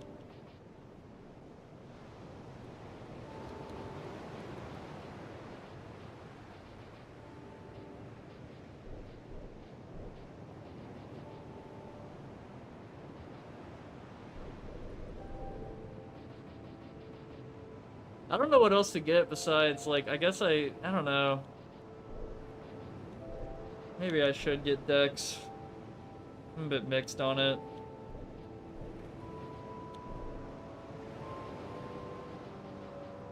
I just want to get more fucking health, bro. I get nuked so fast.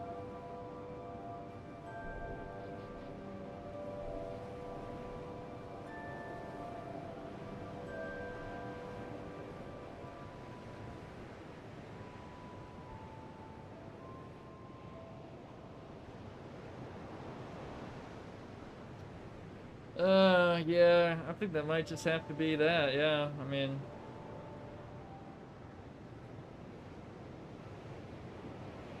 Yeah, fuck it. Go.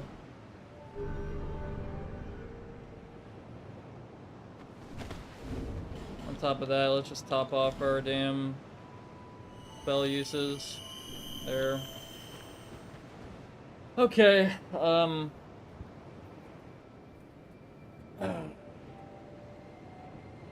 yeah, I could run all the way back to damn, through to the Shaded Woods again. Talk to the Scorpion Man. Maybe free Ornifex. I don't think that she has anything that I want for boss weapons and stuff. Like, I know spells, it's useless. I can't tune them. Oh, that reminds me. I probably have some boss souls I don't give a shit about, right? I killed Scorpion Lady. I know, this is painful. I wouldn't... Oh, Lost Sinner. What does Lost Sinner have? It's like a sword or something. I don't really care, honestly. I only care about the Witch Soul in New Game Plus. That gives you the Chaos Blade, which I really like in this game.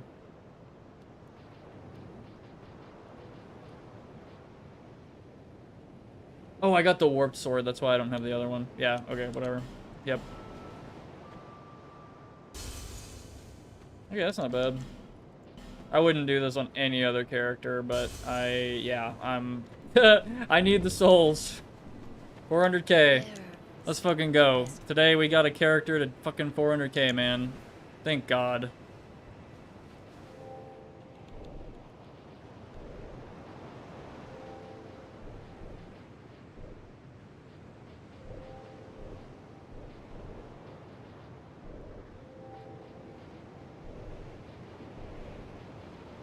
I'm debating on whether I actually want to go get the Flynn's ring. It is a god tier ring. I'm not gonna lie. I might do that. I'm not gonna lie to you. I really want the Flynn's ring, but it is very risky. I'm going to an area with some sketchy shit. It's not that far in, the more I think about it. Flynn's ring would be huge, man. 50 more damage, 50 more physical damage. All because I have 9 vitality or less.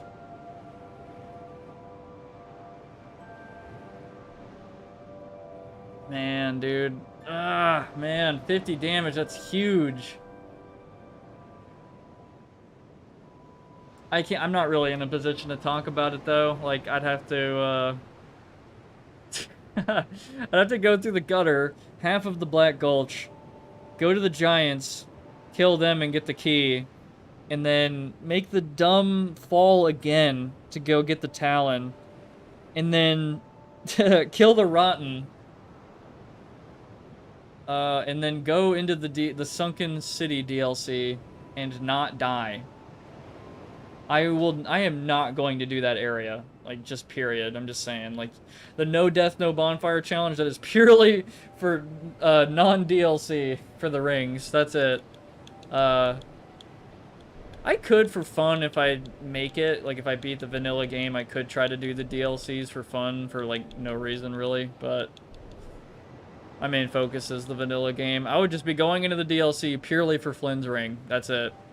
Because it is fucking goated in this game. In Dark Souls 3, it's kind of... I don't know. It works properly, and that's why I think I like it a lot less.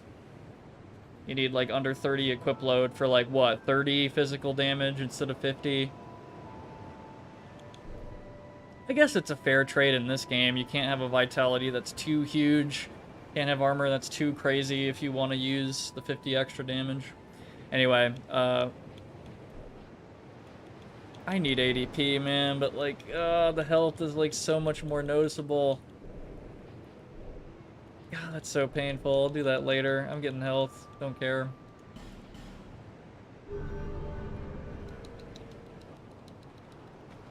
Do I even have any Dragon Titanite? I have one. I'm nowhere near... I can't even use that shit. I need 15 more dex, 3 more strength, and a lot more demon... or... Demon Titanite, fucking Dragon Titanite.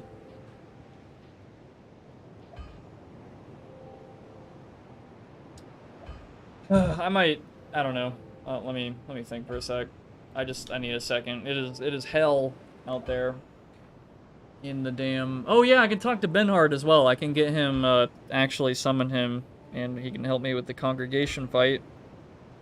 Because that fight, I can get nuked in that fight. I know that's a meme fight, but I have no faith. So...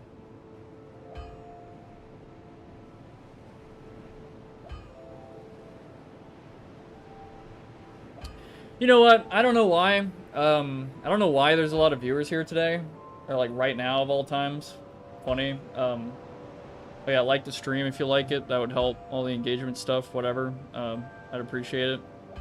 And we do streams every Thursday. You can subscribe if you want to keep track of that. Maybe you'll get notified. Maybe. 7 p.m. CST on Thursdays, yeah. And a Discord server if you want to join that with the link in the description. I play all kinds of games and weird shit. Including this shit. Lots of shit, you know. Anyway, I appreciate it. Whatever. Appreciate you just being here. You know. All that. You know what? Because there's so many people here, I was going to stop here, but I think I'm going to at least get through Freya. So, I'm going to continue the Benhart quest line. Not break my weapons this time. Get that branch from the Scorpion, Dwayne Scorpion King guy.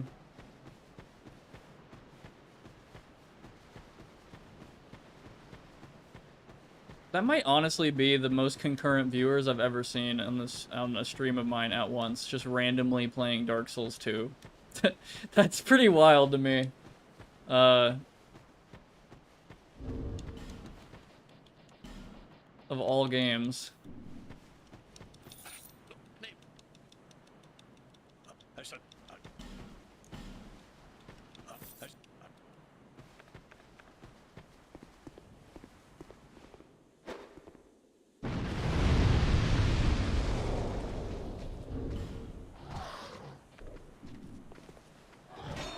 Well, whatever happened there, Dark, was it actually opened up a new possibility to fuck up this ambush before it happens, so that's nice.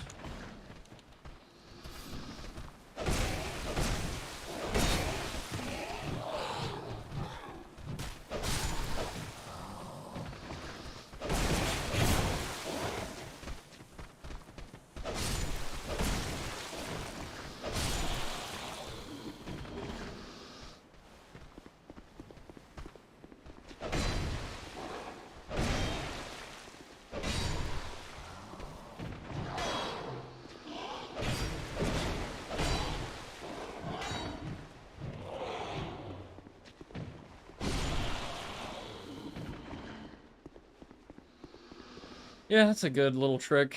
Blow that up and then they all come out and you can kill them in a much more favorable place. That's pretty nice. I'll keep that in mind. Thank you, random exploding barrel that probably shouldn't have exploded when I jumped into it earlier, or rolled into it in this case.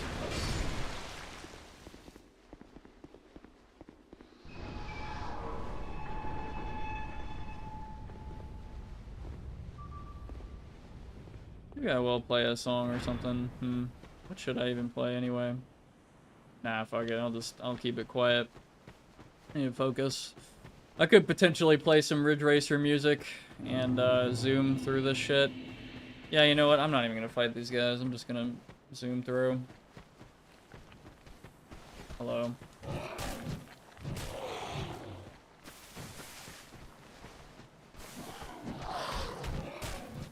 Gotta scratch my foot. Okay.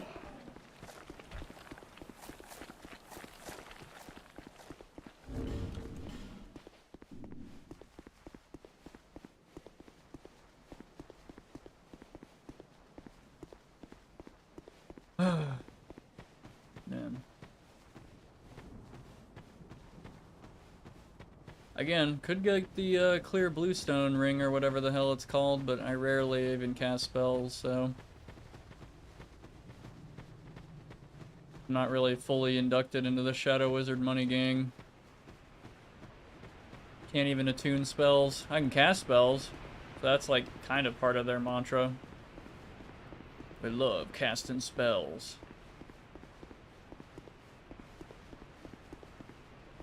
That's all I can do, though. I can't really, you know, can't use anything better than Soul Arrow. Sargi. Scorpion. Yeah. Oh my god. I wasn't expecting Warlord. Hey, man. What's up? Caught me at a weird time. Let me just, get this out and not get backstabbed. Cool. Alright.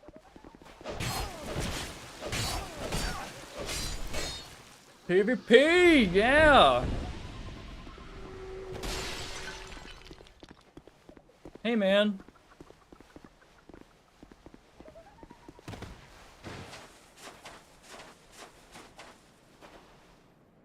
Here you go.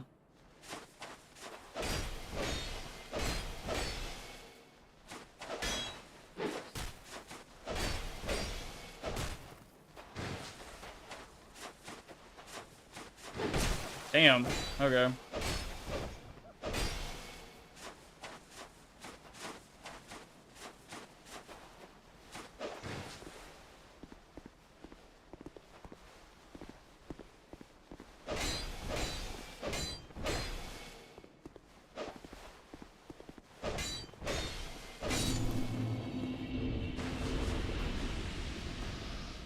I don't care, I gotta do that every time Forlorn and his bitch ass invades my world.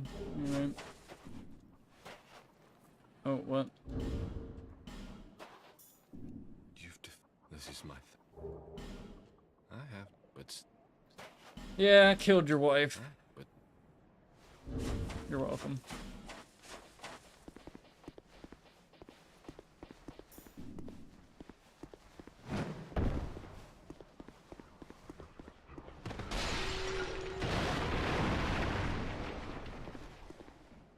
I was not expecting Forlorn. Wow, I forgot that he keeps having a chance to invade in a bunch of spots, and you can keep coming back to that area and, or I guess reloading it and going to certain spots, and it'll keep refreshing that chance. I guess until you kill him once, and then he can't invade you there again.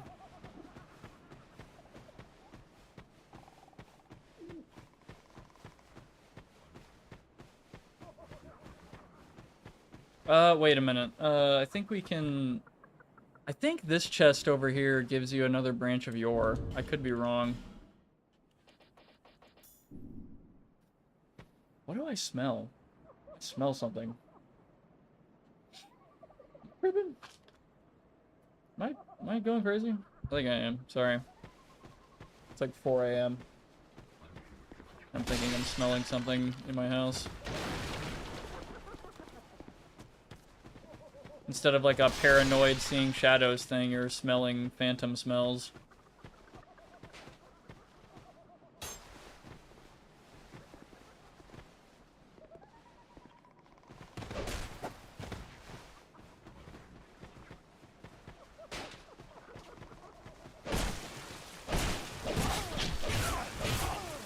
I didn't know you were awake. Holy shit, I'm glad you shot me.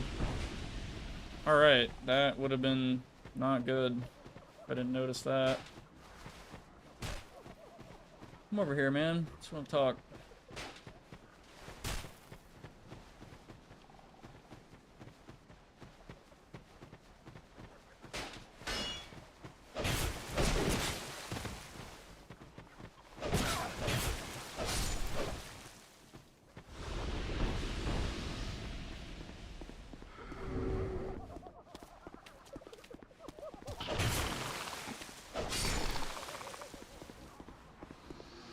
Hippity hoppity, get off my property attack.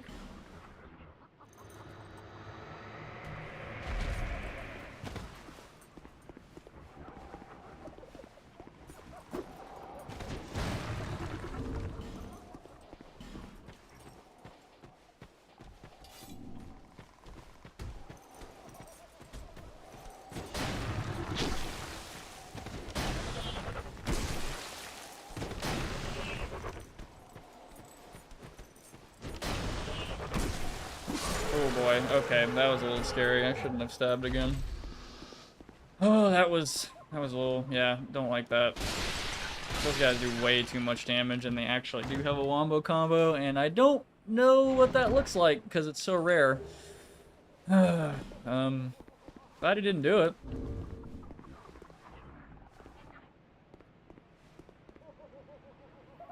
Y'all think y'all could own a basilisk like a cat, or do you think it'd be just too problematic?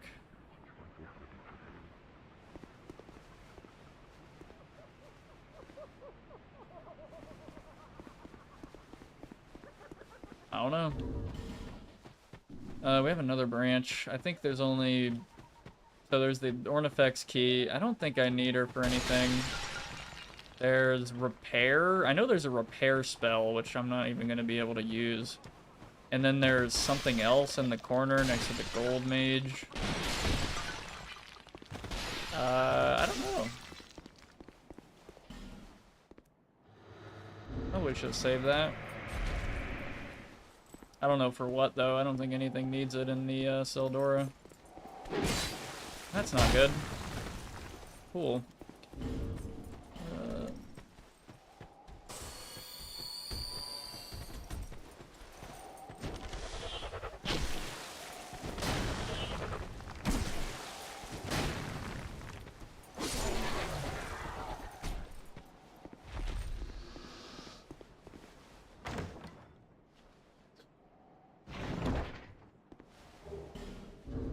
Human effigy and what else? Something with a B. B something. I don't fucking know. Pretty much useless. Probably should have just saved it.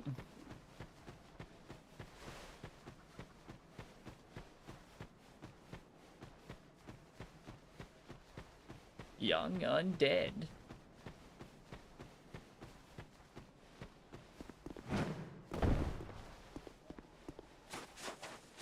I'm not fighting Dark Lurker. I hope y'all are aware of that. I'm sorry.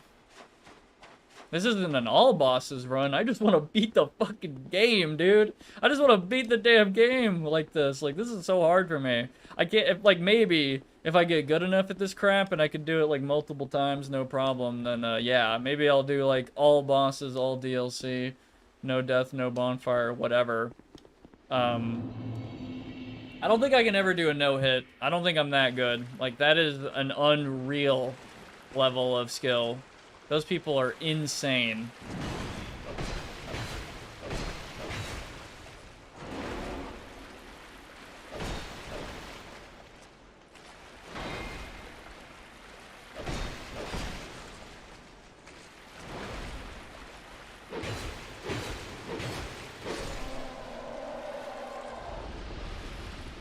Ain't no way.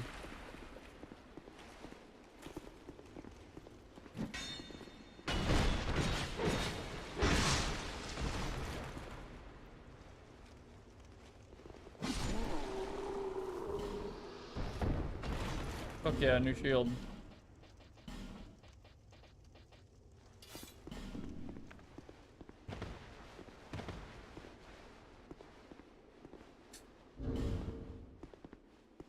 Wild.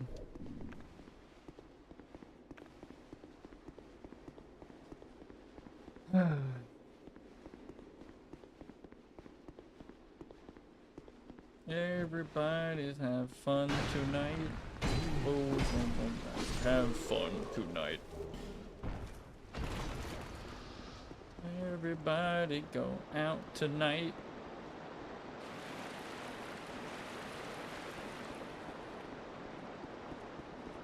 Don't block me.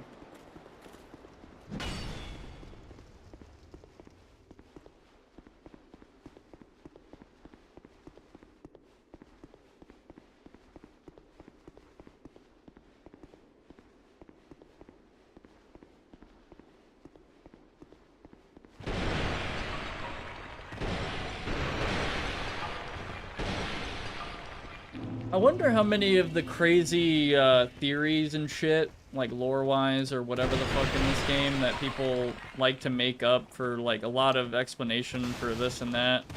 I wonder how much of it is just complete horseshit and it's all just a coincidence, and really, in reality, they just kind of threw a bunch of shit together and were like, yeah, I don't know.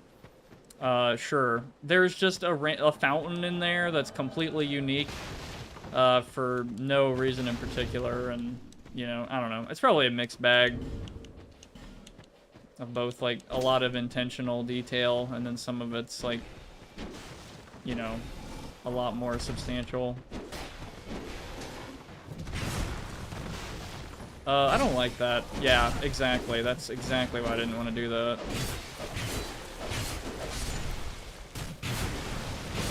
Bro, chill the fuck out. Don't die before the fucking fight. Ben.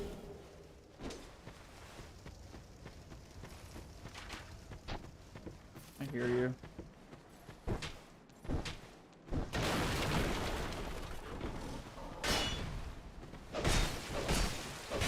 I have a shield too. Yeah. Oh, there's no way I'm getting the pickaxe at Ben Hart. Oh my god.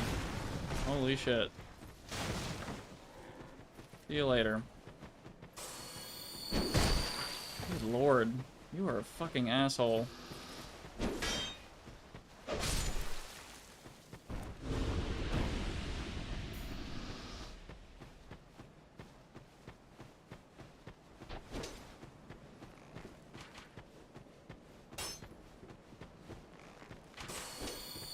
I should just, you know what? See ya. I'm out of here. Ben, let's go, bro. Come on. I got the durability for this shit. Let's go. I know, it's annoying. Let us go.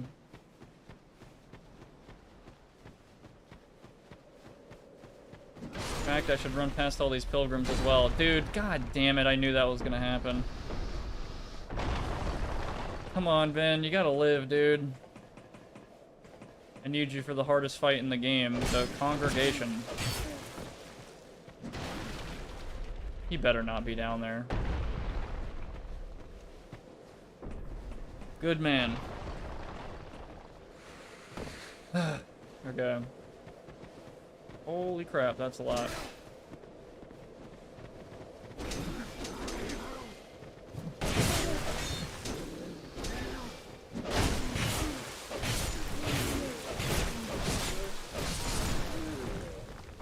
I wish I was a cleric right now.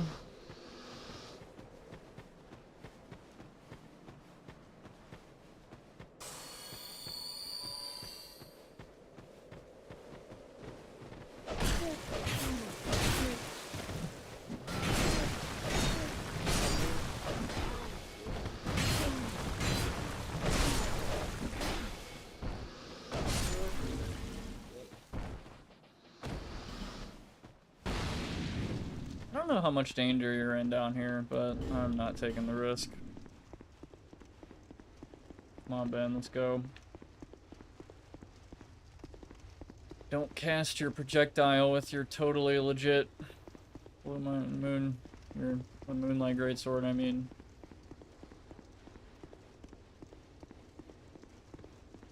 Alright, and we're back. We are so back. I'm gonna laugh my ass off if I just get, like, blasted with 2, fucking lightning spells and I die instantly. That would suck ass. Oh, man. Ain't got no lightning resist on this thing. Yeah, I think this might be a Blossom Kite Shield moment. What do you think? I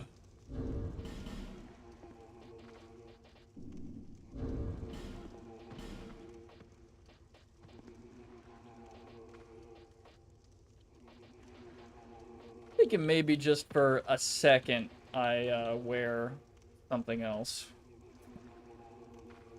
So I don't get absolutely nuked. I might be overestimating this, to be honest, but whatever, dude. I don't care. I just want to beat this shit, like, once like this. And it'll be done by, I don't even remember my character's name, like, Cock and Ball Torture 6 or something.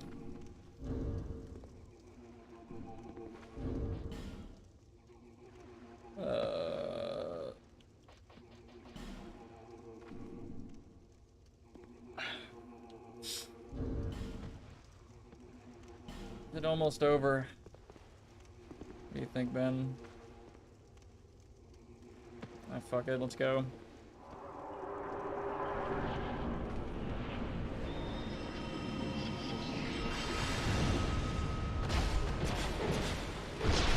Okay, I overestimated this.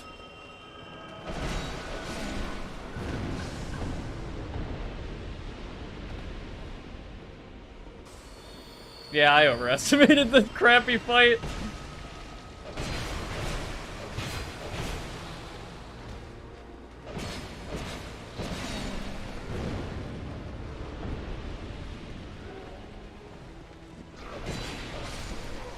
What was I worried about?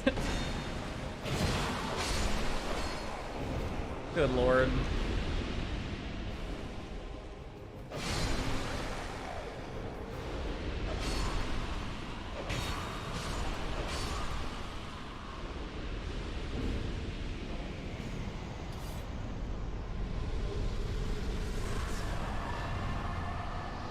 What's he looking at?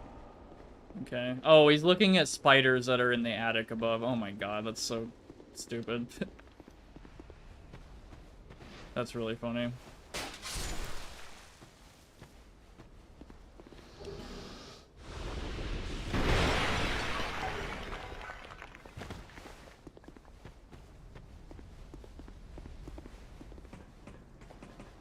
I kind of miss, I will say one thing about Dark Souls 1 I like more is the fact that every character has like a maniacal laugh. This dude in 1 had like the funniest laugh, like out of complete nowhere. Probably caught everyone off guard. Okay, he seems chill and sane and cool, and then he just does that evil laugh. Yes, you, I, together. But yes, I want his armor set, bro. And then he opens up his hands. Oh, I love that. Poison resistance. That could be huge.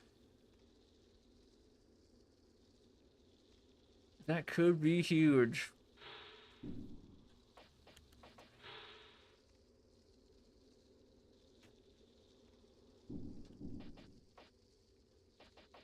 You know what? I might just do that. Yeah, you know, yeah.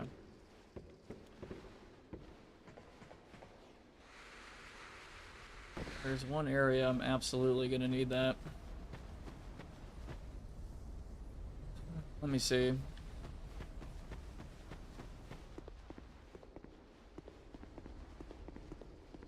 Let me do something real quick.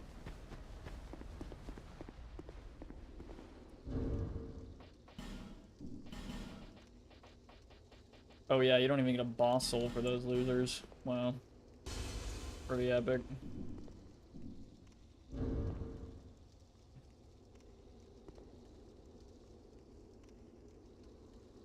Oh yeah, the spiders have like almost an insta-kill grab. Can't forget about that.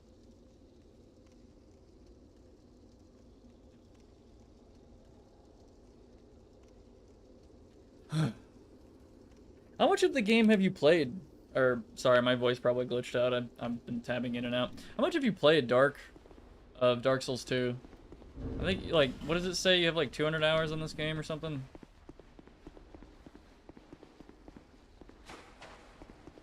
Can I light a torch anywhere? Wait. Yes, I can. Hold on. I really don't want to deal with those spiders.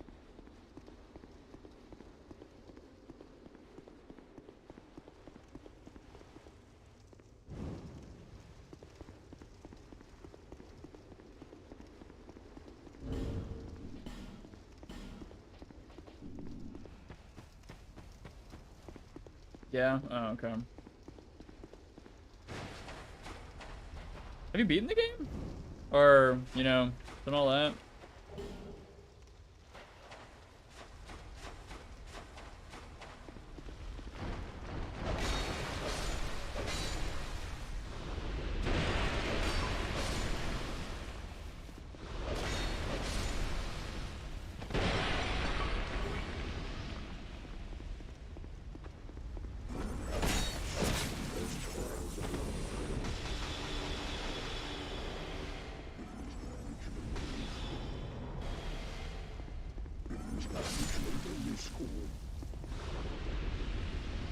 I agree with whatever they just said.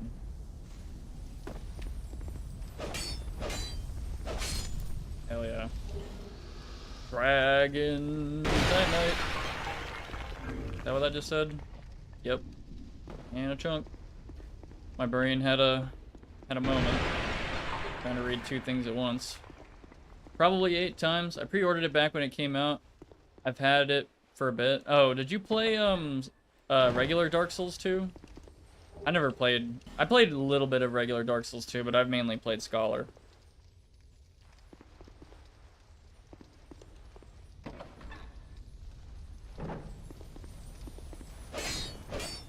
Ah, you fucking asshole.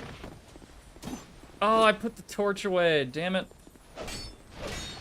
What the fuck is that shit? Oh my god. It's so fucking dog shit. It's so annoying. What is it? It's like the attunement ring. I don't care about that. I'm just gonna, yeah, not do that.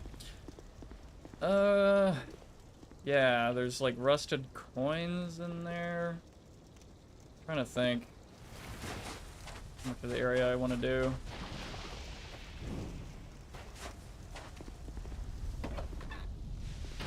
I think there's Titanite here. I need that shit. Give me that. Yep.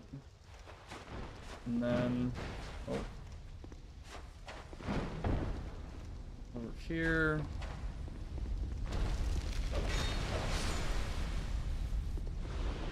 Who's this? This is, Bashful Ray, right? Does he have any good attacks? He has, like, pyromancies.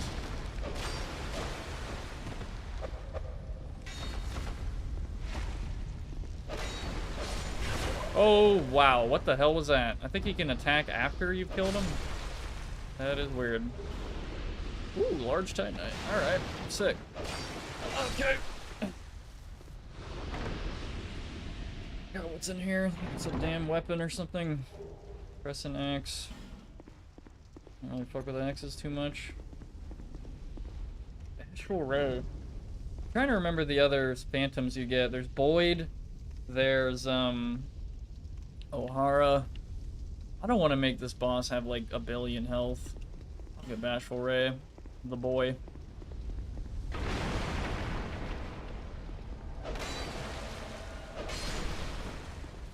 Hey man.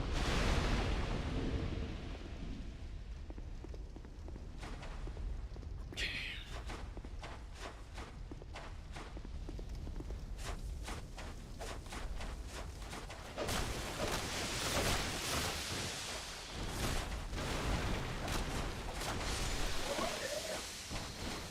If you get petrified, I'm gonna laugh.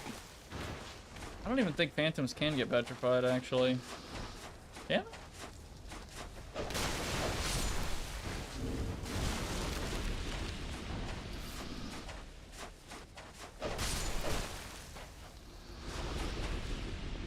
I don't know.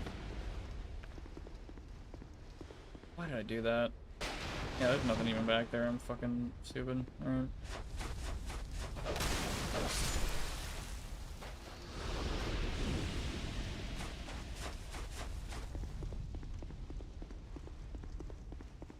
I know there's a way to make the boss immortal. Boy. Yeah, I think you can actually hit off both of the heads and it'll be impossible to kill her, but I don't remember how.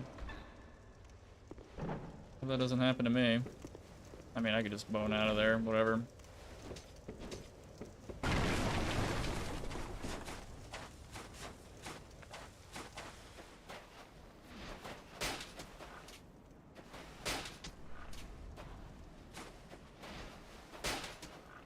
I forgot if there's anything in the first room or not.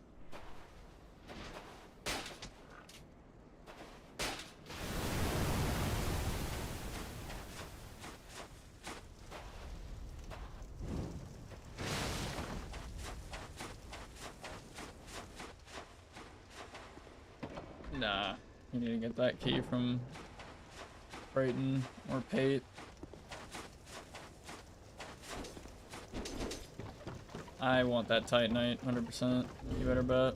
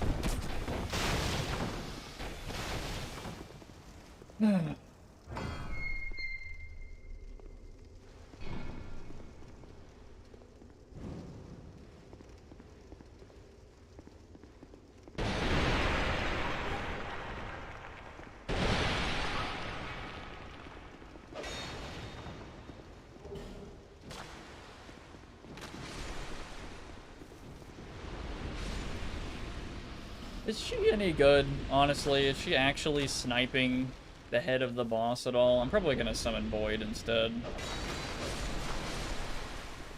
Okay, we'll get the crew.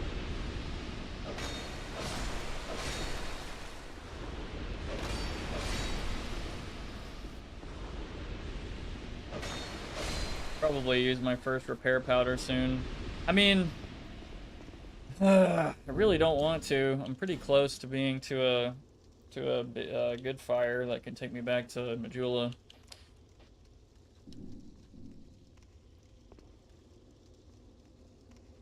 Wait a minute. I think if you use Warmth Heal to heal her, but her heads have a set HP pool. What it sounds like to be my answer. She's more useful for the room before the boss. Yeah. Oh yeah, like sniping the spiders, yeah. I forgot what's exactly in here. I know it's a guy. Get his ass. Fuck him.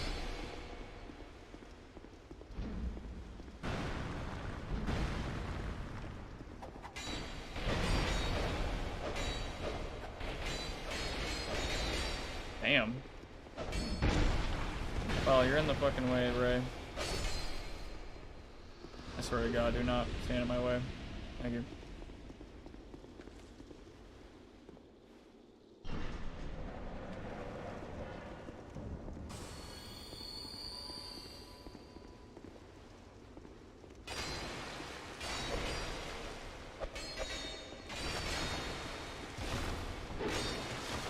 I should have hit him again, or whatever, instead.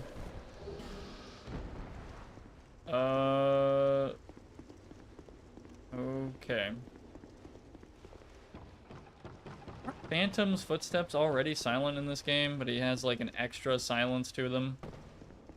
Pretty weird. I know you're not completely silent as a Phantom, like your hits are still the sound of your hits and stuff.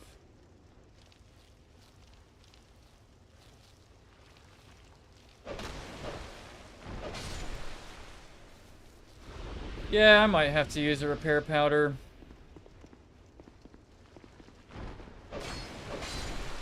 I think that's gonna happen, unfortunately. I can get infinite repair powder at the bro and Drangleic, the invisible ghost man.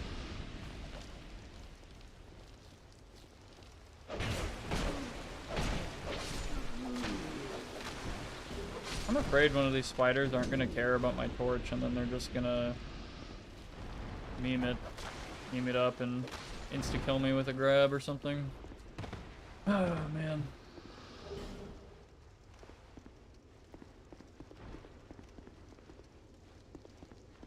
Oh, I didn't know you could get up here from here. Okay.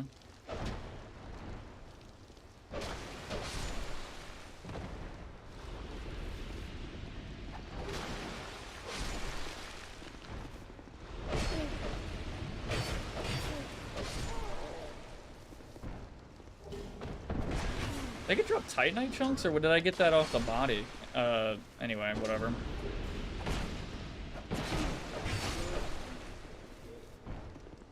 Maybe I should have the gold serpent ring on around them. I don't even think I have one. Haven't been to the Iron Keep guy yet. Yeah, sure. Ashen Knight.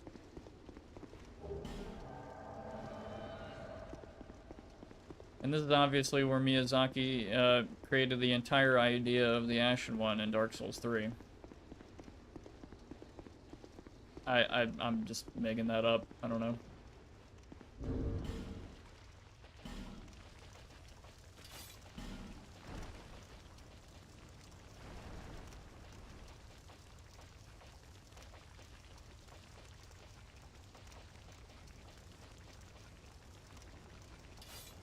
Yeah, I think it's about time my armor and everything else gotta repair anyway. How's my fire longsword looking? Yeah, I probably should repair that instead. Yeah, that looks like everything. I guess I can repair my other summoner staff.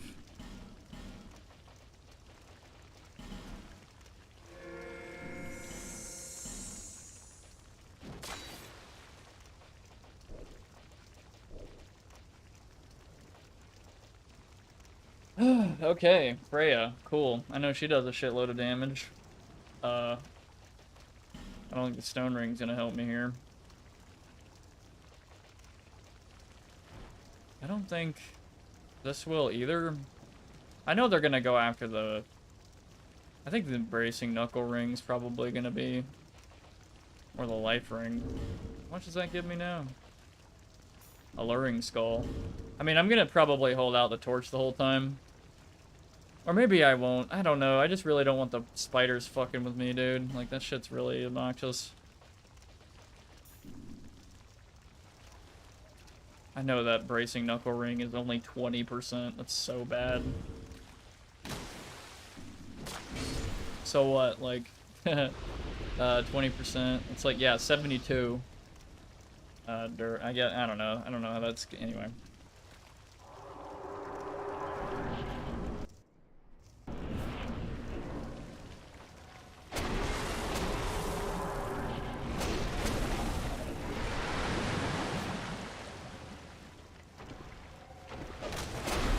Oh boy, yep, I knew that was gonna happen. Damn it, dude. I thought they were focused on them.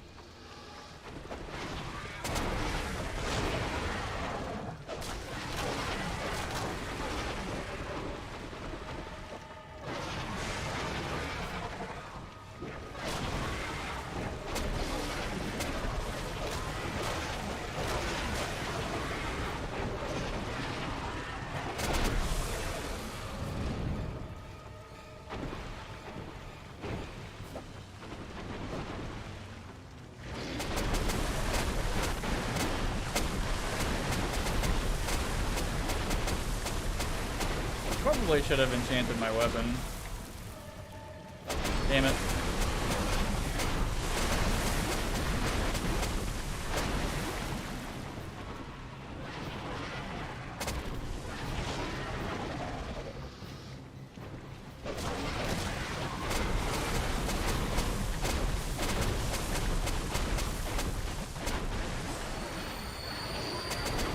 Dude, they keep doing the spam attack.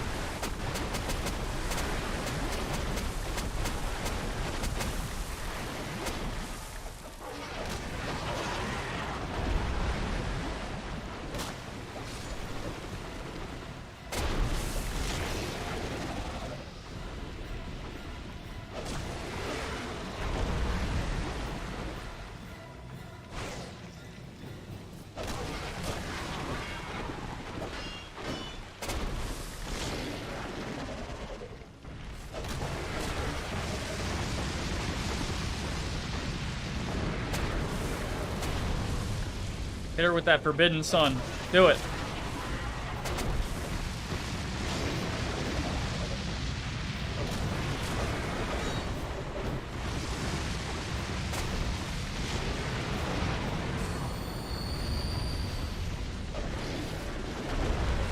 Ow.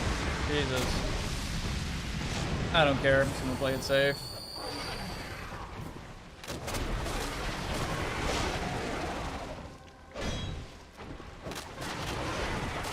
What? Oh my god, please, come on. Really? There we go.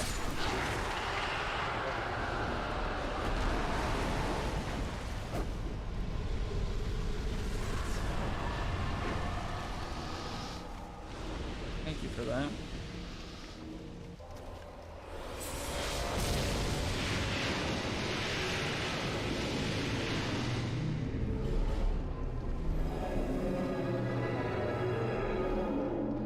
What even can you make with her soul? I don't remember. It's like some poison rapier thing or something, and it's not even that good. It's like the New Game Plus stuff where you can get the Moonlight Greatsword or Crystal Soul Spear, the bane of my existence. A staff? Is it a... I'm gonna guess it's not a cheap staff. Like, you have to have like fucking 60 billion intelligence for it or something.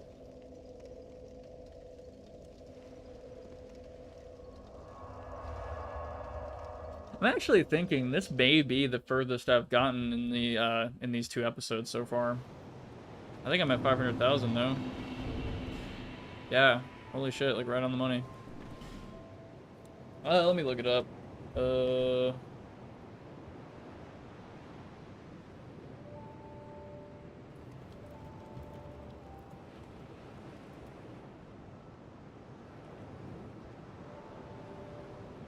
You can get, Soul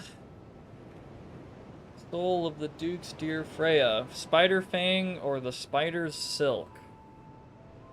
You need, this is a, Lusting Sword, 20 dex. Or the Spider Fang, which is a curved sword, 25 dex.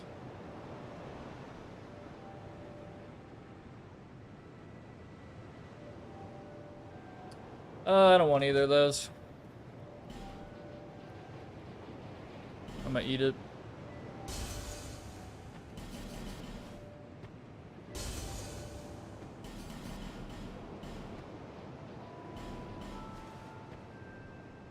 Why'd they ask you first? Let's see. Do I have anything that I need to like instantly repair right now? Not really. This is kind of lower durability than I'd like.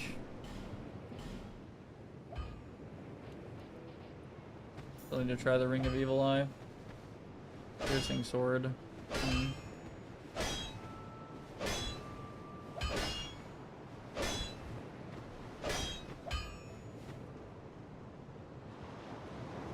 So we got only 2 more options. We got the Gutter and Iron Keep.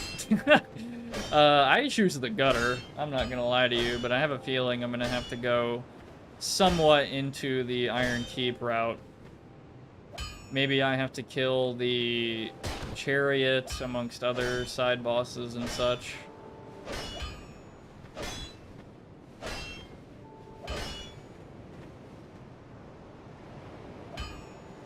I'm not gonna lie, a part of me would much rather do the Gutter first, which probably sounds insane to some people. I really don't think it's that bad. Let's be wary of all the statues and the pitfalls and the dudes with the dark, broken, straight swords and bullshit like that. And you're good. And pretty much should have a torch the whole time. Lighting up the whole area actually does really help. And also you can get that curse hat. Not very useful, honestly, for this run, because getting cursed doesn't count as dying. And I have plenty of human effigies and shit, but anyway, it's just kind of nice. You really, really, really don't want to be cursed.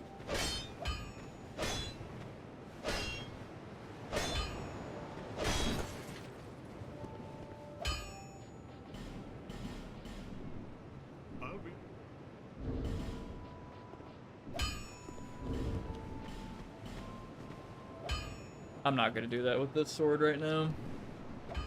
Oh yeah, I did get some chunks. Oh, baby. Yes.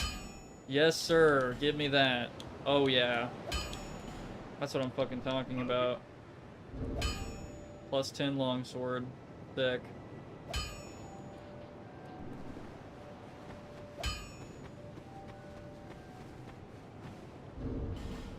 Hell yeah, dude. Holy shit, this one's actually going really well. Yours, I only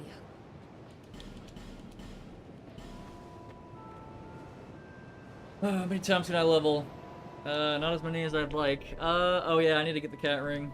Yeah, I said I'd do that after I did all that, so. Yep.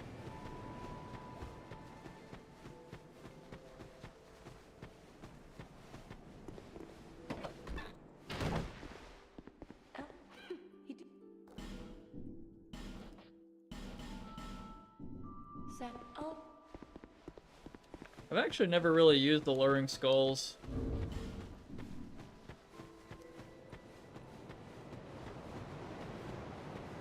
Do I have plenty of heals, I think? Yeah, I think I do. I think I'll be fine. seek. I just definitely think the thing I also learned in previous runs is I need to do Iron Keep last, because it's like the longest, probably most committed you have to get. Well, I guess Zeldora is pretty far, but the no way, like the no return, is pretty late into the path. But as far as the Iron Keep, once you get to the poison mine, that's it. You're locked in unless you bone out of there. So it's poison and then insta-kill lava with the Alone Knights, which are a pain in the ass. Wow, they are so annoying, bro. Holy crap. Stone Ring helps a lot. I don't know if the ADP is worth it. I don't know, man. Like, you know, I think 101 should be good. I think that'll be fine. That agility. And a little bit of health. Yeah, I think this is good. I like that. Quite a bit more resist to poison and all that. Yeah, poison. Yeah, we'll need that later for sure. So poise, yeah. Cool. Alright. Well, that's that. I think I have enough vigor for the gutter. And the cat ring. I'm gonna put that on. Just in case I forget. Where I need to go next time.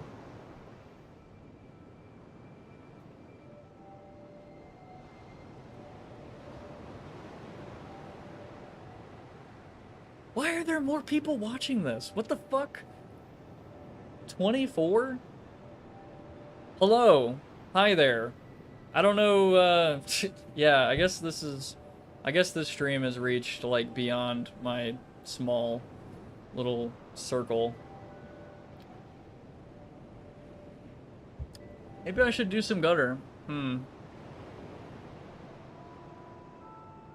of stopping here again, but man.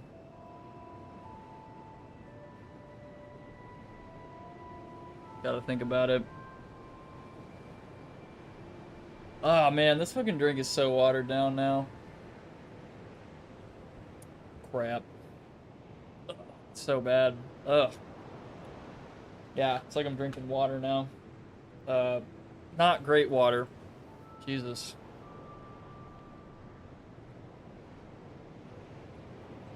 Ugh. God, I need another drink, dude. This is crap. Yeah, I need to make another drink. Be right back for a sec. I'm even gonna do the be right back screen. It'll be real quick.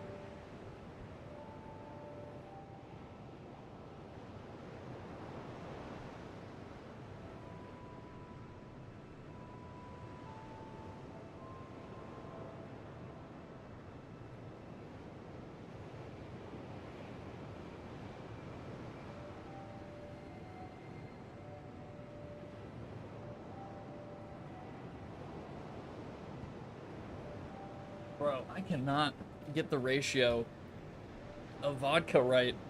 Ugh, yay, man. Fuck, that's rough. I'm gonna drink it anyway. Ugh, Jesus. Yay. Not that bad with vodka, but wow, that's... I don't know about that. Don't know about that one.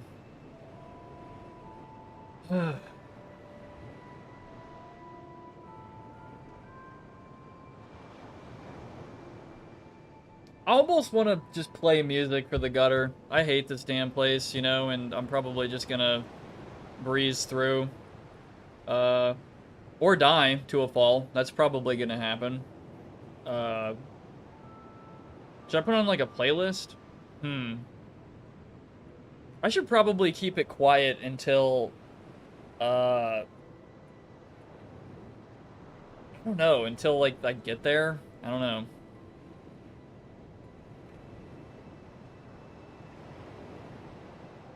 I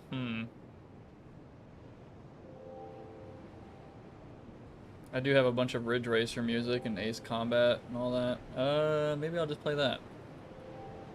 Can I get that into a playlist somehow? On VLC?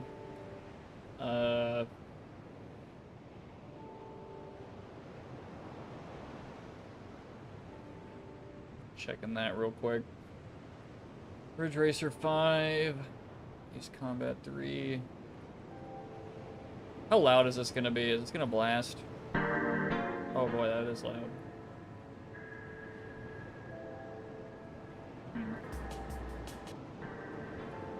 I don't think I'm gonna speedrun it though. Maybe another time. Right now I'm just gonna leave it.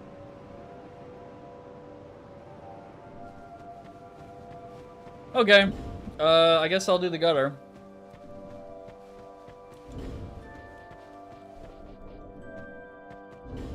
I don't know if taking off all my weapons is a good idea. Rings on. Got my... You know what? I kind of want to be safe. You know what? I think it'll be fine. Okay. Oh, it's so funny if I died.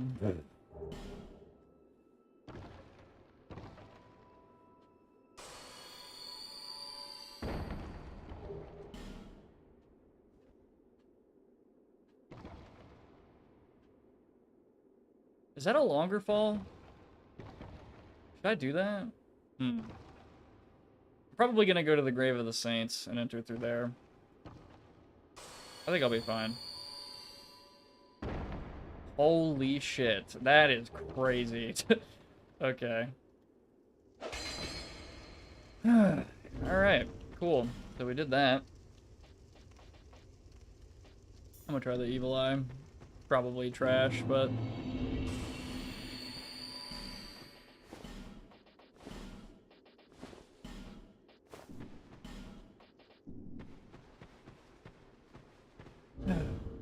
Okay.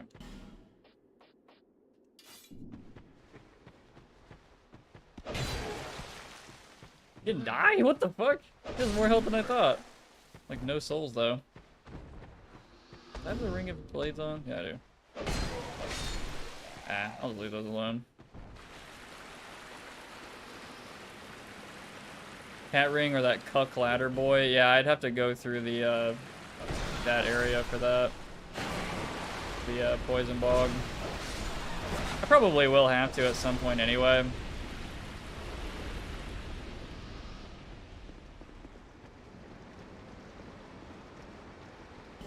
Okay, let me see how much health I get. That is not bad.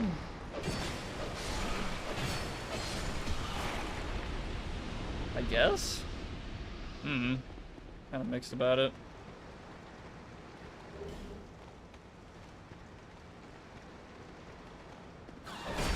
I'm just gonna lose it anyway.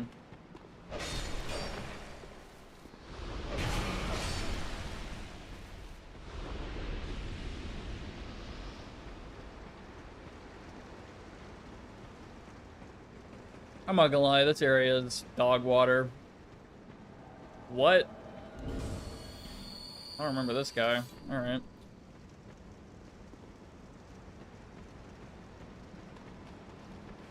I hear a rat. Yeah.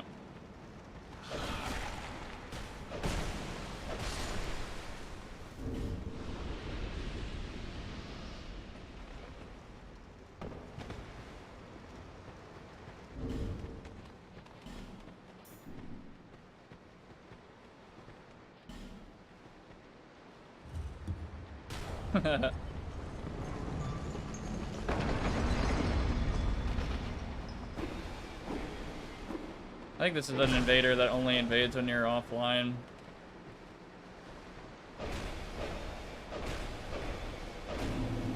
Okay. Cartel +5. What the fuck? You can only get that invader, I think, when you're offline. That is, really interesting. Okay. Cool, I guess.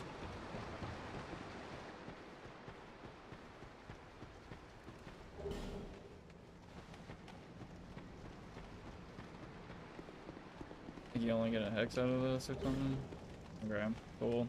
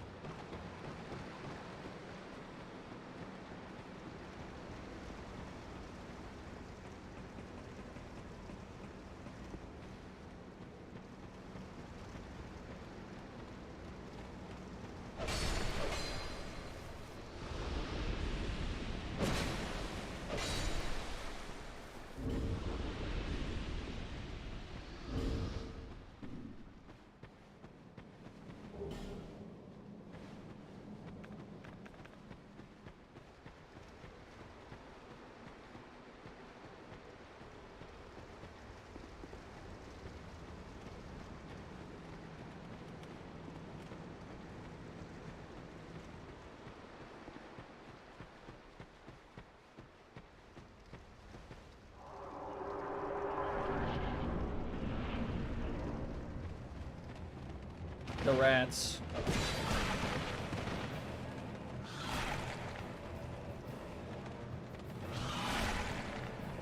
Look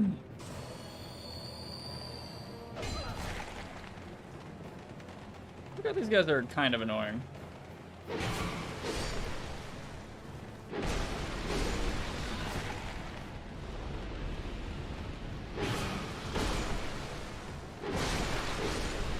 How annoying is that damn rat authority dog?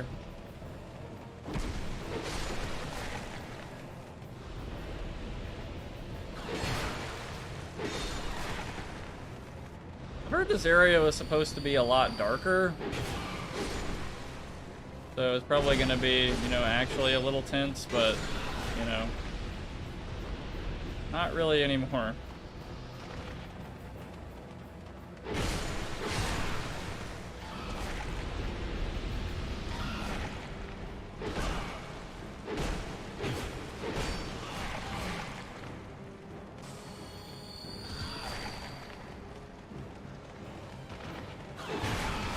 Holy shit. Oh my god. Wow.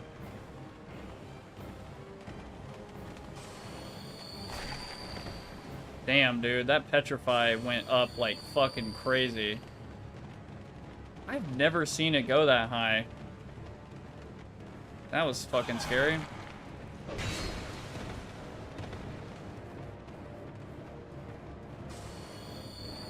I've actually never had trouble with this boss before. That is pretty fucking funny.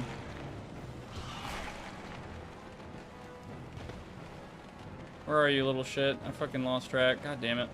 Where'd you fucking go? Am I blind? Yeah, I got womboed. I think I'm blind. Oh, I see him. I see him. He's like in the middle of like all of them. That little shit. Got him. Come here, fuckers.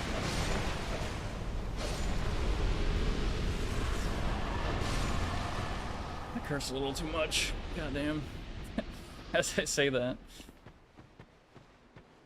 Hello, Rat King. Goodbye, Rat King. Hate that guy.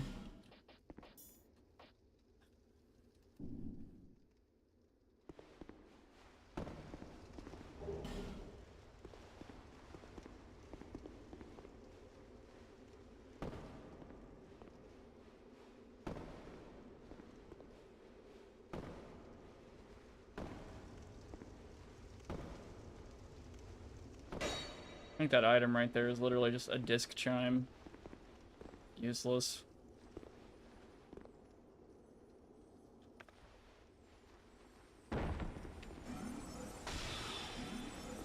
Alright, he instantly disappeared. Wow.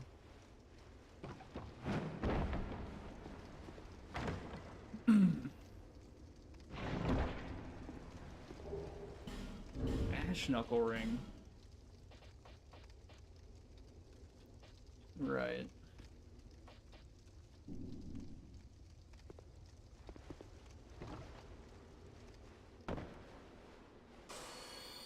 Just in case they blow me up. But there's like 3 of them or something. Conga lining it in here.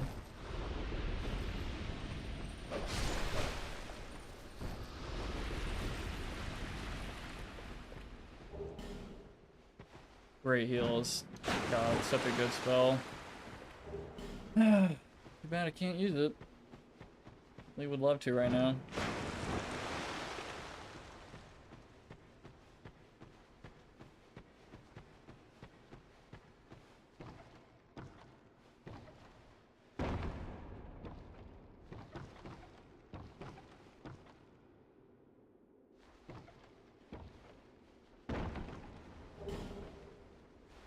I still think falling damage with the cat ring should just be the regular falling damage in this game, but, you know, whatever. They just really wanted to fuck with you, I guess.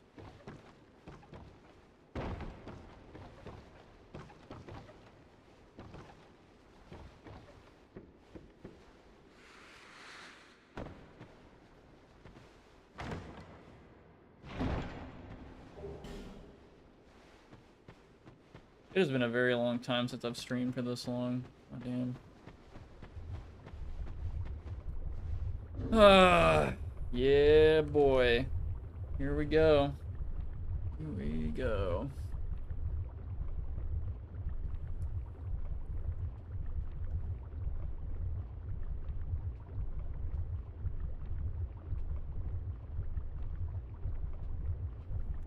Don't mind that, just tabbing out.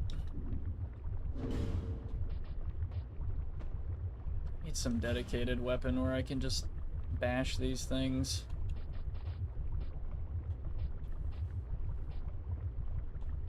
I don't really care about the hand axe.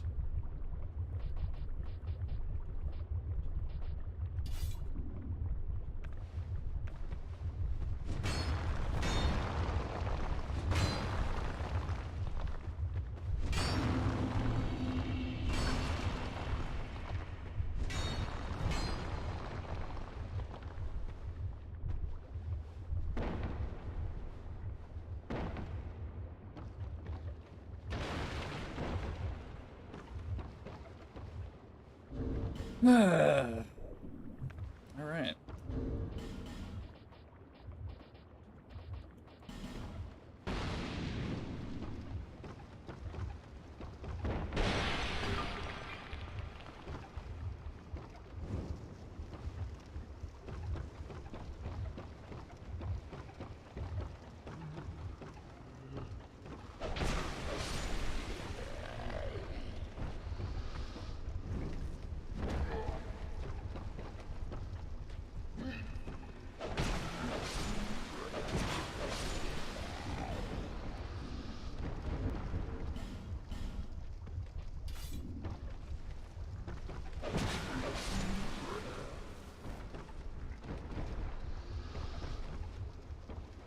Oh wait, I don't want to go down there yet. Hold on. I have a very specific order for all of this.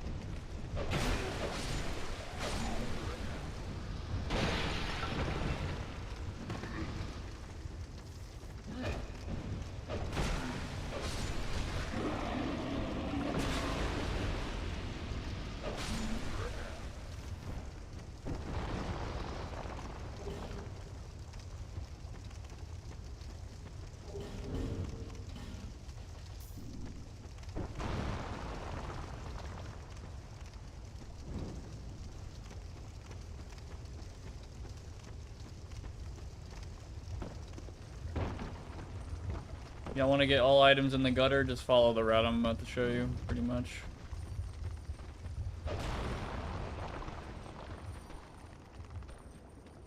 Okay, there's an explodey in there. I'm not taking a chance. There's another explodey. Nope.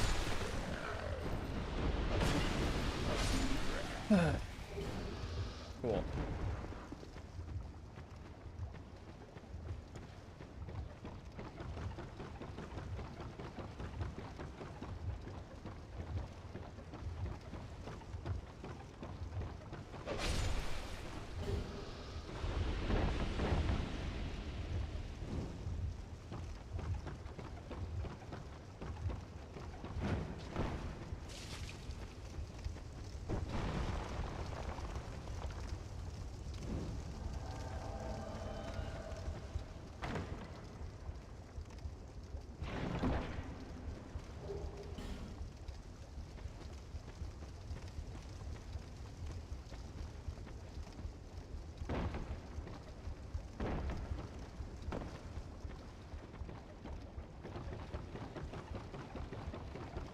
Why are you coming down here?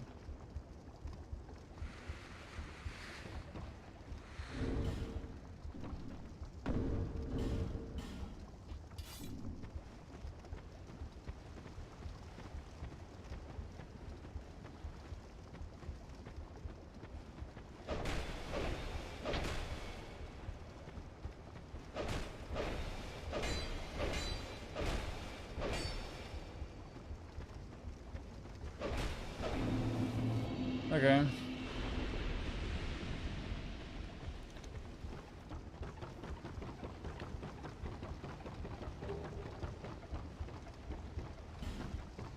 So anyway, there's a mimic in this house. But did you know? But did you know?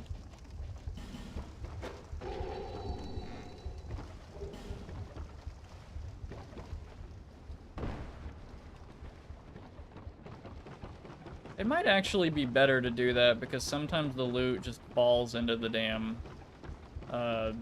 pit or like an inaccessible room below, which is pretty annoying. I think that's everything. I think I lit everything up there as well. Yep. Okay.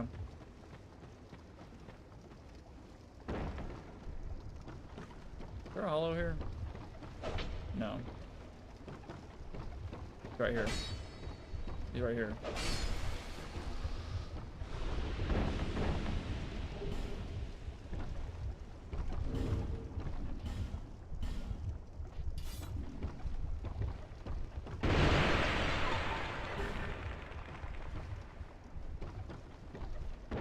And now, after doing all of that, I can go down here.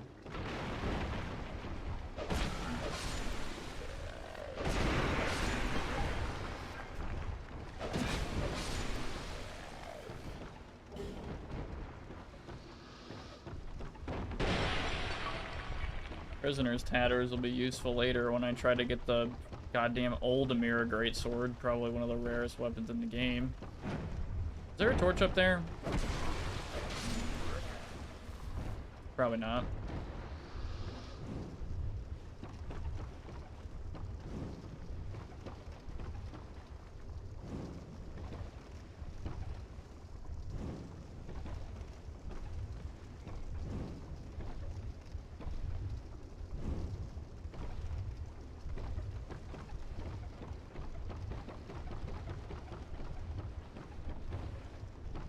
I don't think there's anything in there. I think it's just the Havel armor that's behind the... Yeah.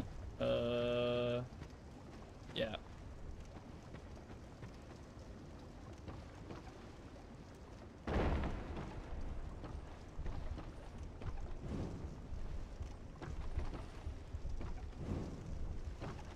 I really don't like those flesh dogs. They have, like, infinite poise for some reason.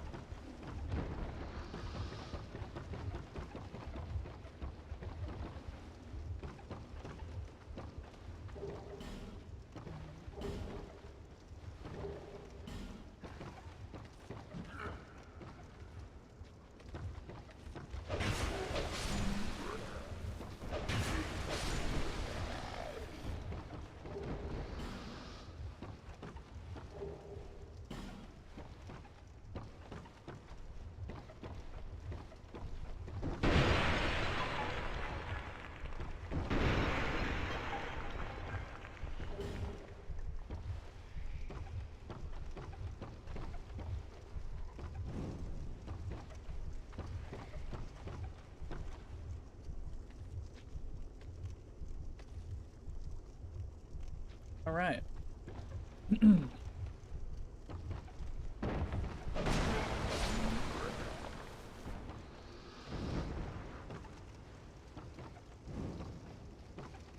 don't even know if I want to fight the damn denizen, to be honest. I mean, the Black Witch armor is pretty good, but they have a lot of spells, and I'm a little worried about how much damage they could do to me. Yeah, that kind of stuff.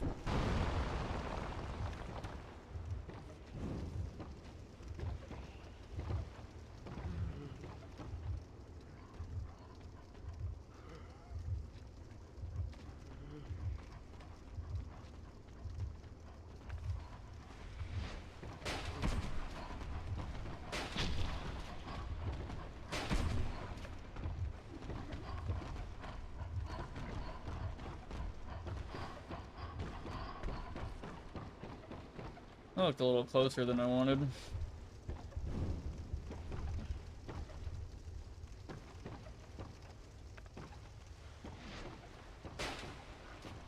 I don't care. These dogs are bullshit. Cheating this shit.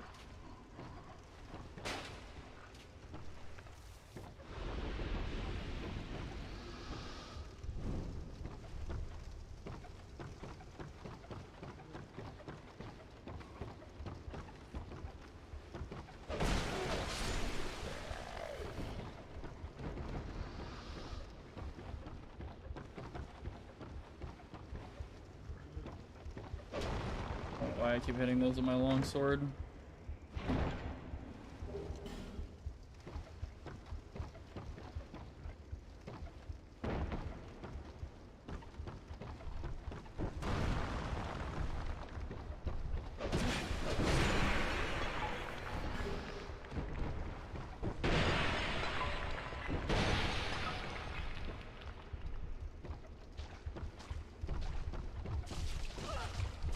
Damn it.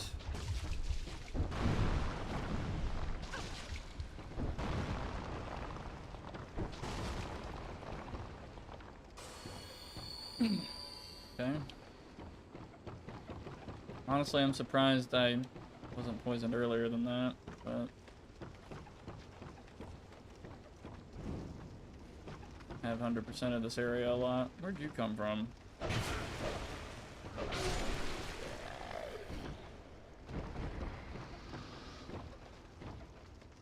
Where the fuck are the... What? Don't know if I've ever seen that. Just like a conga line of them spawning. What the hell? I don't think I need to use a fucking +10 on them.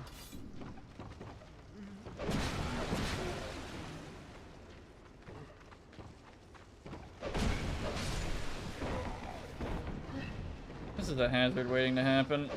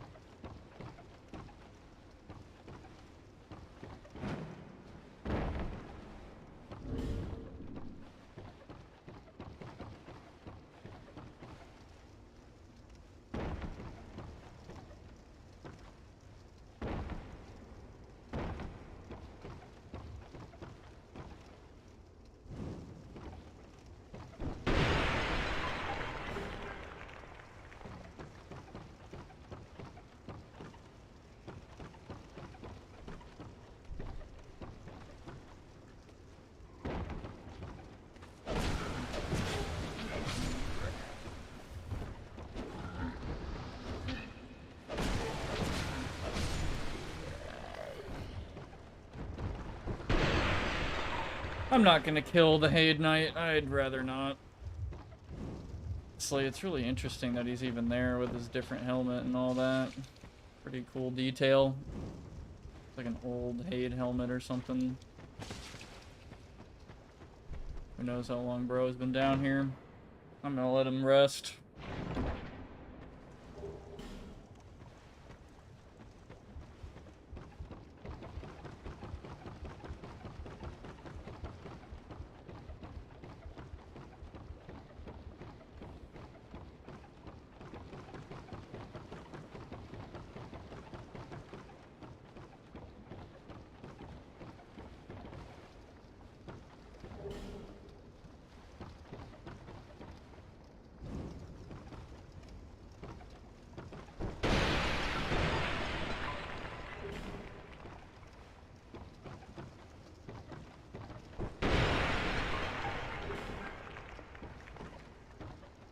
did Great Axe. I don't remember that.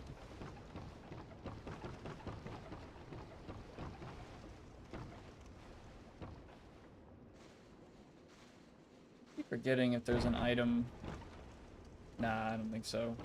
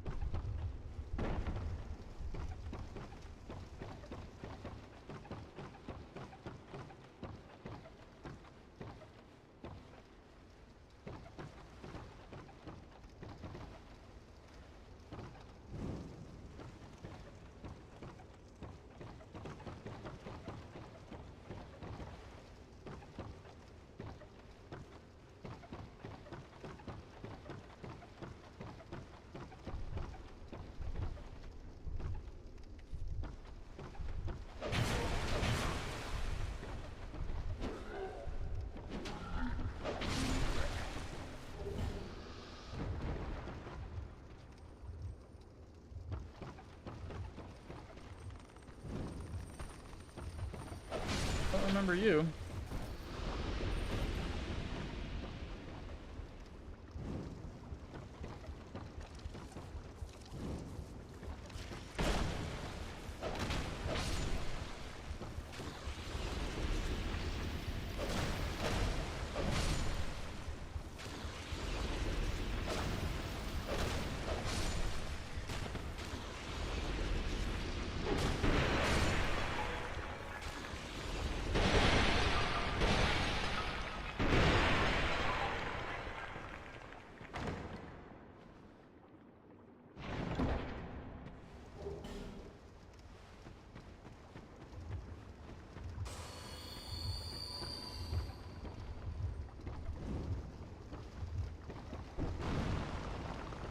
I could take the safe route.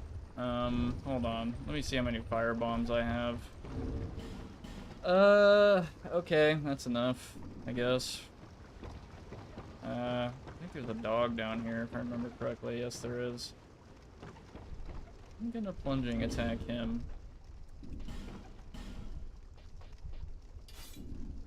I don't regret it. Oh, why did I do that?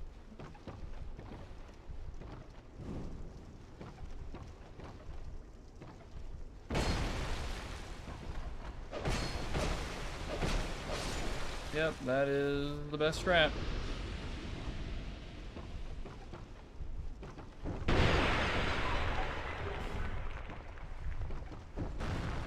Oh yeah, did y'all know there's a butterfly here? I love all the little bullshit in this game.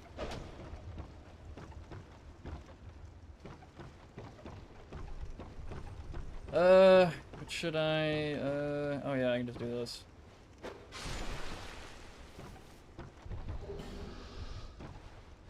Okay, now we have a problem. We have these little dudes over here and a really fucked up jump. So let me just do this real quick. Gonna have to use some black fire bombs, whatever. Not really, don't really care.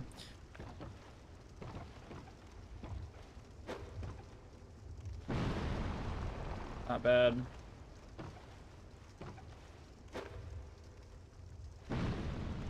That could have been better.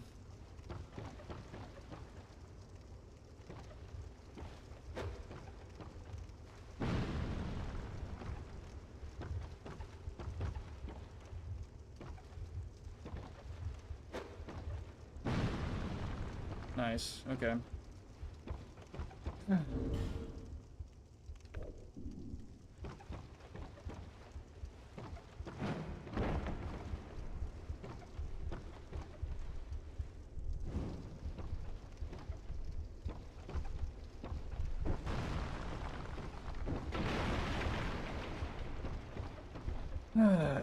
Okay, and this is the little tricky part where people probably fell into the ladders and stuff.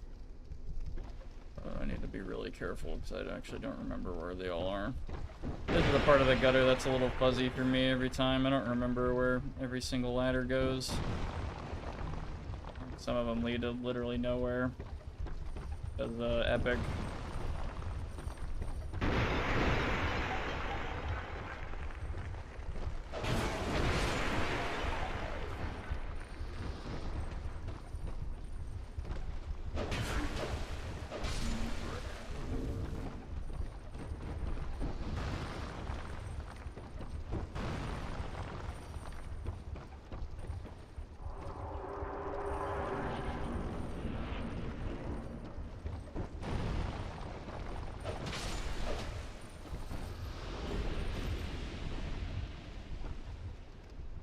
honestly, this area definitely sketches me out more than the Gulch, but not gonna lie, the Gulch is sketchy as well, trust me. This area is just a little bit more unpredictable on a couple of things.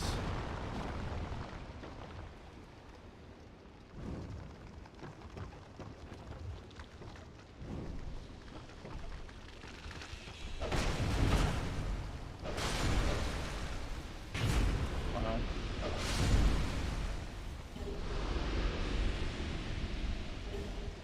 Thanks for the moss.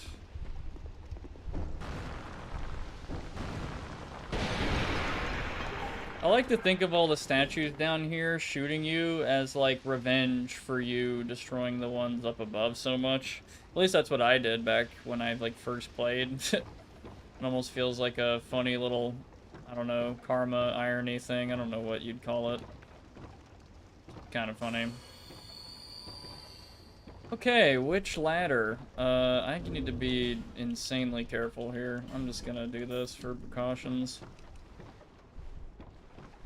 I have died here before from stupid crap, and yeah, like that little thing over there, I kind of don't want to get that. Probably fair. Also, there's like another chest or something not far from that. Not really interested.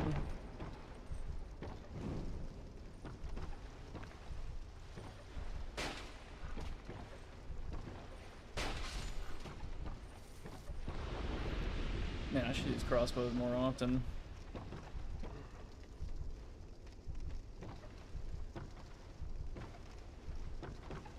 That was close. I don't know if I want to summon the denizen, to be honest. Not sure if that's the best idea. I'm probably going to use some repair powder.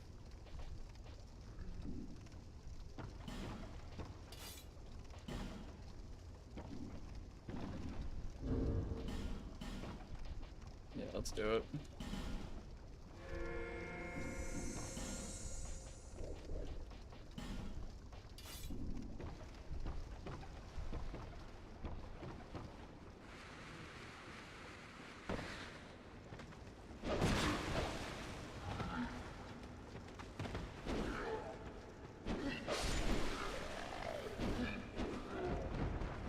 Oh, I ran right into that. Shit. I hate that.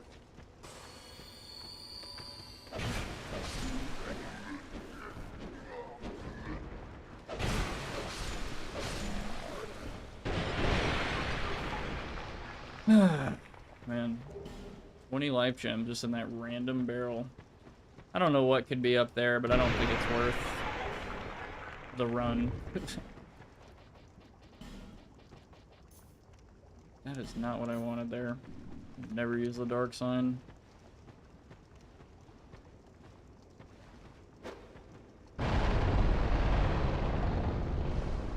What do you think, Dark? Should I summon the denizen? The invader? Be kind of funny. I also get the Black Witch set. Well, not the hat, the cool hat. I get the veil instead, but... Pretty sure the torch down there is the last one. I have the cat ring, so I'm gonna go ahead and do that.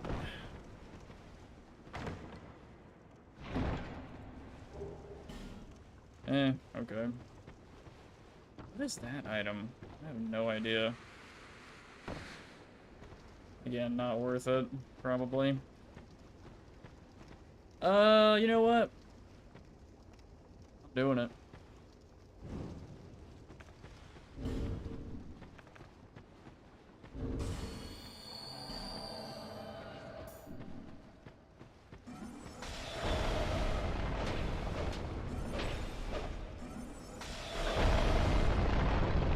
Man, you hurt. Damn. Yeah, that would have hurt.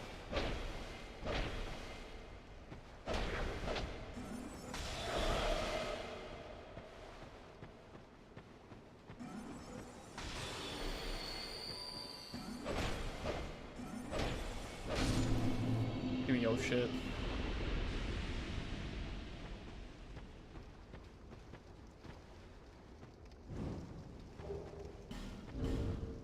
Oh my god, that would have been really bad if I did that. I just... No fucking chance. Did I really just do that? Wow. Okay, well. At least my 10 wasn't out.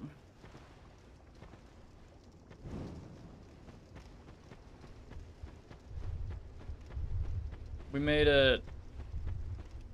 Oh my god. It only gets better.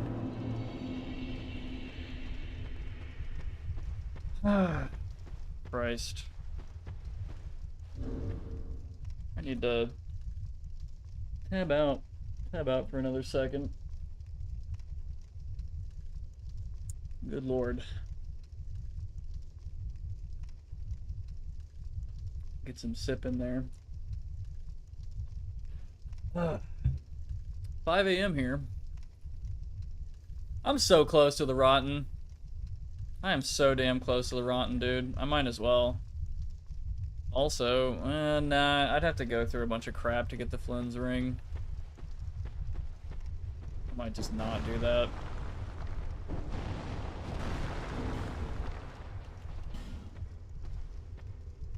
I should probably at least get the key, though.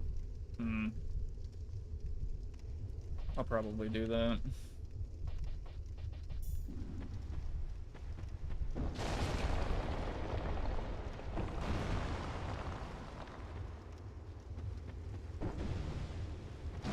I didn't want to do that, dude.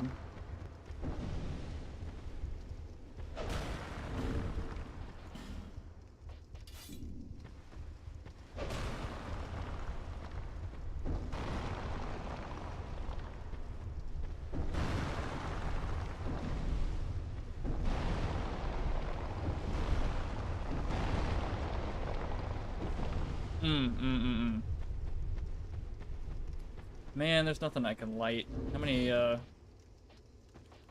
3? Do I need this, like, at any other time? For the wheel, fuck. Screw it. Okay, do I have, fire bolts? I doubt it. Nope. Okay. Do I have, like, a sufficient, arrow meme? Nope. Doesn't matter. I'm just gonna do this real quick.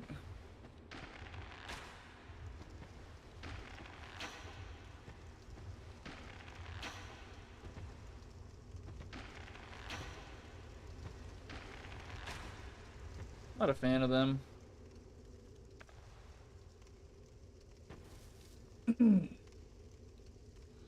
Cool.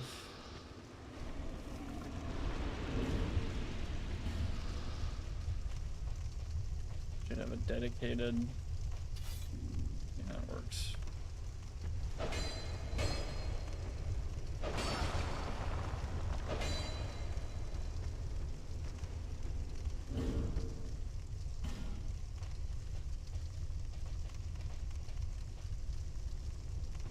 Can I even do that?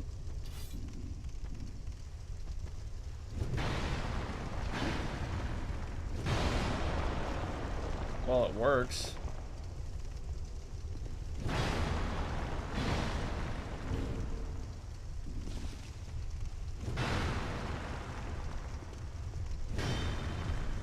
Till it doesn't.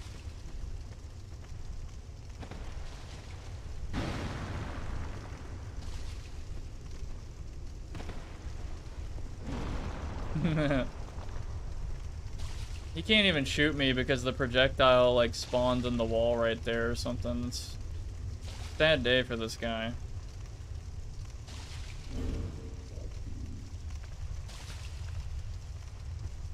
Sucks to suck.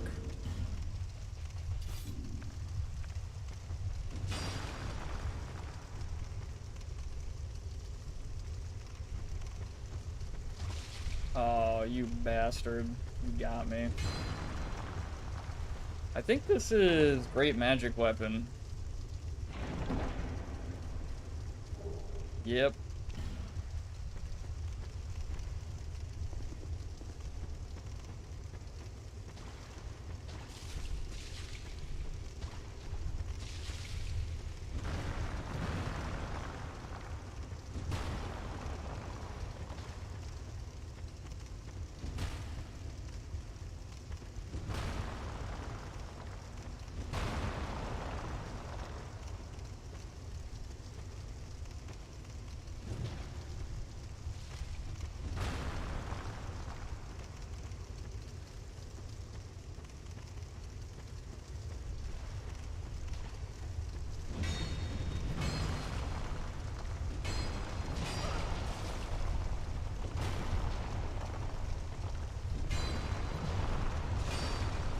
You fucker. God damn it.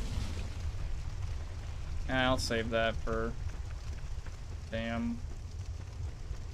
Other shit. I'm safe right now.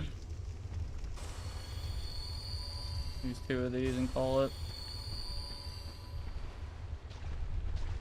Probably should have just went ham when I was poisoned. Oh, come on. Okay.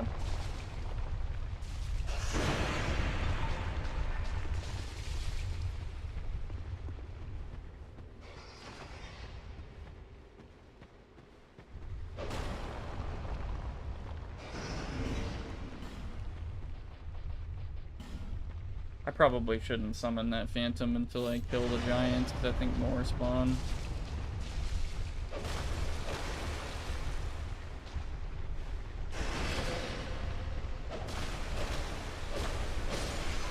What a weird guy. Oh, you fucker. No, don't touch it. God damn it.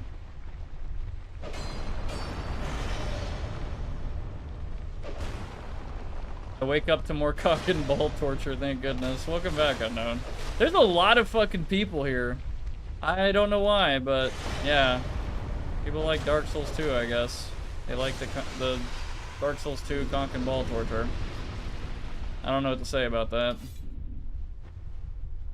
I have no words.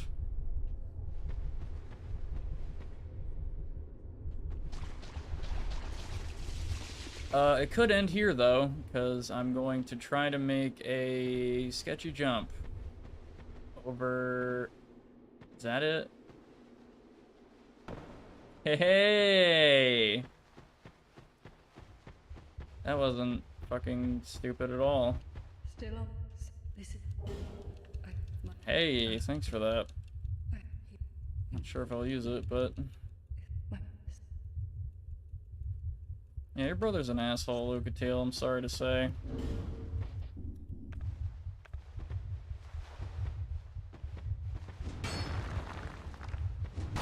He's an asshole with one of the rarest weapons in the game. For no reason. Well, it is a good weapon, but... God damn, dude. Schmidt. Not yet. Bashful Ray, my boy. My pyromancer fiend. Yeah, welcome back, Unknown. I wasn't expecting to stream this long, to be honest. I need to go, fix this. Hold up.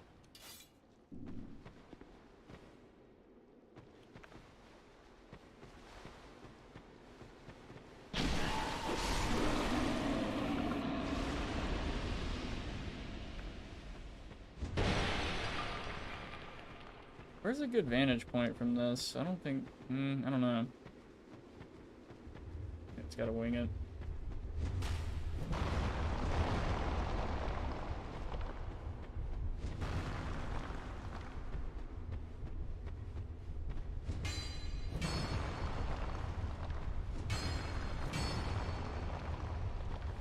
Ah, crap, I summoned him.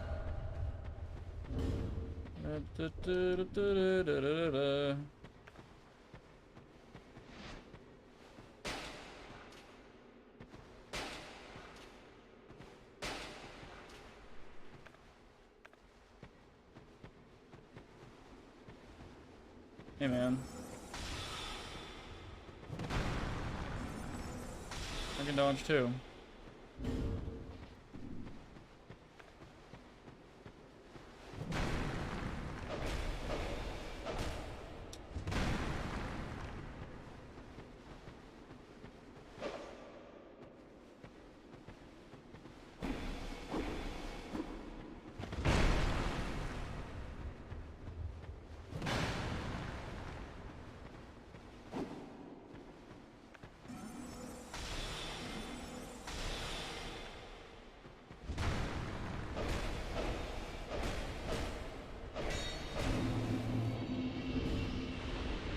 I didn't mean to do that.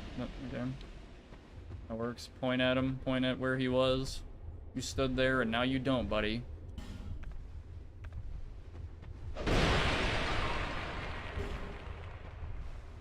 Well, now I have a good point for this.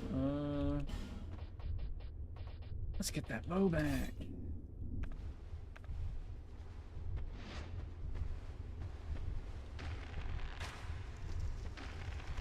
Light it up.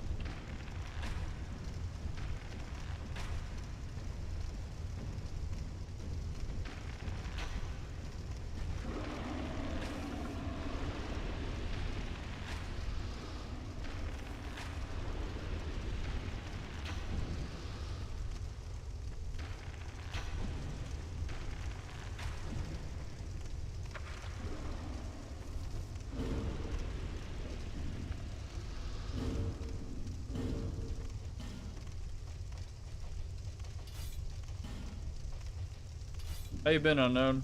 Good sleep? I should be doing that right now.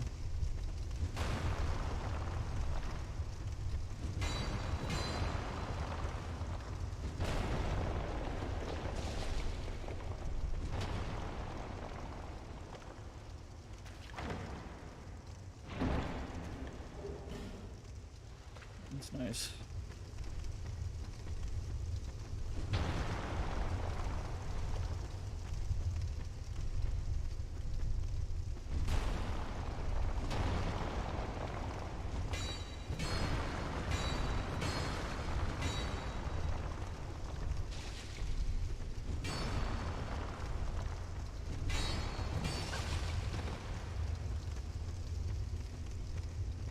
I'm heading into work, just checking in.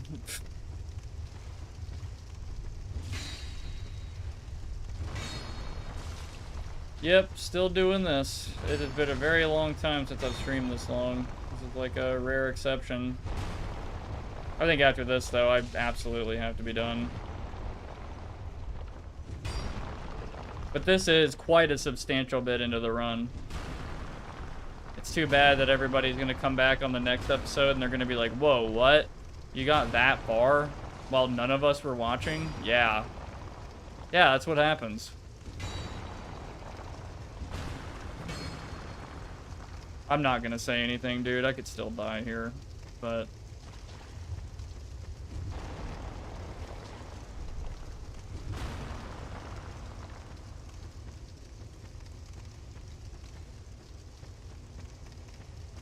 What's even in here other than Lucatiel's thing? Well, I got plenty of branches, so...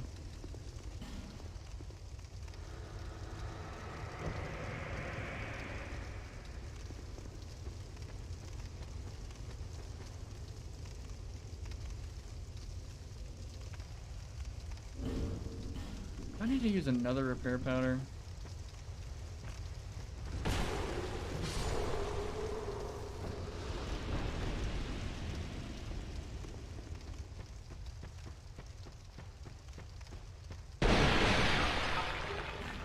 There's Lockstone. Okay.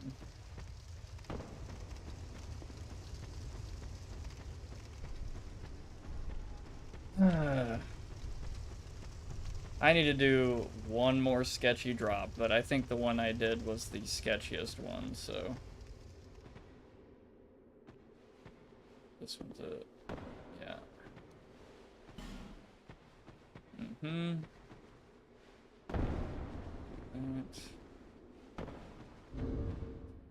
Okay, all because I want the Flynn's ring. Yeah.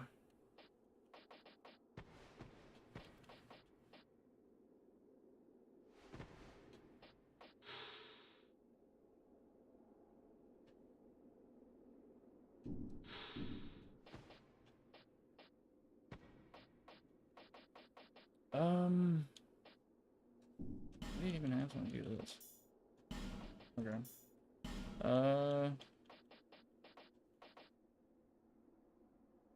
I just realized, do I have this setting enabled? Hold on. Yeah.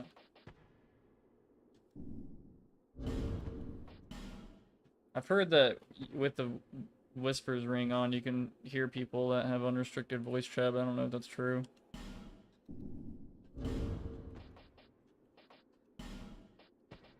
Anyway, I'm probably gonna, hopefully, soul arrow these giants to death, and I'm going to live.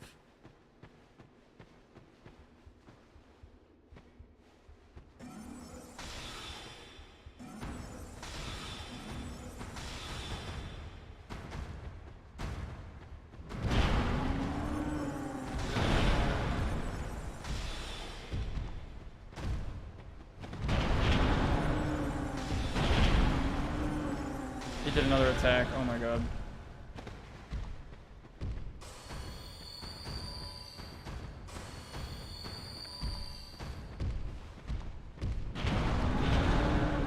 That was a mistake.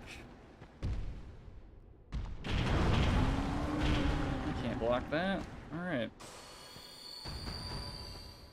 Okay, they're leash distance. Come on, break a leg. Thank you. You have a good one, man. Holy crap, I'm so glad their leash distance isn't further than that. That's really scary. I'm gonna do this. Where is the chest room? I don't think they can follow me in there. That's not the chest room.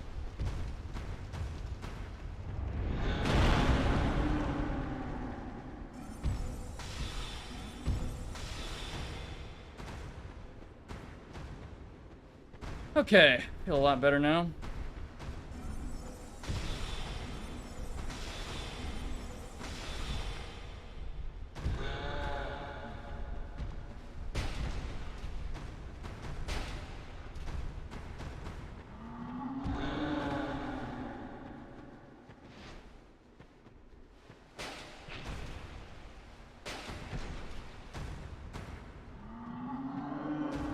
I don't even care because people cheese this all the time by just like logging out or something and then they get it.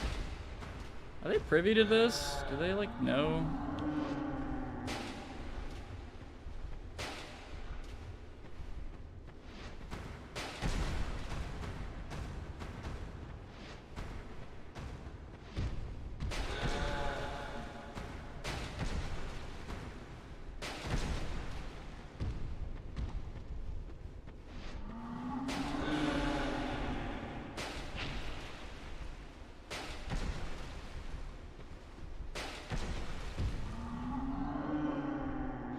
Do that. It's really interesting.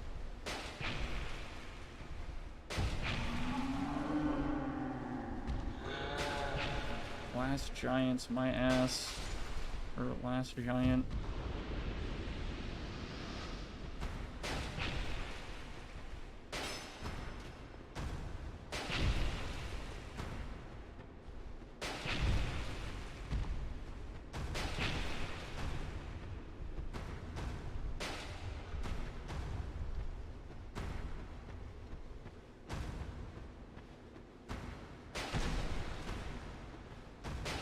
Why are they moving like that?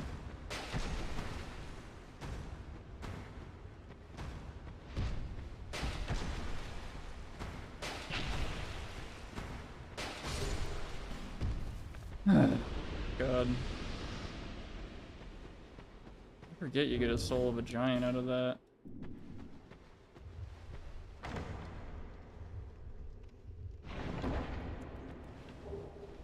And the Ring of Giants. That's cool. Alright, well.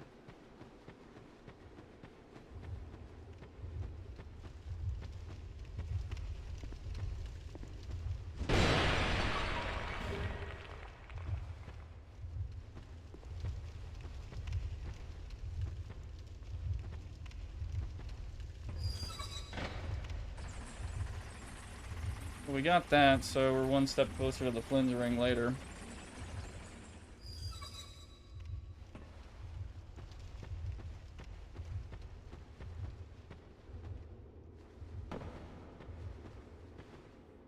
I'm not even gonna open that fucking Dark Pilgrim door.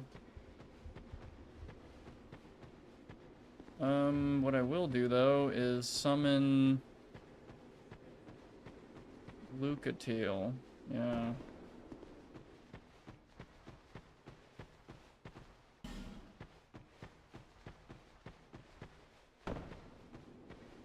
Oh my god. Well, it's looking good, and I can't say anything yet.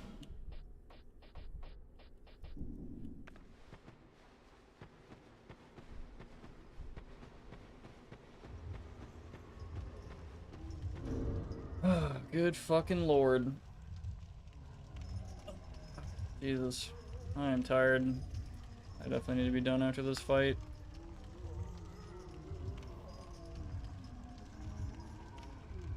Okay, let's see what we got. I think this is fine.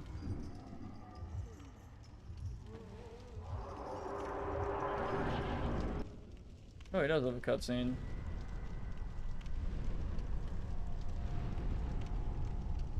Thank God the statues don't actually work.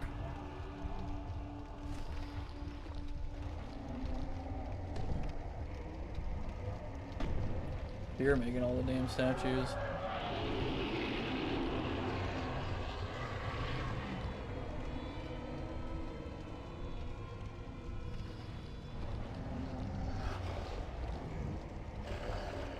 How do you even see, dude?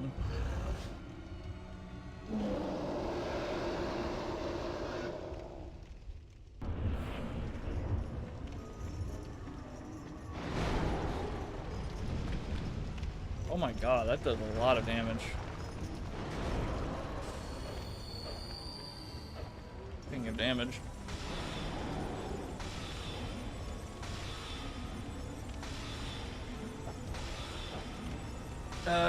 Probably shouldn't do that.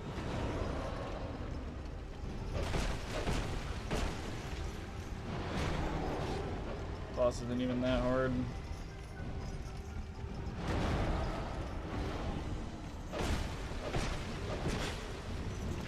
Oh boy, that's annoying. Alright. Hey, Lucatiel, you mind getting away from that?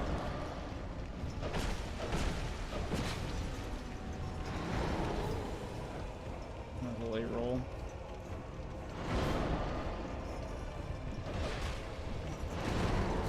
Cut off his hand or his arm and you get a Pharaoh's Lockstone out of it. I don't know if that's true.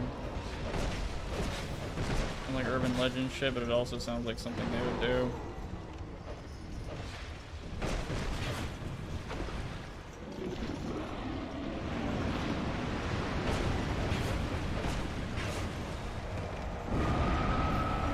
Damn you.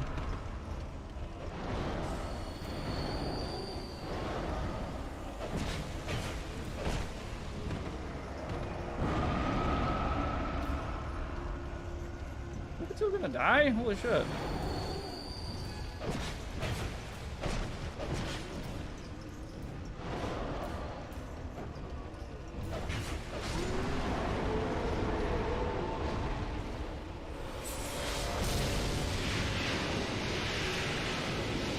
Oh, thank you, Lucatiel, my beloved.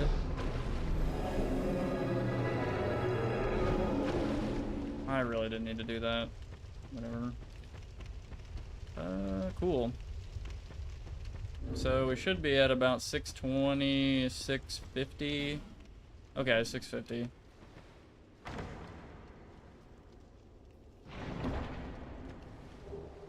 We can probably get 700k with all like the inventory souls, probably more.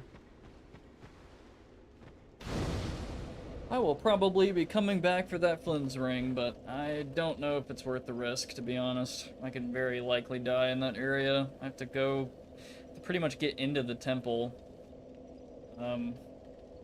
Yeah, kind of sketch. Anyway.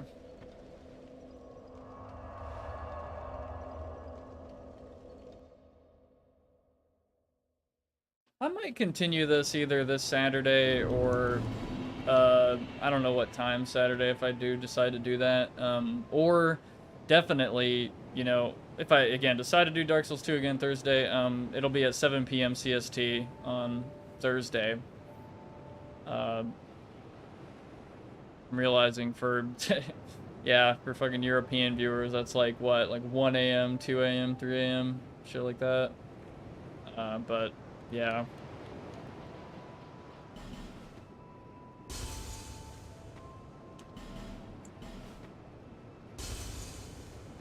I have faith in this one. I've killed 3 lords and I'm really fucking hoping I don't have to actually complete Iron Keep. That area sucks the big ass. I'd rather not.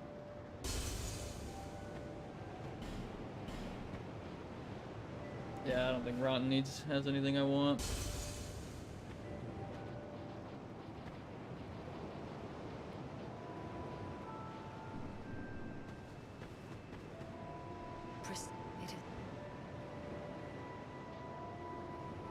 Over the hill and where a man peered at whatever came. Those who come to Drang Lake seeking it happens to them all. That blue knight at the base of the tower, although he does offer sound, perhaps he is a foreshadowing.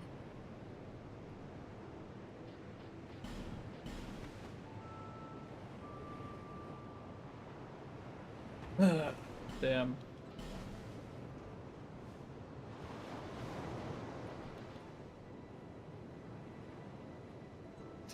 I'm super adamant about just dumping all of this into Vigor right now, so I just have almost 2,000 health. I'm totally down to climb with that. Honestly. A whole nother hit that I could survive. And not get absolutely blasted. Could also get agility, though. More iframes, but I mean, I don't know. 101, I think, has been working with me. Or working for me. Probably do need, like, another weapon plan thingy. Something.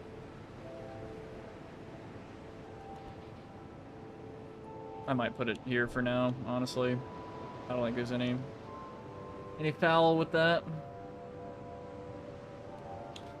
Maybe I'll put one in ADP. And nah, I'm good on that. Oh yeah, look at that health bar. It's huge now.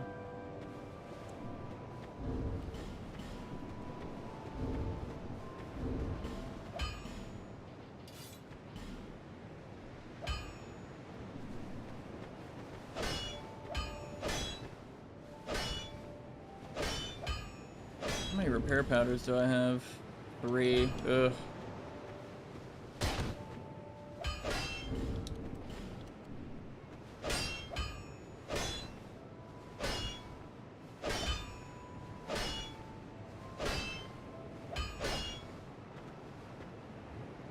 I can't wait for Shrine of Amana. Well, first would be Iron Keep, obviously, but that'd be the CBT of all time. And then after that, Drangleiac's not that bad, honestly. But Shrine of Amana, yeah, that shit can Sugma, dude. That area sucks. I mean, at least I'm a sorcerer. I can, you know, get some of those Archduke guys out. And I have a crossbow meme going on, so... Oh, I need to stock up on more bolts.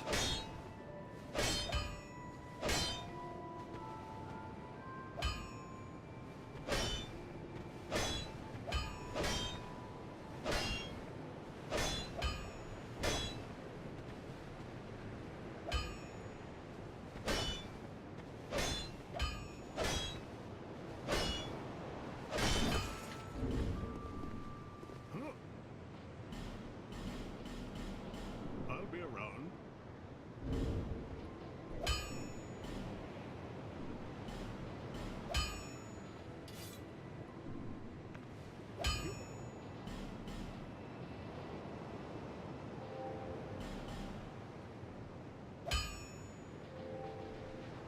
I want a Twinkling Titanite weapon, so Black Knight Halberd's one of the only ones I can think of. Twinkling Titanite, Idleshime, Dragon Slayer's Crescent Axe, a regular Crescent Axe. Not a big fan of axes, though. Could get that to +2, but that is a massive commitment. I mean, I kind of want to go quality because of the long swords, and if I could get 25 in both strength and dex, it would be pretty nice. I might go for that. That might be my end game plan for dex and strength and stuff.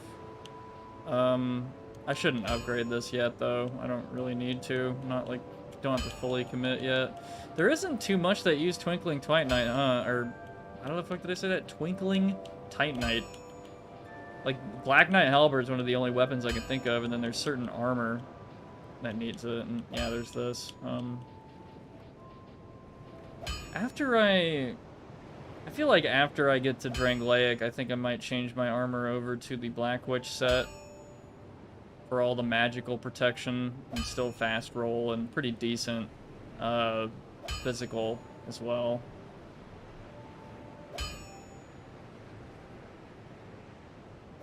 It's a pretty good set.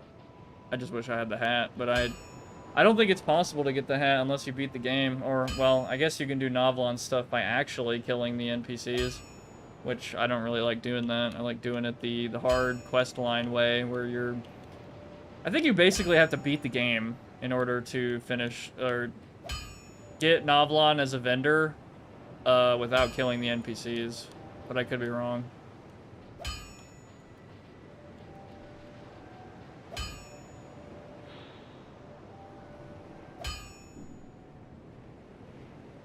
That's a pretty good shield. I'm kind of surprised by that. A lot of magical, you know, and all that going on. I don't think there's a shield that blocks against literally everything.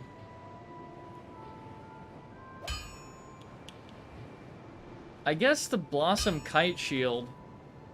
And I guess if you upgrade it 10 times, it goes to like 81 physical or something. Probably barely notice a difference. It's probably the most all-rounder shield in the game, maybe. Biggest problem with my shield is it's like not great for magic. I'm not really blocking magic though, I'm always trying to dodge that shit anyway.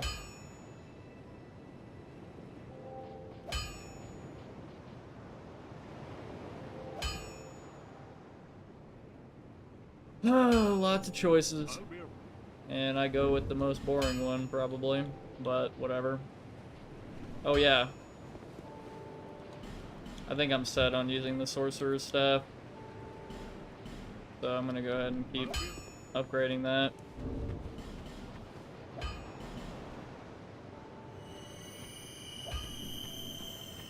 Not really relying on it too much. Not doing too bad.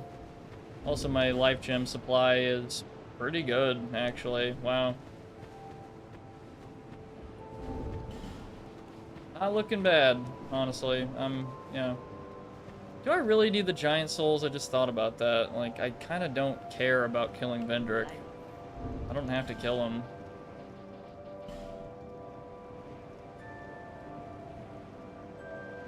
I don't think I'm gonna fight Vendrick. I mean, I definitely won't be able to when I consume this. Like, when I consume all of them. Like, we're talking...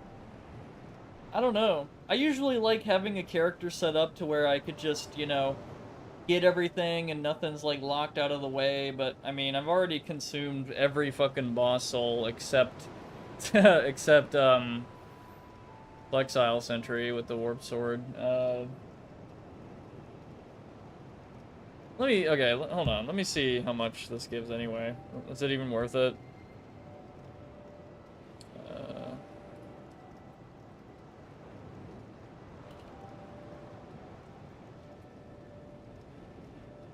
Soul of a Giant. 10,000 souls. Consuming the soul is not advised.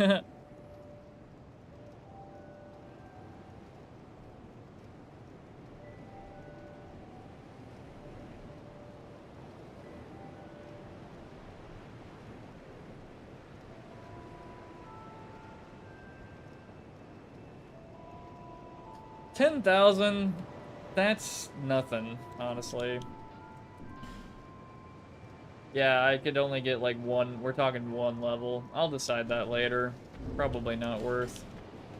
Because killing Vendrick, if I remember correctly, if I for some reason decide to fight him, which would honestly not be a great idea, if I fuck that up, he'll insta-kill me.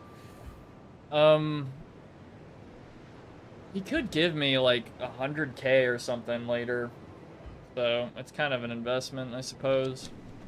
but I probably won't fight him.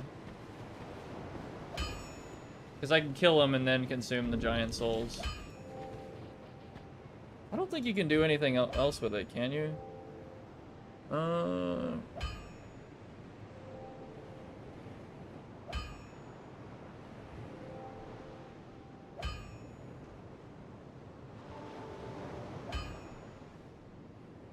Yeah, so there's 5 giant souls. There's Dragon Shrine, drop from Ancient Dragon, Memory of Oro, Memory of Vamar, Memory of Jay, and then the Black Gold Show.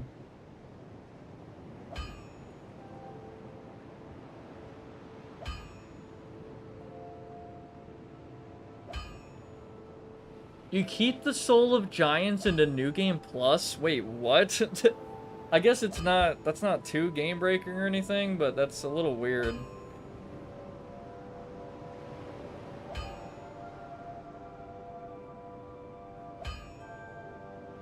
That's really weird.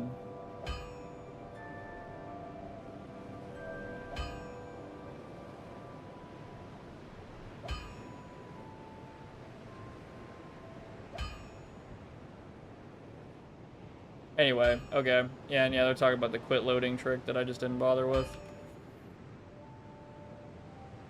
Probably should have, because for a second it looked really scary. I'm not gonna lie, but...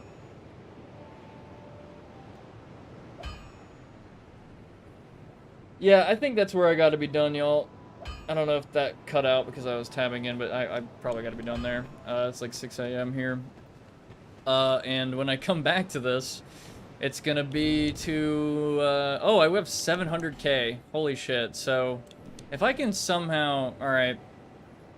I want to avoid Iron Keep as much as possible, so I have a few options. I could go to the last, to, what's this fucking, it's Old Dragon Rider or something, Old Dragon Slayer, yeah. I can go to Hades Tower, go to Old Dragon Slayer. There's Fall Pit potential there. I really don't like that. There's the entirety of the way to, you know, there's the Huntsman Copse. I could kill the Chariot. Of course, you got all the enemies there, and then you got the Skeleton Lords. You got Covetous Demon, whatever the hell his name is. Got a bunch of souls, like, in the toxic and shit. Well, poison. I don't know if I can get 300k from that. Like, I'd also have to go... Dude, maybe I could go back to the Bastille and fight the... what's their faces? The Ruined Sentinels. I really don't want to do that. That is like, okay, the Ruined Sentinels are not that hard, I know, but the potential to accidentally get womboed by 2 of them and die and the run's over is pretty high. Like, that's just, it's annoying. I'd rather not. If I had like a human phantom, I would consider it, but because my options are dumbass bots that drop when they shouldn't or stay up when they shouldn't, I'd rather not. So I want to avoid Ruined Sentinels as much as possible. I want to avoid Iron Keep as a whole in general. The only thing I'm like remotely interested in there is, I guess over there maybe I could go through that middle area and kill the Smelter Demon and get the Ring of Blades +1 from the Pursuer, but there's a problem with that because I don't think that Pursuer spawns until you reload the area, meaning I'd have to Homeward Bone and to run all the way back there just for a ring that, if I remember correctly, only does 10 more damage than the Ring of Blades +0. So, for 10 more damage, or sorry, for going all the way back to the Iron Keep on foot, your reward is, 10 more damage. And I know I have a little strat that I could do, but I don't think it's worth it.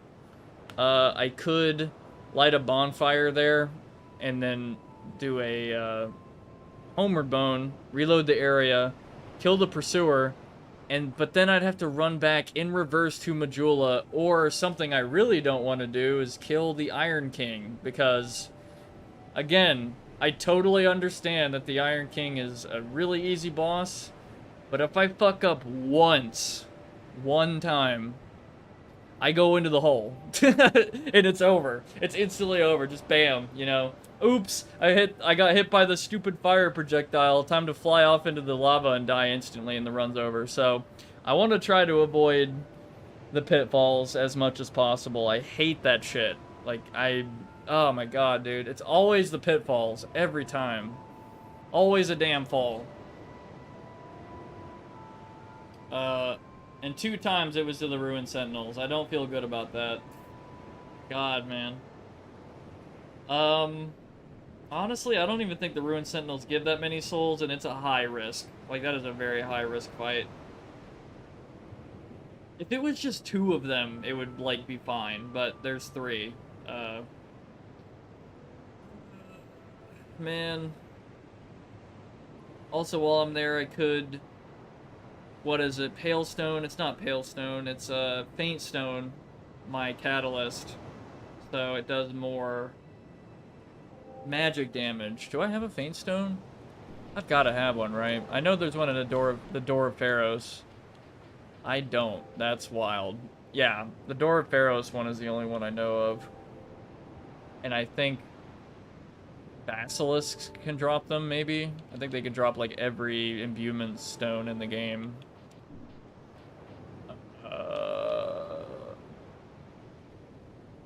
I don't know. I have a lot of choices when I come back.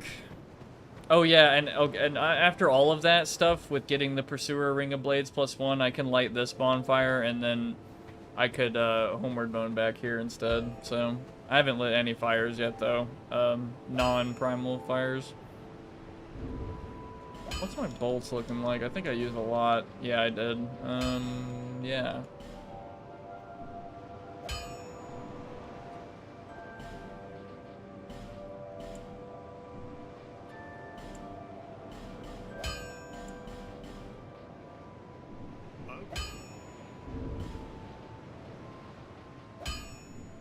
I don't want more than that.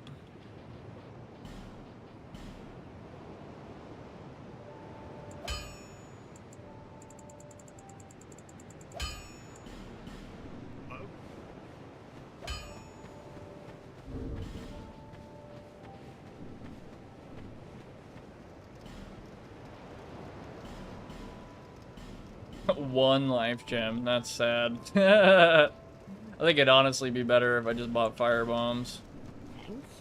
And like 1 knife.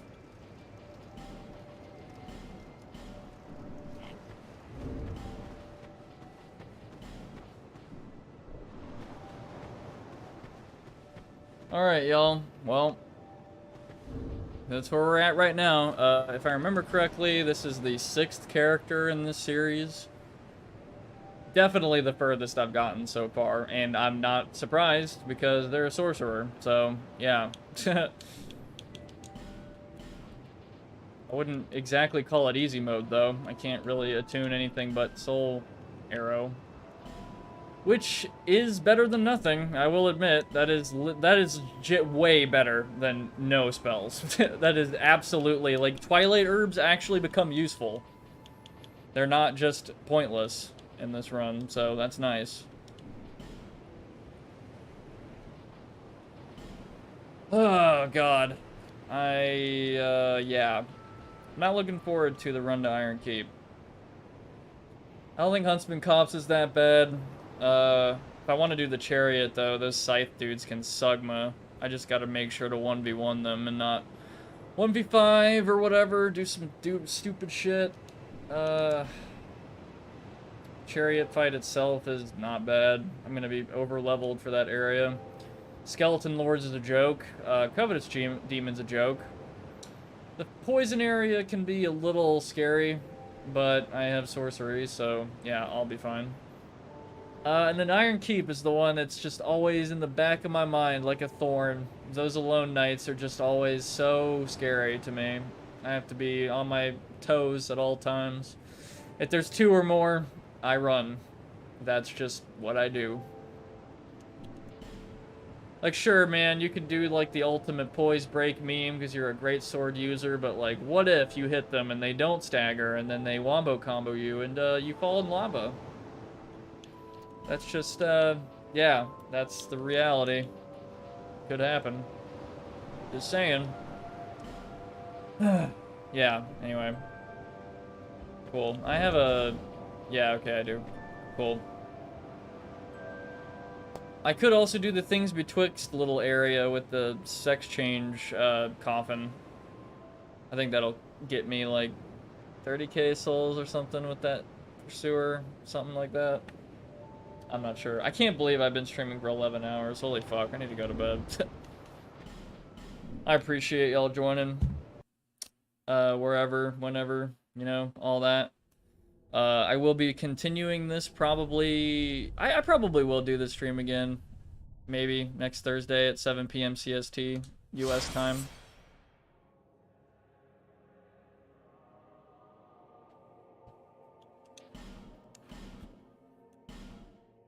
Okay, yeah, so this is the 6th attempt. Conch and Ball Torture 6. Cool.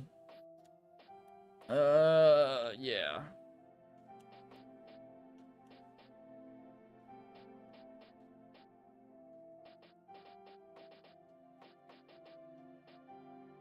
I really, really hope this works out. I've been playing the character for 7 hours.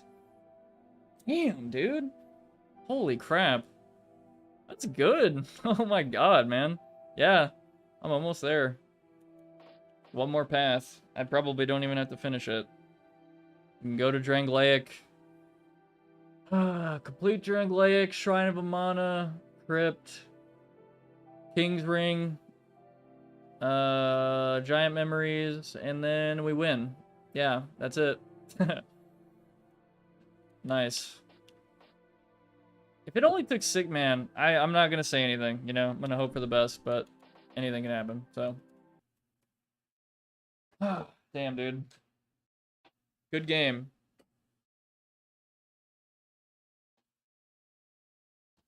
Went from Brox 3, I forgot what Brox 3 died to. Oh yeah, it was Toxin in the Door of Pharaohs. The 4th character, I think died to the Ruined Sentinels. Yeah, got wombo comboed by 2 of them. And then I fell to my death. 5th character died to a fall in Forest of the Giants. Did not get far. And then 6th one is ongoing. Cool. Alright. Not bad. Not bad at all.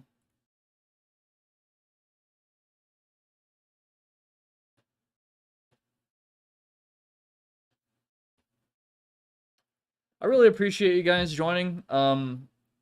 This genuinely is the most concurrent viewers I've ever had at once. I don't understand the deal, but I appreciate y'all being here, you know, whether, you know, liking the stream or catching on the next one or whatever, or just watching this one, whatever. Appreciate you being here.